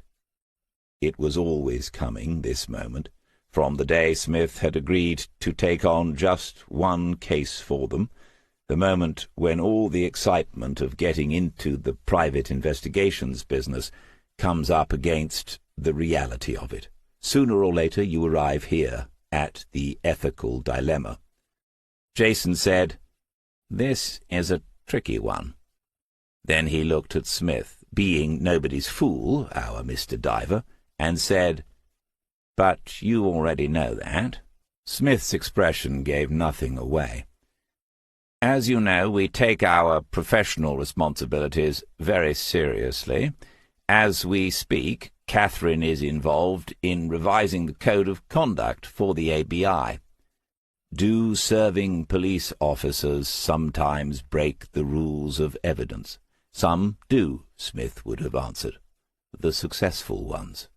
This was Jason Diver's call, and there was no point in leaning on him, or even trying a little persuasion. Smith knew perfectly well that what he was asking Diver to consider was not only against some code of conduct, he had the leaflet somewhere, but was also breaking some sort of privacy or data protection law. Imagine the anarchy if all of us could look up someone's address simply by knowing their phone number. Jason Diver said, "Okay, leave this with me." Smith nodded and made to get out of the chair. As he did so, Diver asked him what else he would be doing in the meantime, as far as the investigation was concerned. Smith said, "It might be worth taking a look at the Fitch Marine site down at the riverside, and I thought I might have another word with Amanda Fitch and pass on the good news about her husband. I'm sure she'll be delighted." Nothing in Smith's demeanour had called for an explanation, but Jason clearly felt he should give one. He said, pointing at the phone number now written onto a pad of yellow post-its, "A lot of people owe me favours. Maybe it's time to call one in." Back in reception, Smith found that Madison was actually drinking the ginger tea. He asked her if it was all right, and she said with a lovely smile that it was beautifully infused. Making his way down the stairs, he thought, heaven forgive them, these young ladies. Half the time they know not what they do. Over lunch, Joe said, "So this damsel in distress thing, was it always a part of your modus operandi? I'm trying to recall whether I fell for it myself." Smith had already told her about the washing machine in Porto, and now he had described the encounter with Knocker Blair, the name had come back to him, in Nelson Road earlier that morning. He hadn't connected the two events in the way that Joe just had, however. He said, "I do not believe it was, and a sensitive soul might resent the implication." Joe shrugged and said, "Just wondering. I expect over the years you've assisted lots of men with leaky washing machines and renter-heavy problems as well." He nodded in solemn agreement. There was a suggestion in the air that the long spell of fine weather was coming to an end, a stirring from the northeast and clouds building on the western horizon. Joe said, I've had some news myself this morning. First thing, Maz might be ready a couple of days sooner than expected." "Maz?" "Our new family member. Prestige rang we could pick her up on Tuesday afternoon." "Her?" Obviously it was hopeless, but one must make the effort. Joe said, "Yes, of course she's a she. It's Maz for now. I was thinking a name beginning with M to go with Mazda, but I haven't decided yet. Not Miriam, obviously. Monica, Mary, Madeline, or Madison," he thought to himself. Maddie Mazda. He wasn't getting involved in this, and said nothing, but Jo could be relentless in her own way. She said, "I know what you're thinking. It's just a mechanical device. But when we're deciding who's taking which one, are we going to say the Volvo or the Mazda?" "Why not?" he said, despite himself. And the answer was, "That's just impersonal, like we're talking about cars in an office pool. Don't tell me your old Peugeot never had a name." Smith said she most certainly did not. She caught it immediately and smiled before. "And so you should begin using the Volvo's proper name as well." "He has a name already?" "Yes, Vernon." A mouthful of Irish breakfast tea was taken in the hope of ending the nonsense. Then Smith said, "What was the second thing? You said the car was the first." "Oh, yes, the Spear Book Group are being taken over by Eagle House." His eyes met hers over the rim of the teacup. He emptied it, and then put it down carefully on the saucer. Jo had delivered that item of news in a manner far too off-hand, and they both knew it. Spear Books was her publisher. She had a contract with them to deliver 3 more in her series about true crime investigations over the next 3 years, and a sizable sum of money was involved. Smith said, "Do you know any details?" "No, I had an email, just a general circulation thing. I've spoken to Adam, and he apologized for it. There's a meeting with the authors towards the end of next week, in London and in person. So it must be serious." He said, "They'll honour contracts, surely." Jo laughed and said, "That's the very first thing they'll say. They always do when this happens. But everyone knows this is the time when lists get reviewed and writers get cut. When it comes down to it, who can afford the best commercial lawyers? Not the authors." He told her she must be among the Spear Group's most successful writers, and said he didn't think there was anything to worry about, for which she thanked him. Then she said, "Even so, I was wondering whether we ought to cancel the new car, just for now, until I know something definite." It was a genuine question. Smith said absolutely not. They could manage whatever happened, and added, "Besides, Alice down at the village shop is always looking for part-time staff, and the Marston Hotel needs cleaners. I'm confident you'd soon find employment." After lunch, Smith unlocked the garden shed and found the things he was looking for quickly enough. It was an unusually tidy garden shed, with nails and screws into the uprights and roof timbers so that its contents could be hung up and easily located.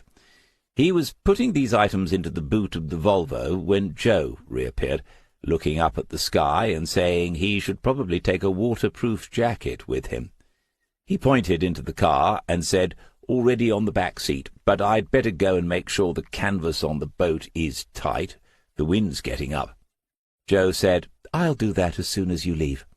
Then she stared into the boot of the car and said, "Are you going undercover?"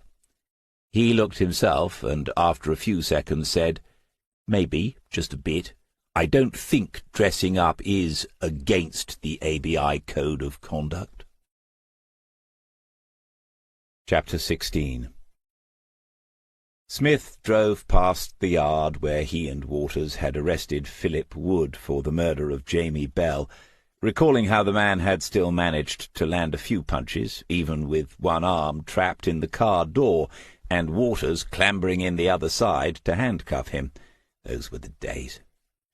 Fitch Marine Engineering owned the next site downriver, Who would ever have guessed then he would be back here on another investigation all these years later, and as a private operator? The works had been closed for a long time. He expected to see abandoned buildings and weeds and warnings on the security fences, and indeed there was plenty of that, but there was also a vehicle parked inside. He drove past slowly, as if searching for something, giving himself time to assess the situation. The car was a long blue Mercedes estate, and there was a clue painted on the side of it, Layer and Company's company logo. This was one of the county's largest estate agents, handling both high-end residential and commercial properties.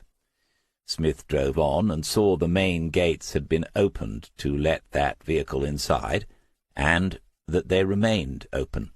He went further down the road until he was out of sight, then pulled over and considered the best way to exploit this opportunity.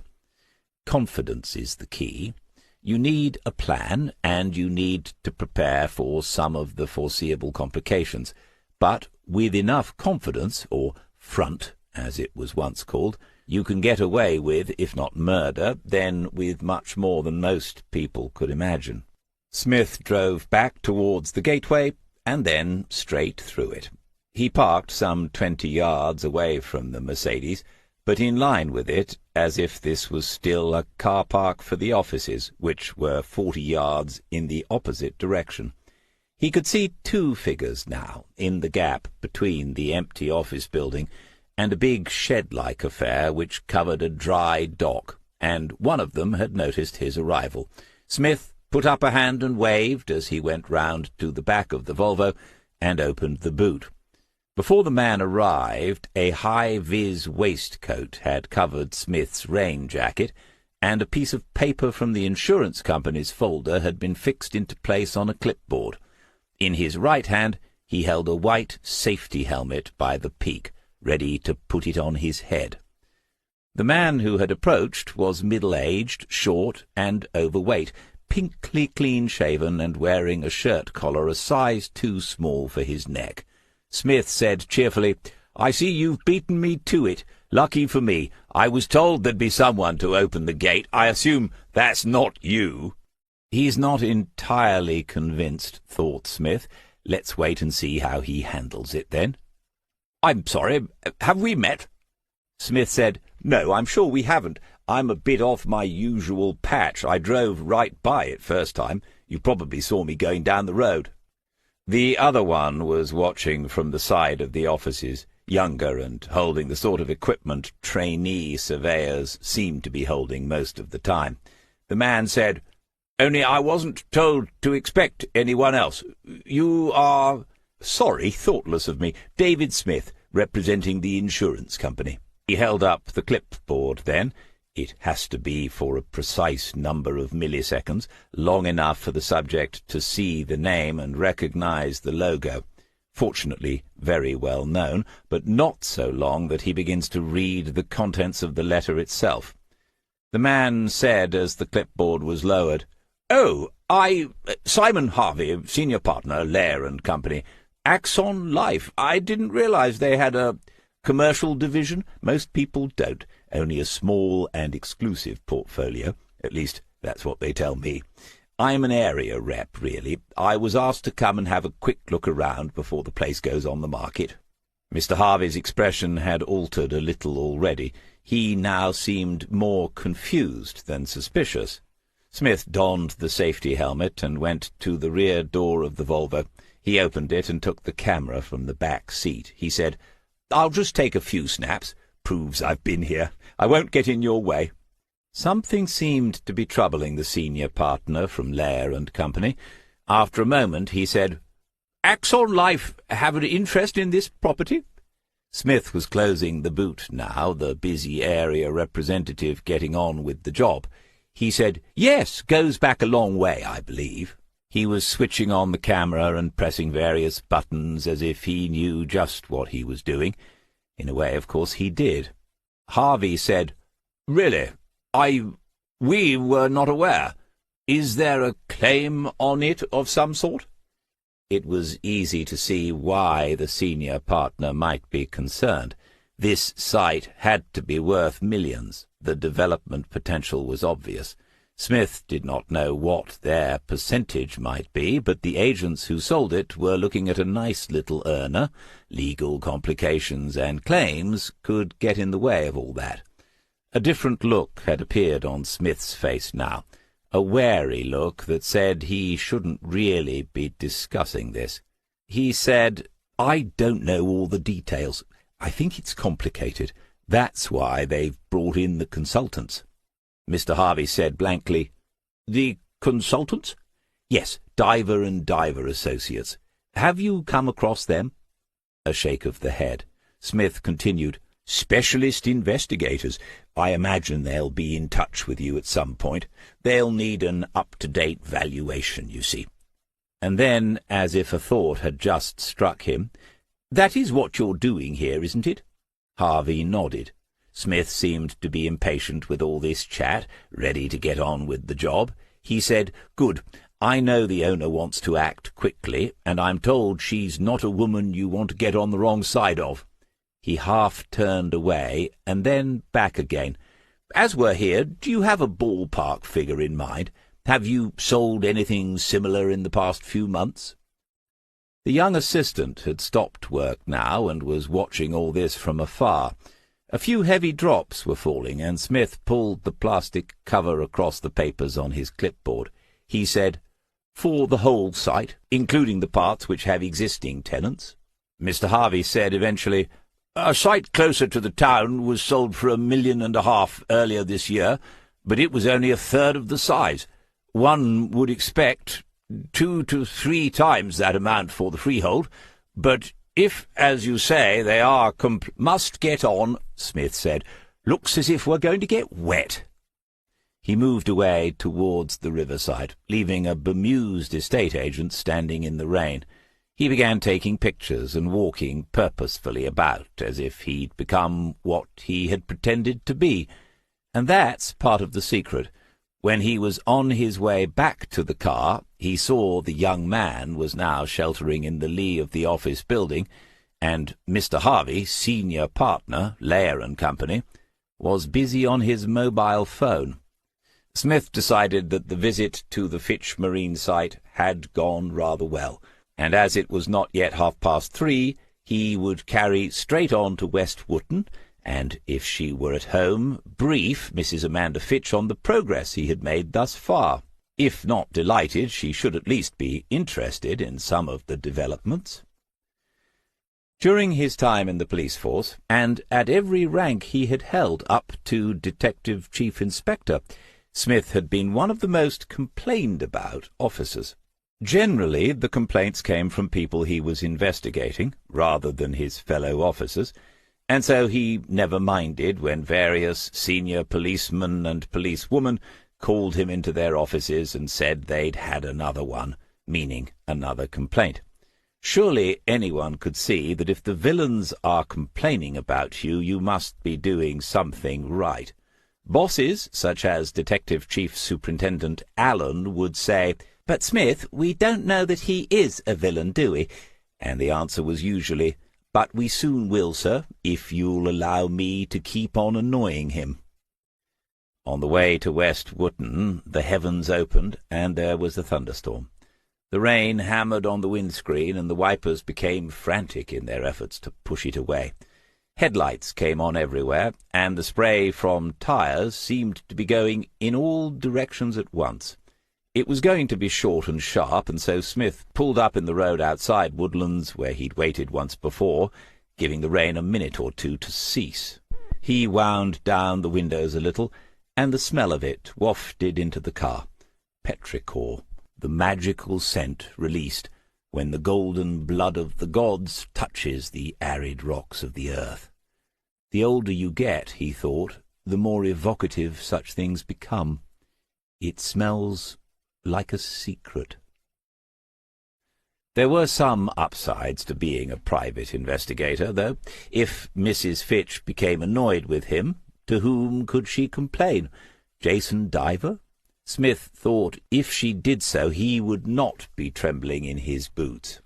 Mr. Simon Harvey might conclude he had been misled in some way, might even by now, Smith thought, have been in touch with Mrs. Fitch, trying to clarify certain matters, and if he had called her, Smith had told no outright lies. He was representing, if only indirectly, the Axon Life Insurance Company, and there was a firm of specialist investigators involved called Diver and Diver.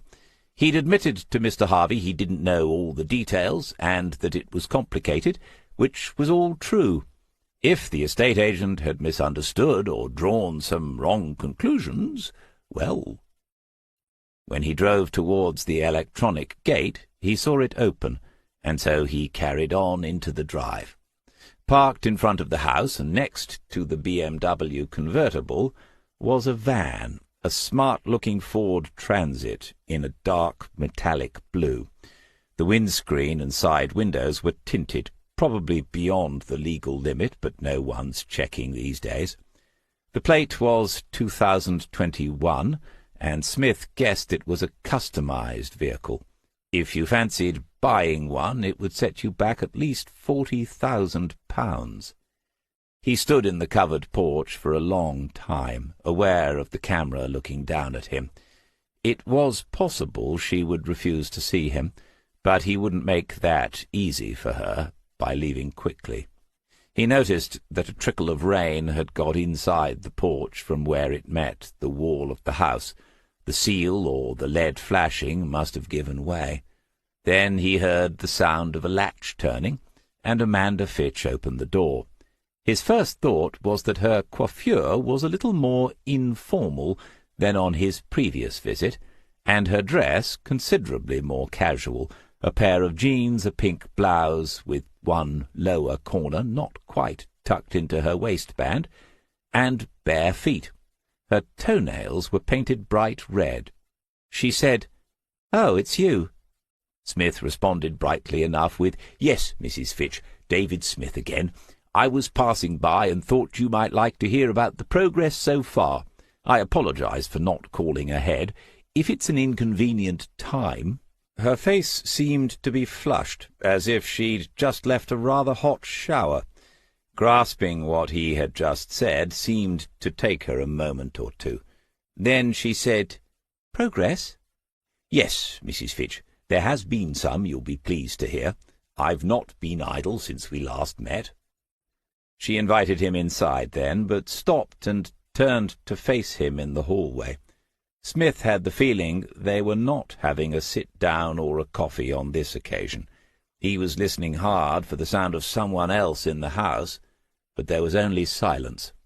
Amanda Fitch was recovering herself now, and those sharp eyes were focusing on her visitor. She said, "So, what have you turned up?" No beating about the bush, then. Smith summarized the list of people who had been spoken to, noting her reactions to each name, but in truth there was only one reaction to them all, which was a fixed blank stare. Perhaps she blinked once at the mention of Lauren. Perhaps, he thought, she was still reacting to that slap on her face on the young woman's 18th birthday. She said, "Sounds like you're just digging up the past. I suppose that's the sort of thing you have to do. When are you going to call it a day and write your report?" Smith said he appreciated her situation. She had said before that the house was too big for her, and that the business matters all needed sorting after 5 years. But his conversations had produced something he needed to follow up. Not a lead exactly, but he thought it would be a few more days before he could finalize matters with Axon Life. He'd said this casually enough, but the effect was unmistakable. At first, a silence. Then she broke eye contact with him before she said, "Who did that come from, then?" Smith said, "I don't want to create any false hopes or expectations, Mrs. Fitch. It might come to nothing." She was irritated with him, but in control of herself. She knew what he was doing, and eventually managed a sort of smile. "All right, Mr. Smith. I expect you'll let me know." He said, "You will be the first. As I'm here, I was wondering whether you could let me have a photo of Gerald, the latest one you have. It doesn't have to be a portrait, just a good likeness." Again he was letting her work out the implications, and again she knew he was. She didn't say much, just asked him to wait there while she went upstairs. Smith waited and thought. He hadn't seen any pictures of her husband on his last visit. They must all be put away in drawers and cupboards. He heard her move across an upstairs room, and then, unmistakably, the sound of a toilet flushing from a different part of the first floor. It might be a plumber, he said to himself. Then again, it might be Father Christmas. When Amanda Fitch returned, coming down the stairs, she seemed to look at him quizzically, perhaps wondering whether he'd noticed the sound of someone else in the house, but Smith gave no sign he had. In her hand she held a framed photograph, and in answer to his question she told him this had been taken a few months before Gerald disappeared, and added, "It's a self-portrait," as if that was significant. He looked older than in the wedding photographs Joe had found online, barely recognizable, in fact. It had been taken out of doors, and in the background was a beach, blurred by the distance. He stood looking to the left of the camera, his hands in his pockets. It was what a critic might have called an honest portrait in black and white, a thin-faced, middle-aged man gazing into the distance. But whether into the distant past or the distant future, it was impossible to say. The expression was that of a man resigned. It was, in its own way, a striking image, not least because it was technically accomplished. Smith knew enough about the matter to recognize that. When he looked up from it, he could see she was waiting for him to leave. He thanked her for the picture, considered briefly, but not seriously, asking after her family, and then walked towards the front door.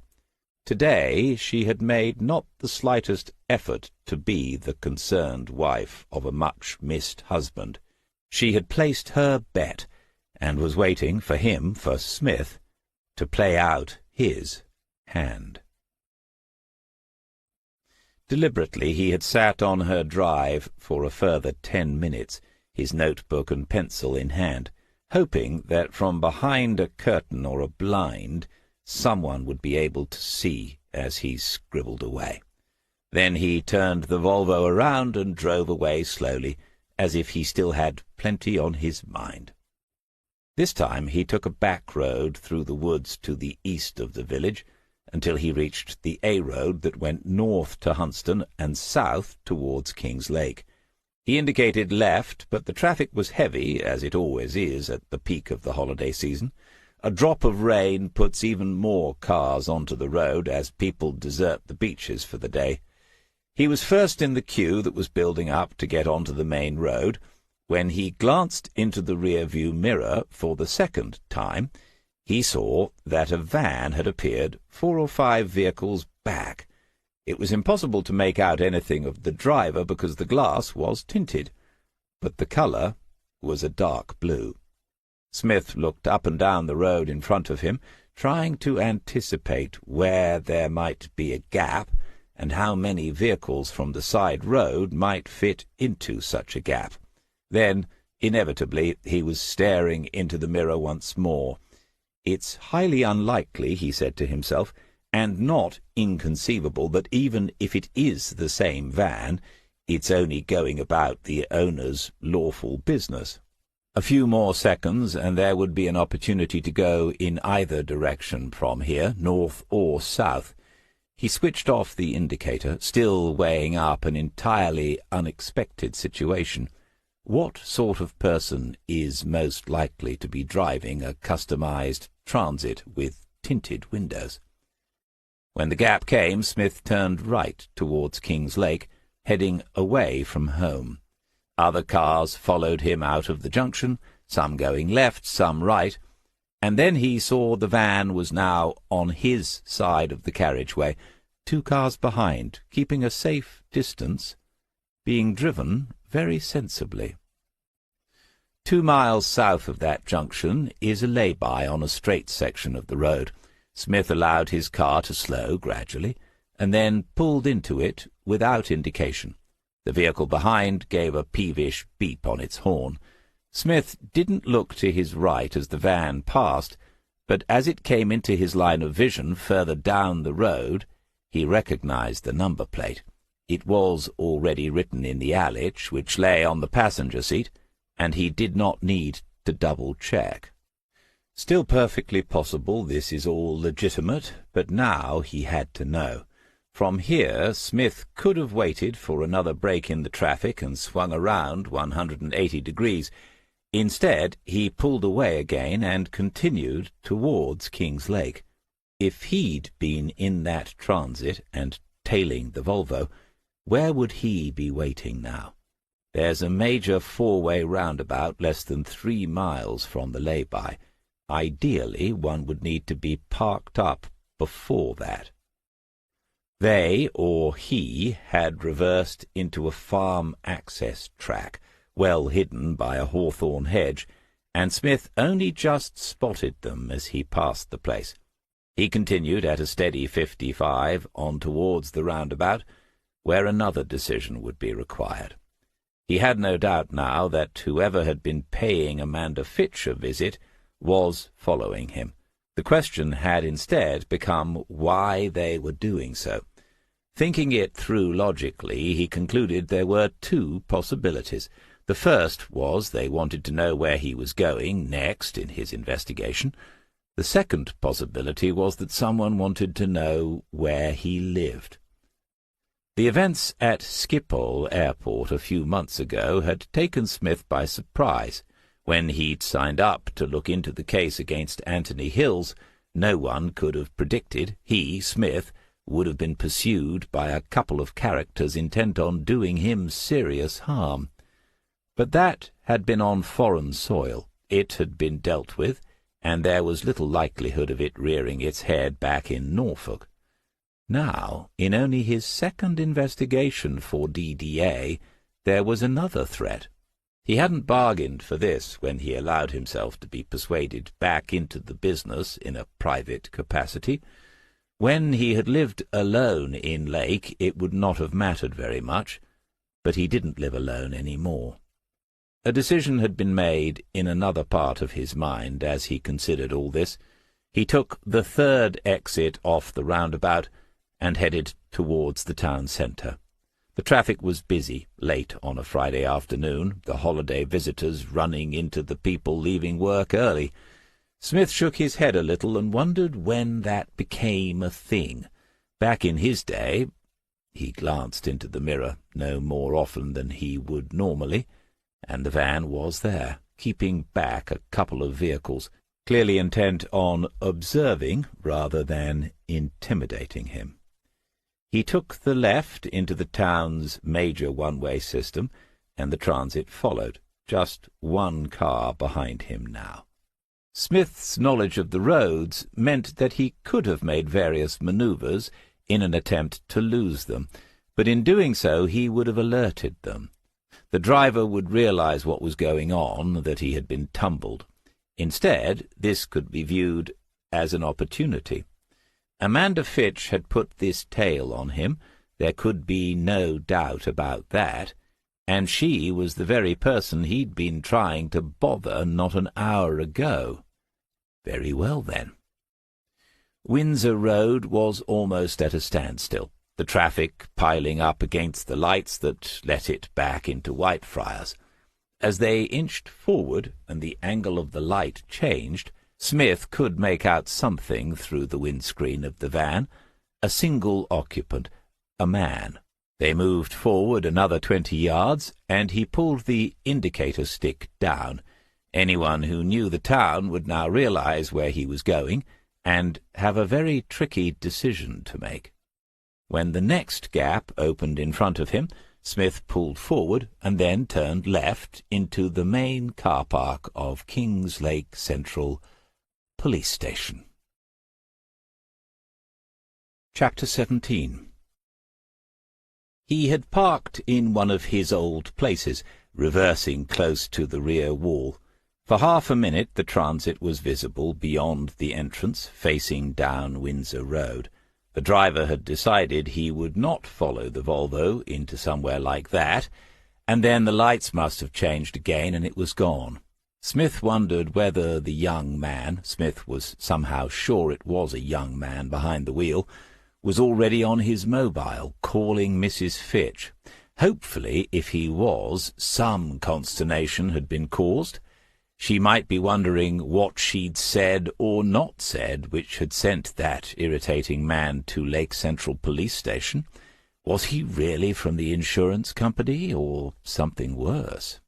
More to the point, as far as Smith was concerned, why had she sent the transit man out of her house, and almost certainly out of her bedroom, so promptly? Why did she want to know more about the man who was investigating her husband's disappearance? What, in other words, was she worried about? It was almost as if she had something to hide.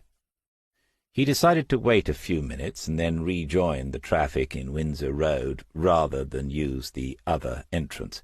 That way he would be safely behind the van, and there was nowhere on the one-way system it could have waited for him to reappear. The time was almost 5 o'clock. He could see the rear entrance to the station, and the doors he must have walked through 10,000 times. If I sit here much longer, he thought, I'll probably see someone I recognize, if they're on the day shift, and if they see me I might have a bit of explaining to do. Inevitably he fell to remembering some of those times, running out of those doors a few years ago when he'd realized why no one could get an answer from Ralph Greenwood in his room at Rosemary House. Waters escorting him back inside when he'd slightly overdone the painkillers to get through the annual physical check-up and gym tests. The time when he had arrested and taken through those doors the head of the Franciscan community at Abbeyfields. Andretti himself had been manhandled through those same doors, and many, many more. It had not been an uninteresting life, and on balance he'd probably done more good than harm. One cannot ask for more than that. Perhaps. The doors opened at last, and a woman appeared, small, neatly but casually dressed in jeans and short-sleeved T-shirt, carrying a briefcase. He didn't recognize her immediately, but it was DCI Cara Freeman. Of all the car parks in all the world. Still, she worked here, and he didn't any more, so this was hardly unexpected. Their relationship had been a complicated one from the beginning, for reasons too many to explain, but he thought there had always been a degree of mutual respect. He presumed she was still a rising star with an exceptional clear-up rate, too. Their most recent meeting had not ended well, however, and it still troubled him. If he'd known about the emails that incriminated Anthony Hills, he hoped he would have acted differently. She was crossing in front of him, heading to his right, and Smith shifted his position a little so the upright of the car door obscured his face. He wondered about the sort of day she'd had, dressed casually, and wondered, too, what cases she had ongoing. He hadn't been in touch with anyone from the squad in more than a month, other than Waters, this week. That life was gradually drifting away from him, like an unmoored boat on an outgoing tide. Freeman had reached her car, a red Mazda CX-30. She looked preoccupied, but her eyes went around the half-full car park anyway, because that's what observant officers and good detectives do. If she noticed him, she gave no sign of it, and then she was driving quickly around to the Windsor Road exit. Smith wondered whether Serena Butler's speculations about the DCI's private life had ever come to a conclusion. If they had, he didn't think he needed to know. The telephone symbol on the dashboard lit up moments before it began to ring. Smith was au fait with all this sort of thing now, and pressed the answer button, already aware it was Jason Diver. The usual formalities over, there was a pause before Diver said, "So, I have an address for you." Smith said, "The landline Lauren Fitch gave me?" "Yes," followed by another pause. "My source," Diver continued, "was at pains to stress she would deny ever having given me this information." Smith said, "That's all right. I'll deny ever having received it. You should be safe enough, then." The grubby reality of an investigator's life was probably beginning to dawn upon young Mr. Diver. The fact you sometimes have to be as devious and deceitful as the people you're after, hoping and praying your motivations are better, because that's the only justification, and perhaps the only difference between the two of you. Smith didn't want to hurry the young man, but the address itself would be handy. Diver said, "Right, so I'm going to read it to you rather than put it into any sort of text." He did so, and Smith duly made a note in the Alich. He had to smile because it looked as if he was heading back to the East Coast, not so many miles from where he had begun the search for the yacht that got the Hills family into so much bother. Diver was saying, "No need to ask whether you're going to take a look at it. Do you have any idea when?" Alert, he might be looking for an opportunity to get out of the office. Smith said he wasn't sure, but probably early next week. Diver then asked whether there had been any developments since they were last in touch, and Smith summarized his work over the past day. The younger man was quick enough to draw one of the same conclusions as the older one. He said, "If she's having everything valued already, it looks as if she intends to liquidate her assets, doesn't it?" And Smith could only agree. The only significant detail he omitted was the events of the past hour and a half, the fact someone had followed him from Amanda Fitch's house. In this respect, Jason was no different to a senior investigating officer. On occasion, there were things you might not reveal to them for the sake of the momentum of the investigation. They might have to sit down and evaluate the health and safety implications and conduct a risk analysis. Or, thought Smith, I can just keep my eyes and ears open now I know I'm a person of interest. The call ended and Smith left the car park. The traffic was moving, and he took the route north back towards the Huntston Road, keeping just one eye open for suspicious-looking transits. He would, of course, now need to fine-tune those eyes and ears. He needed to take some additional precautions. The thought had first occurred to him on his return from Amsterdam, but now he needed to act upon it, and that would mean a conversation with the management. Joe said, "I'm not worried. I think we're pretty safe here. It's not as if we can't see them coming, is it?" They were in the garden and conducting a review of security. "That's true," Smith said, "as long as we happen to be looking. And we have Layla, who has become, despite my earlier doubts, a good house dog." Tail wagging at the mention of her name, prospect of biscuit improving. Joe continued, "We can't fence the place in, it would ruin it." He said, "Agreed, but we can make sure we know if we have visitors, day and night, and whether or not we're at home. And it would save us having to go to the post office to collect parcels every time we're away. I can't see the policy changing so the postman can leave them with the seagulls or the seals." Smith moved to the rear of the cottage and studied the angles and the view of the track from that position. In one sense, this was a pointless conversation because he'd made up his mind, but these things always go more smoothly if everyone is on board. She said, "All right, what are you thinking?" He said, "One of those doorbells with a camera, speakers, and a microphone. You get alerts on your mobile as soon as someone appears, and you can talk to them. That covers the front door, then a camera to cover this side and the rear of the place. with another camera high up on the side to look down the track towards the village. It's the same setup for them. They link to your phones through the router and Wi-Fi. This all sounded impressively confident, but Smith had spent an hour researching the matter in his study before beginning this conversation. Fail to prepare, and you prepare to fail. Jo was looking around now. She said, "What if someone comes across the marshes and along the north bank?" And he answered, "I'm tempted to say if they've gone to all that trouble, good luck to them, but they'd still have to come around to this side. There's nowhere to break into the house on the north side." Jo said, "And I presume you've already found what you're looking for? It sounds expensive." She had never expressed concerns about money before. This all stemmed from her unknown situation with the new publisher. They had plenty of money sitting in the bank and doing nothing, literally nothing, with interest rates as they were. It was better to put it to some use, especially something that would improve their security. Smith still habitually monitored the crime rates, national and local, and things were not looking hopeful. He said, "Good equipment isn't cheap. You can buy from the usual online sources, but how reliable are all those reviews?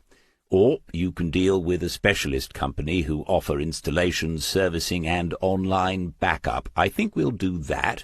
There's a 2 to 3 week wait, which might not help with the current situation, but in the long run, that's the way to go."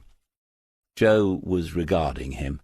He could be intense when he was looking into something, very fixed, and it wasn't difficult to imagine he had sometimes been a demanding SIO. That was the impression she'd received from others who had known him longer than she had, but the same people never failed to point out he had also been one of the most successful detectives they had ever encountered. The two things go hand in hand, of course. She put her arm through his and said, "Okay, let's do it." Smith nodded, and then she had a thought. She said, "Have you actually placed the order?" He looked hurt at the suggestion, as if he would ever do such a thing without getting her agreement, and said as much. They walked to the table beneath the laburnum tree and decided that after the rain it was a fine enough evening to sit outside again, and then Smith said, as if it really had slipped his mind, "But the security firm is coming out next Thursday to do a free initial survey." He'd found the place easily online, and they had a website. Everywhere has a website. They offered rooms at reasonable prices, higher if you wanted a sea view, and typical bar and evening meals, according to the menu, but with an emphasis on using fresh local produce, as did every other establishment in the county of Norfolk these days. One could take a virtual tour before booking, and Smith did so. It looked ordinary enough, and even from here one had to wonder how or why Gerald Fitch might have turned up there 5 years ago. He had made at least 2 calls from a payphone which had once been installed at the Ship Inn, Trimsley-on-Sea. Perhaps he had some sort of connection with that part of the world, but there was no one to ask. Gerald had left behind curiously few people who could or would say anything about his earlier life. That in itself meant something, of course. It might mean he wasn't an especially likable person, or an especially memorable one. It might equally mean he had been a lonely and unhappy man who had found himself in an impossible situation. After 5 years he could be anywhere. But the methodology does not change. You go to the location of the last sighting and see what you can see from that place. He wiped dry the outside table and chairs, and then went back inside to put on a sweatshirt. The weather was now going to change again that evening, and not for the better, but they went ahead with the plan to eat outside. A group of walkers went out along the bank, 3 generations of the same family in their waterproofs, and the children waved to the people who had booked the holiday cottage. Everyone assumed that's what Drift End was, a place you could live in for a week at a time. When they were eating, Jo asked, what he'd found out about the Ship Inn, and Smith told her all he knew. She said that as they didn't have much on over the weekend, they could go and take a look, have a long drive all the way around the coast. But this was a suggestion he had anticipated. He said the weather next week was looking poor, and they ought to make the most of any dry spells over the next couple of days. And then, before she could make a response, he asked whether she was going to take the early train down to London on Thursday for the meeting with her publishers. She began to talk about that again, and he listened sympathetically and patiently. Investigatively, Jo was the best person one could have as company on such a trip. Could there be another private eye in the country who could call on the services of a former Met detective inspector day or night? That was not the issue. The issue was that someone of interest, someone whom Smith was, if only metaphorically, following, had turned and begun to follow him. That was not usual, and it most certainly was not welcome. It was a concern, and he wanted Jo as far away from it as possible. Chapter 18. He will tell them it is a fish. They will continue to ask, and so that is what he will say from now on. People have a need. They have a need to label, to name things. It is something to do with security. Things without names are dangerous. Things without names create uncertainty, which can lead to insecurity. He has experienced insecurity. There was no one else in the studio when he came in at 5:30. This is the best time, before the light becomes too strong and the room becomes too noisy, too busy, too many people asking, "What is it? What is your next masterpiece going to be?" A fish. He understands what patronizing means, and he understands irony. He does not have difficulty with those. But since the exhibition last year, some of them are not being patronizing. Some of them are not being ironic. People came and took photographs. Others asked him questions. He had to give his permission for things to be published in a newspaper. These things were about him and some of his paintings. The red isn't going right. Perhaps it's the wrong red. The wrong red would not go right. He leans back for a different view. This is not a problem. This is what he enjoys, changing things until they go right. Even though there is no right and wrong, which is what some people say about art. No right and wrong, just good and bad. Are right and good the same thing? That is a difficult question. Someone has come into the studio behind him, trying not to make noise as they move things for when the others begin to arrive. Being allowed to come in early is a special privilege for him since last year, after the exhibition. He does not look around. Knowing who is there is not as important as fixing the red, and anyway, it is Millicent. He stops work and says the name again under his breath. He has to do this every time he thinks of it. It is a peculiar name, Millicent. Everyone else calls her Milly, but he always says Millicent. For a long time he thought it might mean 1,000th of a cent, and she laughed when he asked her. She said she thought it was an old German name, which to him seemed just as strange. Millicent and he have been assigned to each other. She is his carer, and he is her client. These are the legal terms in certain papers. She started her work here at the farm 2 years ago, and he was assigned to her straight away. They meet each other every day. She does not have a day off, unlike some of the others. The two of them have a good relationship, he has heard people say. Once she asked him how long he had been at the farm. She said, "Ian, how long have you been here?" And he had said he did not know for certain, but he thought it was always. and she had laughed, but in a kind way. Perhaps the red is too red. Red is a primary colour, and for a long time he only painted in red, yellow, and blue. These colours are nothing to do with schools. All other colours are made from the primary colours. A psychologist once tried to argue with him that green is also a primary colour, but he, Ian, had realized this was a sort of test. The woman went away, and he never saw her again. One day he understood that there are many different reds in the tubes you can buy. Is one of them the true red, the primary red? He had asked, but no one seemed to know. After that, he did begin to mix some of his own colours. That was years ago now. He is going to mix some yellow into the red. If anyone asks, he will say it is the fish's tail. It is shaped like a tail, or a whale, very like a whale. Once they showed a film here about a prince. He wasn't mad at all, but still, everyone was dead in the end. Milly Verrall had worked in the care sector for 12 years before she came to Broughton Farm. 12 years, and only 3 homes in all that time, which in itself made her something of a novelty. The staff turnover is a nightmare and getting worse.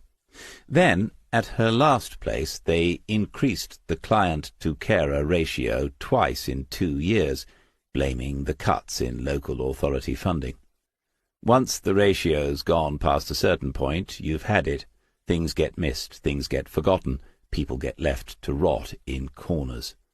The relatives come once a week, and you're the one left to answer for it.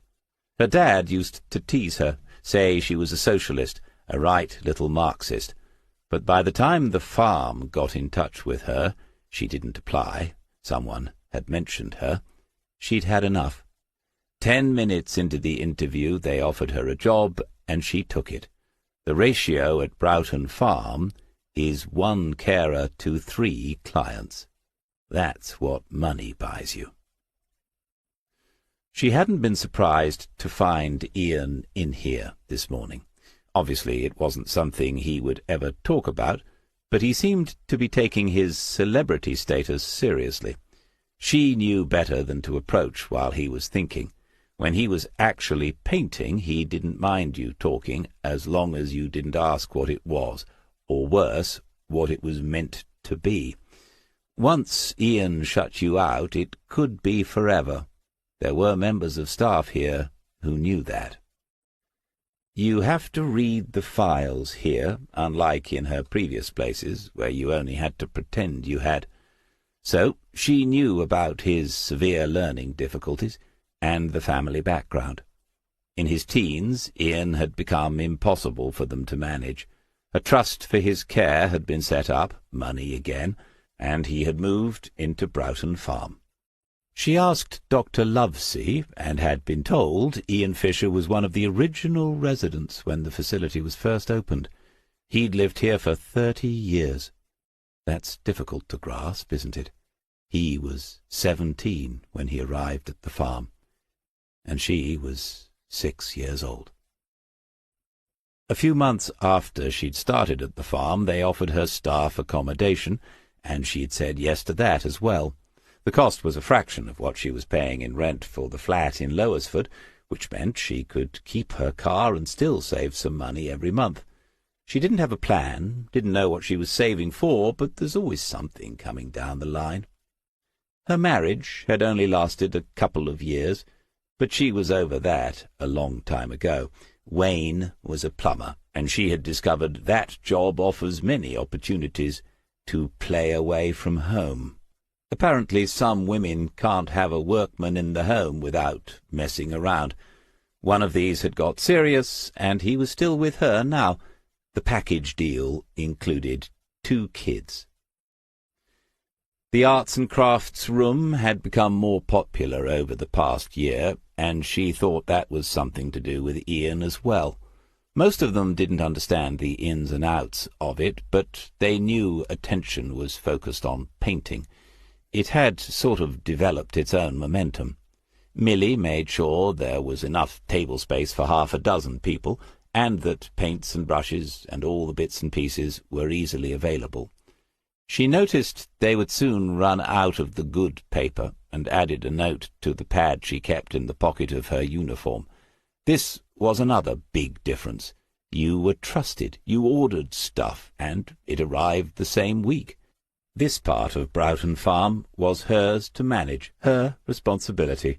She even had her own small budget for resources. The management of the place, mainly Dr. Lovesey, is smart.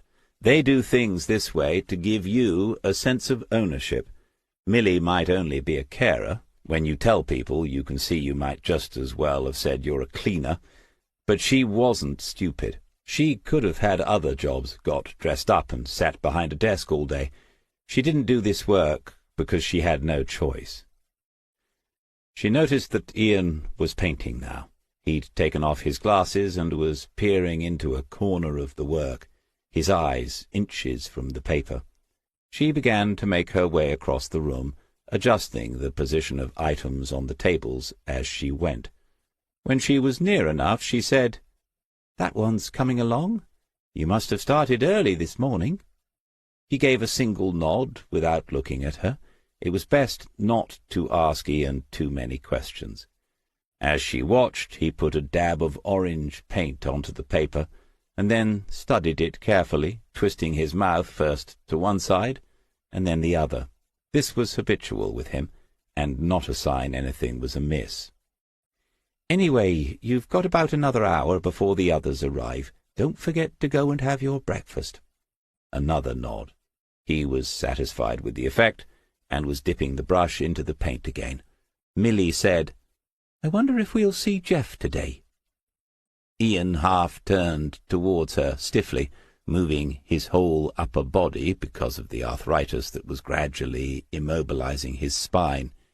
He said, "Every day," and returned to his picture. Jeff was a volunteer, one of a number that came to the farm to help with different activities. Since her arrival, Dr. Lovesey had really opened the place up and created links with the wider community, but Jeff must have been one of the first, because he was coming in before Milly herself started work here. He was popular in the art room, and mornings went by quickly when he was present.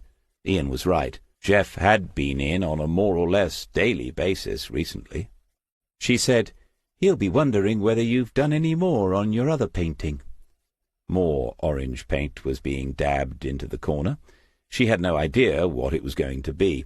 The abstracts didn't do a thing for her, but when the reporters and photographers came, they seemed more interested in those than the other sort. There's no accounting for taste. Ian responded to her last comment with a shake of his head that included his stiffening shoulders, and said in a croaky voice, "No more yet." Milly Verrall shrugged her own shoulders and said, as she turned away, "Don't forget, breakfast." Dr. Sarah Lovesey was conducting her early morning walk-around. It gave her a chance to look at the fabric of the place before it became filled with the demands of people, but she wasn't surprised to see those two in the art room. In some ways, two of her best assets. She had made Milly Verrall a senior carer at her last review. In fact, she had invented the position as a means of increasing her hourly rate.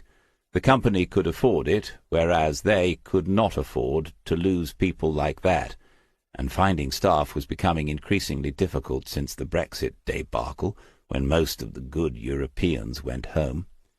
And Ian Fisher was their star, of course. She had told the directors inquiries would increase as a result of the publicity, and she had been proved correct more than she herself had guessed. Over the past few months, the waiting list for a place at Broughton Farm had almost doubled, and serious consideration was now being given to how the facilities could be expanded. At her interview, she'd said she could do that, and now her hand had been strengthened considerably. It mattered not at all that this had come about because of some daubs by a client, rather than through the other changes she had instituted over the past 3 years. A win is a win in the care business, as much as in any other. Outside the leisure complex, as she liked to call it, Dr. Lovesey stopped to admire the grounds. The view across to the sheltered living accommodation was attractive. Mature trees, mown lawns, seats and garden sculptures, donated by the grateful family of a previous resident. There should be pictures taken from here for the new brochure she had been asked to produce. She set off towards the apartments, making a mental note that some of the benches needed cleaning. Was it possible to control the pigeons that made the mess? The gardener might know. Her eyes looked forward, looked for potholes in the road ahead like any professional manager, but this also involved looking back at the scene in the art room just now. Ian Fisher's health was declining. They must give him every opportunity to develop his talent and fulfill his promise. He was a shining example of what someone with learning difficulties could achieve. That could go into the brochure. And then there was Milly Verrall herself. Word had reached the doctor that quite recently she had been seen in Lowersford on a Saturday afternoon in the company of one of the regular volunteers, seen in a Starbucks. It was the man who comes in to help in the art room almost every day, according to her informant. In this there is nothing unprofessional whatsoever, of course, 2 grown people meeting out of work, but this gentleman is quite close to Ian Fisher, she had been told, in ways that few other people are. One of the others is Milly Verrall, and so Dr. Lovesey had concluded that she ought to take some interest in the matter, with the welfare of her patient uppermost in her mind. Ahead of her she could see a young man tending a window-box outside the nearest of the flats. This was Alfie and his 5 geraniums. She stopped to admire them for the umpteenth time. Alfie repeated what he always said, and then giggled after he called her Sarah. She encouraged the informality. The families of prospective residents found it a striking contrast with the other facilities they had visited in their search for an answer. Chapter 19. Smith had remembered he'd set the counter before leaving Drift's End, and when he stopped in the car park of the Ship Inn he had covered 32.7 miles. He would take great pleasure in submitting that exact number to Madison in the office at the end of the month. It had taken the best part of an hour, though. There were no fast roads, no dual carriageways in this part of Norfolk. At least one of the ship's claims on its website was indisputable. 10 paces from the Volvo found him standing on the brink of a low, crumbling cliff with the North Sea, a grey-green expanse below him. The North Sea is never a postcard blue, not even on the most brilliant of summer days. The weather was overcast, and the wind had swung into the northwest overnight, putting crests onto the waves, and a ragged line of foam along the sandy beach marked where high water had been an hour or 2 earlier. But there were people down there, a handful of walkers and their dogs, hardy sorts in shorts and cagoules. Smith stood in the sea wind for a few more minutes, adjusting, trying to feel the place, and wondering whether it had altered much since Gerald Fitch came here, if indeed he had done so. That phone call to Lauren? Smith had got up early on a Monday morning and had driven here on the strength of her feeling it had been her father who called. He had nothing more to go on. It was a lead as flimsy as the untidy wire mesh fence between himself and the edge of the cliff. If you stumbled and fell into it, that fence would only break your fall somewhat. You'd continue on, sliding down that steep slope, and landing in an undignified heap somewhere near the bottom of it. He recognized the moment of self-doubt as an occupational hazard. In a long investigation there can be plenty of them, especially when your instincts and hunches are directing the work of many officers and spending hundreds of thousands of pounds. On this occasion the costs would only be a footnote in an accounts column of a huge insurance company, but the professional pride involved is exactly the same. He was only here because there was absolutely nothing else to go on. The ship was an open all hours sort of place, and non-residents could order a breakfast or just some coffee and sit in the dining room. Smith steeled himself and asked the bun-faced waitress for some toast with butter and a coffee. She looked as if she might have been here forever, but he knew that staff in the hospitality business change as often as the traffic lights on Windsor Road. Still, being a customer and striking up a casual conversation was a better approach than taking out a picture and saying, "Have you seen this man?" There were other people present, all of them middle-aged or more elderly couples who were staying in one of the dozen or so rooms. It was just that sort of place. Some of them said a good morning as they passed his table, perhaps taking pity on him as a man alone. After 10 minutes or so, the waitress returned with a generous plateful of mixed toast, white and wholemeal, and butter in a small dish rather than in those absurd individual foil packets.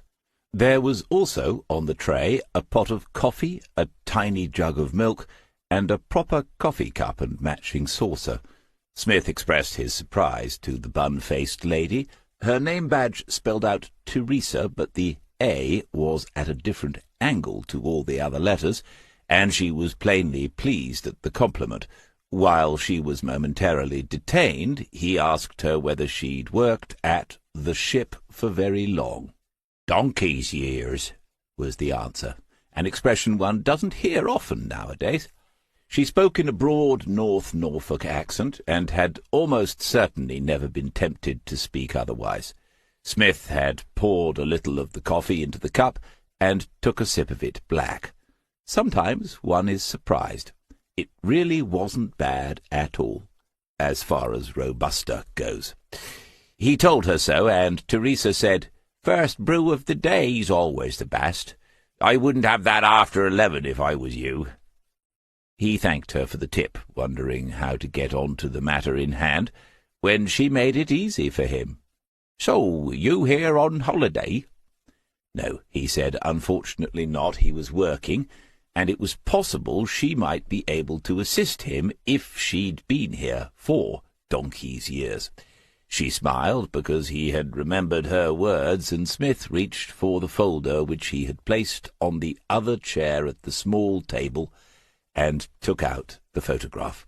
He laid it on the table, the right way up for her to see, and gave her the briefest outline of a story. A man was a missing person, and a family member was trying to find him. She said, 5 years, you say? I was here, but I can't say. He do look sort of familiar, but that's a long time. We have people coming and going all year round, you see." Teresa continued to look at the photograph, and Smith continued to look at her. There was something. It was bothering her. He said, "At the time I believe he was here, there was a public telephone of some sort. I have the number, but I think it must have been taken out a while ago. I'm sure he used that phone a couple of times. Yes, there was one of those old coin-operated jobs in the corridor at the bottom of the stairs. That had been gone 3 or 4 years, she told him. She picked up the photograph and held it closer to her face, as if knowing he used that phone meant she really ought to remember the man. She said, "I don't know. Carol?" A tiny red-haired woman wearing the same black skirt and white blouse uniform had appeared, making for another breakfast table, with 2 full English toast, fruit juices, and pots of tea. The full works, thought Smith. She deposited all this on the table of a couple who looked as if they'd been eating that sort of thing every morning for the past 30 years, and made for Smith's table on her way back to the kitchen. Teresa explained the situation, and then they were both studying the picture once more. Smith had anticipated blank looks and indifference, so this was all going rather well. But from behind a small formica-topped counter at the other end of the dining-room, a thin, besooted young man was watching with a disapproving expression.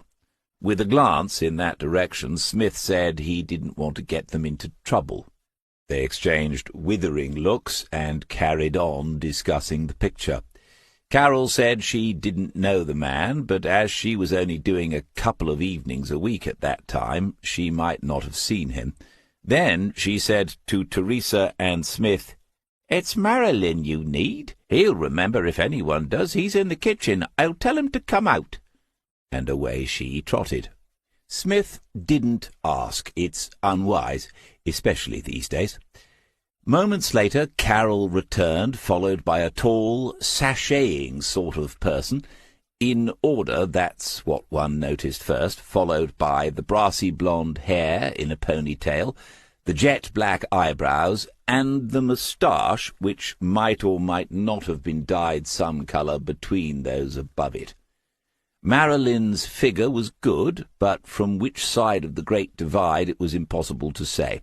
Nevertheless, he moved with the confidence born of many victories in the gender identity wars. Indeed, thought Smith, if this was a Marilyn of 5 years ago, he was in the presence of a pioneer, a veritable freedom fighter. Teresa and Carol explained the situation once more. Marilyn took a long look at Smith before the rather fine blue eyes went to the photograph. The eyebrows lifted, the lips pouted, and then a camp male voice said, "It's the cameraman." Smith restrained himself. He could have stood and shaken the young man's hand, but there was no telling how that might end. He contented himself with, "You recognize him?"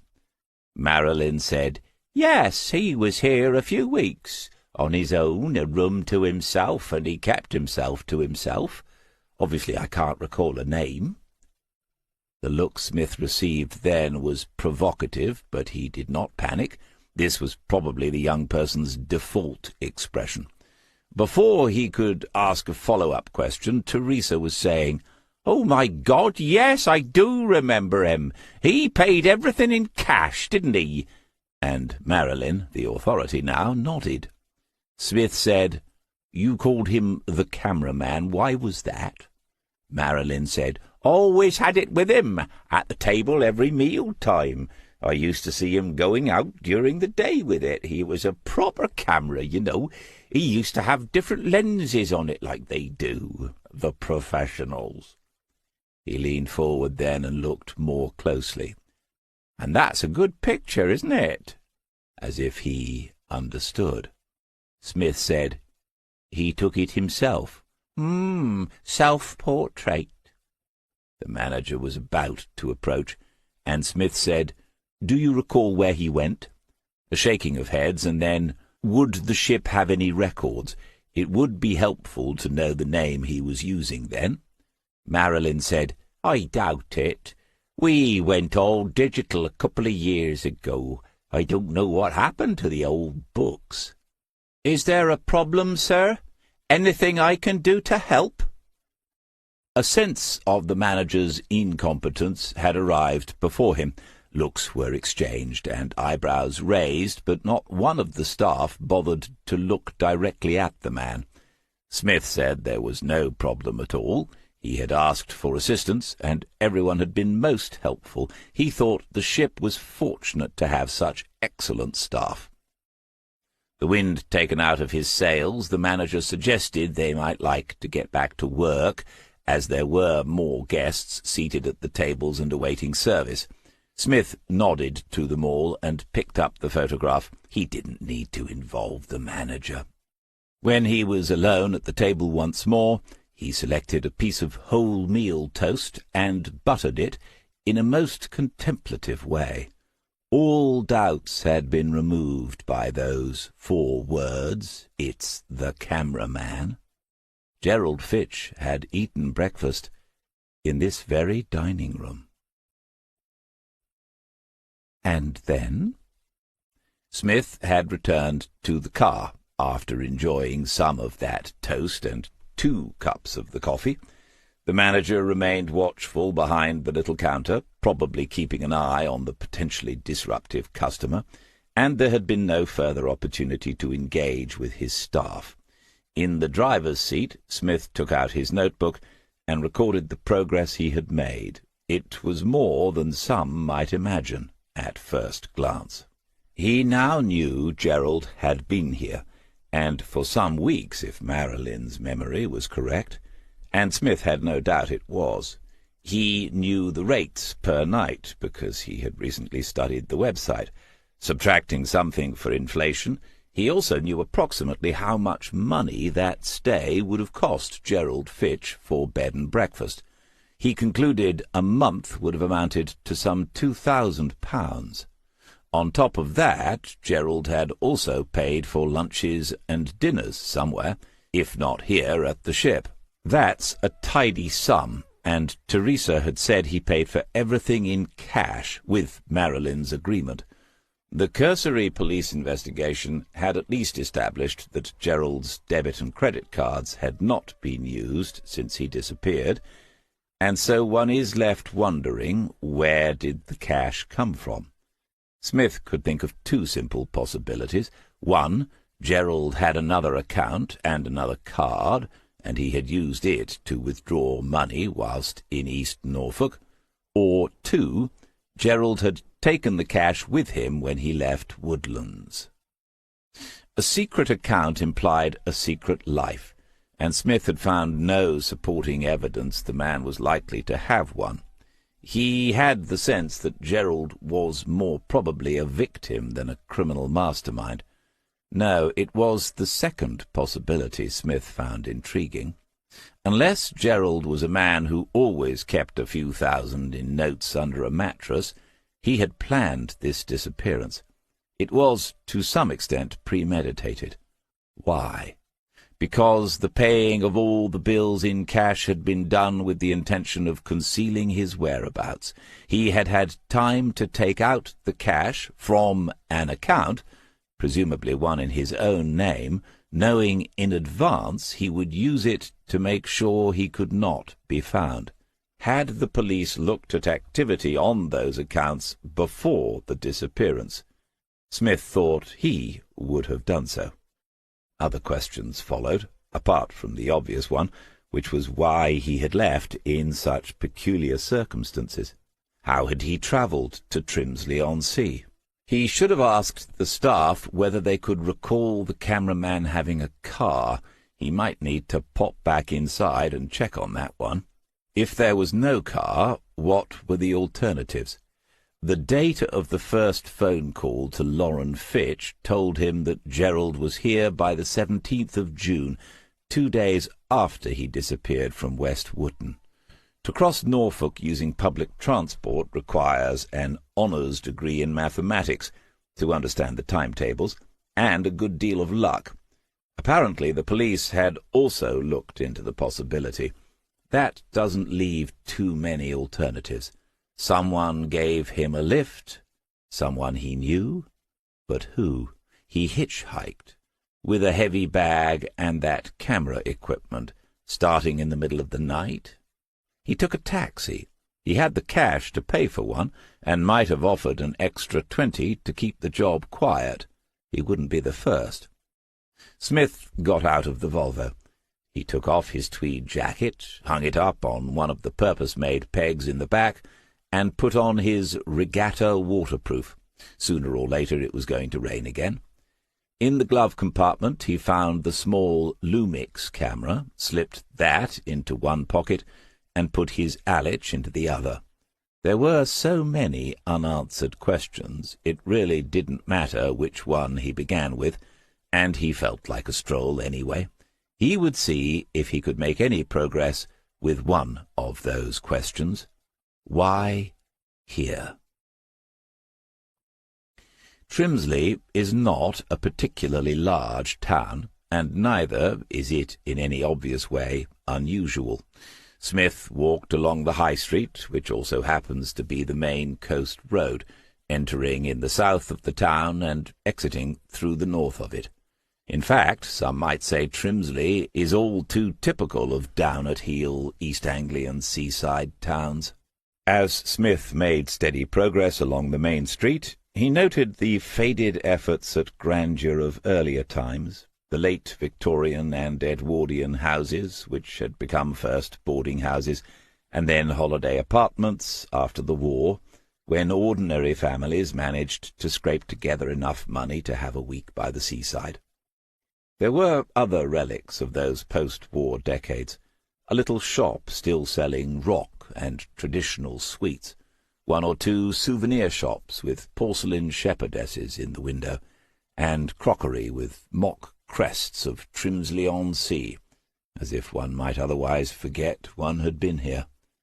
Outside a newsagent's, Smith saw the little stand of plastic buckets and spades, the shrimping nets with garish pink meshes, and an advertisement for boat trips to see the seals, but that was far away in Great Yarmouth.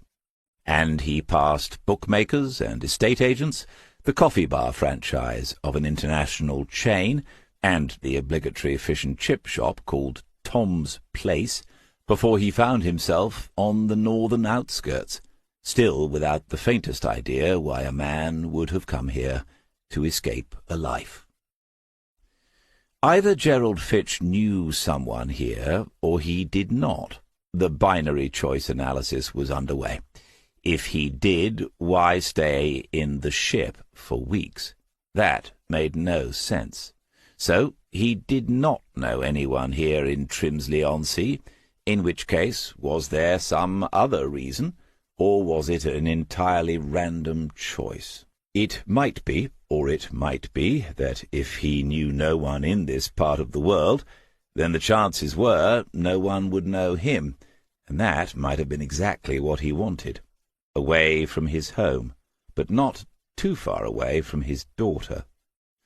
Those 2 calls suggested Lauren was on his mind. If things had finally broken down with Amanda, that might make sense. And yet, after the 2 calls, nothing. That wasn't so easy to explain. Smith took out his mobile and found his location in the maps. Then he turned east off the main road and down towards the waterside streets and alleyways. Even on the app he could see this was a warren of a place. This had to be the oldest part of Trimsley. It was also seriously run down, an area of back streets and byways, of terraces of cottages, perhaps once inhabited by fishing folk, long before the arrival of the mechanized monstrosities that remove fish from the sea with the efficiency of combine harvesters. Some of the cottages were derelict and vandalized. Others, next door to them, seemed to have inhabitants, but the only person he saw in his wanderings was a young woman with a pushchair and a 2-year-old. Smith stepped off the pavement for her, but she hurried by as if he'd made some sort of threat. Eventually he reached a kind of waterside, the sort of area that has been redeveloped in other, more prosperous places.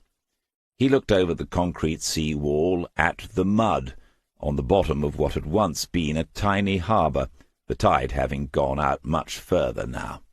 Immediately below the wall, in the ooze, he could make out the shapes of discarded objects, a traffic cone, a red bucket, and the inevitable bicycle. Why is there always a bicycle in a waterway? It's like some sort of national custom. Along the road to his right there was a pub.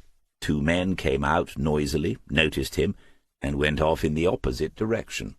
It was a dive, a proper backstreet boozer, and he thought about it for a fleeting moment. He'd been into not a few in the course of his investigations. But Trimsley-on-Sea was more than a haystack, and Gerald Fitch was a lot less than a needle in one. 5 years. No, there had to be a better way. Chapter 20. He's going to put a dog in this one. There is often a dog. He remembers that from when he used to go to the beach. At first they used to take them in a minibus and walk to the beach, and it seemed a long way. When he couldn't walk so far, they tried a wheelchair, but it was no good on the sand. Then they tried a different place with a concrete path and lots of different-coloured huts overlooking that beach, but it was not the same, and there were always people. It's a popular holiday spot, someone said. Look at all the people enjoying the seaside, Ian. But it was not the same. It's all right. He can paint from memory, and the photographs. He doesn't worry about it or waste time wishing things were different. But it's funny how when the people from the papers and the television came, they asked about the other pictures, because this is the sort people buy, the sort he's putting a dog in. It's a small black dog. Maybe it's chasing a ball. Milly tells him, she says, "They've sold another one, Ian." And sometimes Dr. Sarah tells him as well, and he doesn't know whether it's the same one or they've sold two. The price has gone up, Dr. Sarah says. This is because the paintings are in a proper gallery now, and they can't get enough, she says. Keep at it, she says. You'll be a rich man. The dog is running away from the woman, chasing a ball. Lift off the brush with a quick movement, and it blurs the edge of the dog. It's running fast then, its little legs going 19 to the dozen. He doesn't know where he learned a saying like that, but it must mean very fast, because 19 is a lot more than 12. He makes a tiny streak of red. That's the dog's collar. Most people won't notice it. Milly said this morning, "It's Monday, Ian. Jeff will be in today, but he comes almost every day. Hasn't she noticed? There's nothing special about Mondays, but that's what reminded him he ought to be painting this sort this morning, and not the other sort. And the ball it's chasing will be blue, a bouncing blue ball." Milly had 5 of them in this morning, and that means you lose track of the time. Imagine 5 adult-sized, complicated toddlers let loose in an art room, and you still wouldn't get the picture. Special needs doesn't quite cover it, just a convenient label. Ian has his own corner, and they all know not to intrude on it, which is funny because no one has ever actually told them. She can leave him to get on with it, like the gifted child in Year 4 who doesn't really need teaching. Jane sits closest to him, and she's the other one who can actually produce something worthwhile, always animals or flowers. Sometimes she goes and stands behind Ian, and they have a conversation about what he's doing. Anyone who works in this strange world will tell you those are priceless moments. The others just make a mess, and Milly's job is to ensure they use up the minimum of resources while getting the maximum enjoyment out of it. She doesn't mind the constant clearing up. It's good, honest work, and she's paid more than most for doing it. Dr. Lovesey has suggested she look into doing an NVQ in care management. She doubts whether she will, but it's nice to be asked. She glanced at her watch, and then out of the window towards the main entrance. 10 o'clock, around the time Jeff usually arrives. He doesn't have a car, so he comes on his bike, 5 miles at least from where he lives. When they met for coffee on Saturday, he'd said that next weekend, if she liked, she could pay him a visit and get her coffee for free. They'd met on Saturdays now for several weeks, but she had never been to his home, and he'd never been to hers. He explained to her where he lived. She did not tell him she'd already driven down the single-track road to see for herself. That must be at least a month ago now. There were 2 signs, Sandy Lane and No Through Road. There must be a Sandy Lane in every seaside village in England, she'd thought. She drove until she could see the little cluster of bungalows and chalets at the end, and then she'd realized This was one of the places where buildings were falling into the sea, being allowed to fall into the sea. The Environment Agency called it a policy of managed retreat, but as far as local people were concerned, this meant the government was giving up on that place. Every time a few more feet of the soft, low cliff gave away, it made headlines in the local news, and the person in the next property to go might be interviewed. They told their story, and then someone in a high-vis jacket and hard hat, standing well back from the edge, would explain the official policy. When a building actually went over, a few seconds of the video sometimes made the national television news. Turning the car around in the narrow lane, Milly had wondered how someone like Jeff had ended up in a place like that, and she wondered how long his place had left. Everything is temporary, even life itself. You learn that eventually. But it must be a weird feeling to see the future falling away in front of you, piece by piece, every time there's a northeasterly gale. Was he worried about it? He was older than her, maybe 15 years, but that didn't bother her. In fact, she liked it. She knew he'd been married once, but that must have been over a long time ago, because he'd been coming to Broughton Farm for years before she started there. He'd never mentioned any children or any other relatives, and in their Saturday talks she'd been careful not to probe in the way most women do. As far as she could tell, he didn't have a job, but he was too young to be retired in the conventional sense. He must have money, but what was he going to do when he didn't have a house? She might find out next Saturday, assuming the one he had now didn't disappear in the meantime. She saw him ride up to the gates and use his pass key to unlock them. He pushed the bike inside and leaned it in the usual place, up against the wall behind the gardener's shed. Then he fitted a cycle lock to the front wheel. He had told her that years ago 2 of the residents had found his bike and ridden it in turns around the buildings, to the great delight of the others. Then Jeff went back and relocked the main gates before turning and heading for the recreation room, where she stood watching him. He had a spare upright frame, narrow shoulders and hips, but he had a spring in his step and moved well, better than most men in their 50s, all that cycling. He hadn't noticed her, but he often seemed preoccupied, and that was one of the things that interested her. What was he thinking about in those silences? She had some questions for him when the time came.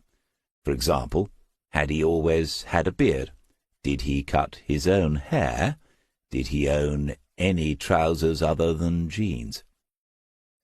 As soon as he was through the door, he said a cheerful hello to the room, and they answered, "Hello, Jeff!" This made a couple of them smile, because it was a routine, a ritual, really, and they like routines and rituals. Milly thought this must be because it makes the world seem more predictable and safer. If you've spent decades of your life feeling afraid because you don't fit in, and frightening things keep happening, being somewhere where the same things happen every day must be a relief. They'd had a staff training day last year about the risks of institutionalization, but Milly still thought to herself that as far as these guys were concerned, there was a lot to be said for it. She noticed Ian hadn't turned around to see Jeff, but this was usual. He'd nodded once and carried on peering at a corner of the painting. At first they'd assumed he had a problem with his eyesight, and getting them tested was tale in itself, but he turned out to have 20/20 vision. And then Jeff had worked out, by talking to Ian, that he was fascinated by the fine textures of oils and acrylics. He liked to observe them in close-up as soon as he had applied them. This made sense because his finished works could be heavily textured, sometimes with several layers of different pigments, just like, apparently, some of the old masters. Jeff had made her laugh about this. He'd said other people think it's brilliant technique, but Ian just likes slapping it on. He was sitting by Jane now, but he'd looked across at Milly and smiled. She thought to herself, "We've actually become close enough for him not to feel he has to come over and chat with me before anyone else. And our Saturdays are a sort of secret between us. Jeff would make sure he'd spoken to all of them in the art room this morning before he went to Ian, because there was between those two a different sort of relationship. It was a bond, which means something tight and strong, something difficult to break. It was Jeff who had first seen the talent hiding in the undergrowth of Ian's special needs and disabilities, hiding like some rare and elusive creature in a little explored Amazonian rainforest. It was Jeff who had spent hours talking to Ian about famous artists, showing him pictures in books, and encouraging him to say how they made him feel. Jeff told her about the time before she came, when he'd shown Ian The Scream. Ian had stared at it in silence for 20 minutes, and then hadn't spoken to a soul for 48 hours. Jeff said, "I thought they'd never ask me in again." And then, on the third day, he painted a near-perfect reproduction of it from memory. But it was his own face, staring back at you. After that, he told her, they started to take what he was saying about Ian more seriously. And the rest, he'd said, is history. Or it will be one day. That all happened 3 or 4 years ago. It had been a long and painstaking process, but Jeff had been right. Dr. Lovesey was getting a steady stream of requests for interviews and photo shoots. Quite rightly, she turned almost all of them away, but that only fueled the fascination with the talented painter who had spent his entire adult life in care. Milly went into the little back room that served as a make-do kitchen and switched on the kettle. There'd be trouble if the drinks were not ready right on 11 o'clock. She found Jeff's mug up on the shelf, took it down, and tutted. He never bothered to wash it up properly. She did so, and then dried it on a tea towel before placing it beside her own. On it there was a quotation from someone. Everything should be as simple as possible, but no simpler. She was still not sure what it meant, but it seemed to suit him. This in the corner is a small rock. The beaches we paint are sandy ones, but there are some small round rocks. On the edge of it is a patch of dark green. This is not a shadow. It is seaweed, the sort which has bubbles in it.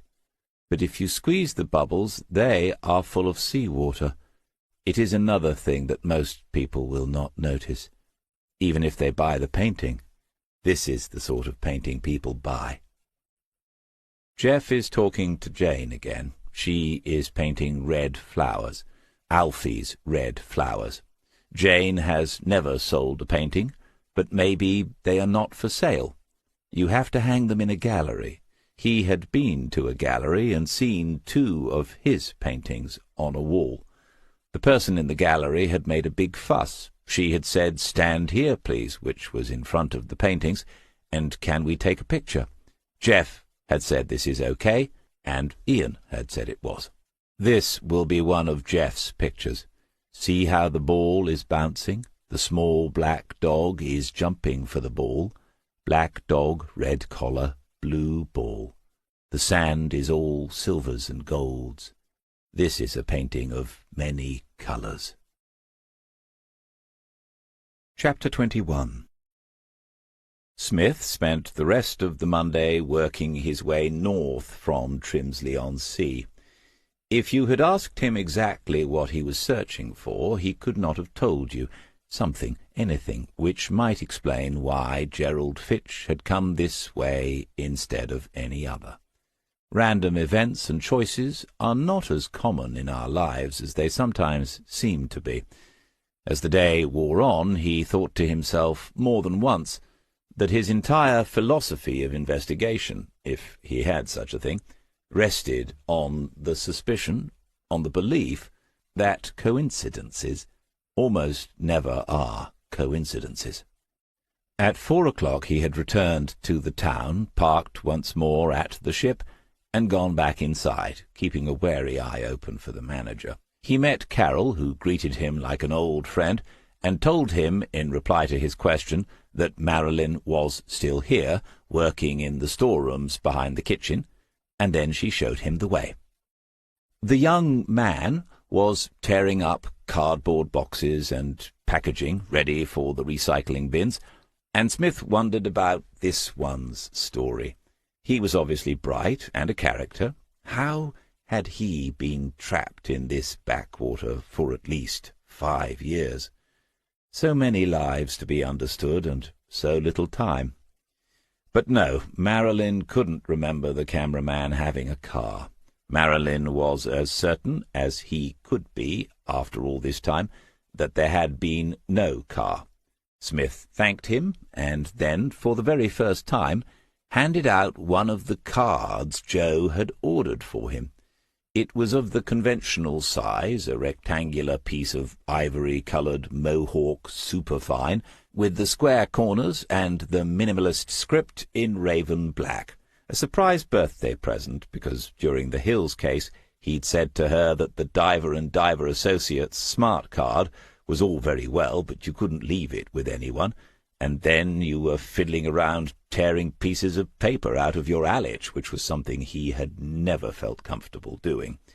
The solution, she'd decided, was having his own card to hand out. The top line read, David C. Smith.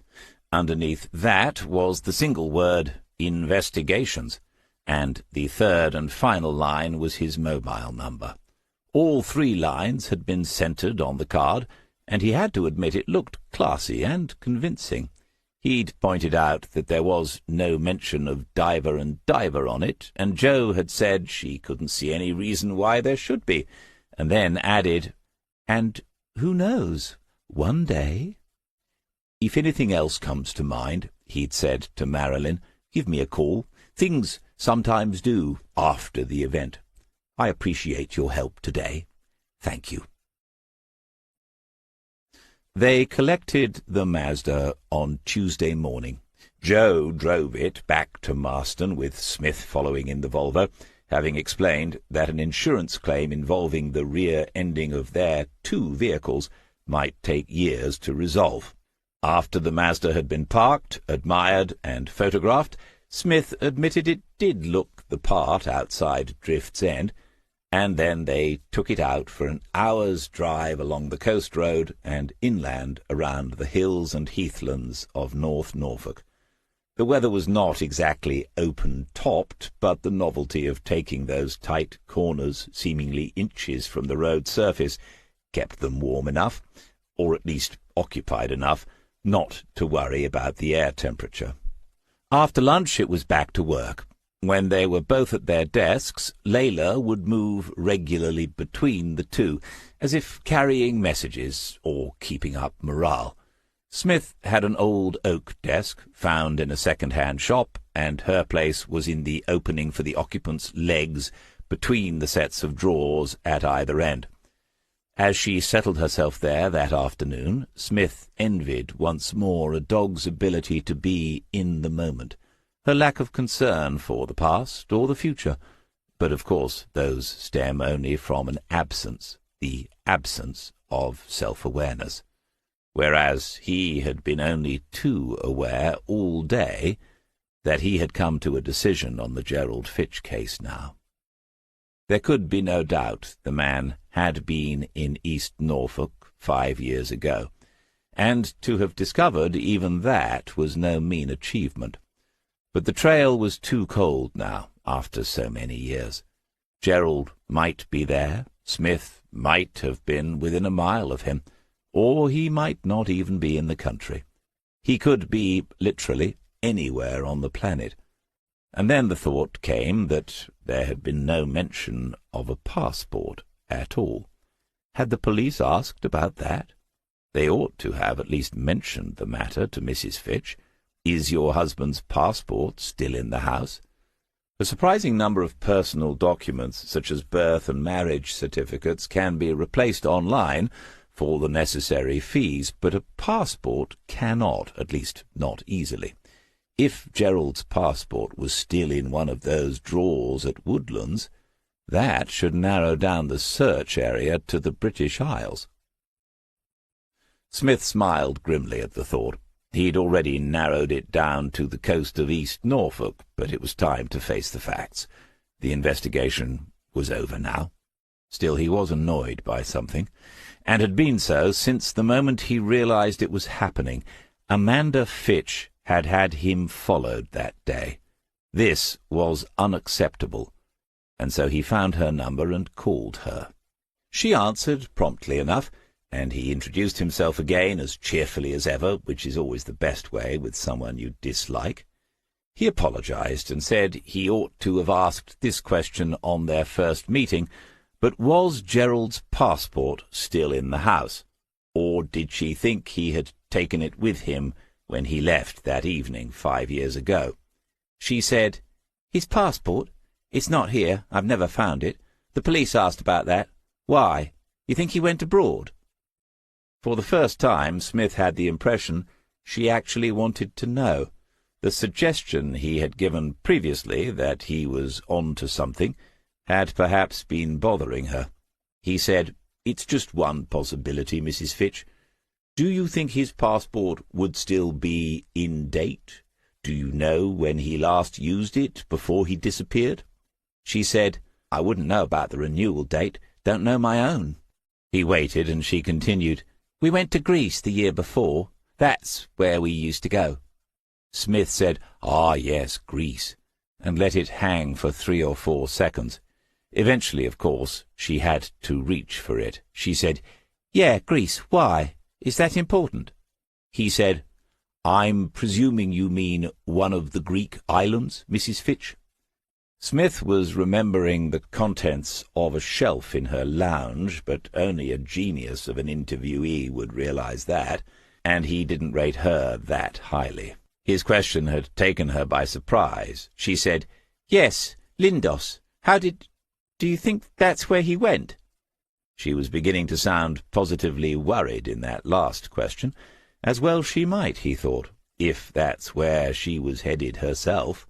Imagine bumping into your dead husband one sunny Mediterranean morning as you're strolling off to the taverna for coffee and whatever the Greeks eat for breakfast. Smith said, "It's just another line of inquiry, Mrs. Fitch. I think Gerald first showed up here in the UK, and it's more likely that's where he still is. The investigation is ongoing, as the police like to say. Naturally, I will keep you informed." He ended the call there. Hopefully he had spoiled her day again, but it was a small victory. He made a note about the passport, and then found Jason Diver in his list of contacts. Matters which cannot be avoided might as well be dealt with immediately.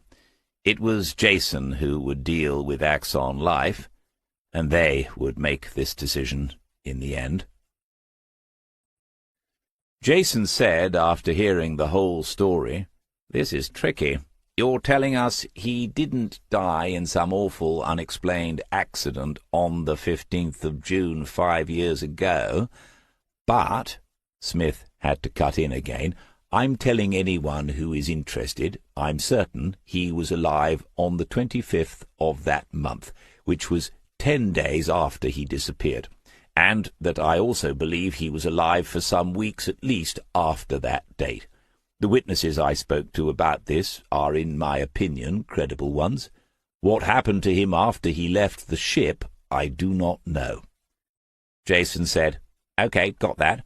I'm just trying to figure out what we're going to be saying to Francis Dunhill. I'm satisfied you have shown Gerald Fitch was alive, if not well, after he disappeared from West Wootton. However, it's now more than 5 years since that took place.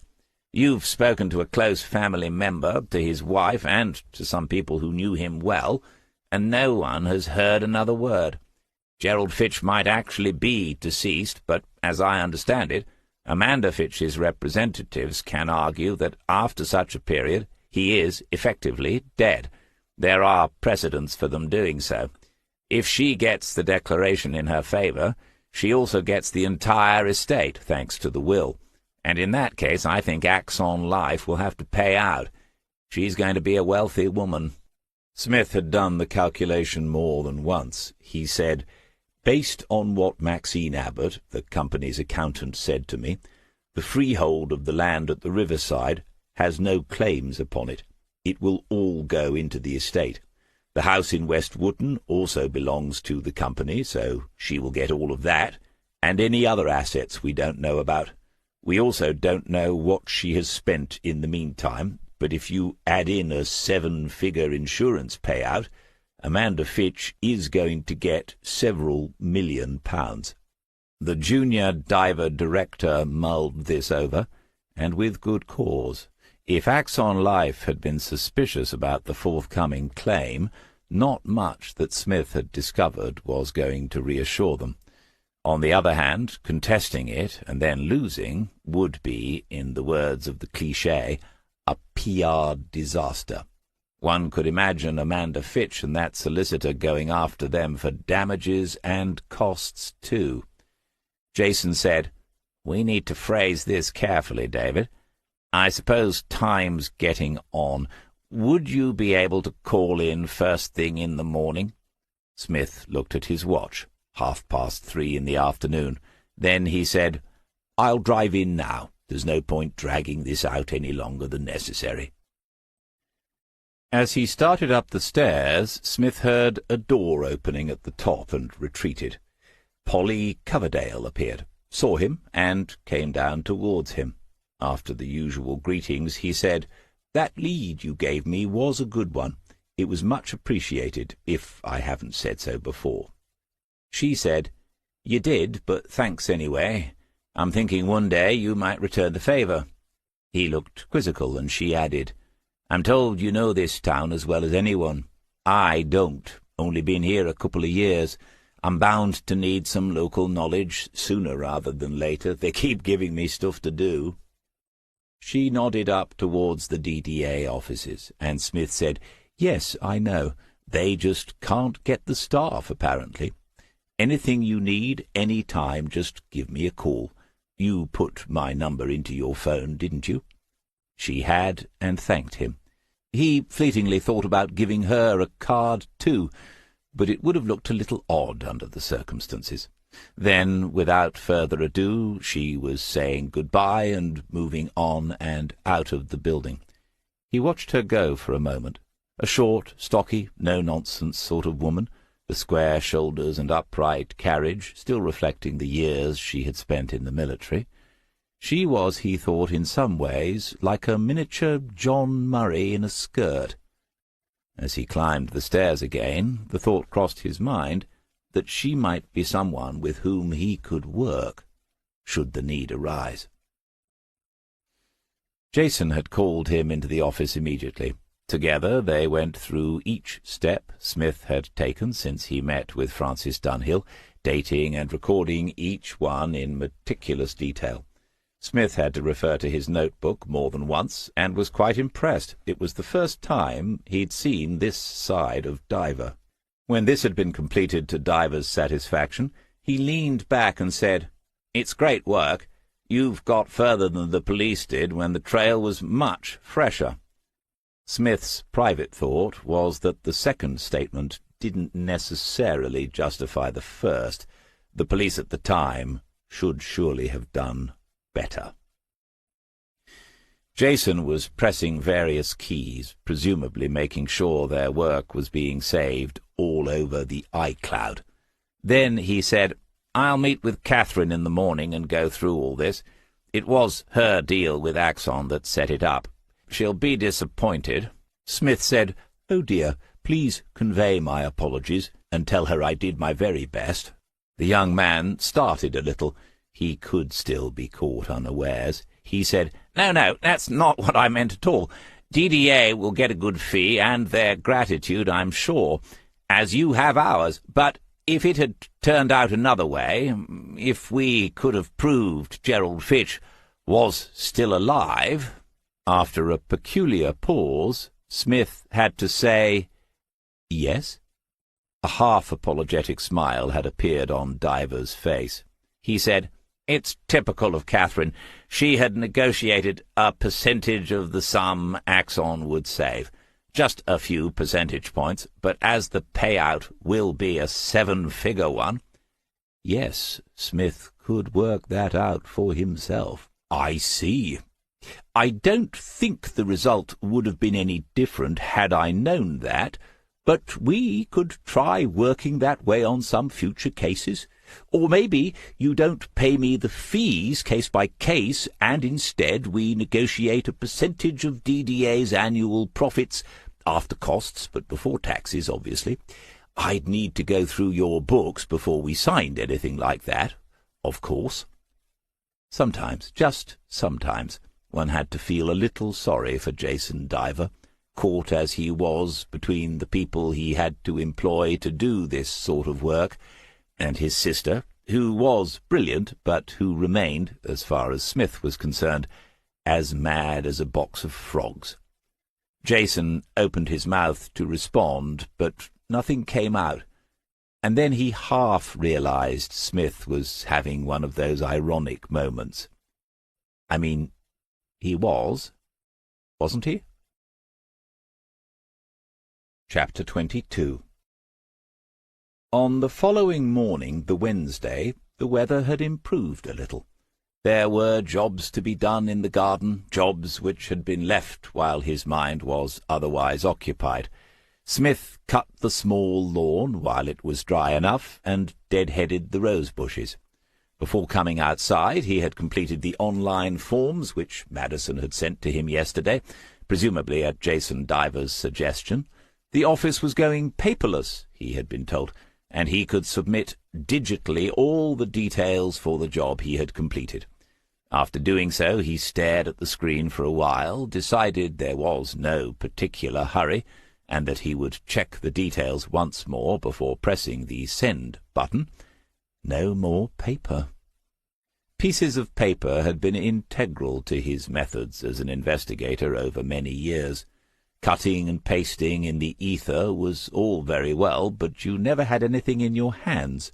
With pieces of paper the job was somehow more tactile, more tangible and real. And what digital technology was going to allow him to shuffle bits of intelligence, like a pack of cards, until, tarot-like, a meaning suddenly materialized in the mind? Smith had no doubt such technology was already out there.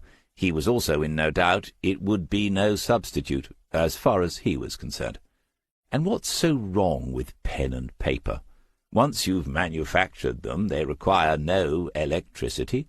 Finished with, they can be filed away and do not need any cloud space, which demands endless supplies of power. And, he said to himself, wagging the metaphorical finger as he climbed the bank by the cottage, that's another point, because the supplies of power are not endless. We're going to realize that soon, and then what? He went down the other side of the bank, towards Rebecca Louise. She was in excellent shape, now the restoration was complete, but the cover was inclined to lift in strong winds, allowing in some rain.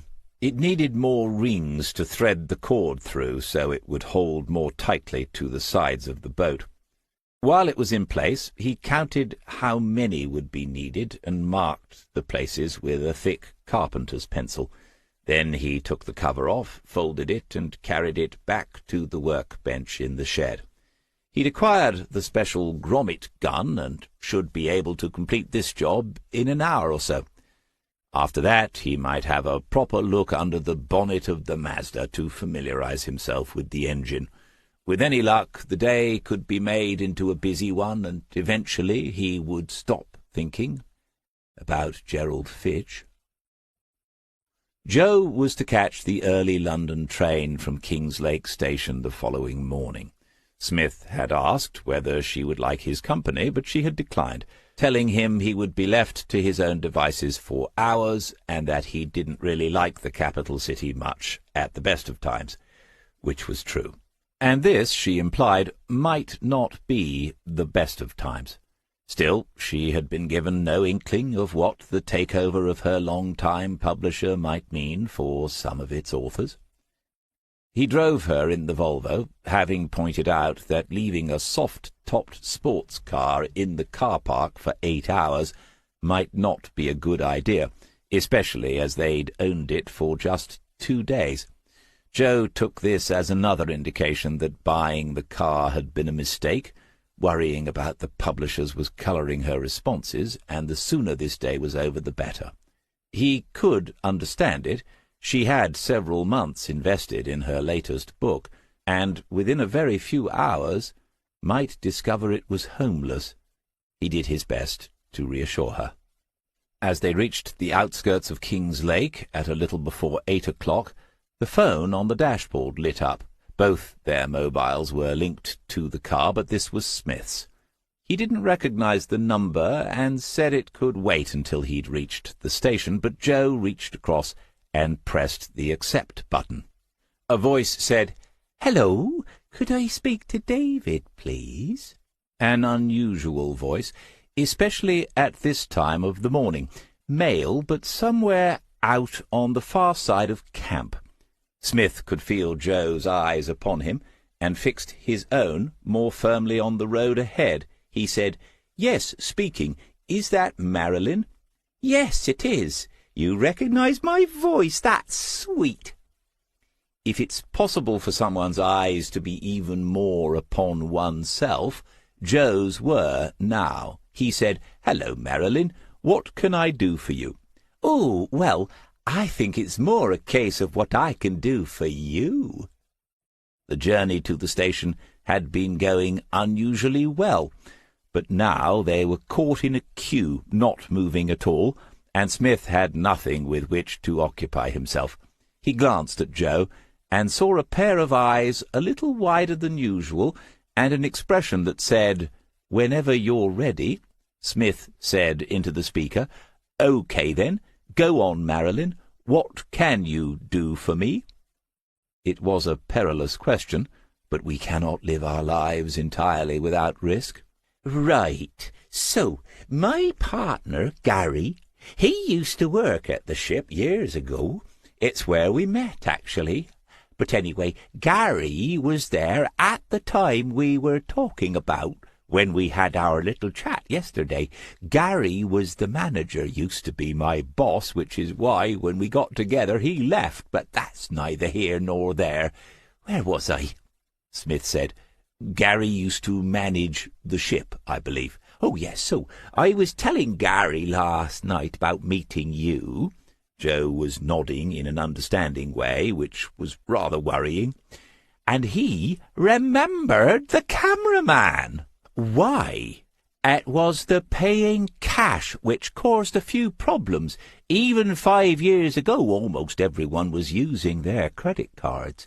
So Gary knew who I was talking about as soon as I mentioned it to him." The traffic was creeping forward again. Smith said to Marilyn, "Right.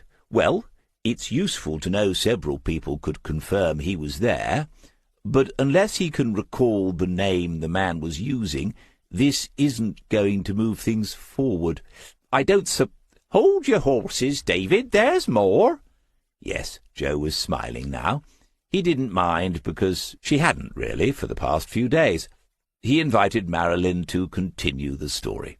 "When I explained to Gary why you'd called at the ship, he said it was a pity you weren't talking to him instead." Clearly, there were to be a number of dramatic pauses and knowing looks at the audience in this conversation, as befitted, no doubt, Marilyn's approach to life in general. Smith said, "Why was that?"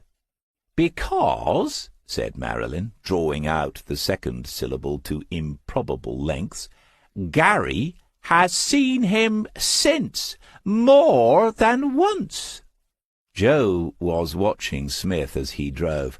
She would tell you there was not the slightest change in his outward expression, but something altered in the eyes.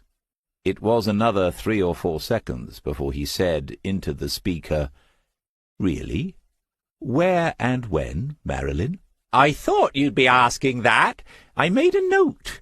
Gary works in Yarmouth, manages the White Horse. He's done wonders with it since he took it over. Anyway, there's a street market outside it every Friday. He remembers seeing him there last summer. Didn't speak to him, but he recognized him. Smith said, "And Gary told you he'd seen the man more than once? Was that the first time, or the second, or the third?" "Ooh, I'm getting nervous. It's like being on Who Wants to Be a Millionaire. Can I phone a friend? Only joking. That was the first time. He saw him again a few months ago, somewhere completely different. I'm still not sure what Gary was doing there. He tells me he was interviewing someone for a job. He was in a coffee shop sort of place in Haysborough, and he saw the cameraman walking by, and guess what? He had his camera! Gary said he'd changed, but he still knew it was him." They had arrived in the station car park. Smith glanced at his watch. The train left in 14 minutes. He looked the question at Jo, but she seemed to be as engrossed in this conversation as he was, and indicated he should continue it. He said to Marilyn, "Gary said this was a few months ago. Could he be more specific? Perhaps he kept a note of the interview date." Marilyn said, He might have done. I did ask him, but he said it was in the spring, so April time, I expect." "And Gary said the cameraman had changed. Did he say how?" "He did. He's got a beard and long hair now. I can't say I think that's a wise choice for a man of that age, but we get all sorts round here living by the sea. Must be something in the air. Artists, writers, all sorts of dropouts. We get people doing yoga on the beach at sunrise here at the Ship. I mean, what's that all about?" 10 minutes to the train departing, Smith thanked Marilyn, said he had his number now and might call back. He might even ask to speak to Gary, if Marilyn didn't mind, and he seemed to like that. Then the two of them were heading into the station, and Jo was saying, "No need to ask whether you're going. What about now? You could go across to Norwich on the A47 and then north." He suspected she wasn't simply finding him something to do for the day. She herself was intrigued by the developments of the past few minutes. As if to confirm his suspicions, as they parted, she said, "Text me if anything turns up." He said he would, and then kissed her. As she boarded the train and turned back to wave, he smiled. He hadn't said the words, but the kiss had been for good luck. His search of 3 days ago had been in Trimsley and to the north, and as he parked the car in the single narrow street of which Haysborough consisted, Smith had two thoughts about that. First, the word search ought to be in inverted commas, because it hadn't been one, and second, heading north had been entirely arbitrary. Haysborough was miles to the south of Trimsley, and the same distance further on would take one to the relative metropolis of Great Yarmouth. This place was tiny. The single winding street leading off the main coast road was on a gradual slope down towards where any beach must be. There were a few old cottages which had been renovated and modernized with weekenders' money, and no doubt the prices were suitably eye-watering. Amongst these were other less traditional properties, odd bits of concrete and glass and red brick and metal, which presumably a planning officer somewhere had passed late on Friday afternoons. Near the junction with the main road was a little cluster of businesses, and as Smith walked back towards it, he could see the coffee shop. There could only be one, next to a place offering independent financial advice, closed, and on the other side a greengrocer's, where every item for sale was loudly proclaimed as organic. Perhaps the same people owned the coffee shop. The descriptions on the prices board also announced that no coffee bean here had ever had a whiff of chemical treatment, lots of accounts of ethical trading, the visits the roasters had made to the families who grew the bushes in the forests on the slopes of Nicaraguan mountains, and how children were being educated on the proceeds of this remarkable business model. Smith selected a medium roast Arabica with notes of honeydew melon and toffee, and reflected that the price of this cup alone must have paid for little Jose's school books for at least one academic year, with a new bike thrown in for good measure. There were only half a dozen tables inside. He chose the one right by the window. Imagining it was here, Gary must have conducted the job interview, if he was to have seen much of the street outside. The cameraman had walked by here some time in the spring. It is important to review and review again what has led one to a new point in an investigation. Lauren Fitch had had 2 phone calls, during which not a word had been spoken by the caller. Nevertheless, she was convinced it had been her father, Gerald. Jason Diver's contact had traced that number to the Ship Inn, 10 miles north of here. Smith had found people there who remembered a man who had stayed around the time the calls were made, a man who had paid in cash and always had a camera with him. Gerald Fitch was an expert with a camera. Therefore it was not absurd to suggest that the cameraman they recalled, and Gerald Fitch, were one and the same.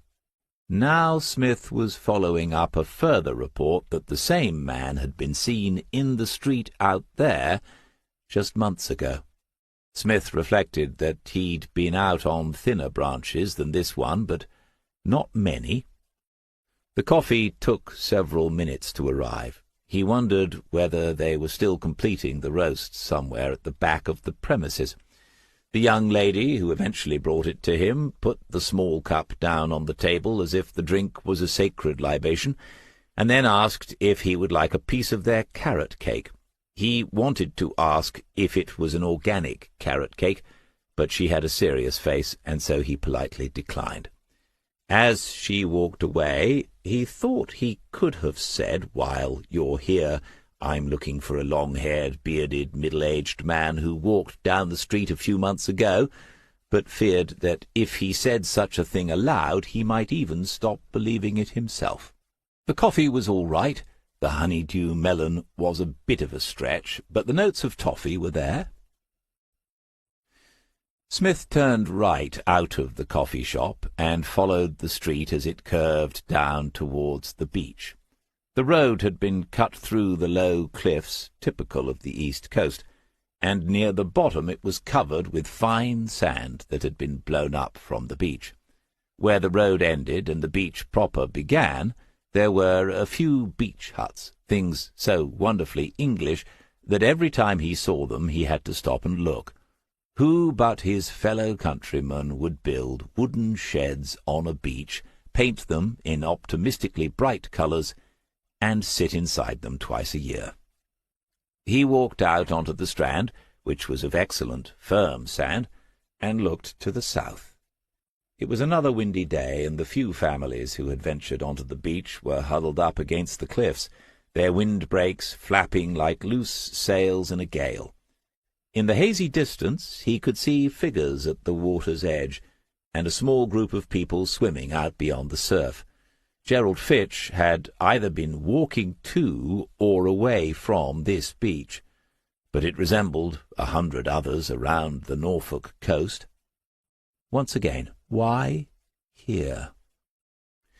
Turning to the north, he began to walk himself.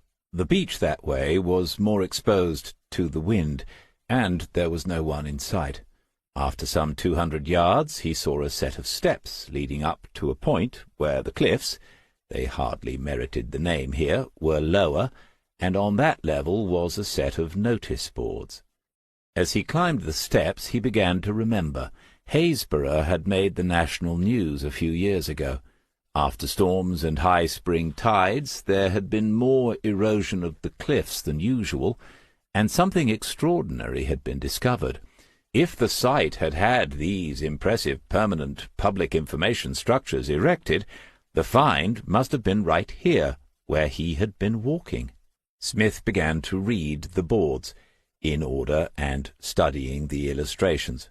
The storms had uncovered a level bed of shale, and someone passing by had noticed there were footprints, human footprints, in the soft rock. They had also realized the significance of what they had found. For a few frantic days, archaeologists had battled to record and save what they could. There had been rain, and slowly the prints were melting away.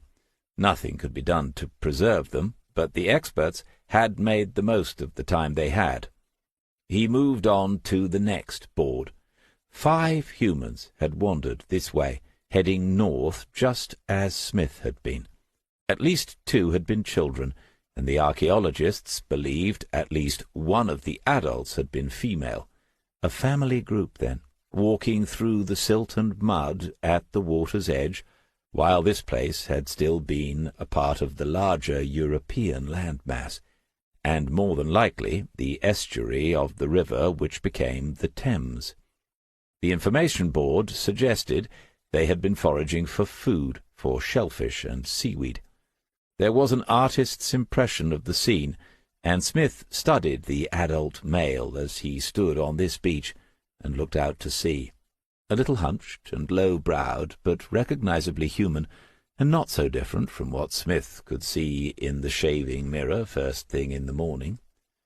From the shale deposits, the scientists could date the event with, they claimed, a fair degree of accuracy. These ancestors had walked this way 950,000 years ago. The longer one looked at the information boards and thought about this, the more extraordinary the story became. Almost 1,000,000 years ago, early humans had been drawn to the same places as ourselves, and for at least some of the same reasons. Fair enough, Smith bought his seafood from Tommy Bean, but he and Joe had been known to gather their own samphire. Almost 1,000,000 years, and not that much has changed. Was this why Gerald Fitch had been here? Smith had been looking for something, anything that might offer a reason for this being the place he had chosen rather than anywhere else, and here was something. As far as he knew, the only place in the world with such a story attached to it. But there had been nothing else to suggest Gerald had a passion for the early history of hominids. All this gave the place a certain atmosphere, if you're sensitive to that sort of thing, and Gerald had lots of photographs of the Norfolk coast back in Woodlands, including some pretty atmospheric ones. But this was no aha moment. In fact, as he went down the steps back towards the beach, Smith concluded that if he went any further out on a limb as thin as this one, the branch would undoubtedly break, and he would end up in an untidy heap beneath it. He had the feeling now that despite the intriguing call from Marilyn earlier in the day, he was going to be no further forward at the end of it, and he'd done a lot more miles he could not honestly claim on his expenses. He walked back up the track towards Haysborough, and noticed something he hadn't on the way down. There was a sign to an art gallery on the left, and he could see the building from this angle, a low single-story place tucked in below the edge of the tiny village. The sign read, "Spindrift, Authentic Local Arts and Crafts." The presence of an art gallery might seem improbable, but there are dozens around the Norfolk and Suffolk coasts, and they are in reality shops that sell mostly paintings to holiday-makers and people decorating their weekend cottages. He and Joe had agreed that a few originals of the local bird species would be a welcome addition to Drift's End, and as this place was called Spindrift, he took that as an omen, and followed the sign. The gallery was deceptively large, the original old bungalow having had an extension built onto the rear. Through the glass sides there was a fine view of the sea, and the natural lighting was perfect for the many paintings on display. Smith had been into several such places, and recognized two things straight away. One, all the usual styles and approaches to the subject were here, and two, the person who had selected them had an eye. These were good. An elderly woman's head appeared around a corner, looked at him over her bifocals, and said good morning. Smith returned the greeting, and was told to look around at his leisure before she disappeared again. A small watercolour of a redshank had his attention immediately, painted, he noted, just a few miles east of Drift's End. £200, though. He walked a few steps more until he was round the corner where the woman had been. Lots more paintings, bigger pictures here by some serious artists. Smith recognized some of the places and views, and then he found he had lost 10 or perhaps 20 seconds of his life. They had simply gone, and he would never get them back. He had been staring at a sequence of 3 pictures, matching pictures, by the same hand, and identically framed. 3 extraordinary paintings of Gerald Fitch's photographs. Chapter 23. "No," the lady had said as she came up behind him, "I'm afraid we don't allow that." Almost without thinking, Smith had taken the little camera out of his pocket and switched it on. It seemed vital to preserve not only an image of what he'd seen, but also the moment of his astonishment. He could have pressed the button anyway and taken one, as if she had spoken too late, but what chance then of discovering the story that lay behind the display on the wall in front of him? He apologized and said, of course, he should have realized. Then he explained he had been so taken by the paintings he hadn't thought. He wanted to show them to his partner, who was away working in London. He mentioned Joe's name because that would give the lady cause to think he was probably telling the truth, and put the camera away. The woman must be in her mid-70s at least, but she was straight-backed and had a fierce eye as she looked him over. Eventually she seemed mollified by his story, and stepped forward to stand by his side. She asked whether he was local to the area, and Smith told the full truth, because that's usually the best. He mentioned their cottage at Marston, and said they'd been talking about some paintings for it, which was also true, more or less. Naturally enough, she had begun to see him as a potential customer. He asked whether the artist was a local one. She pointed to the signature hidden in the bottom right of the nearest painting, little more than a line left in the sand by wind or wave, and said, "That is an interesting question. His name is Ian Fisher, and he is indeed a local man. He lives about 10 miles from Haysborough." Ian Fisher. Nothing Smith had heard in the case so far led to that. When they choose another name for themselves, people who wish to begin anew rarely do so randomly. Surprisingly often there is some hidden link to their past, some means of holding on to it, of not quite letting go. But the name Ian Fisher meant nothing. 10 miles from Haysborough, from this very spot? A rookie might say, "Oh, really? Would you happen to have his address and phone number?" Instead, Smith took a step towards the nearest picture, peered a little, and said, "A fascinating technique," as if he had the faintest idea what he was talking about. The woman joined him and responded with, "It is, and highly original. I've had a few comments that it's in the neo-realist tradition, but personally I believe it's more than that. This is not simply an accurate recording. In each picture I can see something more, a sense that the subject has moved fractionally to the side during the act of creation.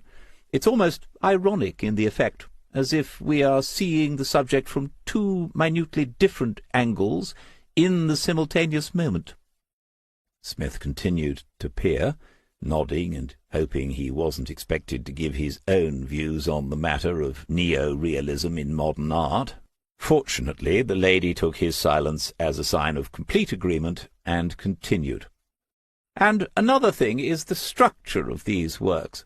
The subjects, if they are indeed the subjects, are tiny in proportion to the whole.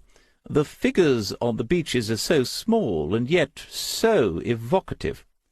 Indeed, Smith thought, remarkably evocative of the photographs I saw in Gerald Fitch's abandoned room in West Wootton. Here was a vast beachscape in what must be the light of dawn, pink and gold, as he had seen it many times now beyond Drift's End, and against the silvered grey of the sand a tiny silhouetted figure stood at the edge of the tide, tiny, and yet somehow unmistakably female. The lady, who must be the owner of this gallery, and the remarkable eye, was in full flow now, with such a receptive visitor for an audience. She said, "And most excitingly for me, Ian Fisher is a naive artist. He has had no formal training. It is a gift he has shared with the world." Smith nodded once more. This made sense. He knew Gerald had a bit of a flair for design. Hadn't he created the new publicity brochures for Fitch Marine? But there had been no mention of any formal training in the arts. He said, "And you know Ian Fisher personally, I presume, if he lives locally?" "We have met on one occasion," as if she were recounting the story of when she met Her Majesty the Queen. "He came on a visit earlier this year when there was some publicity around his work. We were fortunate to be chosen, because he has already sold his work in other Norfolk galleries. My partner completed the framing on these, and we have a working relationship now. These haven't been for sale for very long. I have people coming to view them soon." This was a sales pitch, naturally. Smith was wondering how he might maintain an interest and gather more intelligence without getting out his cheque-book. The 3 pictures were priced at £700 apiece. Another problem was that comment about the visit during some sort of publicity. Was that where Gerald had been going when he was spotted from the coffee-shop window? The two ideas did not fit together well. He said, "Are they for sale individually?" The lady looked a little hurt. She said, "They are, but of course the effect is so much enhanced by seeing them side by side. For anyone who has the room, of course." Her look seemed to be saying, "But perhaps you do not have the room, or the means." He said, "Well, I am interested in these. I'd like my partner to see them. I think we'll have to make another journey." She had dismissed him as a prospect now, but he added, "I don't suppose there are any more publicity events planned. We could come then. It would be fascinating to meet the artist." The lady said, "I fear that is unlikely. His circumstances make such things rather difficult." Oh? His circumstances. Smith could almost taste something juicy now, if only the woman would keep talking. And she did. "Yes, rather sadly. He is a resident at Broughton Farm. Do you know it?" Smith shook his head a little, not taking his eyes from hers for a split second. "It is a home near Trimsley-on-Sea. Ian Fisher has severe learning difficulties." It was quite a story, of course, and the interest shown by her visitor encouraged Florence Langham to tell it. She had first seen one of the paintings in a tiny gallery in Trimsley, no more than a café, really, with a few daubs for sale on the wall, and had been struck by that one piece. She had made inquiries, done some detective work. "Oh, well done," said the man who seemed to be hanging on her every word, and discovered the story of the artist and his whereabouts. She had contacted Broughton Farm and had been introduced to the staff who cared for Ian Fisher. Having explained her own credentials as a connoisseur and gallery owner, the director at the farm had agreed that if Ian Fisher himself wanted to come to an arrangement with Spindrift, the home would have no objections, as long as the matter was professionally handled, and as long as Ian Fisher's welfare was of the highest priority. This all took place 18 months ago. Since then, Spindrift had sold several pieces on behalf of the artist, and now acted exclusively for him. Using her contacts, Florence Langham had given the story some publicity locally, and from that a wider interest was developing. The buyers she was expecting later in the week were from London. "It is likely," she said to Smith, "the prices of future works will be higher than these. I would not be surprised if there is some competition for the paintings in front of you." Smith looked again at the 3 paintings, looked for several seconds, as if the story behind them had made him re-evaluate what he could see. But his mind was racing ahead to the point where he had to put on the brakes a little. What a tale! Such riches! Where to begin? How to take it further? Walking up the road from the beach, he had turned left towards the Spindrift Gallery almost on a whim, without an idea as to how further progress in this investigation was possible. On the beach he had said to himself, why this place of all places, if indeed that had been Gerald Fitch coming down the road last April? And now the answer was hanging on a wall in front of him, at £2,100, cheap at the price. To someone who hadn't followed this trail from the beginning, who was having it explained to them from this point in it, the story might seem improbable. And yet these were paintings from Gerald's photographs. Smith was entirely convinced of it. These 3 were of vast, dreamy expanses of sand and sky, but in the background of each was a thin line of trees beyond dunes, Scott's pine trees, he knew, because he recognized that place. It was the beach beyond the dune woods at Hokum. He had walked there many times with Sheila, and since with Joe. It was somewhere no lover of North Norfolk has ever failed to go, somewhere that attracts artists, and probably photographers, from all over the world. And the tiny figure of a woman in each one, offset from the centre? Gerald Fitch had taken the pictures which had inspired these paintings. Florence Langham said, "When he came to the gallery, I thought Ian Fisher a remarkable man." In more ways than you might think, Mrs. Langham, thought Smith. Had he got this absolutely correct? Was there some way in which Ian Fisher and Gerald Fitch were one and the same? Was there some sort of ruse here to hide the origins of the pictures, perhaps to create a story to bring them to the art market, which, let's be honest, has a long history of being hoodwinked?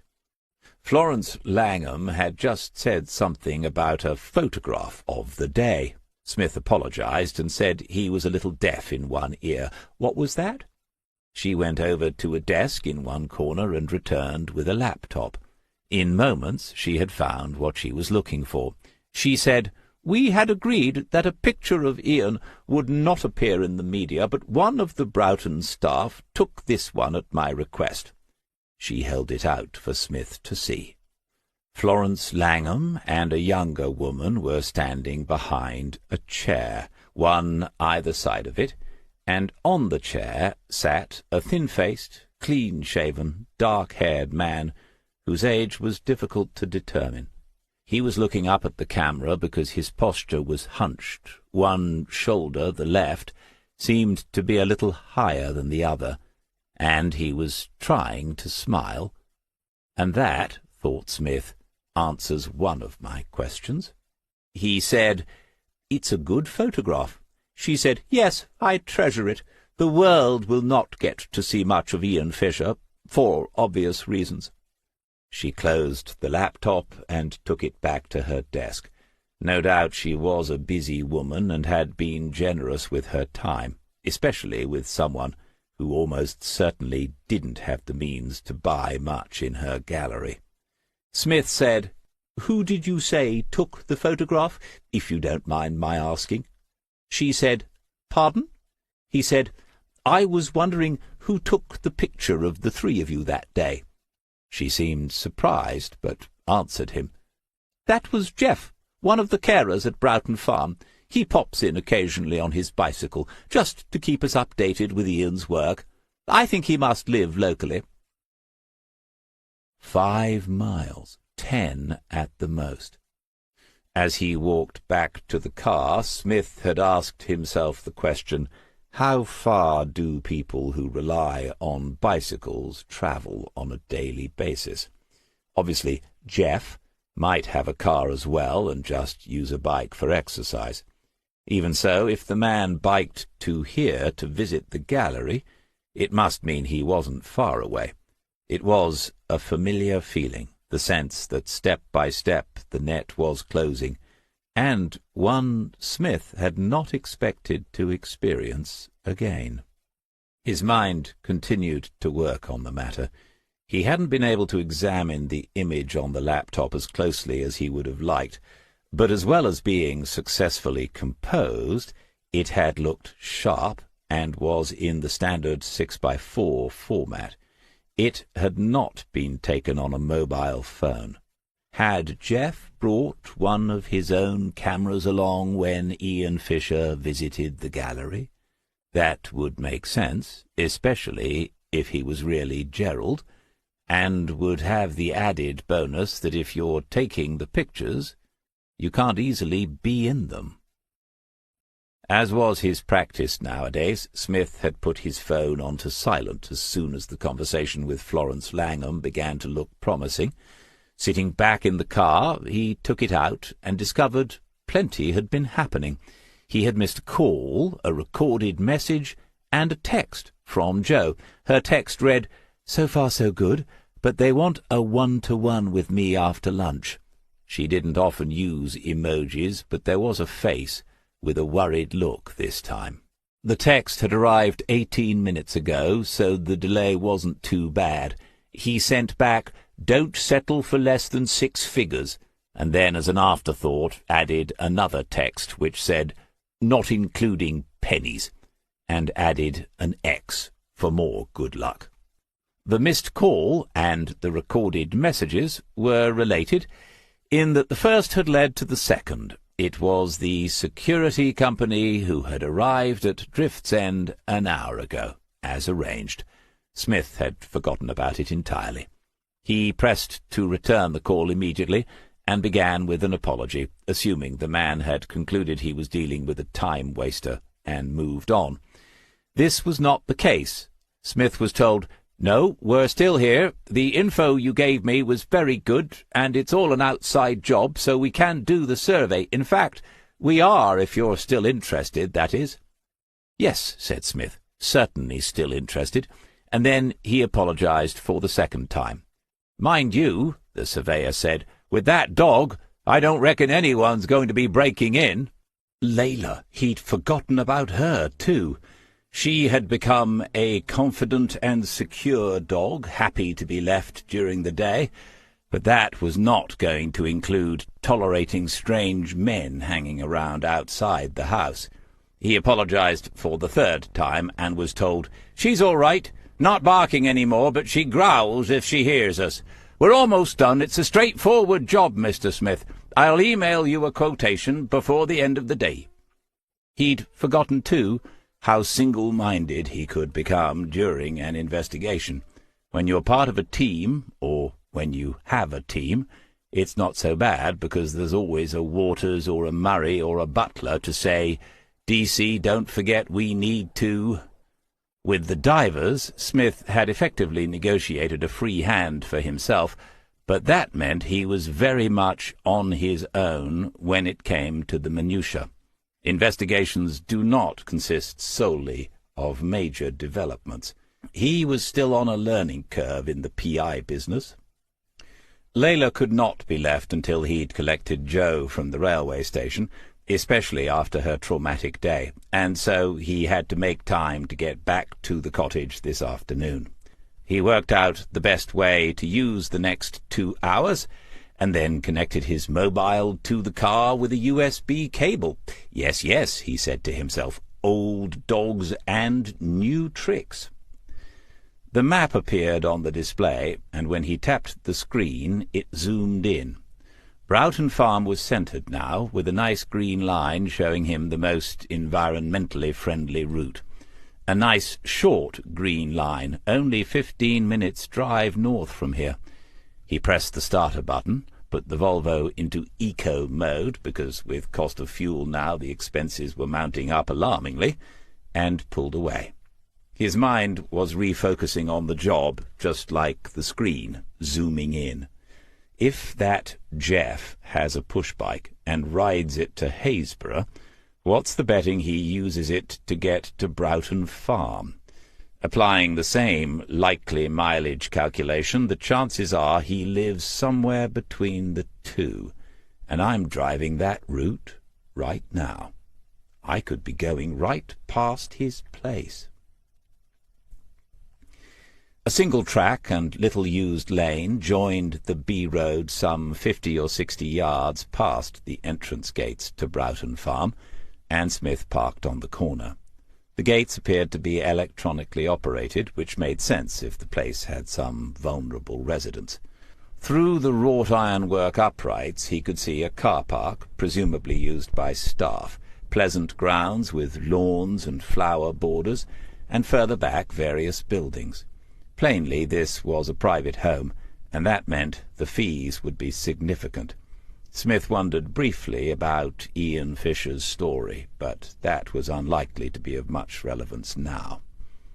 The small Swarovski binoculars fitted neatly into the hidden drawer under the driver's seat. He took them out and studied the place in more detail. There were 4 vehicles that he could see in the car park. The registrations were not visible, but in the notebook he recorded the makes and colours as best he could from this angle. As he had explained to countless younger officers, you don't know what will be needed until you need it, so make a note of as much as you can, and there aren't many investigations where the movements of vehicles play no part. A woman crossed behind the cars, heading left to right, tall, angular, smartly dressed, and moving purposefully. Not a resident, perhaps a doctor or a manager. He was intending to get inside the place, and might end up dealing with someone like that. Broughton Farm had its own website. He had saved it earlier, and now the home was in front of him, he examined it in more detail. The director's photograph was there above the Home Mission's statement. Director, not manager. Dr. Sarah Lovesey. It might have been her he had seen moments ago. He wondered whether she was a genuine director or someone who wanted a posher title. The mission statement was the usual vacuous nonsense, and he thought with fondness of Detective Chief Superintendent Allen. There were photographs of happy residents doing meaningful and fulfilling activities, and much had been made of the creative arts and crafts rooms. These were more interesting, and Smith studied every person in them carefully. Underneath one image of a man working in front of an easel, his face not visible, was a caption which read, "Some of our residents' work has even won critical acclaim." That might be Ian Fisher then, right there. But it was impossible to identify the woman whose face he'd seen in Florence Langham's picture. And there were no bearded men at all. Of course, knowing you, Gerald, thought Smith, you took these snaps as well, didn't you? He'd spent many hours having one-sided conversations with persons of interest. In long investigations you begin to feel you should send them a Christmas card even before you've encountered them face to face. The biggest puzzle at this point would usually be, how was he going to get inside such a place now he no longer had a warrant card? But Smith already had the answer. It was right here on the website. Broughton Farm prides itself on its community engagement policies. They have a shop which sells produce from their garden and orchard, bric-a-brac and books donated by families and well-wishers, and even some of the artwork and craft items made by the residents, along with cakes and coffee. The shop opens to the public for 3 hours every Friday morning, 10 o'clock until 1 in the afternoon. And by great good fortune, said Smith to himself as he closed the page on his phone, today is a Thursday. Chapter 24. He was parked on the same verge at 10 minutes past 9 the following morning, wondering if he might get to see some of the staff arriving. This time he had positioned the Volvo a little further back, so only the bonnet and front window were visible from the gateway. Moments after he'd wound down the window, his view was obscured by a mud-spattered Range Rover with a very large man at the wheel. The driver was staring pointedly at Smith for some seconds before he wound down his passenger window. "You lost?" "No," said Smith. The fact he had received a response even shorter than his own curt question seemed to surprise the round, red face of the man in the wax jacket, a landowner, of course. He said eventually, "Funny place to park." Smith shrugged and said, "I'm visiting someone at the house over the road and got here too early. Am I in your way?" The man looked across at Broughton Farm as if to check it was still there, but then seemed satisfied with the answer. He said, "No, but we'll have a combine harvester coming down here this morning, so—" Smith said he appreciated the warning, and the Range Rover pulled away. You couldn't blame them, the farmers. Rural crime had increased to frightening levels over the past decade, and if you had a £70,000 tractor stolen, you were no more likely to see a CID officer than if someone had nicked your third-hand Golf GTI. He leaned back in the seat and relaxed. Still 40 minutes to wait. The sun had returned, and it was shining through the open window. What a difference a day makes. 24 little hours. He had taken Layla with him to meet Joe at the station yesterday afternoon. She whined in the back when she saw her mistress crossing the car park, so naturally Joe opened the tailgate and said hello to her before she climbed into the passenger seat and greeted her partner. All dog-owning couples will understand the complicated interpersonal dynamics at work here. But Smith had not been able to read the expression on Joe's face easily. He said, "Well?" and she answered with, "Take me home, please." This did not sound promising, but he started the car and pulled away. When he glanced at her again, she seemed to be preparing to tell him some really bad news. He concluded it was best to let this happen at her own speed rather than his, and said no more. 2 or 3 minutes passed, and then Joe said, "So I had the meeting with people from Eagle House." "People?" he'd said. "They ganged up on you?" "3 of them, 1 of me. I almost pulled out." He was glancing at her as he drove, wondering whether after all he should pull over somewhere. He said, "But you didn't? What happened then?" She said, "We were in there more than an hour. I thought I'd prepared pretty well, but I hadn't. Not for what they told me." Someone had to say it eventually, and so he asked her, "Are they dropping your books?" Joe said, "No, they want to put them into audio books, the whole series so far." Smith said, "Blimey, that's brilliant, isn't it?" "Well, yes, but apparently listeners like it if the books are read by the author, so they want me to make a recording to see if I can." He said, "Of course you can. How much does it pay?" She had laughed then, and he wanted to pull over for different reasons, to hug and congratulate her. She said, "There's more, though." He said, "Right, are we buying a place in Hollywood?" She had looked at him quickly, and then she'd told him the Eagle House people wanted, with her agreement, to put together a proposal for a television series based on her true crime books. He'd said, "You don't have to act in it, do you?" And she had answered, "No, but it might involve me introducing each case before the dramatic reconstructions, and whatever else they do." He'd said, "On the television?" "Yes," she'd said. He didn't say anything for half a mile of King's Lake, and then, "Well, I can't see how that's going to work, for any number of reasons." When she looked, his face was serious. She asked what the reasons might be. Smith said, "Well, for one, you'd have to wear makeup, which you hate, and two, a tuxedo makes me look even shorter than I am." Joe said, "Tuxedos, I don't... For when we go to collect the Emmys and the Grammys. Someone has to think about these things."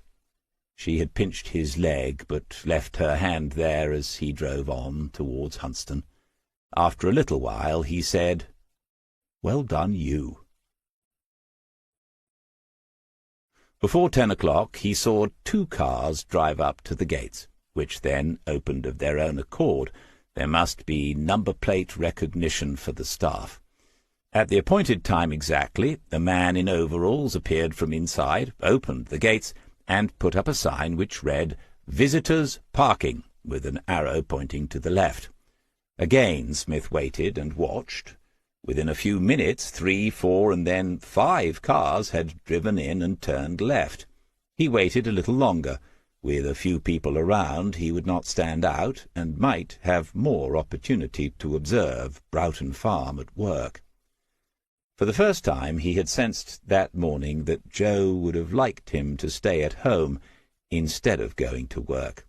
She said nothing to that effect, but he guessed she would have liked to talk more about the unexpected developments in her own career. He'd felt a little torn at the realization, but if he did not get into this place this morning, he would have to wait another week. He put those thoughts aside and pressed the starter.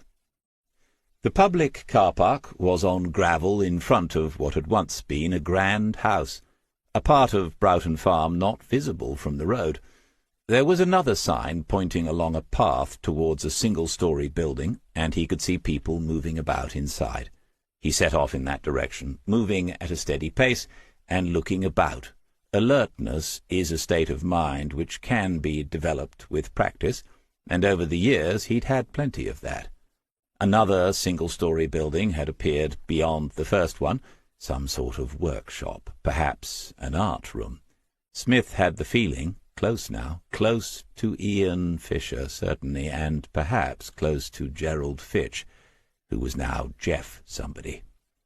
There was a warning voice in his head telling him he didn't know that for sure, and he answered it, "True, I do not know it yet, but I can feel it in my water, as the old folks used to say." Once inside, he could see it was more of a coffee morning and a public relations exercise than a shop, but you could buy things. Smith wandered around a little, examining each face in the room, but seeing no one he recognized.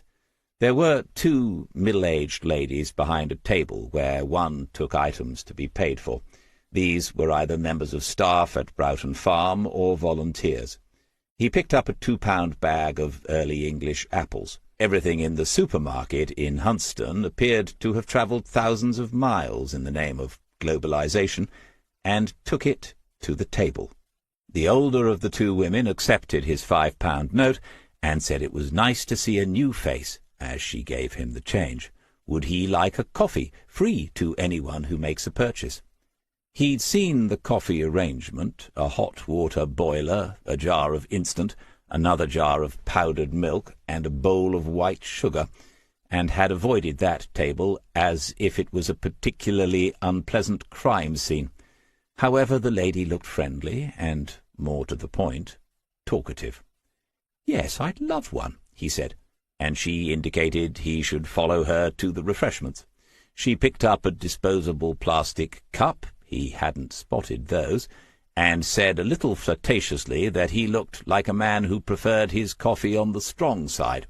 "Yes, please," he said, and she put 2 heaped teaspoons of horror into the flimsy white receptacle. He was going to have to choose between drinking the abomination, or at least taking a sip, black, or with the addition of powdered milk. He chose the first option, and the lady nodded to herself. She measured her man perfectly. He thanked her and said Broughton Farm seemed to be a marvellous place. A small queue had formed at the table in her absence, but she seemed to be in no hurry to return. "Yes," she said, "it is. She'd sent her own mother here. Not that she could ever afford it." "Expensive, then?" he asked, and she said it was, very. Smith said, after a pretend sip, "Do you work here?" She had a badge which said Suzanne, but he had noticed the absence of a wedding ring, and avoided using her name just in case she didn't view that as being over-familiar. Nevertheless, he could see she had enjoyed being asked the question. Yes, she was a day carer, roped into helping out in the shop, but she thought it was nice to meet some new people now and then. Smith said, "I came because I saw some artwork from Broughton Farm in a local gallery. I wondered if there might be some for sale." "Oh," she said, "have you looked at the craft table?" Yes, he had, but he was thinking more of something like a painting. Were those ever for sale in the Friday morning shop?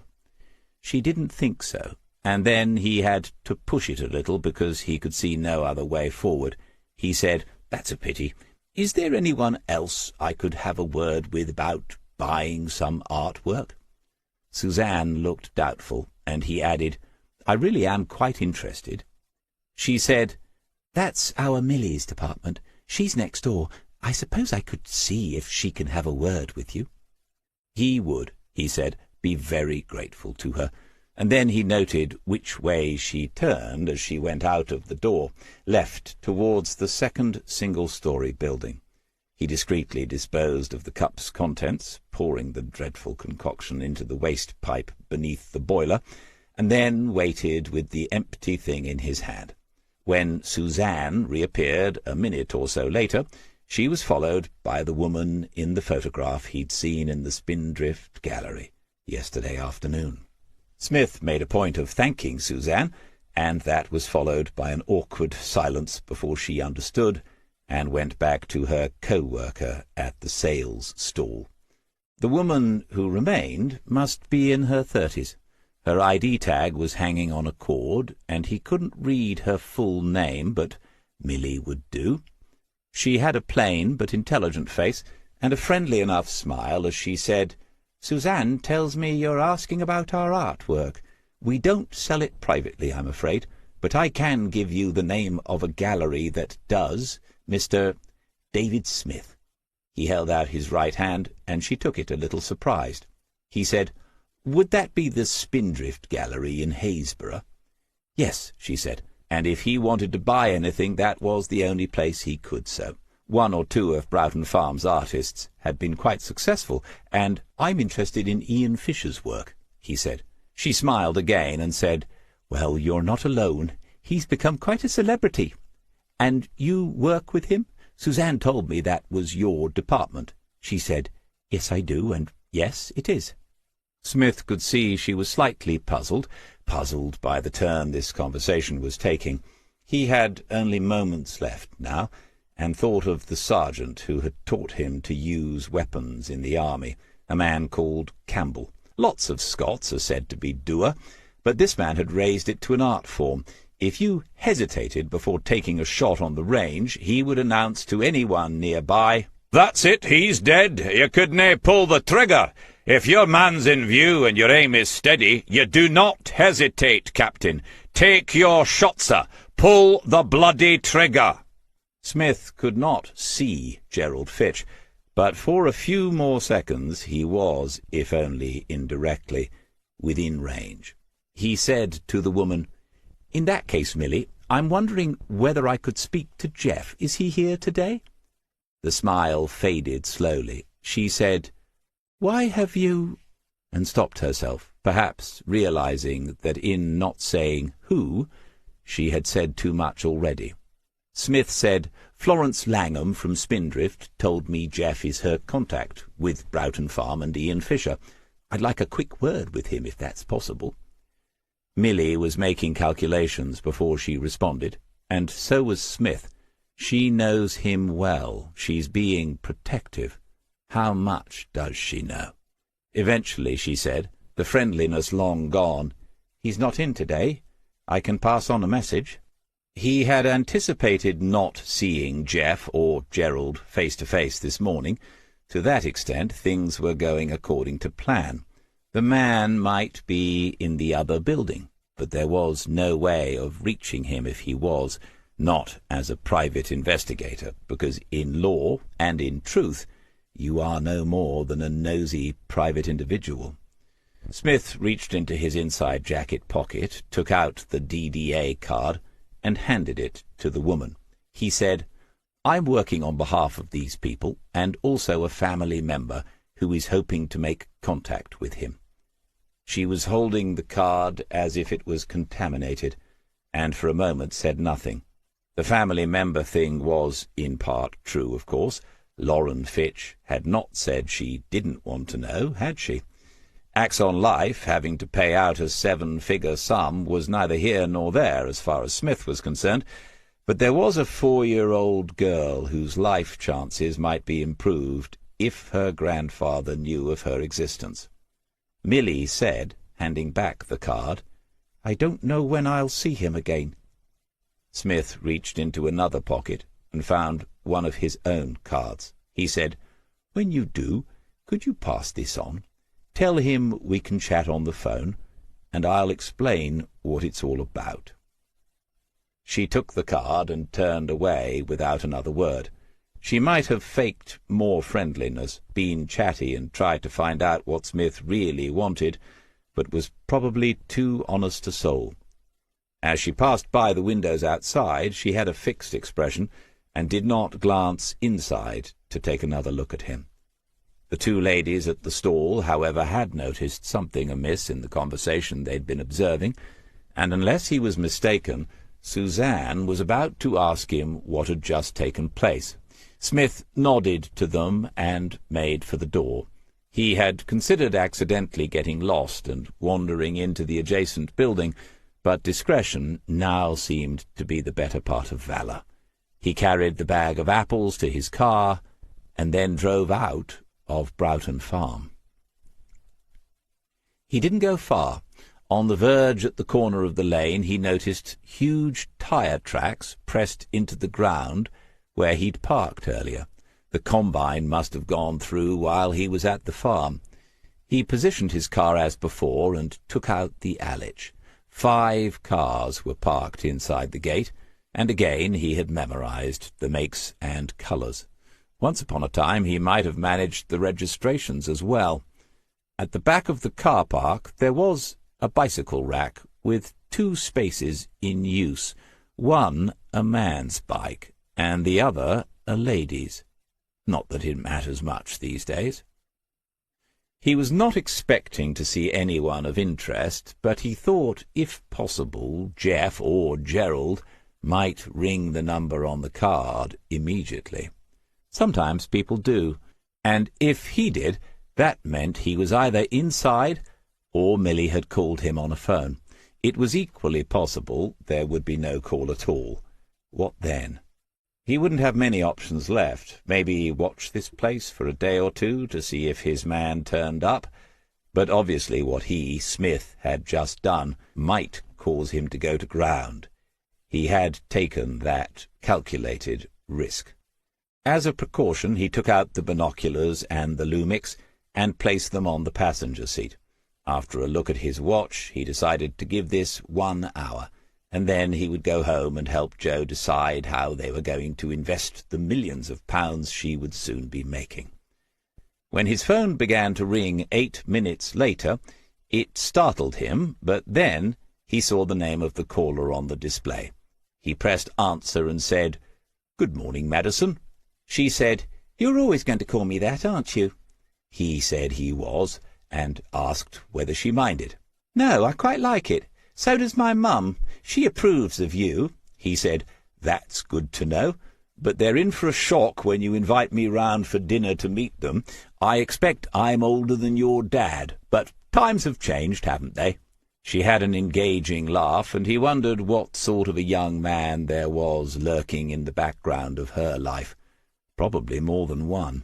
She said, "I'm reminding you to send in your paperwork for the Axon Life job. Jason said this morning they're preparing the account, so he needs your invoice." Smith had kept quiet about the most recent developments for several reasons. First, keeping quiet is generally the best policy, period. Second, only in the past 48 hours had he come to believe he was close to finding Gerald Fitch. Third, SIOs, and Jason Divers, have a tendency to interfere instead of managing. These are not the same thing at all. He said to Madison, "Sorry, I'll get on it tonight and drop it in tomorrow. What are your mum's favourite flowers?" She said, "Freesias, but you should know, my dad was a boxer." "Great," Smith said. "We could have a couple of rounds sparring, work up an appetite for Sunday lunch." They had talked for another minute or so before he noticed movement behind the wrought-iron gates. The boot of the Ford estate had been opened, and when he picked up the binoculars he could see Milly standing by it. Smith ended the call with Madison and continued to watch. He saw a bicycle appear in the air, being carried, and then turned so it could be slid into the car, carried by a man who was older than Milly, a tallish man with a beard and bushy hair. It was impossible to be certain he was looking at Gerald Fitch, but it could be. It could well be. They were not wasting any time. The car was already reversing out of the parking space, and in a moment the electric gates would slide open. Smith had a decision to make, and quickly. They might notice his own car, or they might not, but he wasn't going to get this opportunity again. "Take your shot, sir!" He snapped the seatbelt home and pressed the starter. Chapter 25. They were heading south on the road back towards Haysborough, just as he had speculated yesterday afternoon. Smith had two thoughts as he settled in behind them. He hadn't done anything like this in quite a while, and he couldn't have chosen a better road on which to reprise the art of tailing. The traffic was light, but there was enough to sit behind another vehicle if necessary, and there were regular, nice, open bends, so one naturally disappeared from the target's rear-view mirror from time to time without falling too far behind. He had switched on his own navigation and could see the layout of the roads and side roads before they arrived. Between 3 and 4 miles from Broughton Farm, the left-hand indicator of the Ford was switched on. Smith slowed and looked again at the screen, but the side road, if there was one, was so minor it was not yet showing. Had she spotted him? Were they pulling over to force him past, just as he'd done with the Transit a few days ago? No, the car ahead, after slowing further, almost to a halt, disappeared to the left.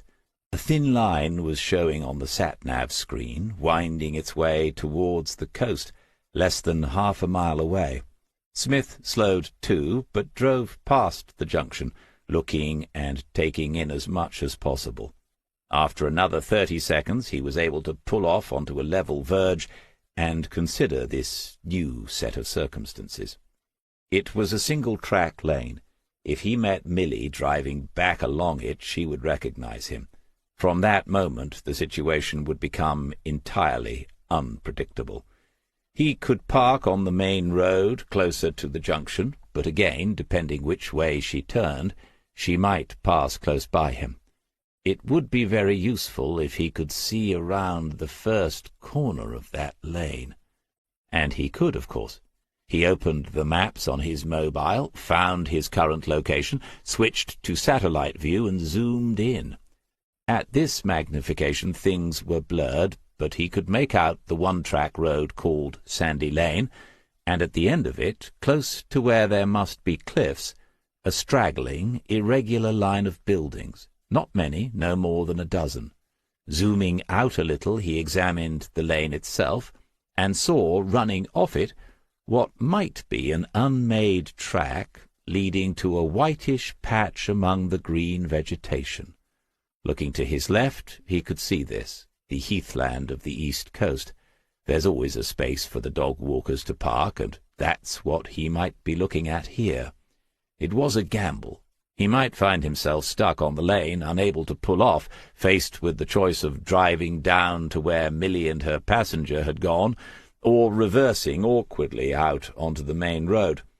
Smith took 5 more seconds to measure the odds, and then swung the Volvo around. He was on something of a roll this morning, wasn't he? The track was heavily rutted as it curved uphill to the left, but the XC60 is a rugged vehicle, more than equal to the job in hand. He'd been right in his guess. At the top of the hill was a patch of bare, open ground where people parked, unofficially. Dog-walkers, certainly, but perhaps also a few bird-watchers, or just people who wanted to admire the view of the North Sea beyond the coastline. Footpaths led away in various directions. Smith moved quickly, out of the car and to the seaward edge of the clearing, binoculars in hand. There was a moment, one of those in which a part of us sees the rest of us, and is a little surprised. He seemed to be as sharply focused as he had been when on a job 10 or even 20 years ago. Looking down, the roofs of some of those buildings were visible, just the very tops. A couple had the metal chimneys of wood-burning stoves. There wouldn't be many mains services in a place like that, right off the beaten track. He needed to get a view of the lane before Milly had time to drive away. So after locking the car, he walked briskly back down the track until he could see a bend in the lane. Banked up on either side of him, gorse and bracken framed the blue sky and the white clouds above that promised a return to proper August holiday weather. He found a comfortable place to stand, somewhere he could easily disappear from view, and checked his watch. Milly's car had been out of his sight for less than 10 minutes in total. He was quite certain she was still somewhere at the end of Sandy Lane. As his breathing returned to normal, he noticed the sweet coconut scent of the gorse blossom, and heard the hum of bees among it. Somewhere up on the heathland, a skylark was singing late in the season. That's the thing with a job, isn't it? It gets you out of the house. He thought, if another car drives up here, I'm going to look a bit dodgy, but I've got the binoculars. I'll pretend to be a proper bird-watcher. So, why the panic back at Broughton Farm? That's what it was. Jeff and or Gerald had done a runner. What would Milly have told him? There's some man who says he's a private detective, and he wants to speak to you? She might have noticed the DDA card mentioned King's Lake. If so, this was all going to sound very real to Gerald Fitch. So far, so good. But as far as we know, he has committed no crime. One can argue the morals of the matter, the running away, but getting out of the building within 15 minutes seemed a disproportionate response. And then the putting of the bike into the car to make an even faster getaway. There were missing pieces here, things Smith didn't fully understand. If we were able to wait with him on the heathland that morning and ask him, he might have admitted that that, as much as anything, was what drove him on in such matters, the need to know the whole story. He never needed to pretend he was a serious bird-watcher. Less than a quarter of an hour after he took up position, he heard the sound of an engine labouring up the hill on Sandy Lane. He crouched a little, raised the binoculars, and saw the Ford coming into view around a bend.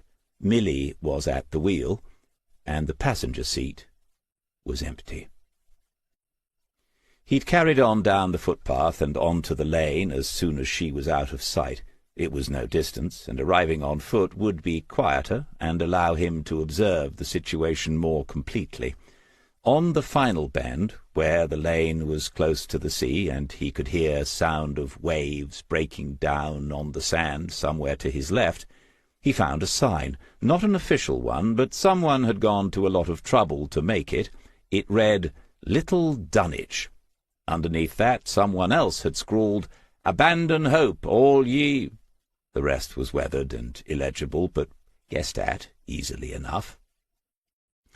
The first building on his right was a small chalet bungalow. Only one of the front windows had glass, the rest being boarded up.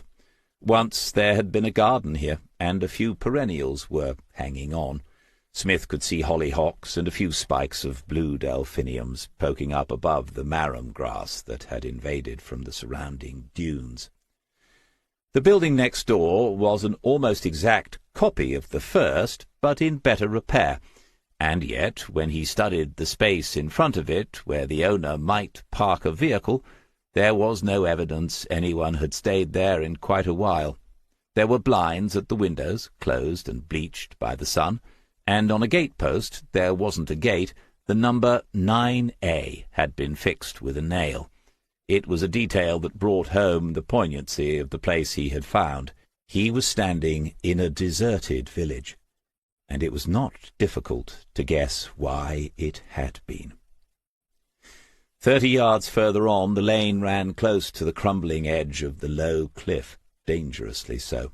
A flimsy barrier was in place, just plastic tape stretched between metal posts. He peered over and could see evidence of the last fall. Most of the wreckage had been cleared away, the large timbers and the glass, but it was still obvious that some sort of building had gone over not long ago. Once someone had tried to make the lane more solid, more like a proper road, with patches of tarmac. There were cracks in it where the ground was shifting. He wouldn't have driven over it in a heavy car, but ahead he could see 2 vehicles and a few more dwellings. You couldn't call any of them houses, just wooden chalets, a prefab, and a couple of mobile homes. The latter were on the left side of the lane and closest to the sea. Presumably they would be the next to go. Smith stood in the sunshine and considered the options. This seemed a strange place for Gerald Fitch to have ended up, but it had been a strange story from the beginning. Smith had conducted plenty of door-to-door inquiries in his time, but never anywhere like this, and he would be visible to anyone still left here as he did so. In one way that didn't matter. No one was coming back up the lane without him seeing them, and so he walked on to the next property, one of those with a car outside, a small old white Fiat 500, and knocked on the door. He half expected no answer, but almost immediately it was opened by a man of about his own age and height, a man wearing a string vest, a pair of khaki knee-length shorts, and unlaced walking boots. He was not recently shaven, and he was currently annoyed. He said, in perfect East End English, "From the council?" Smith said he was not, but clearly he had failed to convince.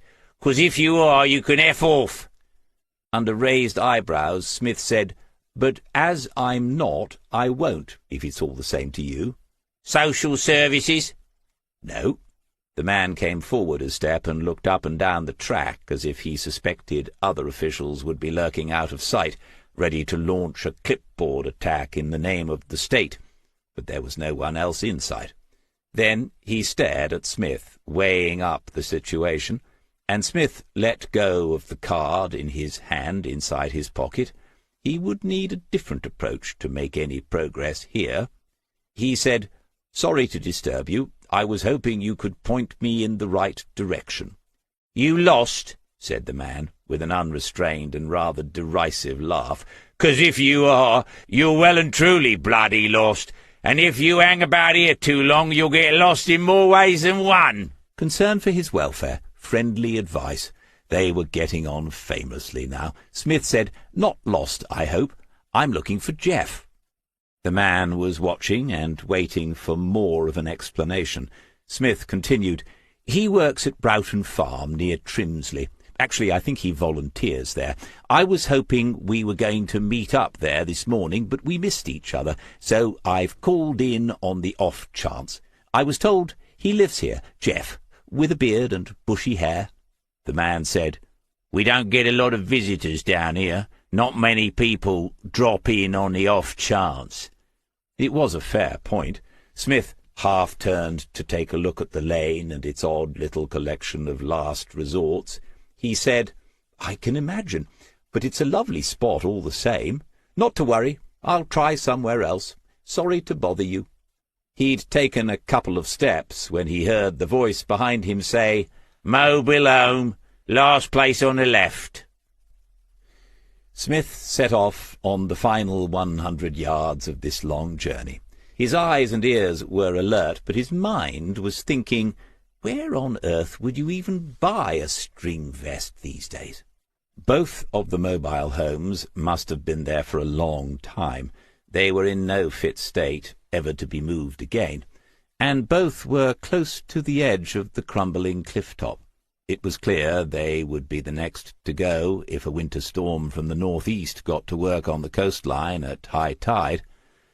The first one he passed was only a few yards from the edge, but there was one of those collapsible clotheslines beside it, and 2 pairs of toddlers' trousers drying in the sun. There were children here? As a front-line police officer, one is constantly reminded of the strange alternative lives some people lead. He had almost forgotten after a couple of years hidden away in Drift's End. He could see a bike propped up against the picket fence someone had put around the final mobile home, marking out its little rectangle of land as if in defiance of its inevitable destiny. The 3 windows on the side he could see were open, and Smith thought these places must get too hot in the summer and too cold in the winter. How did they heat them? Gas bottles or paraffin burners, most likely. When he was almost level with the end of the mobile home, he paused, still on the track, which had become nothing more than soft sand. From here it diminished into a footpath leading back up into the dunes below the heath where he had left the car. Then he stepped off the track and through the open gate in the picket fence. It was a tense sort of moment anyway, but when he rounded the corner of the place, he found himself looking down the business end of a double-barreled shotgun. If it's going to be your final moment, you hope you'll find something significant to say, something witty and penetrating. Smith looked up into the eyes of the man pointing it at him, and then he looked down again at the gun. It was an old side-by-side hammer job. Under normal circumstances, this would have made him more apprehensive, but, unless he was much mistaken, the hammers were not cocked, and therefore were not ready to fire. Pulling the triggers would have no result, and the man's hands were not near the trigger guard anyway. One was at the back of the stock, and the other was too far forward on the forestock. He wasn't holding the weapon like a natural, and Smith concluded he was more likely to be hit with the thing than shot with it. He said, "Do you have a license for the weapon, sir?" The eyes did not blink. Because, believe it or not, some judges will add on a couple of years to a murder sentence if you've committed the offence with an unlicensed weapon. It seems ridiculous, I know. Still no reaction from Gerald Fitch. That's who it was. There could be no doubt about it now. The beard was quite thick, dark, and streaked with a little grey, but it had been trimmed, as had the bush of frizzy hair on his head. As disguises go, it wasn't bad, and in the street he might easily have passed people who had known him without being recognized. He was wearing a check shirt, too thick for the warmth of the day, and there were patches of damp at the armpits. Faded, worn-out jeans and trainers completed the look of someone who didn't seem out of place in Little Dunwich. Making no movement, Smith said, My name is David Smith. I am the person who spoke to Milly at Broughton Farm this morning. I hadn't intended to follow anyone, but I'm afraid when I saw you making a dash for it, I couldn't help myself. I have some identification in my pockets, if you'd like to see it." The drawn-out wailing of a herring-gull drifted up from somewhere beyond the edge of the cliff, and the sound only seemed to emphasize the silence around Gerald Fitch. He said nothing, but the barrels of the gun were trembling a little, as if it was becoming too heavy for him. Smith said, "You can put the gun down, sir. I don't pose a threat to you, and I don't think it's loaded anyway. Is it?" Fitch looked down at the gun and seemed to be surprised it was there at all. He lowered it so that it was aimed somewhere at Smith's feet, which wasn't quite where Smith would have liked it to be, but progress was being made. And then the man said, "Which family member?" Smith said, "Pardon? You told Milly you were acting for a family member. Which one?" He spoke well, with a touch of that public school education still in evidence. The reason for the question seemed obvious enough to Smith. He said, "Oh, I see. I want to be absolutely clear, sir. This investigation began with a request from the Axon Life Insurance Company." Gerald Fitch seemed somewhat dazed still. He said, "Investigation?" Smith took the hint and altered his tone and pace a little. "That's right, Mr. Fitch. Years and years ago, you must have taken out a life policy of some sort with them. In light of a sizable forthcoming claim on that policy, the insurance company engaged Diver and Diver Associates." He moved his hand slowly to the inside pocket and brought out the card of King's Lake to see if anything else could be discovered about your disappearance. I work as an agent for Diver and Diver, and as you see, I have discovered various things about your disappearance." Fitch took the card in his right hand and read it. The shotgun was now held in his left, dangling down, and pointing at nothing in particular. It must be his old training, but Smith wasn't comfortable until the weapon was playing no further part in this conversation. He said, "Can you put the gun away, Mr. Fitch? I'll admit it's making me nervous." The man handed back the card. There was a wooden bench near the back door of the mobile home, and he laid the gun there. Then he said, "It wasn't loaded. I don't have any ammunition." Smith said, "I'm relieved to hear it. As to the family member," there was a sad, cynical smile on the face beneath the beard. "I can guess," he said. And Smith could guess what Fitch was thinking. He said, "I spoke to a number of people about your disappearance. One of them was your daughter, Lauren. It was plain that if I did turn up anything new, she wanted to know about it." "Lauren?" "Yes, sir. She told me you hadn't parted on the best of terms, but I think she would like to know you were safe and well." It wasn't easy to imagine how all this must feel. Smith tried to remember what he'd been doing 5 years ago, tried to gauge how 5 years of absence from a whole way of life might look. He had lost a few weeks after the stabbing, something like that, but considerably worse, presumably. Fitch looked away for a few moments, then back. He said, "Is she safe and well?" Smith said, "The two of us had quite a chat in the end. She's a feisty young woman. That's the word they use today. What we once used to call spirited. I was rather impressed by her, especially considering her circumstances. Of course, that was deliberate. You get them talking, and then you keep them talking." Fitch said immediately, "What circumstances?" "I'm wondering, Mr. Fitch," said Smith, "whether we could go inside and sit down. We have a number of things to discuss, and you must have some questions for me." Chapter 26. There had been no offer of coffee or tea, but as Smith was still in recovery after the last one, he was grateful.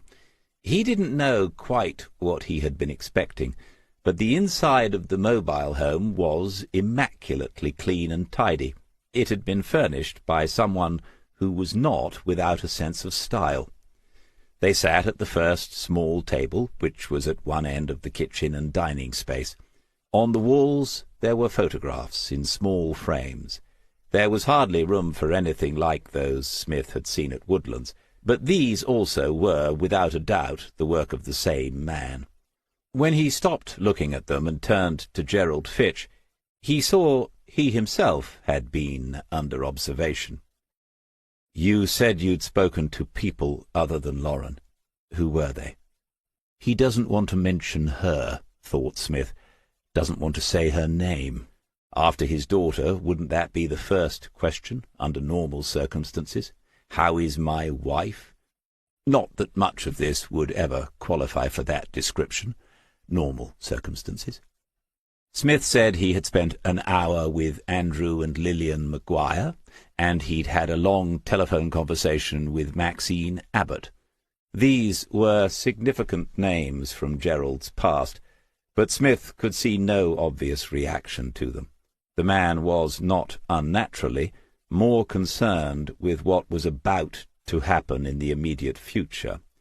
Smith said, "And obviously I've met and spoken to your wife, Amanda." No reaction to that name either. Smith continued, "I've been to your old house in West Wootton a couple of times. I think some parts are pretty much as you left it." Gerald Fitch said, "You mentioned Lauren's circumstances. What are they, exactly?" Smith told him about the shared house, the eviction notices, and the court case, but made no mention of the fact that Gerald had a granddaughter he had never met. He was coming to the realization that finding the man was not by any means the end of the investigation. Once he, Smith, reported what he had found today, all sorts of dominoes might begin to fall. Axon Life would say they had grounds to pay nothing. Solicitors would make demands for proof which Gerald might refuse to provide, and it was even conceivable people from Kings Lake Central could be involved. On top of that, Smith was well aware that as soon as he left this mobile home, Gerald Fitch might disappear once more. His instincts told him this was not the moment to lay all his cards on the table. "I don't understand how you found me after all this time." He seemed to be over the initial shock now. He leaned back in his chair and folded his arms, inviting Smith to explain. It was a reasonable comment, all things considered. Smith pointed at the images on the wall behind Gerald and said, "Those, really. As I said, I've been to Woodlands and seen your old study. Mrs. Fitch let me look at some of your framed pictures, and—" "She still has them? I'd imagined that was all cleared out years ago." Smith said, "No, they're still there. They're very good. I was struck by them, especially as I recognized some of the locations. In fact, you and I must have many beaches in common. Anyway, I'd forgotten about them until a couple of days ago, when I saw some very good paintings of identical scenes in the Spindrift Gallery." Gerald Fitch shook his head slightly at the improbability of it all, and Smith felt obliged to explain a little more. He said, "I know there are hundreds of artists around the coast all painting sunrises over the sea, and skyscapes and beaches and dunes, but those distant figures in your pictures, always offset from the centre, somehow always a woman, sometimes a running dog, they're like a motif, aren't they?" He didn't answer, but he was paying attention, trying to make sense of this. After a while, Fitch said, "But how did you get to the gallery, to Haysborough, to the East Coast?" Smith said, well, I wonder whether you remember making a couple of calls to Lauren shortly after you left. She never told anyone else, but she kept the number. I managed to trace it to the ship in Trimsley-on-Sea. That's what brought me to the East Coast.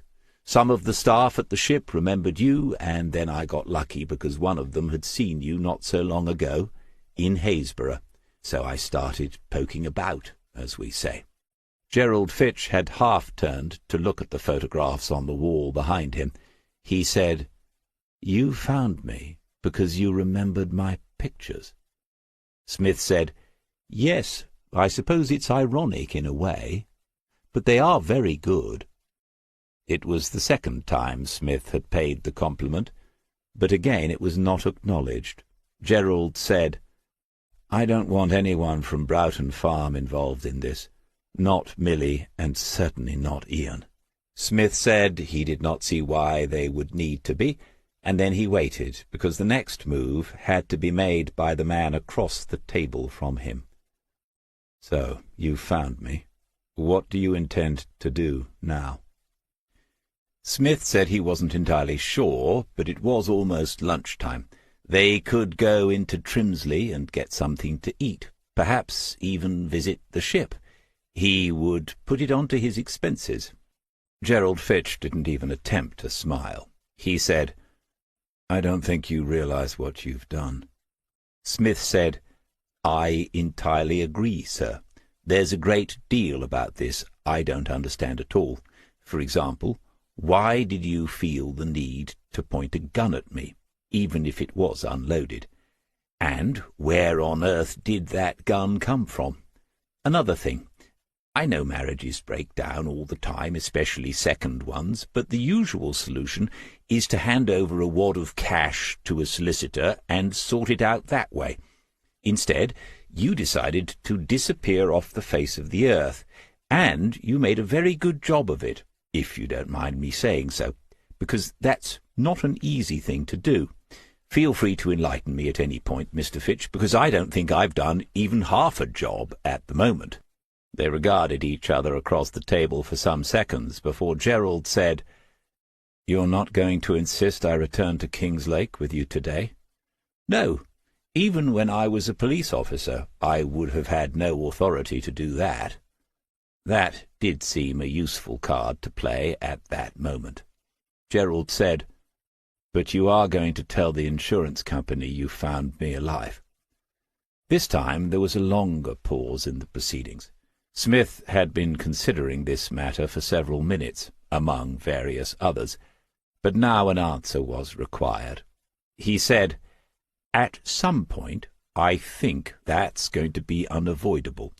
But as to when and how, as I said, Mr. Fitch, I'd really like to have a better understanding of how we got here, in both the literal and metaphorical senses, if you get my meaning."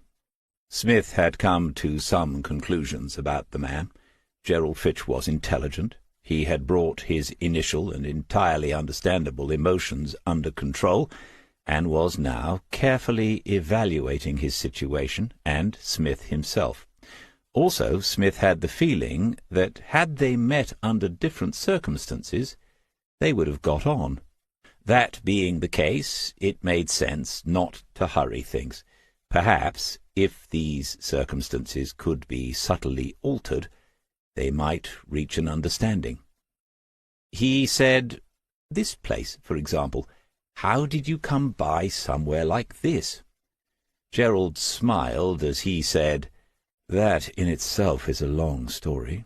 It goes back to when I—" He broke off as a look of concern replaced the smile. "Look, you just turned up here out of the blue. I'm not prepared to— I need some time." Smith said, "I'm not in a particular hurry, Mr. Fitch. What do you have in mind?" Giving the man control of this was the best bet, despite the obvious risks Smith anticipated he was about to take. The question had surprised Fitch. Smith continued, "I'm prepared to leave you in peace today, on the understanding that if you decide to disappear again, you will at least do me the courtesy of calling me and telling me that's what you're doing. If that's what you intend, I give you my word I won't come looking for you again. Obviously I cannot promise, nobody else will, and I'm also prepared not to mention to anyone that we've had this meeting today. If you'll give me your word, you'll telephone me after you've taken the time you need." It was to Gerald Fitch's credit that he did not give an immediate answer. He thought about the implications first.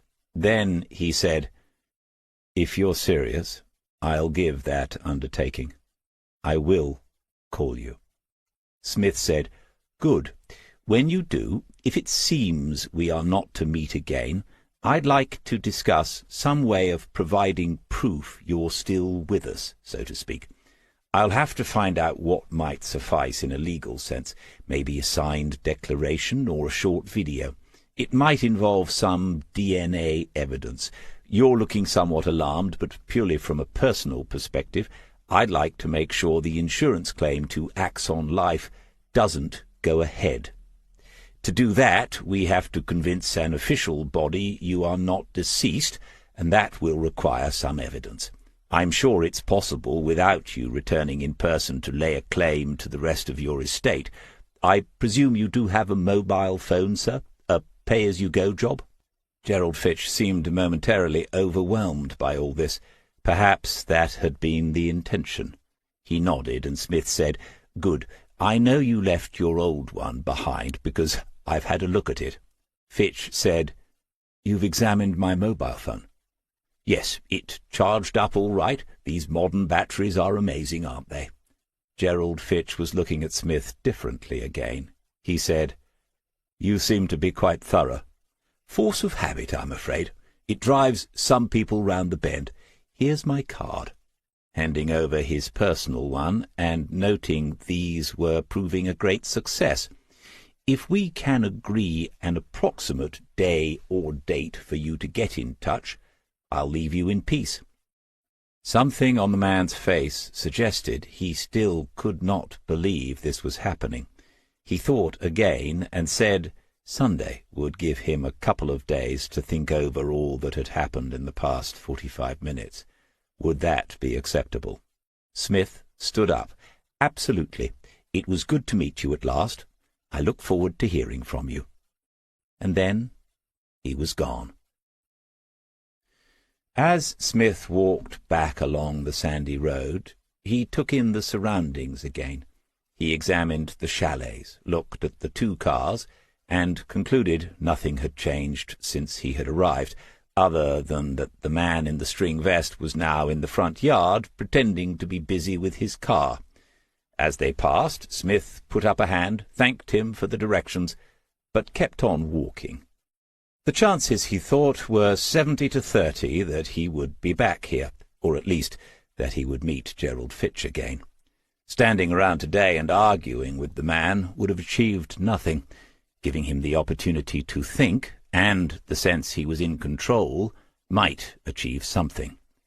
There had to be more to this. Smith's attention came back to the gun.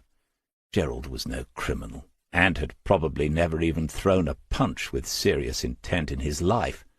The sight of a stranger approaching, especially after what had occurred at Broughton Farm, had made a man like Gerald Fitch pick up a shotgun. Fear could do that. And then, of course, comes the obvious question. And what had he said? "I don't think you realize what you've done."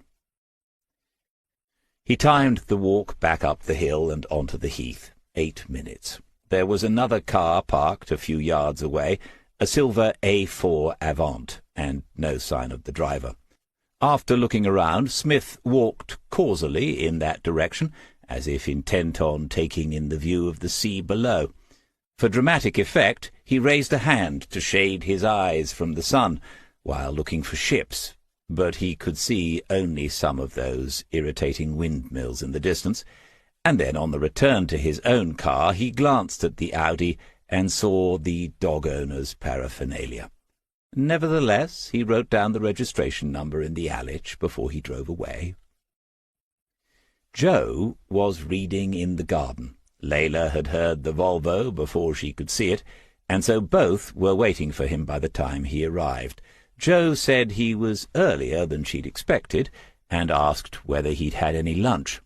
Then she looked at him again and said, "You found him."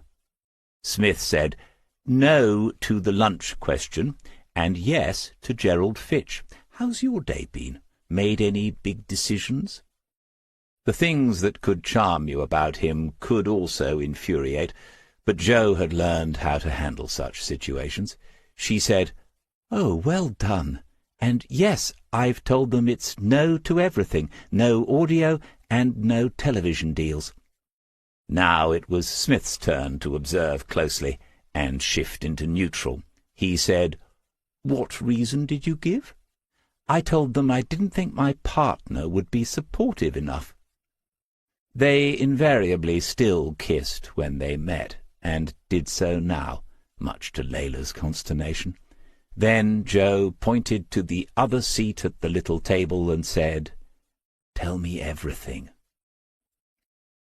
When he had, she said, "This could put you into an awkward situation.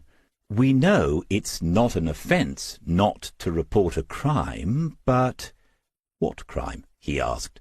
"Amanda Fitch can say she believes her husband is dead, and she can swear she has no evidence to the contrary, unless I present her with some. She doesn't believe it, of course, but how is anyone going to prove otherwise? The same applies to the insurance claim she'll make, probably the day after she has him declared dead."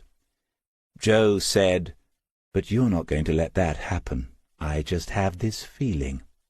Smith took a sip of the tea he'd made, and wondered whether, with such a good, tippy Indian second flush, one should reduce the water temperature a little, maybe to 95 degrees centigrade. He said, "I made it clear to him that at some point someone would have to be told. If he's willing to return to King's Lake, it'll be a lot simpler and a lot more fun. I could drive him to Woodlands and we could surprise her. If he isn't, it becomes complicated. There'll be a way, but it will involve lawyers, and that means someone has to pay. Who? I don't think Gerald's likely to have much, and he perhaps won't be inclined to spend what he does have, proving he's alive." Joe said it might be in the insurance company's interest to cover those costs, and Smith said that was a rather good idea, and knowing insurance companies, they might find a way of adding those costs onto the premiums still being paid out of Gerald's estate. Amanda Fitch would be delighted by that. Joe said, "Do you really think he's going to call you back? He could be packing up as we speak, couldn't he?" Smith hardly needed reminding of the possibility. He said, "He could, but I think he's got a life there. The woman Milly is obviously fond of him, and it might be more than that. I didn't inquire. He's got at least one of the residents of Broughton Farm doing remarkable things, so they probably think a lot of him. It's the antithesis of what his life was before he disappeared, and I don't think he'll want to give it up, which is a roundabout way of answering your question. Yes, I think he'll call me." "Which leaves the other question," she said, "of what you're going to do about Diver and Diver. How long can you keep quiet about it?" Smith was thinking how odd it was that both cases he'd taken with DDA had ended up as moral mazes. With Anthony Hills, he, Smith, had used his skills, albeit unknowingly, to get the charges dropped against a guilty man, frustrating the work of his former colleagues at King's Lake Central in the process. And now, with Gerald Fitch, having found the man against considerable odds, he had given his word not to tell the people who had offered him the case and the work in the first place. He said, "I'll give Gerald Fitch the time I promised. I don't know how the divers will take it. I suppose I might get fired or something. But I'm not worried, because you'll soon be able to keep me in a manner to which I've never been accustomed, won't you?" Joe said she was going to take the rest of the weekend to think it over, just like Gerald, he thought, but that, subject to certain questions being satisfactorily answered, Yes, she was going to agree to what Eagle House had proposed to her. "Good. We should celebrate." She said, "What do you have in mind?" "I could nip down to Alice's and get a bottle of her best Prosecco." She laughed and said he really knew how to treat a girl. "All right, I'll call the Lemon Tree and see if they have a table for two for tonight. We've both been busy. We deserve a night out."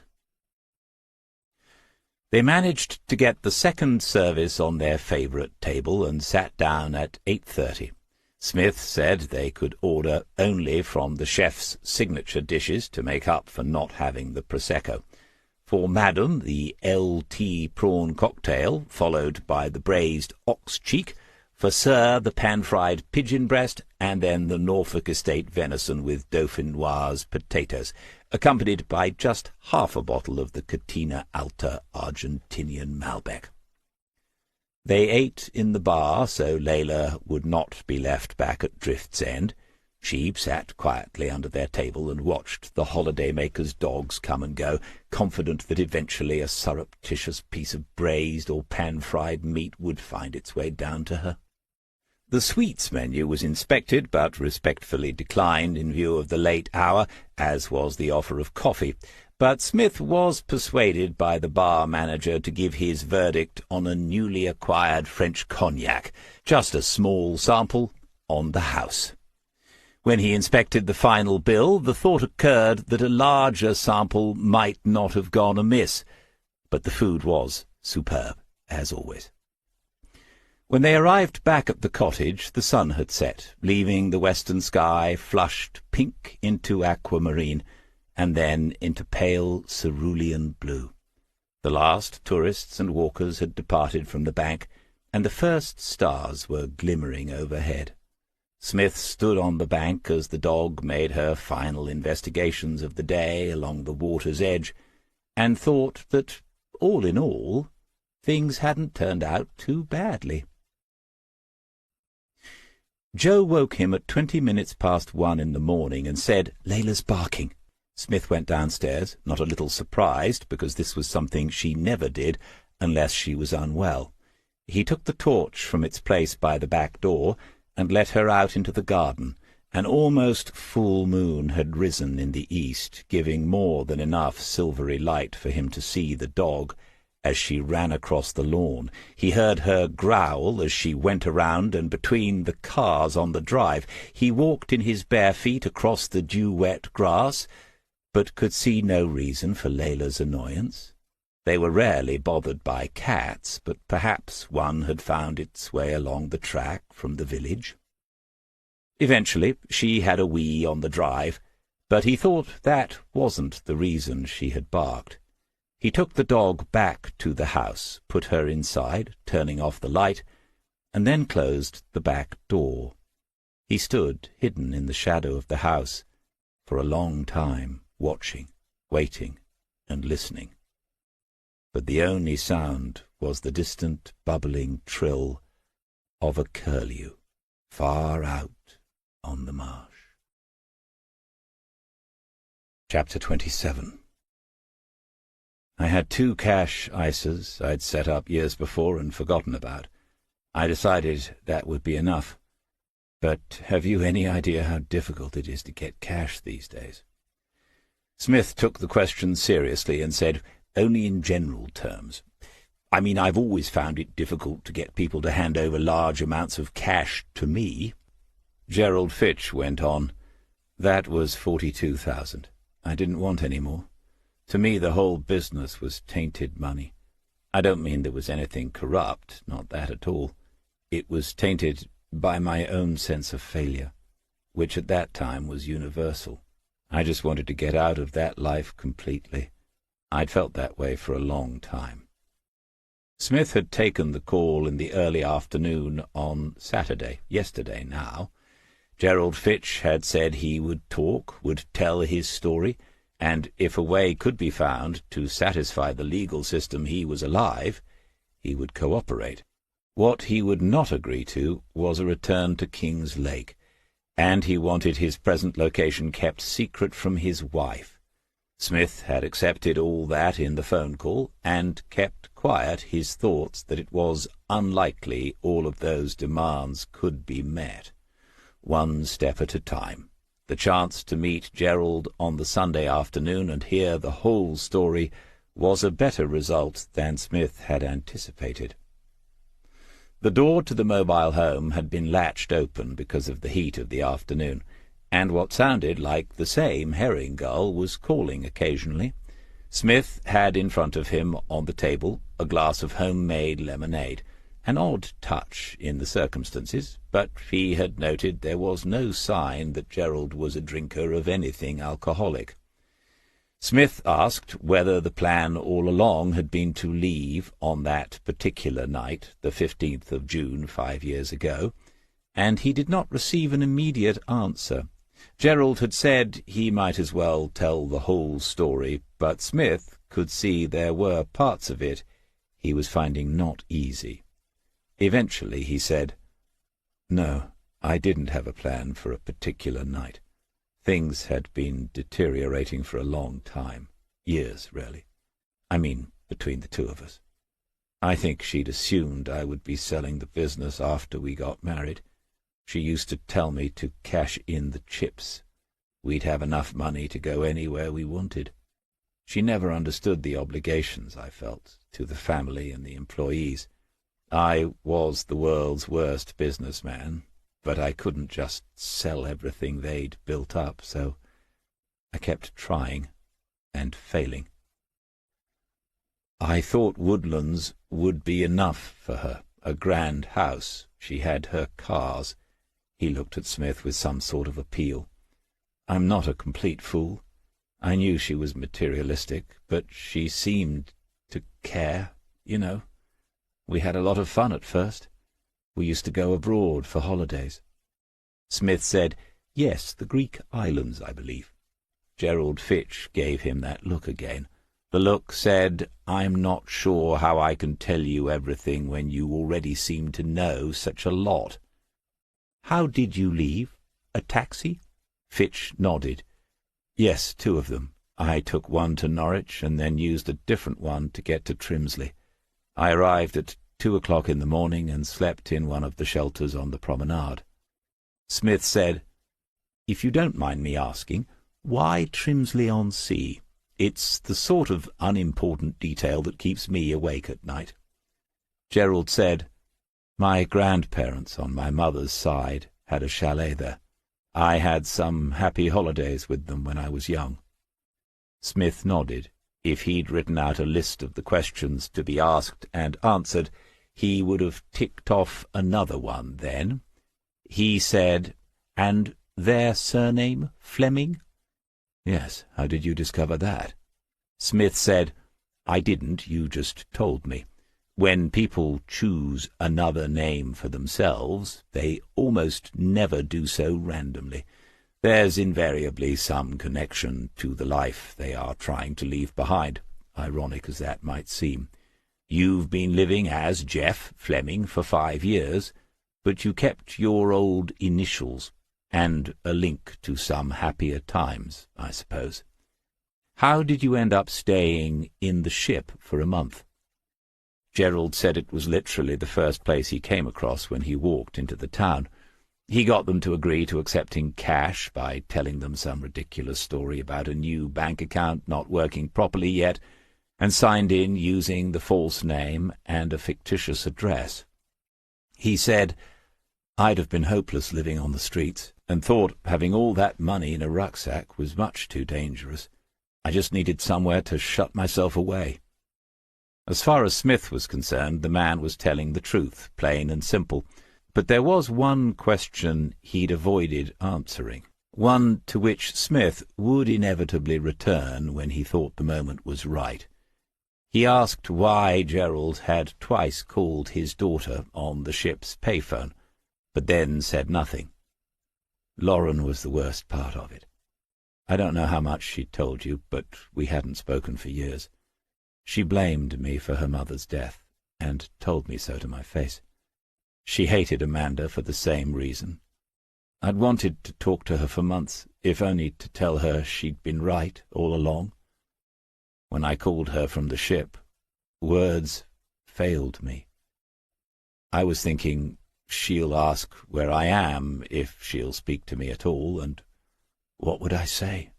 I couldn't tell her, or what had been the point of it all, the getting away. Away, yes, but from what?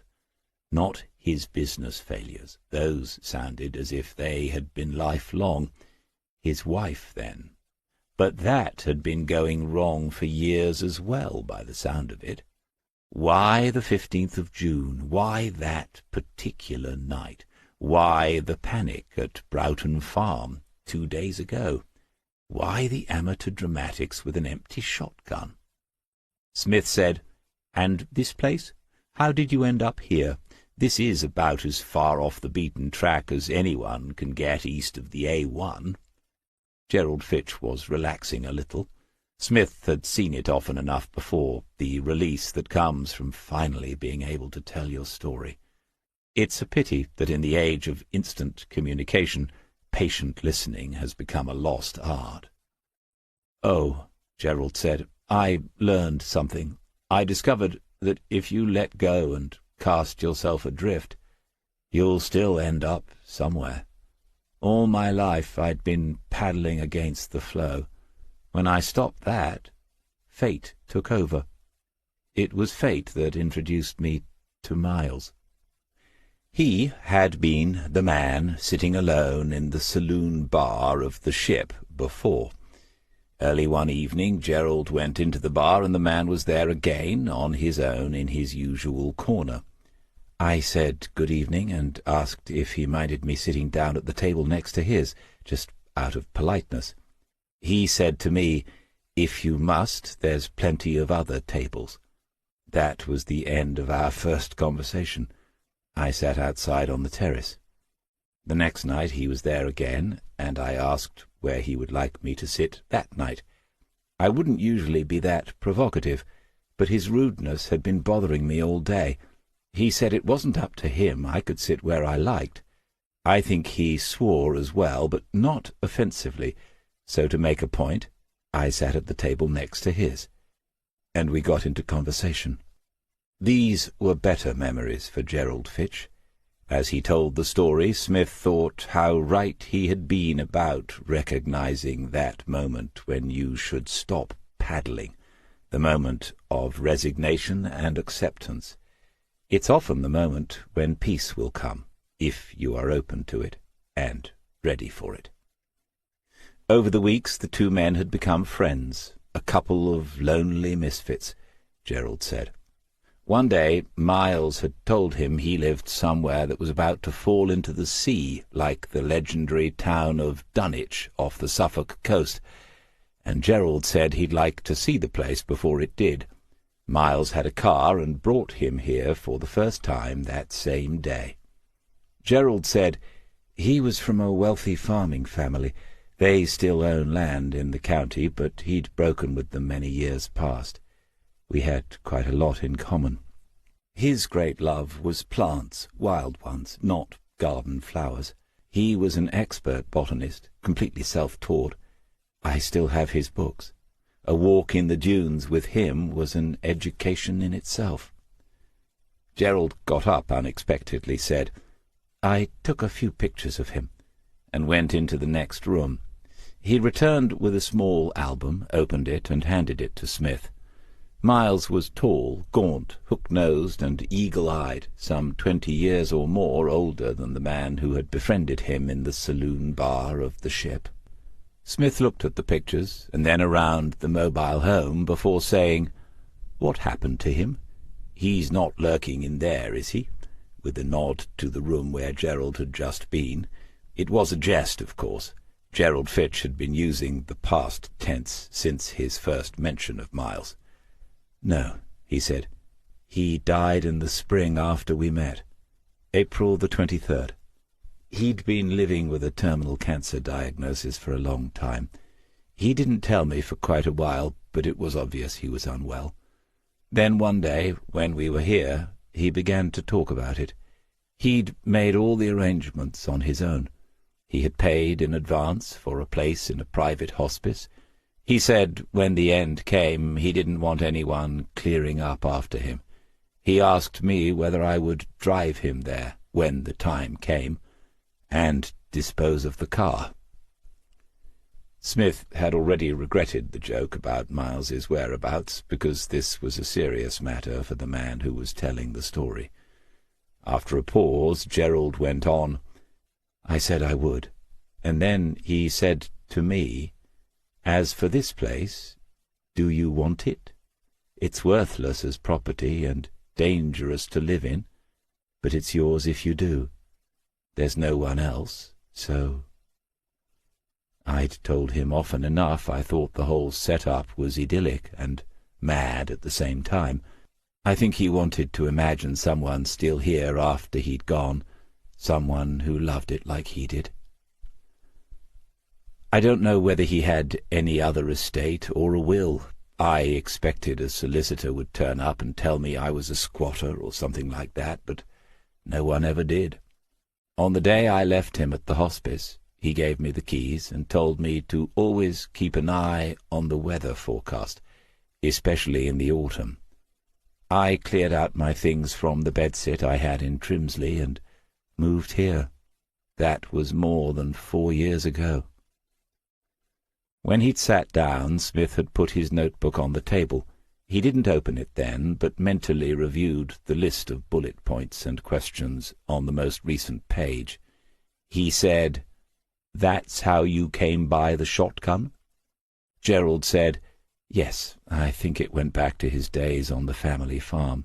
He never used it, to my knowledge, even though there are hundreds of rabbits in the dunes. Miles wouldn't even squash a wasp on a window." Smith said, "So what is the situation as far as this place is concerned? I saw the notice, Little Dunwich. Someone has a sense of humour, I suppose. Are the authorities involved?" Gerald Fitch smiled at that. Miles put up the sign. It's a peculiar situation. Most of the remaining places went up without planning permission. I think there were a few years after the war when it was a free-for-all. Nobody knows who put the mobile homes here, so in that sense the authorities have absolved themselves. But obviously when a place is about to go over, there's publicity, which they don't like, so we get another round of advisory notices and offers of relocation grants. Some people have taken the money, and their places are empty. We're in something called a controlled coastal erosion zone. Basically, someone has drawn a line on a map and said that bit's not worth saving. Little Dunwich used to be several homes bigger. We lose one every 2 or 3 years. This place, or next door, will probably be next." "And that doesn't bother you?" "No. Miles used to say, it gives life a certain piquancy. I've come to realize he was right. It teaches you that everything is temporary. The only constant is change. The shoreline is the perfect metaphor. It shifts moment by moment, wave after wave, grain by grain. People used to ask why I was always photographing the same places, but I never was. Living here, I've seen more sunrises than most people do in their whole lives, but I've never seen two the same." "No," thought Smith, "you never were going to make it as a suit in an office. I'm surprised you stuck it out as long as you did." He, Smith, was coming to the conclusion that Gerald had no intention of returning to his previous life, and that ways must be found to resolve the matter without expecting him to do so. He asked how Gerald had met Ian Fisher, and the answer, of course, was on a beach. A party from Broughton Farm had been on a day trip, and Gerald got into conversation with them. Someone had suggested that if he was interested, he could try becoming a volunteer assistant. They were always on the lookout for people. Gerald said to Smith, "I can't paint, but I saw it in Ian's work immediately. No one had shown him any classic paintings, but I did, and the result could be electrifying, even frightening. When I left Wootton, I took a laptop with me, the one I used for photography. At the farm I printed out a couple of coastal images and gave them to him. He doesn't copy them. He interprets them through his own vision, but amazingly creatively. I still can't explain it, but... well, you've seen them. Smith nodded and said, I recognized your work as soon as I saw it. If there had been one picture, I might have thought it was an odd coincidence, but not three. When I found them in a gallery a few miles from the ship, it couldn't be a coincidence. Gerald Fitch looked at him and said, On Friday you told me you used to be a police officer, a detective. Yes, Smith said. I presume you were quite a good one. Somehow this had become a more absorbing and evenly balanced conversation than Smith had anticipated. He wondered whether the old Gerald Fitch would have held up his end of it as well as the man who'd been living as Jeff Fleming for the past few years. What doesn't kill us makes us stronger. Perhaps it makes us more interesting too. Smith said, Well, that's for others to say. Not everyone I worked with thought so. I suppose I had my moments. If Gerald was not returning to King's Lake, they would need to make some arrangements. 2 more questions remained in Smith's mind before they could do so. There was no point in further delaying telling him that Lauren had a daughter, and he did so now, but he revealed only the little girl's age and her name. It was a complete surprise, and clearly something Gerald had never considered. He took a few moments, and then asked whether his daughter was married. No, said Smith. She was a single parent, which made her situation more challenging, but as he'd said earlier, she was a capable young woman. Gerald said, And the little girl is 4 years old. You've seen her? Yes, I have. She's quite a character, too. Was that confusion or pain or both on his face now? Smith said, I haven't spoken to your daughter since Friday, but at some point you'll want to decide whether you're going to get in touch. As I promised Lauren, I will tell her I found you, alive and well. After that, I think it has to be down to you. Gerald nodded, accepting already, it seemed, that his life had just become much more complicated. It was a feeling with which Smith could fully sympathize. After all, Dermot had been almost 30 before Smith knew of his existence. Finally, Smith said, I have to ask, if you were not planning to leave West Wootton that Saturday night, why did you? What happened? For a moment Gerald looked away, and Smith thought, Haven't I done enough? We've got on pretty well. I thought I'd have his confidence by now. Then Gerald looked back and said, I believed my life might be in danger. I still believe it was, for what it's worth. Smith said his next question was an obvious one. In the end he didn't need to ask it. Gerald continued, The situation with my wife had become intolerable.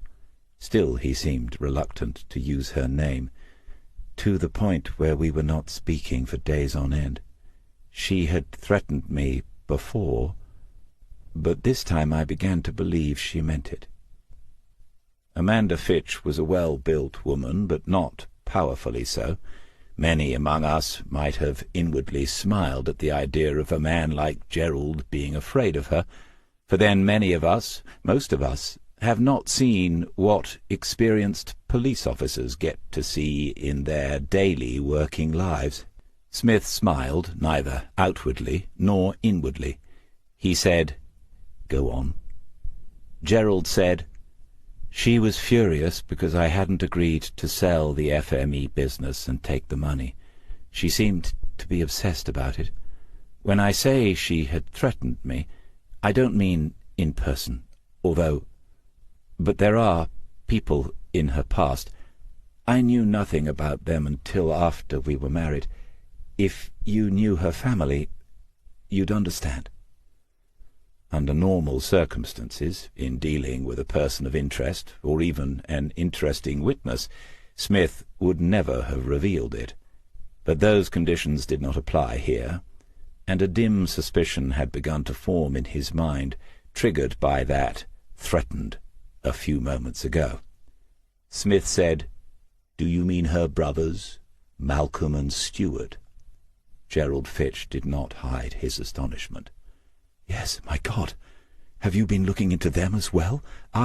Well, not recently, but I do know them from the old days. It's a small world, isn't it?" Smith shook his head and smiled, as if two friends had only then discovered they had acquaintances in common from many years past. Gerald Fitch stared, and eventually closed his open mouth. "So," said Smith, "you thought Amanda might be going to call in the heavies, as we used to say." Gerald said, "I didn't just think it. I knew it." Smith watched and waited. A great deal of thinking and a good deal of effort had gone into reaching this moment. There had been no who in this investigation, because he knew from the beginning who had disappeared. But he had answered the how to his own satisfaction, and now he was about to hear the why. Investigatively, that would be the end of it for him, and other people could tie up the loose ends. Gerald said, "A few days earlier the arguments had stopped, for no reason I could think of. She even made conversation once or twice. Then, on the Saturday morning, she told me she was going to her sister's that evening. That wasn't unusual. Later on she did something she'd never done before. She asked whether I was going out or staying home that evening. I never went out alone on a Saturday night, but for some reason she wanted to be sure of it." He looked at Smith and saw the level, unwavering stare of absolute attention. "I had something like a premonition. I'd never experienced anything like it before. She spends hours in the bath, and I noticed she'd left her phone on the dressing-table in her bedroom. I knew the code, so I opened it and read her text messages." A bumblebee flew in through the open door. Gerald fell silent, and they both watched the creature circle the room once before it flew out again in a perfectly executed maneuver. He said then, "She had made arrangements for someone to come and sort it out, once and for all. She used those words. There was more. She'd been in touch with this person, and talking along the same lines for weeks. There was no name, just the initial T. It was supposed to happen that night. He said they'd make it look like a break-in gone wrong." Smith said, "What did you do next?" "I already had the money.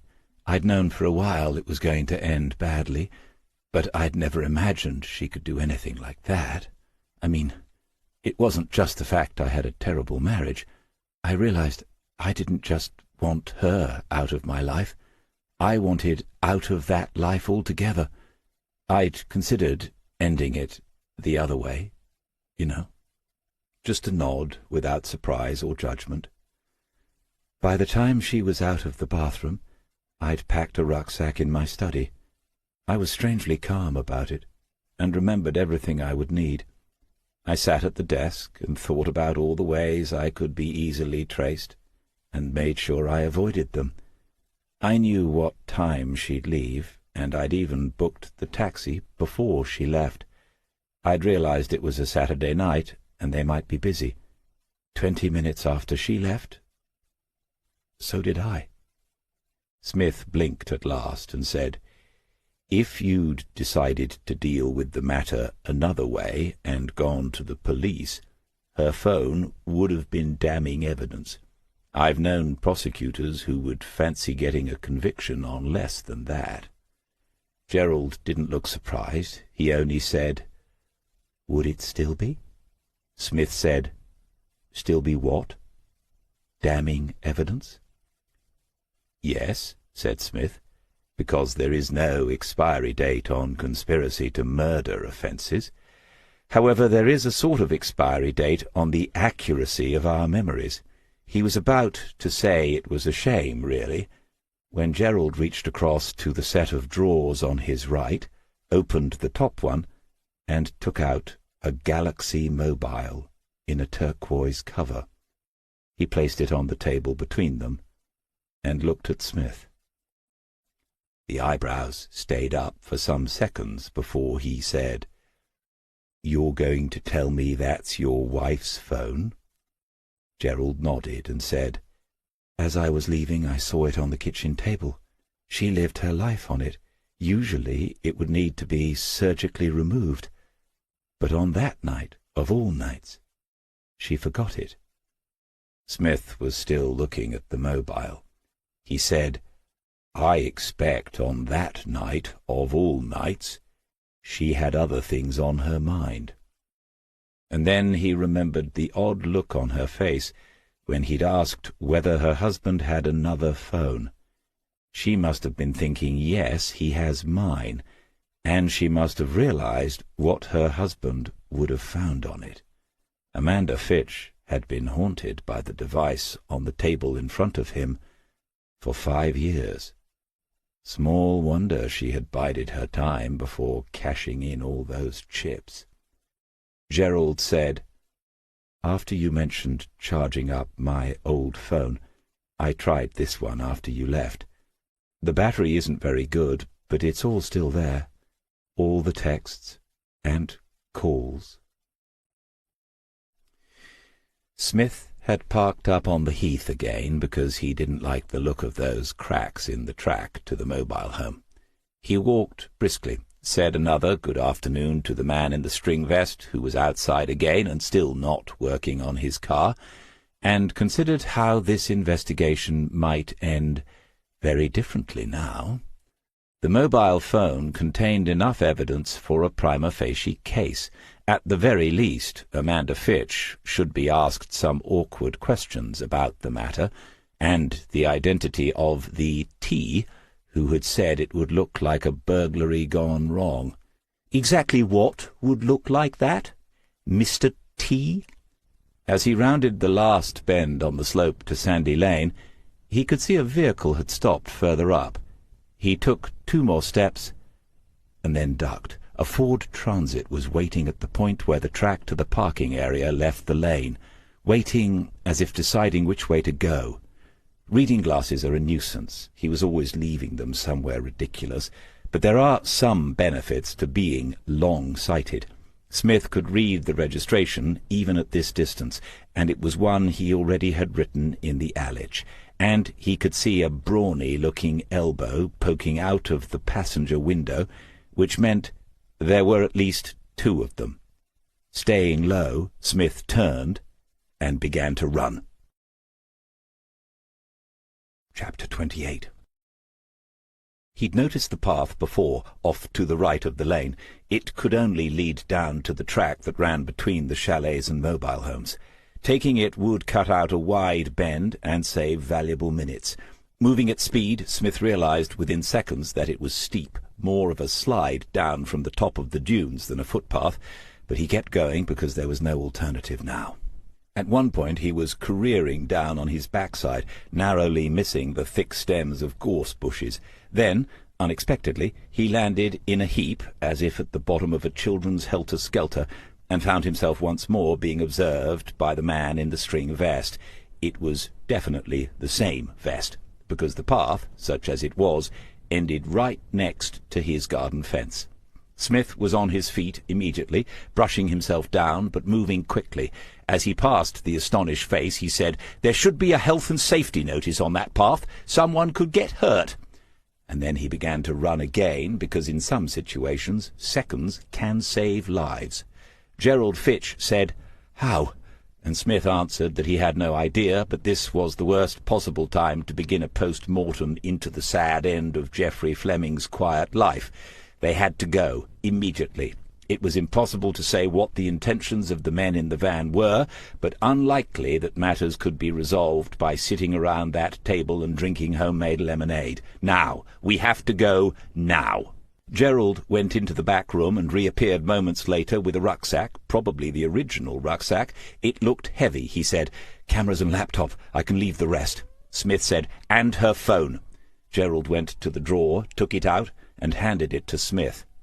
Outside, Smith peered around the end of the building, but couldn't see the van. It could easily have been here by now, but one does not waste a second looking into the mouth of a gift horse. Gerald led the way, further on down the track to where it ended, and the dunes began. He said, "It gets steep. It's overgrown and heavy going because of the sand, but there is a way up onto the heath. We can find a way back to your car." Smith nodded, moving quickly, mind busy. They were not yet out of sight of the road. That was the first priority.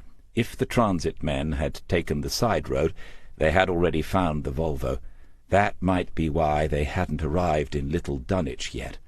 Various possibilities followed from that. They could be waiting beside it. They might have disabled it, slashed the tires. They might have just driven off and left it intact.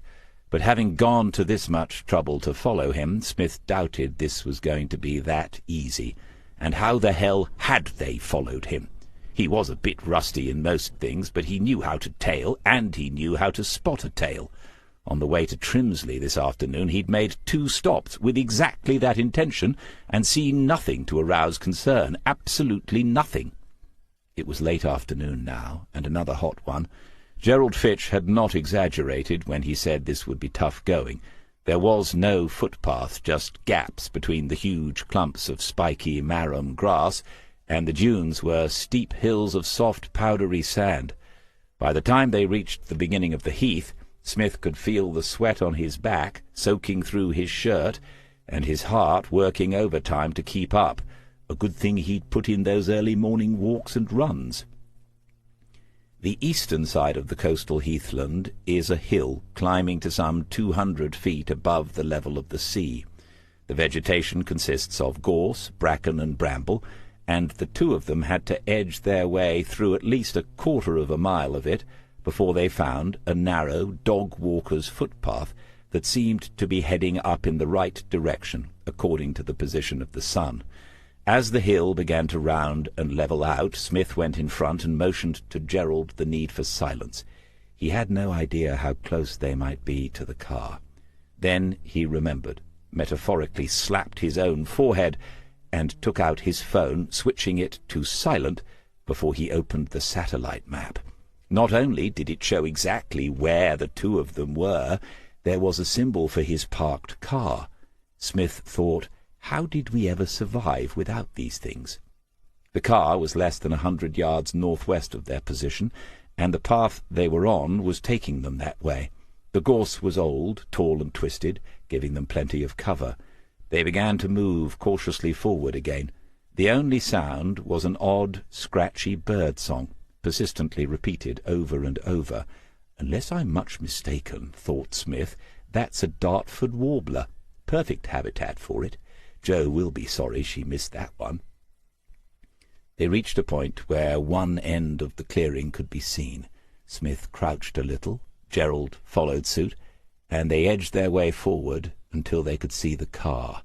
There was no sign of the transit van, and behind him Smith heard Gerald say quietly, "All clear." Smith's right hand was raised, a gesture that meant wait in any language.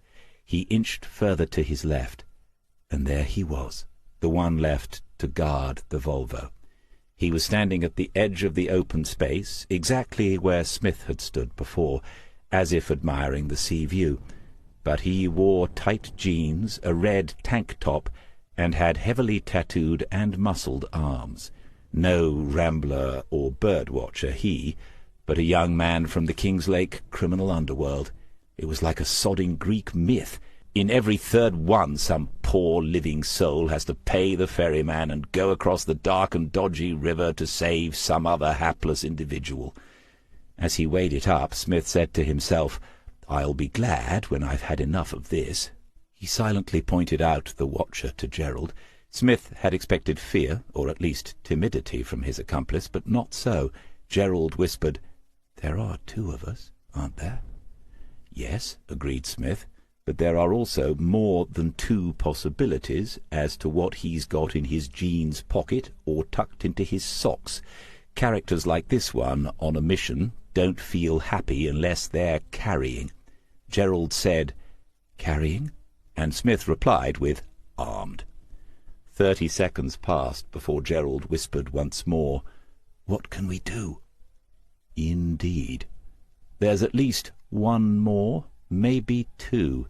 They've driven down. Maybe they're watching. Maybe they've had a word with the string vest. Maybe they've already found the place is empty.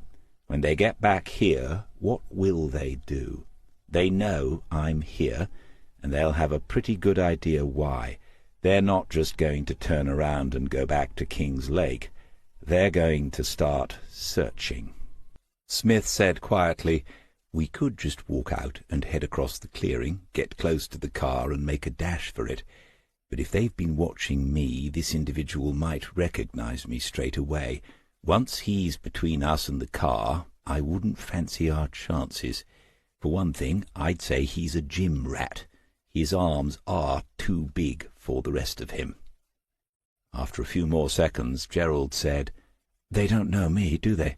They can't. I look like nothing I did 5 years ago. I could go and do what you said. If he stays where he is, I'll have time to unlock it, get in, and lock it again." And then, thought Smith, you could just drive off, get out of it. Except a sterner voice said inside, "They'll just follow you like they did me. They'll catch up with you because I think I know what's happening here now." Gerald said, "I could start it up and drive across to here, you jump in and we go. I don't see what he could do then."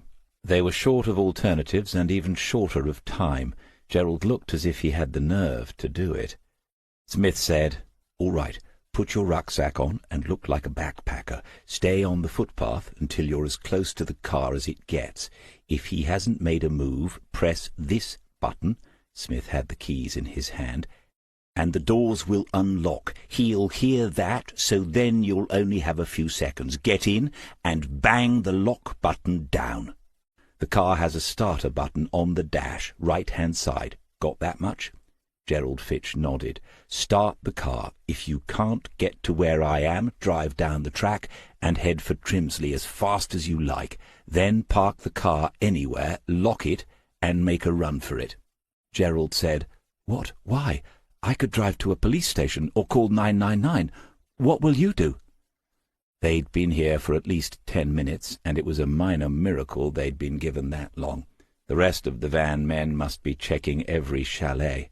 Smith said in a rather meaningful way, "I don't have time to explain. The car's not safe. If I can't get into it at the first attempt, do exactly what I say. Park it, lock it, and get away from it. Have you got that?" He had a hold on Gerald's arm, and not a gentle one. When the man nodded, Smith said, "One more thing.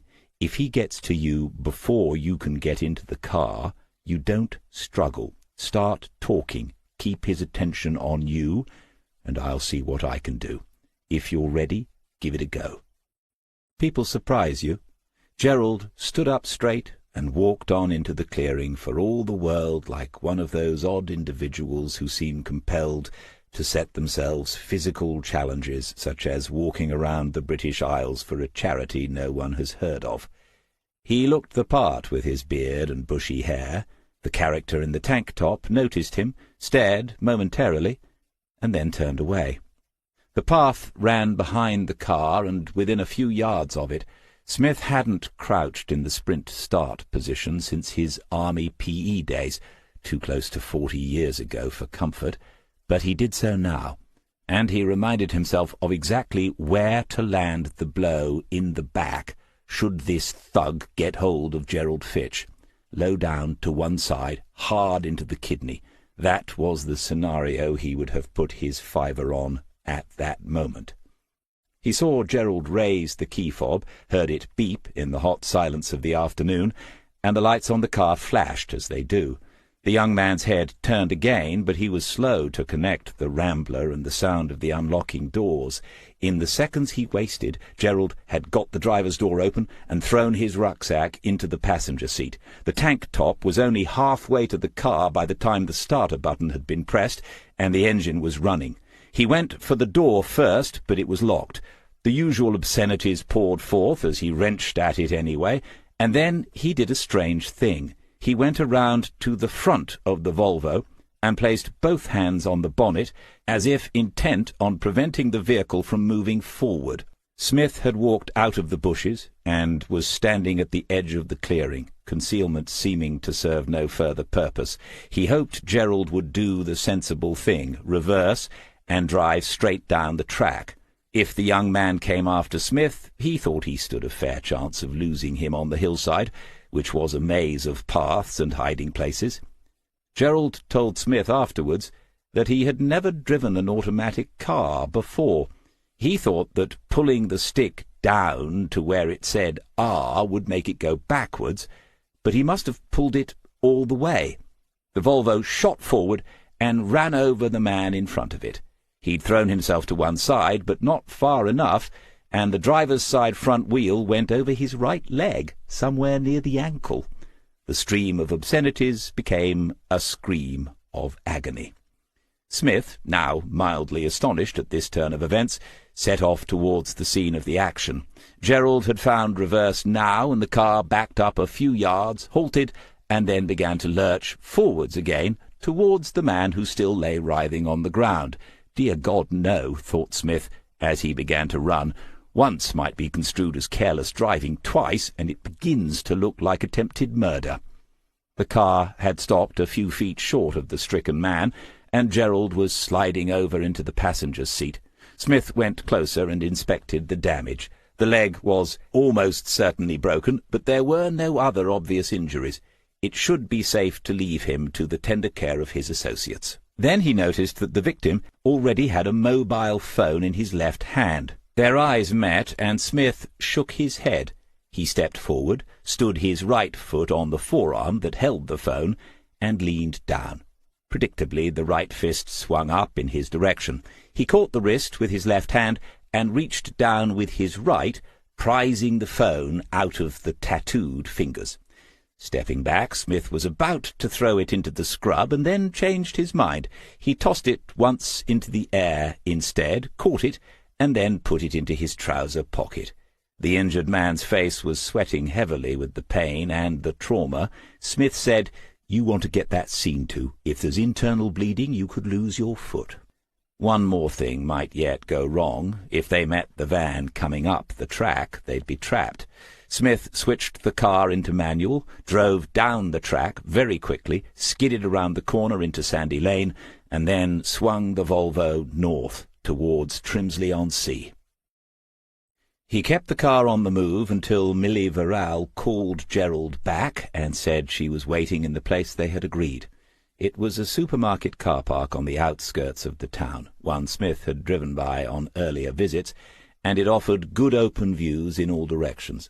Gerald pointed out her car, and Smith pulled up next to it, keeping his engine running. As Gerald climbed out, Smith saw her looking up at him with an expression no friendlier than she'd had the last time they met. It seemed to say, "I was right about you." There was nothing more to be said, and no time to waste. The arrangements had all been made, and Smith pulled away once more, again driving quickly, wanting to put distance between himself and the man he had gone to so much trouble to find. He drove the car hard for 10 miles, and then dropped to his usual sedate 50 miles an hour, heading west, back towards home. The situation was utterly different to the one with which this day had begun. Out of nowhere had come threats to people's safety, and perhaps even to their lives. And it wasn't over. Decisions had already been made, however, and he put the first one into action by opening the phone on the dashboard and calling Jason Diver. "David, to what do I owe this pleasure on a Sunday afternoon?" David sounded rather jolly, and Smith asked him where he was, without preliminaries. He could, he knew, be a little brusque at times, but there we are. Diver told him he was about to tee off on the 14th. From his tone, it sounded as if there had already been a visit to the 19th. Without further ado, Smith told him he had just spent an hour or so with Gerald Fitch, and that a situation had arisen. There was a pause. Smith had the feeling Diver had walked away from his golfing partners before replying. Then he said, "You're serious, aren't you? How on earth? I thought—" And then, at a stroke, Jason Diver earned himself promotion into the Smith Premier League of Competent People. He said, "Right, this sounds a little urgent. We can talk later. How can I help?" Smith glanced up once more into the rear-view mirror, as he had about once a minute since leaving Trimsley. Nothing. But if he was right, that meant, literally, nothing. He told Diver what he thought must have happened, and how people working for Amanda Fitch had managed to follow him and get much too close to Gerald Fitch themselves. Diver said, "I see. We can deal with this. I know the very man, and he's in King's Lake. I'll call you back in a few minutes. Are you safe enough for the moment?" "Yes," said Smith, and the call ended. He should speak to Joe as well, but would wait and see what Jason had to say first. Of course, even if they could get the thing removed, it would make little difference. They knew where he lived. Funny, in all the years he was investigating some very nasty pieces of work, no one had ever found their way to his home or threatened anyone dear to him. The IRA did twice, but that was a different sort of matter. And now, on just his second case for the Divers, someone had paid a visit to Drift's End. Should have seen it coming. Should have installed those cameras months ago. The return call came in less than 10 minutes. Diver said, "He's not in King's Lake. He's in Portsmouth, sailing around on a yacht he's been working on. But he'll be back tonight, and he'll see us at 9 tomorrow morning. I'll text you the address. Where are you staying tonight? Perhaps you shouldn't be in Marston until this is sorted." Who would ever have imagined a situation in which this shirty young Jason Diver of just a few years ago would be concerned for his, Smith's, well-being? He said, "I'm about to call Joe. We'll come up with something. Thank you, Jason." He had almost never used the young man's Christian name. In fact, he never seemed to call him anything at all. Jason said, "And it's really Gerald Fitch? No possibility that—" Smith said, "He didn't deny it, and he knows things about what happened 5 years ago that no one else could." In the background to the call, there were other voices, someone calling to their golfing partner. Smith said he'd better get on with the game. Jason said, "Well, I can't wait to see Catherine's face. She's going to be all over you, David." "Ye gods," he said to himself as he ended the call. Imagine that. Then he opened Favourites and pressed Joe. Chapter 29. After some pleasantly affectionate scolding, Joe had made tea. Then she made him sit down and tell her the full story. When Smith explained how he thought he'd been followed, it didn't take her many seconds to fill in the obvious blank.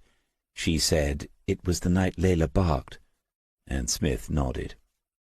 She asked how Gerald had managed to live undetected for so long, and Smith told her what he knew, what the man had told him.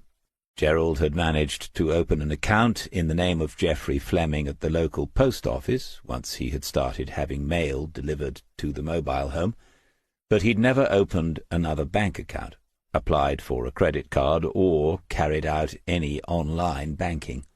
He had worked, done some odd jobs, gardening and bar work, but this had usually been temporary through the summer, and most people had been happy to pay him in cash. He'd also made some money selling his Norfolk landscape photographs to the many small galleries along the coast. He had had to give a national insurance number a few times, and had used one, a single digit different to his own. No one had ever queried it. His mobile phone was a pay-as-you-go, and therefore untraceable. His passport had expired, and he had never replaced it. There was nothing to find at the driver and vehicle licensing agency, because he had never owned a car after leaving West Wootton. He had said to Smith that if he couldn't get somewhere by foot, bicycle, or bus, he didn't go. On rare occasions he'd pay for a taxi or get a lift. Smith summed it all up. Basically, he's lived a simple life, and, to be fair, no one tried very hard to find him, did they? Joe said, "Until now." "Quite clever, though, to figure all that out for himself, and to maintain it for so long." Smith nodded his agreement and said, "He's no fool. I felt guilty for blundering into his secret life, to be honest, though he never criticized me for it. Not yet, anyway. His girlfriend, however—" Joe wanted to know more about Millie Verrall. Smith admitted he couldn't be certain they were an item, but when he had recounted to her how Millie had behaved at Broughton Farm, and then how she had come to the rescue at Trimsley, Joe informed him there was no doubt they were an item, even if Gerald hadn't realized it yet. They made supper together and continued to talk. Joe said, "After what happened today, there's no going back to the simple life. The genie's out of the bottle, isn't it?" And Smith had nodded his agreement. "And you're going to do what you said earlier?" "When?" He said, "Tomorrow. There's no point in waiting. After I've got the car sorted, I'll call him and say we need to talk. He'll have worked out for himself that it has to be resolved now. I think he'll agree to meet up." Joe said, "What about his daughter? Will she agree to what you're going to suggest?" Smith didn't answer straight away. There was much to consider, and worst of all, there were many emotional dimensions to the matter now. He said, "She might, it's worth a try, and I'd only be keeping a promise because she said she wanted to know, or at least she didn't say she didn't." Joe asked about the threat from the men who had followed him. How was he calculating that? "You sound like a proper D.I., he said, and then he told her he thought the threat was much diminished. They must have gone back to Amanda Fitch and told her all that had happened on the heath that afternoon. She knew that he, Smith, knew who had sent them and what she had done. She would also surely have begun to realize that if he had found her husband, he might have seen what was on the phone her husband had taken with him the night he disappeared, and even if Smith hadn't seen it, he might still have been told the full story. Mrs. Fitch was most likely a worried woman by now. Making another move with her gang of thugs would be reckless indeed. He didn't think it likely. Even so, he did suggest they should sleep elsewhere tonight. All the local accommodation would be full of holiday-makers, but Alice had a couple of spare rooms. Joe said, "And leave this place unguarded?" Smith said, "Persons before property, you know that." She thought a little more and then said, "If it's me you're concerned about, I'd like to remind you I didn't spend my whole police career behind a desk writing profiles."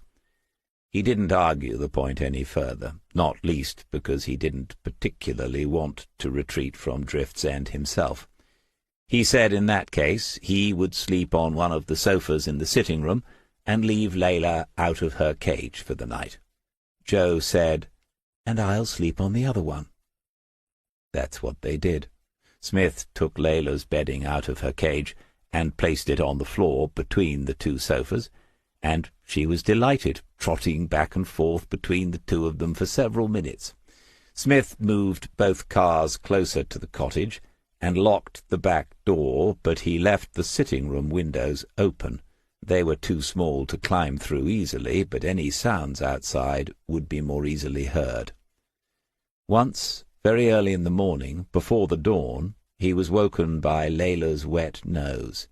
He took her outside without waking Joe, and watched the dog sniffing around the garden in the light of the waning moon. She seemed quite unconcerned. He looked at the Volvo and thought about what had happened. He said to himself, "Very clever. I ought to know more about that. It might come in handy one day." "Rich, this is David, one of our associates. David, this is Rich. He's the proprietor of Twice Shy Security." The business looked as if it had been established for some time, but Smith had had no idea of its existence. He'd followed Jason from the market square in King's Lake, through the maze of narrow streets, into one of the old parts of the town, an area of small workshops, laundrettes, ethnic food takeaways, and backstreet garages where the mechanics never say very much. The sign that said "Twice Shy Security" was small and unobtrusive, fixed to a brick wall built at least a century ago. As they'd waited for it to be opened, Smith thought, "That's a serious steel door and a serious lock being turned by whoever's on the other side of it." Rich put out a hand as they were introduced. He was a thin, intense-looking man, already going bald on the top, although Smith guessed he wasn't even close to 40 years old. As Rich closed the door, Smith looked around. They were standing in an electronic engineer's workshop, but it more closely resembled a laboratory. There were tools on the walls, as there ought to be, but not hammers, saws, and wrenches. Here were probes, gauges, and monitoring devices of every description. 3 spotless benches took up the centre of the space, at one of which a long-haired youth sat, taking apart some impossibly complicated object. He glanced up at the visitors without interest, and returned his attention to the device in front of him. Jason was explaining the situation. Rich said to Smith, "Won't look at that out in the street. Can you bring your motor into the yard at the back? Take 2 rights, and you'll be at the rear of this place." The door was slid open again, and Smith followed the instructions. When he arrived in the yard, private and not overlooked, they were waiting for him. He got out, and Rich said to them both, 10 to 1, if there is something, it'll be at the back. That's where they usually stick them. Shows a total lack of imagination." He was holding something about the size of the early mobile phones. It had buttons, dials, and a lit-up green screen. He pressed one of the buttons, and the device responded with a beep. Rich said, "We'll assume it's a cheap retail job," and turned a dial. Then he walked to the rear of the Volvo, crouched, and pointed the end of the scanner at the back bumper. More beeping. Moving the scanner to the left, the near side of the car, slowed the beeps down. Moving it to the right, speeded them up. Rich pointed that way with his free hand, straightened up, and walked around to the offside rear wheel arch. The beeping had become a continuous whine at a higher pitch, and Rich turned off the scanner. He said, "It's here. We'll get this one off and check for another." A small torch was produced from a pocket, and he got onto his knees and peered up inside the wheel arch. After a nod to himself, he reached into the upper part of the arch and felt around. He couldn't dislodge it, and so another item was produced from another pocket. Smith was reassured to see that he too owned a piece of high-tech equipment just like it, a Swiss Army knife. There was an identical one in the glove compartment of this very car. With the long blade open, Rich reached back inside, and moments later had the tracker in his hand. He held it out towards Smith, who took it, a small black box, 2 inches by 3, with a magnetic strip on the back. There were no flashing lights, and there was no sign of an antenna. A simple visual check couldn't have found it in a month of Sundays. Rich said, "It's the sort of thing you can buy off the internet, bog standard. It hasn't been on there very long at all." Smith asked how much one of those would cost, and didn't hide his surprise when he was told between £20 and £30. Rich explained that the tracker would be linked to an app on a mobile phone or a laptop. It was a real-time device, and the person using the app would be able to see where the vehicle was as long as the signal was being transmitted. Smith gave the tracker back to the man who had found it and said, "I presume it's the app where the money is made." And Rich agreed. "Yes, you have to subscribe and pay monthly fees." "And those apps," said Smith, "would be online." and linked to someone's bank account. That was not a question. It was Jason who spoke next. "Yes, I see. If the police took this up as a case, the threats against Gerald Fitch, then this becomes evidence, doesn't it?" Smith said, "Along with the mobile Gerald gave me, and the one I acquired yesterday." Rich said, "You don't want me to disable it, then? Only takes a few seconds." "No," they both said. "All right, we can dampen it down a lot." He went to one of the many drawers beneath the benches in the workshop and took out a small silver bag. He put the tracker into it and gave the bag to Jason. "It's lined with a mesh. You'll only pick up the signal from a few feet away now. Let's check the rest of the motor. Occasionally they fit too." But the beeps came only at 1 a second as he walked slowly around the Volvo, and Rich gave it the all-clear. Jason asked what they owed him for this service, but the question was waved away. "No charge. I wouldn't have got the yacht job without the contact you gave me. Call me any time." Smith accepted he had some explaining to do as far as Jason Diver was concerned, and it could hardly be delayed any longer. He followed him back to the DDA office and handed over the phone Gerald had given him yesterday for safekeeping. Jason asked for the code, and Smith told him the 4 numbers without needing to look in his notebook. Jason said, "The battery's nearly dead. I ought to back it up into our cloud, just in case, even though technically I shouldn't." He looked up and saw Smith's stare. The silence spoke more than any words could say. Jason said, "Yes, right. Mum's the word, though." For some 3 or 4 minutes he scrolled through Amanda Fitch's texts from 5 years ago. Smith couldn't help hearing Madison answering the phone in reception, and at one point a look of alarm flitted across his face when he heard her say, "Oh, hi, Catherine. Yes, he is." Jason looked up and said, "I agree. The police should see this." Smith nodded. "It has to come from Gerald himself. We can support him, but he has to make the approach." "And will he, in your opinion?" Most of Smith's spare moments since yesterday afternoon had been spent considering that question. He said, "He'll be reluctant. He's got used to living a very different life, and he doesn't want to go back to the old one or anything like it. I can't say I blame him. On the other hand, mainly thanks to me, he can't go on as he has been. So I'm going to call him this morning and ask to meet up on his patch. I'll tell him the best way now is to clear it all up so he's no longer living in hiding, whatever life he chooses." Jason thought before he said, "The fact he's given you the phone he took from her suggests to me he's begun to accept it." A perceptive observation for a young man. Smith took out the other phone, the one he'd confiscated the previous afternoon, and put it on the desk as well. He said, "I suggest putting all this and the tracker into your safe as well. If we carry on like this, we're going to need an evidence room."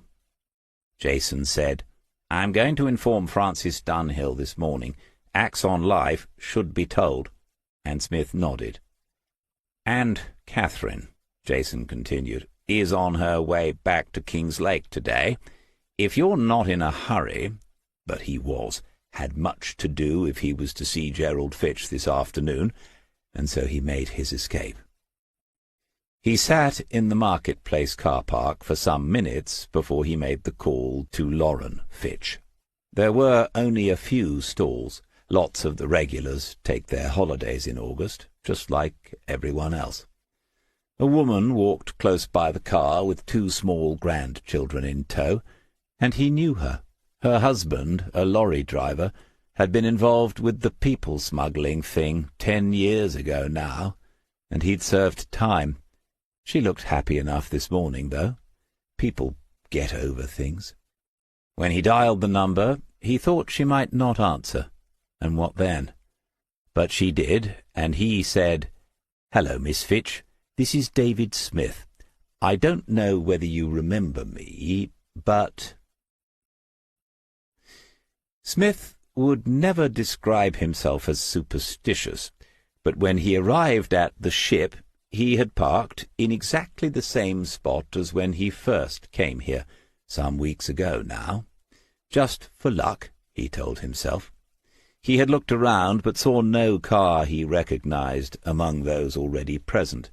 There were matters to attend to before he went inside to see whether Gerald Fitch had been as good as his word.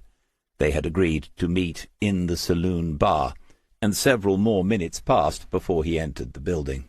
It was still early, only a little after midday, but the place was filling up already, and Smith couldn't see him at first. He sat alone at a corner table with a cup of coffee in front of him, and he hadn't yet noticed the arrival of the man for whom he was waiting. Early or not, a pint of their draught bitters wouldn't go amiss, Smith thought, but a very clear head would be needed over the course of the next hour or so.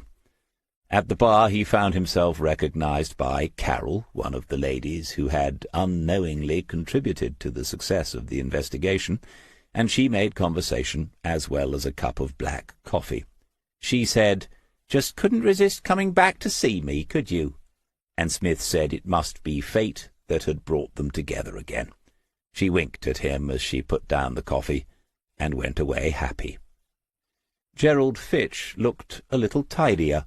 The beard had been trimmed shorter, and the hair on his head was definitely less of a bush than before. He was wearing a decent shirt and a cleaner pair of jeans, and this was all to the good, thought Smith. He said, "Where are you staying?" "At Broughton Farm," was the answer. Milly had spoken to the director and told a story about the mobile home being at increased risk of going over the cliff. Dr. Lovesey had found him a room in the staff accommodation while he sorted out something more permanent. Smith said, "I thought she might be here with you today, Milly, not Dr. Lovesey." Gerald shook his head and said, "I asked her, but she said this was my business. She gave me a lift, though." After a sip of coffee, Smith said, "She seems like a good sort to have on your side." But that brought only a silence.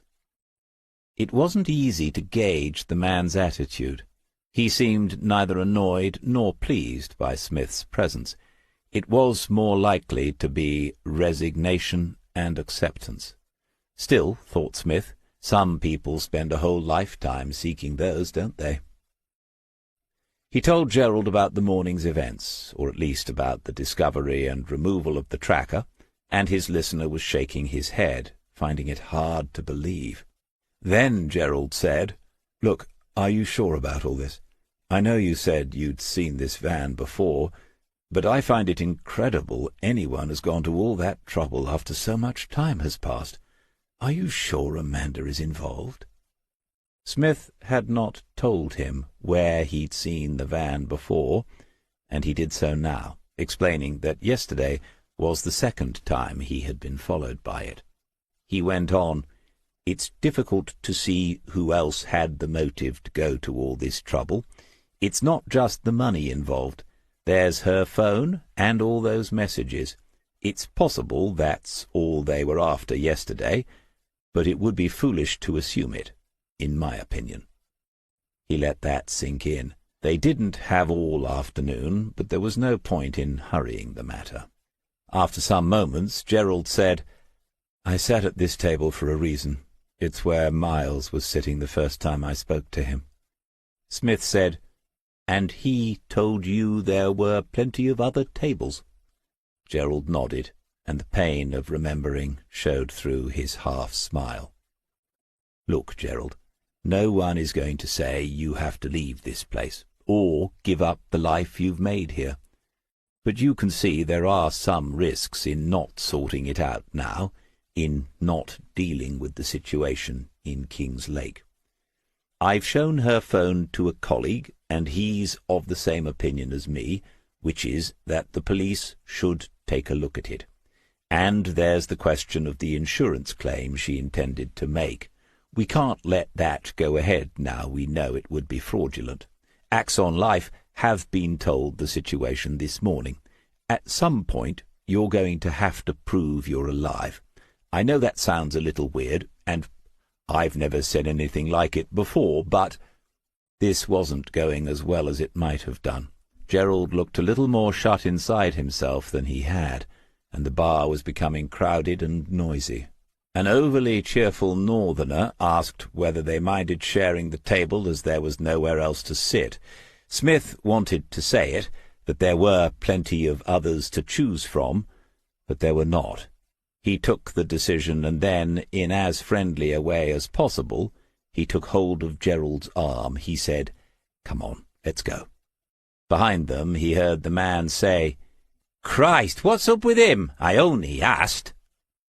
They crossed the car park and walked out through the pedestrian entrance onto the path that led towards the centre of the town. This was the way Smith had gone on his first visit, as he tried to puzzle out what might have happened to the man who stayed at the Ship 5 years ago and paid in cash. They walked side by side in silence for a minute or so, before Gerald said, "She can have it. I don't want anything to do with that life. I understand about the insurance claim, I can see that, and I'll sign something or be interviewed to sort it out. As for the rest of it, I don't care. You said you've spoken to Lauren again. I suppose I could do something for her and her little girl. That's all I'd want from it." This seemed an opportune moment to take a seat. They were by the gate into the miniature funfair and amusement park. Smith opened it and let Gerald go ahead. They turned right along the tarmac footpath, which felt a little soft in the heat of the sun. There was a bench where the old folks could sit and watch the children play, and Smith suggested they stop there and bring matters to some sort of conclusion. In front of them was an area of closely mown grass and outdoor play equipment, brightly coloured swings and slides and roundabouts and climbing frames. And there were children running to and fro, laughing and screaming as they will, because at the ages of 4, 5, and 6, there's nothing, absolutely nothing, better to do than that. There was a small kiosk providing shelter and refreshments for parents, grandparents, and other responsible adults, and a number were already seated there, under an awning striped red, white, and blue, which Smith considered appropriately patriotic. In fact, there was something uniquely British about the entire scene, the amusements, the cups of tea and glasses of orange juice, the seaside air, the pigeons being chased by a little boy in a world of his own. Smith said, "Whether or not you involve the police is your decision, but I think you should get some advice about the legal side of things concerning the estate. Even if you decide to give it away, you should do that so there are no complications further down the line. And if you did want something for Lauren, some sort of trust fund out of it, again, you need proper advice. There's a good firm in King's Lake, but you could use someone out this way."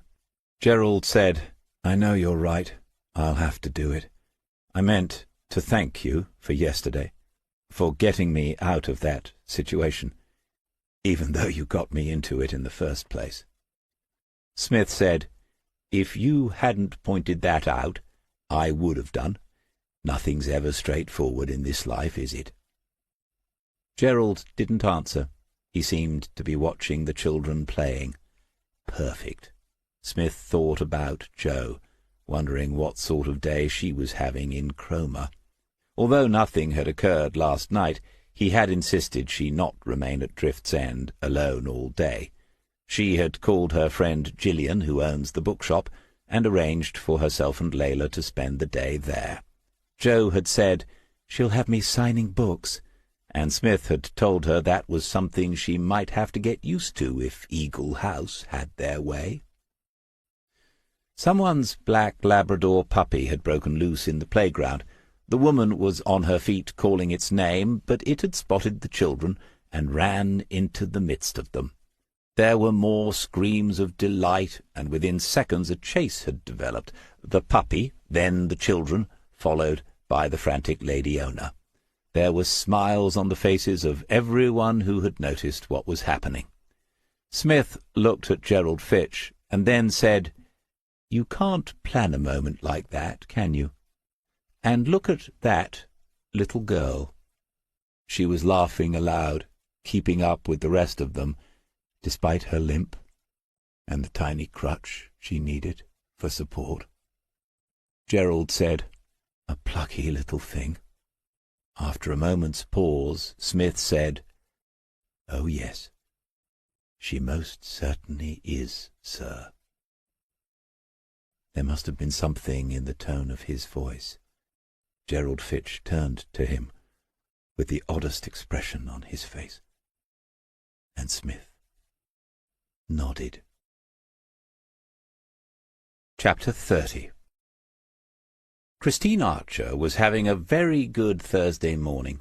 Their application for a 3-month extension in the Mason brothers' case had been granted, along with an order for further disclosure of the evidence in the case for the prosecution. In addition, her clerk had just informed her the Crown's lawyer had asked for an online meeting to discuss the charges against Elaine Harrington, and that could only mean they wanted to bargain. Miss Archer was walking along the corridor to reception in a fashion one might describe as almost jaunty, when she glanced into the plush new waiting-room of Fraser and Metcalfe, solicitors and notaries, glanced in as one does, as a matter of habit. She took another 6 steps, each one a little slower than the last.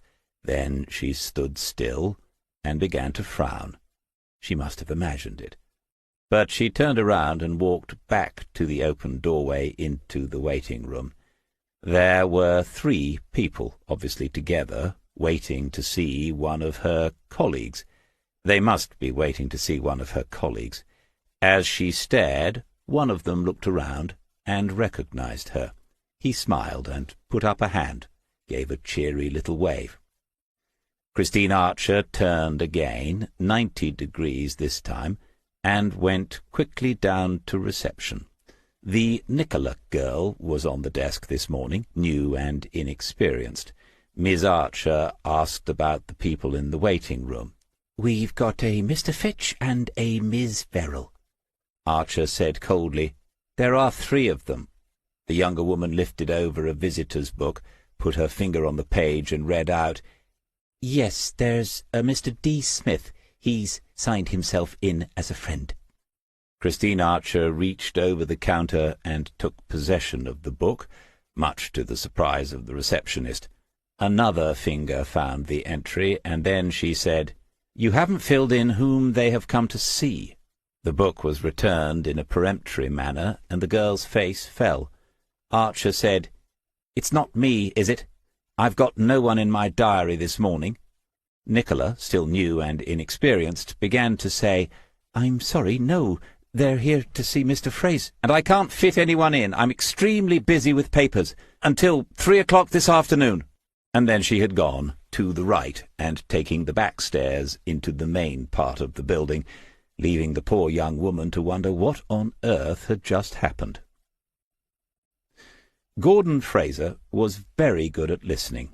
When Gerald Fitch came to the end of what he wanted to say, the eyebrows were raised a little, but not enough to cause anyone concern, and there was a slight nod which could be interpreted as encouraging.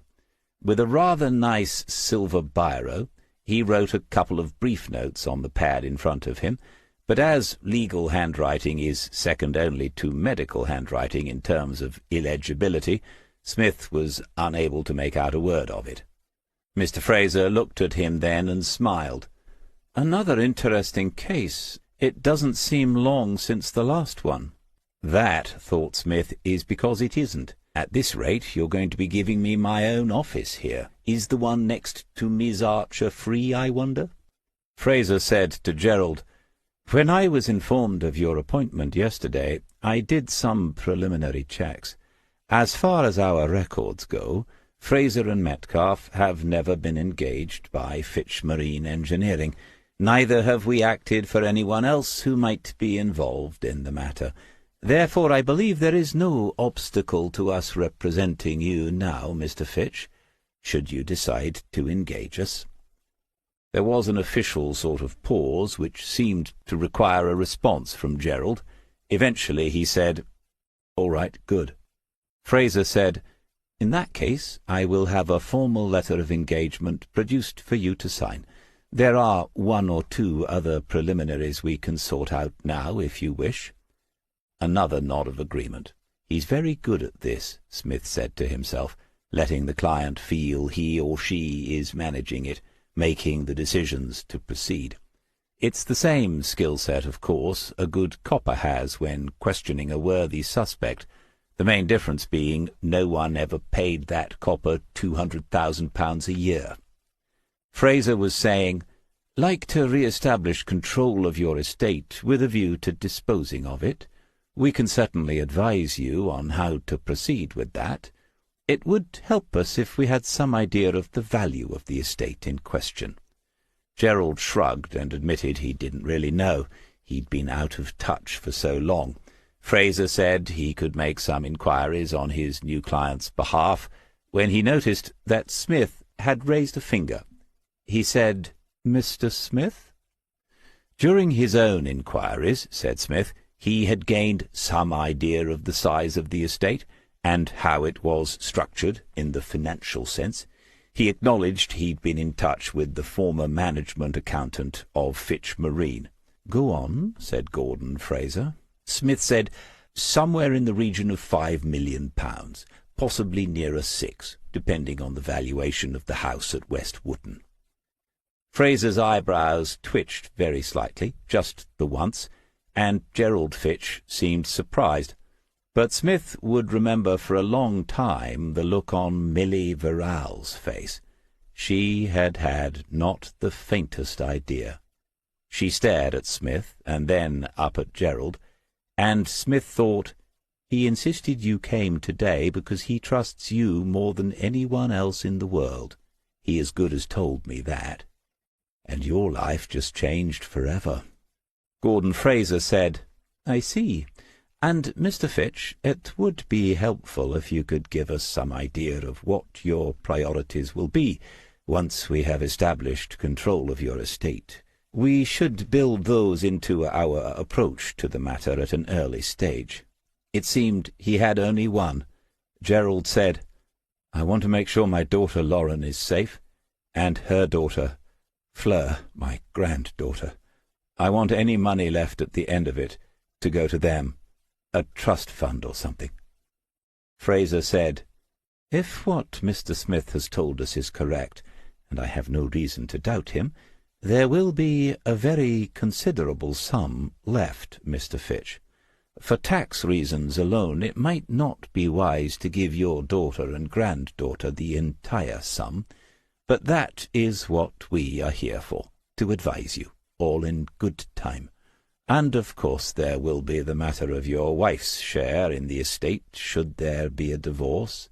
No doubt she will have representation, and we will—" The senior partner had noticed the finger had been raised again. He said, "Mr. Smith?" "I think it pertinent to point out Mrs. Fitch might be requiring representation in more than one aspect of the matter, Mr. Fraser. There is the possibility she could be under investigation by the police for offences that very much concern your newest client." Fraser picked up his pen once more. Gerald nodded to Smith, who then explained the story in a clear and chronological order, ending with the excitement on Haysborough Heath and the discovery of the tracking device on his car. Fraser said, "I see. Pertinent is the word indeed." They sat and watched the legal mind at work for some 30 seconds.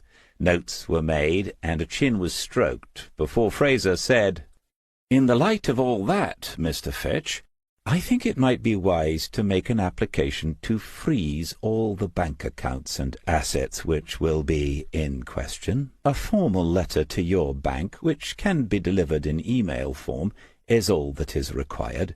We can have that drafted immediately, and I would strongly advise it." Gerald glanced at Milly and then Smith, surprised somehow that this was all happening for real, and so quickly. But he agreed Fraser should proceed as he had suggested. While that was being noted, Smith said, "I suppose, Mr. Fraser, that a criminal conviction relating to the settlement of the estate wouldn't work in Mrs. Fitch's favour, would it?" The solicitor looked at the former police officer, initially perhaps puzzled by the apparent naivete of the question, and then he read the expression and saw the purpose behind it.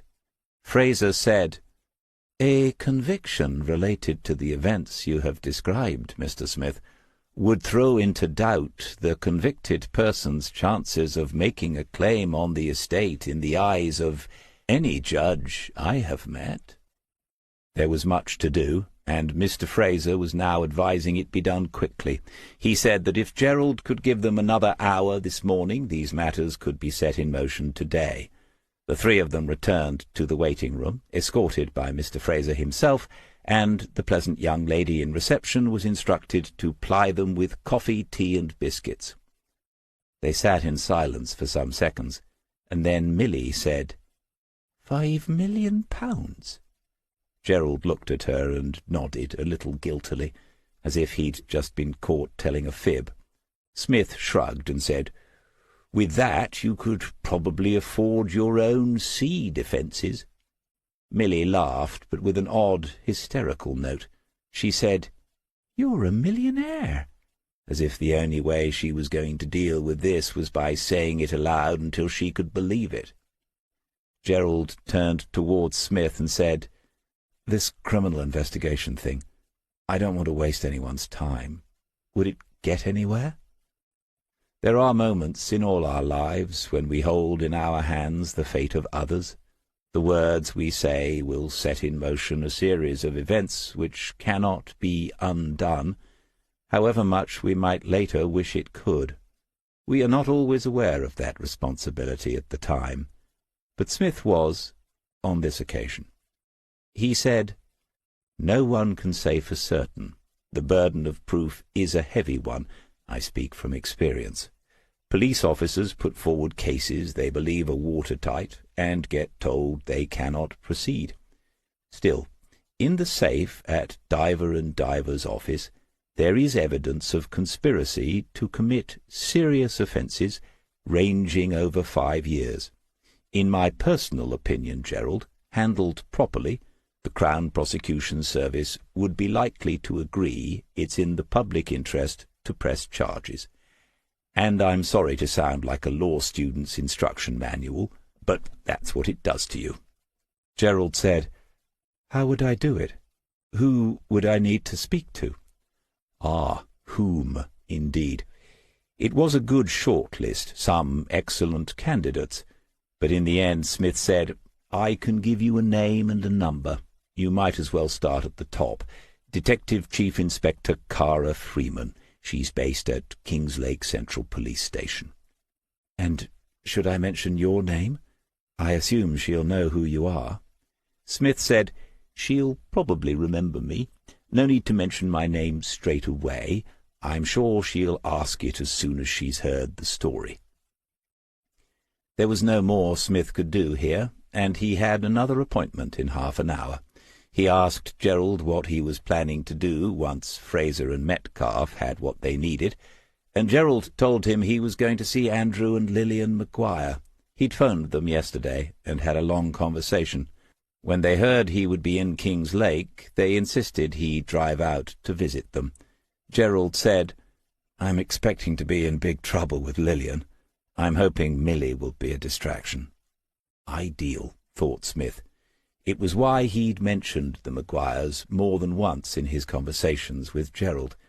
If the estate was contested, or even better, if Amanda Fitch was being investigated, what better witnesses could be called than the decent, honest Maguires? As ever, you have to think ahead. Fail to prepare and you prepare to fail. As far as Smith was concerned, Amanda Fitch had been going down from the first time she told her toy boy to follow him. He stood up and held out a hand to Gerald. He said, "Good luck with this. You've done the right thing, and you have my number. And there's something else you should know." Gerald said, "Yes, what is it?" Smith looked them both in the eye before he said, confidentially, "If you play your cards right this afternoon, you'll get a jar of excellent homemade gooseberry jam." The small room to the right of Madison's desk had become a second office space, another sign that Diver and Diver Associates' business was still growing. Through the open door, Smith could see Polly Coverdale sitting at a table and studying a laptop screen. Madison, on the phone as ever, waved a hello, pointed at her boss's door, and mouthed, "2 minutes." He walked over to the doorway of the new office. Polly looked up and said, "Come in, I'm only booking my car in for an MOT. Smith said he had 1 or 2 contacts in the local motor trade if she ever had any problems, and she nodded in acknowledgment without taking him up on the offer. When she closed the laptop, she said, "I hear you've had a result. Nice one." Interesting, he thought. Polly had clearly become a part of the team at DDA in a way none of her predecessors had. He said, "Finding the daughter turned out to be crucial in the end. Once again, that was down to you."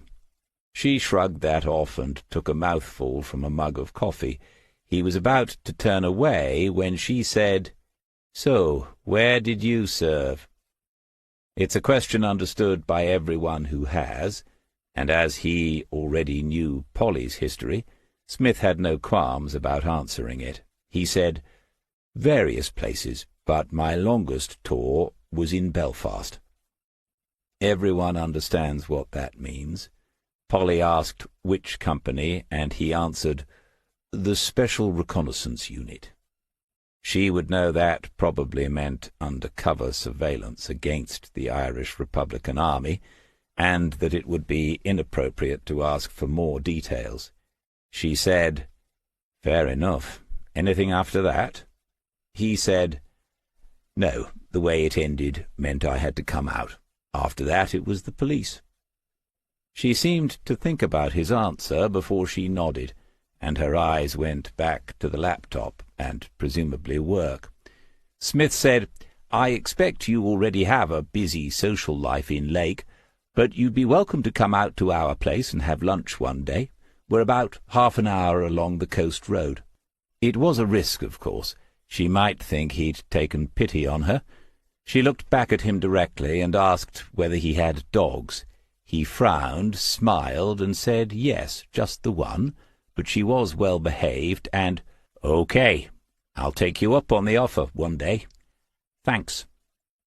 He'd heard another door open and voices behind him. Jason was there, beckoning him into the main office, and Madison was smiling, a warning he should have spotted. It wasn't until Jason closed the door that Smith realized both divers of DDA were present. Catherine was advancing, and her intentions were obvious. She was going to embrace him. She said, as the event took place, "Here he is, the man of the moment." She was an inch or 3 taller than him, and for an awful moment it seemed he would be pressed into her statuesque bosom. But he managed to struggle free and dive into the chair that Jason was pointing towards.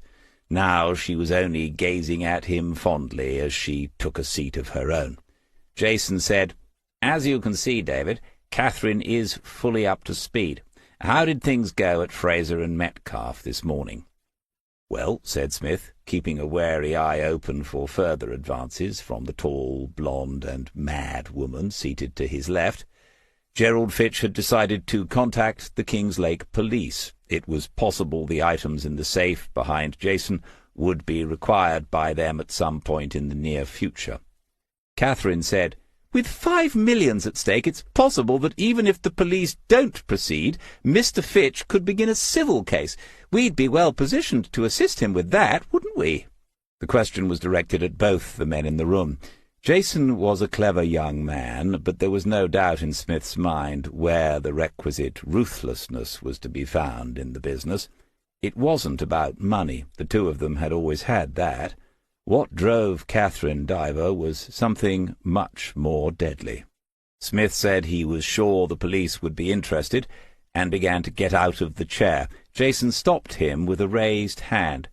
"Axon Life are delighted. I've spoken to Frances Dunhill, but I think she intends to call you in person, David. She'd like to know exactly how you found him, in case, as she said to me, they ever get a similar situation." "Or," put in Catherine, "they could just call us, couldn't they?" She was smiling at him again. Jason said, "As I mentioned to you, the deal Catherine negotiated gives us a percentage of the policy's agreed value, if paid in full. It's a tiny percentage, but of a considerable sum. We do intend to share it with everyone involved here at the agency." Smith said he thought that was a good idea, and he reminded Jason that Polly had given him the lead to Lauren Fitch. If he hadn't been able to get Gerald and his daughter back together last Monday, things would not have progressed as they had this week. "In the meantime," said Jason, reaching down to one side of his impressively executive office chair, "I hope you'll accept a token of our appreciation. You and I had a conversation about the blend of things that makes an outstanding investigator." He handed a bottle-shaped gift bag across the desk, and Smith took it. Jason said, "And you mentioned whiskey, so—" Out of the bag, Smith lifted a beautifully boxed bottle of Johnny Walker Blue Label. He said, "Oh, dear me, this is an expensive bottle of Scotch." Catherine said, "Well, when you open it, I want you to raise a glass and say, 'Here's to more to come.' You've put us on the map, David." She had that look on her face again. It was time to get out of there. Chapter 31. They had discovered, as Smith put it in one of their discussions, the impossibility of silence in the modern world.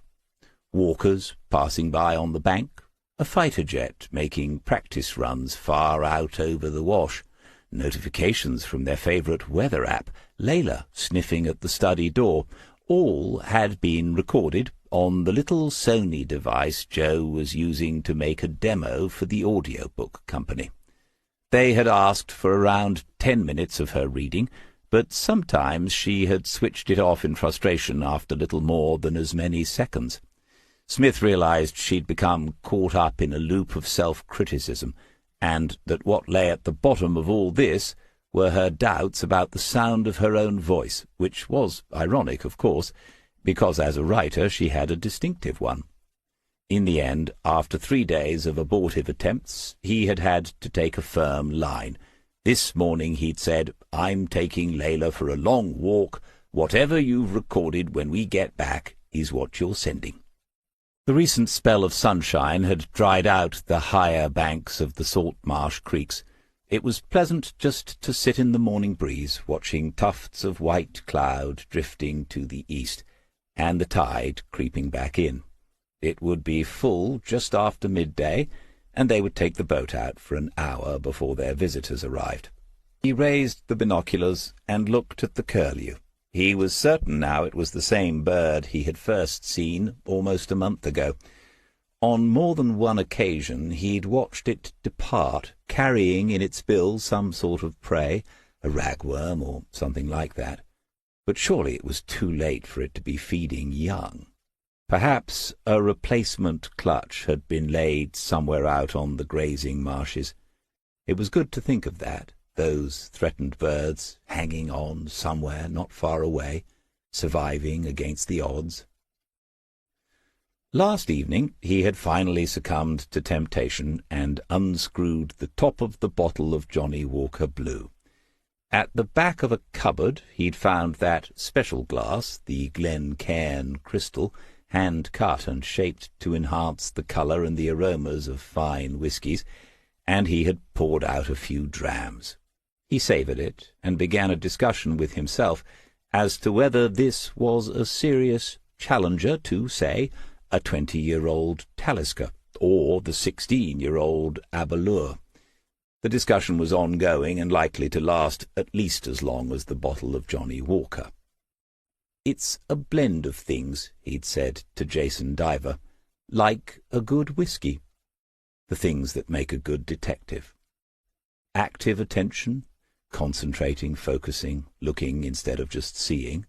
Then the informed expectation, using one's experience and memories to forecast precisely, to make guesses that are intelligent. And the final thing? He had concluded, having thought about the matter too often over too many years, that it was ambition of imagination, by which he meant the critical ability to question, to doubt what has been accepted, what others believe has been established. The exceptional bird-watcher looks through a spotting scope at the funny Dunlin, and has the nerve to say aloud, "Why isn't that a western sandpiper?" Smith had looked through the scope of his imagination and said to himself, yes, Gerald Fitch disappeared. It would be interesting to know where he went and how he got there, but the important question is why. Smith had imagined a number of answers to that question, and one of them had been more or less correct. He watched Layla searching through the margins of the creeks, nose down, tail up, and wagging. She would be happy doing that for hours on end. She never found very much, but that wasn't the point. She was just a dog doing what a dog is meant to do. Few people are as lucky as that. When he arrived back at the cottage, Joe pointed at the recorder and walked out of the room before he'd switched it on. 5 minutes later she returned, but he didn't turn off the recording, so she sat across the lounge from him and folded her arms, waiting for it to end. As soon as it had, she said, "I sound like a robot." Smith looked at her and then back at the recorder, looked thoughtfully. Joe said, "Well, I do, don't I?" He said, "Speaking as someone who has never listened to an audiobook, I think they'll accept it." She had to laugh as she said, "That's not exactly being damned with faint praise, but it's not far off." He pressed play on the recorder and waited for it to begin again. Joe pulled a face but said nothing. After a few sentences, Smith paused it and said, "It's measured and controlled, but it isn't robotic, not at all. I think it suits your material and your readers. Your books aren't sensationalist. They're about real crimes and the terrible things that can happen to ordinary people. They're about professional police officers. It wouldn't be right to over-dramatize that, at least not in my opinion. The way you're reading it makes your work sound serious, and that's good, because it is." She managed to accept that as a compliment, and Smith said, "So, we'll do what I said. Download this one onto your laptop and send it today. It's over with then, and we can start trying to rebuild our relationship." Joe came and sat next to him and made a very acceptable apology for being difficult for the past 3 days.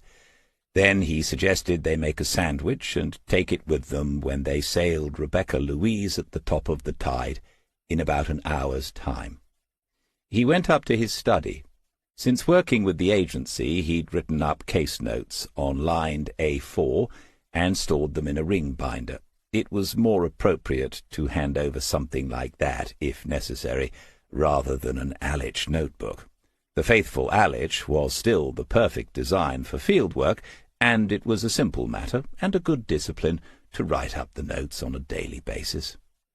Gerald Fitch had phoned him yesterday afternoon, and there had been some significant developments. Behind that ornate and oversized desk, Gordon Fraser could come across as smug and self-satisfied, but he knew his way around a lawsuit. Of that there was no doubt. All the bank accounts in question had been frozen, pending legal representations from one of the account holders. A formal letter had been sent to Amanda Fitch, inviting her to appoint her own representatives in order that matters be resolved swiftly. She was invited to ask for a sum to cover her living expenses in the meantime. Oh, Smith had thought, she'll enjoy that. And there's no way Mr. Fraser is going to agree to her first lot of numbers. Miss Archer had also called and spoken to Gerald, and Smith was pleased about that too. She'd probably gone straight to Fraser after spotting Smith in the waiting-room and asked how she could be of assistance. She had listened to Gerald's story and said she agreed with her colleague, and your boss, thought Smith, that in view of the situation regarding the considerable sum of money involved, the police should be informed of what had taken place between Gerald and his wife. Gerald had told her that David Smith of Diver and Diver Associates had been a witness to some of this, and apparently Miss Archer said she was looking forward to discussing the matter with him. Smith took out his mobile and checked for missed calls, but there was nothing as yet. Lauren Fitch's landlord had received a letter from Fraser and Metcalfe, informing him that all future communications with his tenant were to be conducted through themselves. The letter also stated that Ms. Fitch had been advised to consider seeking compensation for the distress caused to herself and her disabled daughter. Any sums awarded would be additional to the legal costs incurred by their client. Smith had said to Gerald, "He doesn't hang about, does he, our Mr. Fraser?" "No," Gerald had said, "and it's all rather a whirlwind. Not so long ago, all I had to worry about was my home falling into the sea." But Smith could detect no note of resentment there, and he was more certain than ever that the cameraman, as Marilyn had once called him, would be in a much better place, in every sense of the word, once this had all worked through to a conclusion. Smith asked about Lauren, and was told she was to visit Gerald tomorrow and spend the day with him. Smith thought, that's today. They'll be there now. He'll be getting to know that little girl. If Gerald doesn't come back to King's Lake, and it's pretty certain he won't, how long will it be before Lauren and Fleur are moving home and living somewhere by the sea? And the Maguires? Gerald told him it had been a rather emotional reunion. The recriminations had lasted only for a matter of seconds, maybe a minute or two, before the laughter and the tears. When Gerald told them what his solicitors were proposing, Lillian had said if he needed any more information about that dreadful woman he only needed to ask. From this, Smith deduced that Mrs. Maguire had conducted her own investigations over the years, and that she knew things she had not shared with the private detective from King's Lake. As for the police, Gerald had said finally, they asked a lot of questions. I couldn't get through to the lady you mentioned, not at first, so I called back yesterday. I was talking to a detective sergeant for a while. He was helpful, but when I mentioned your name, he put me on hold, and then it was the detective chief inspector who came onto the line. She was very businesslike. She wanted the dates, times, and places. I had the feeling she intends to call me back at some point. Smith said, "What time was it you spoke to her?" And Gerald answered that it had been around midday. Smith had received a call from Kingslake Central at 4 yesterday afternoon. He pictured the scene in the squad's main office, the DCI consulting her DI, Tom Green, followed by the quick background checks on the individuals already named. Presumably these would not include the former police officer involved as a witness, but who knows? Assume nothing. Layla had taken her usual place in the bows, nose into the wind, posing and looking for all the world like a ship's figurehead. This always made them smile, and Smith said, whereas the Vikings had dragons and serpents carved there to terrify the natives, we have a small friendly dog, we come in peace.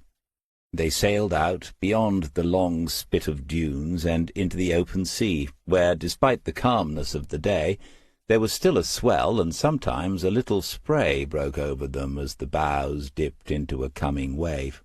The sailing conditions were perfect, and they went further than usual, round the point and towards the long strand where the grey seals loafed on the silver sand, and lazily watched the small boat as it drifted by. Layla barked at them once or twice, but the seals only stared and blinked, as seals do. Smith thought, "It's a picture. I should have brought the camera." And then he thought about Gerald Fitch and Ian Fisher. He'd said to Gerald, "Will you go back to Broughton Farm?" And the answer had been, "Of course. I've been in this morning."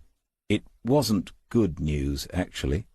Smith had asked why, and Gerald had said, "The doctor has seen him again. The arthritis has progressed, despite his medications. He's going to lose a lot of his mobility over the next year or so." "What about his painting?" Smith had said.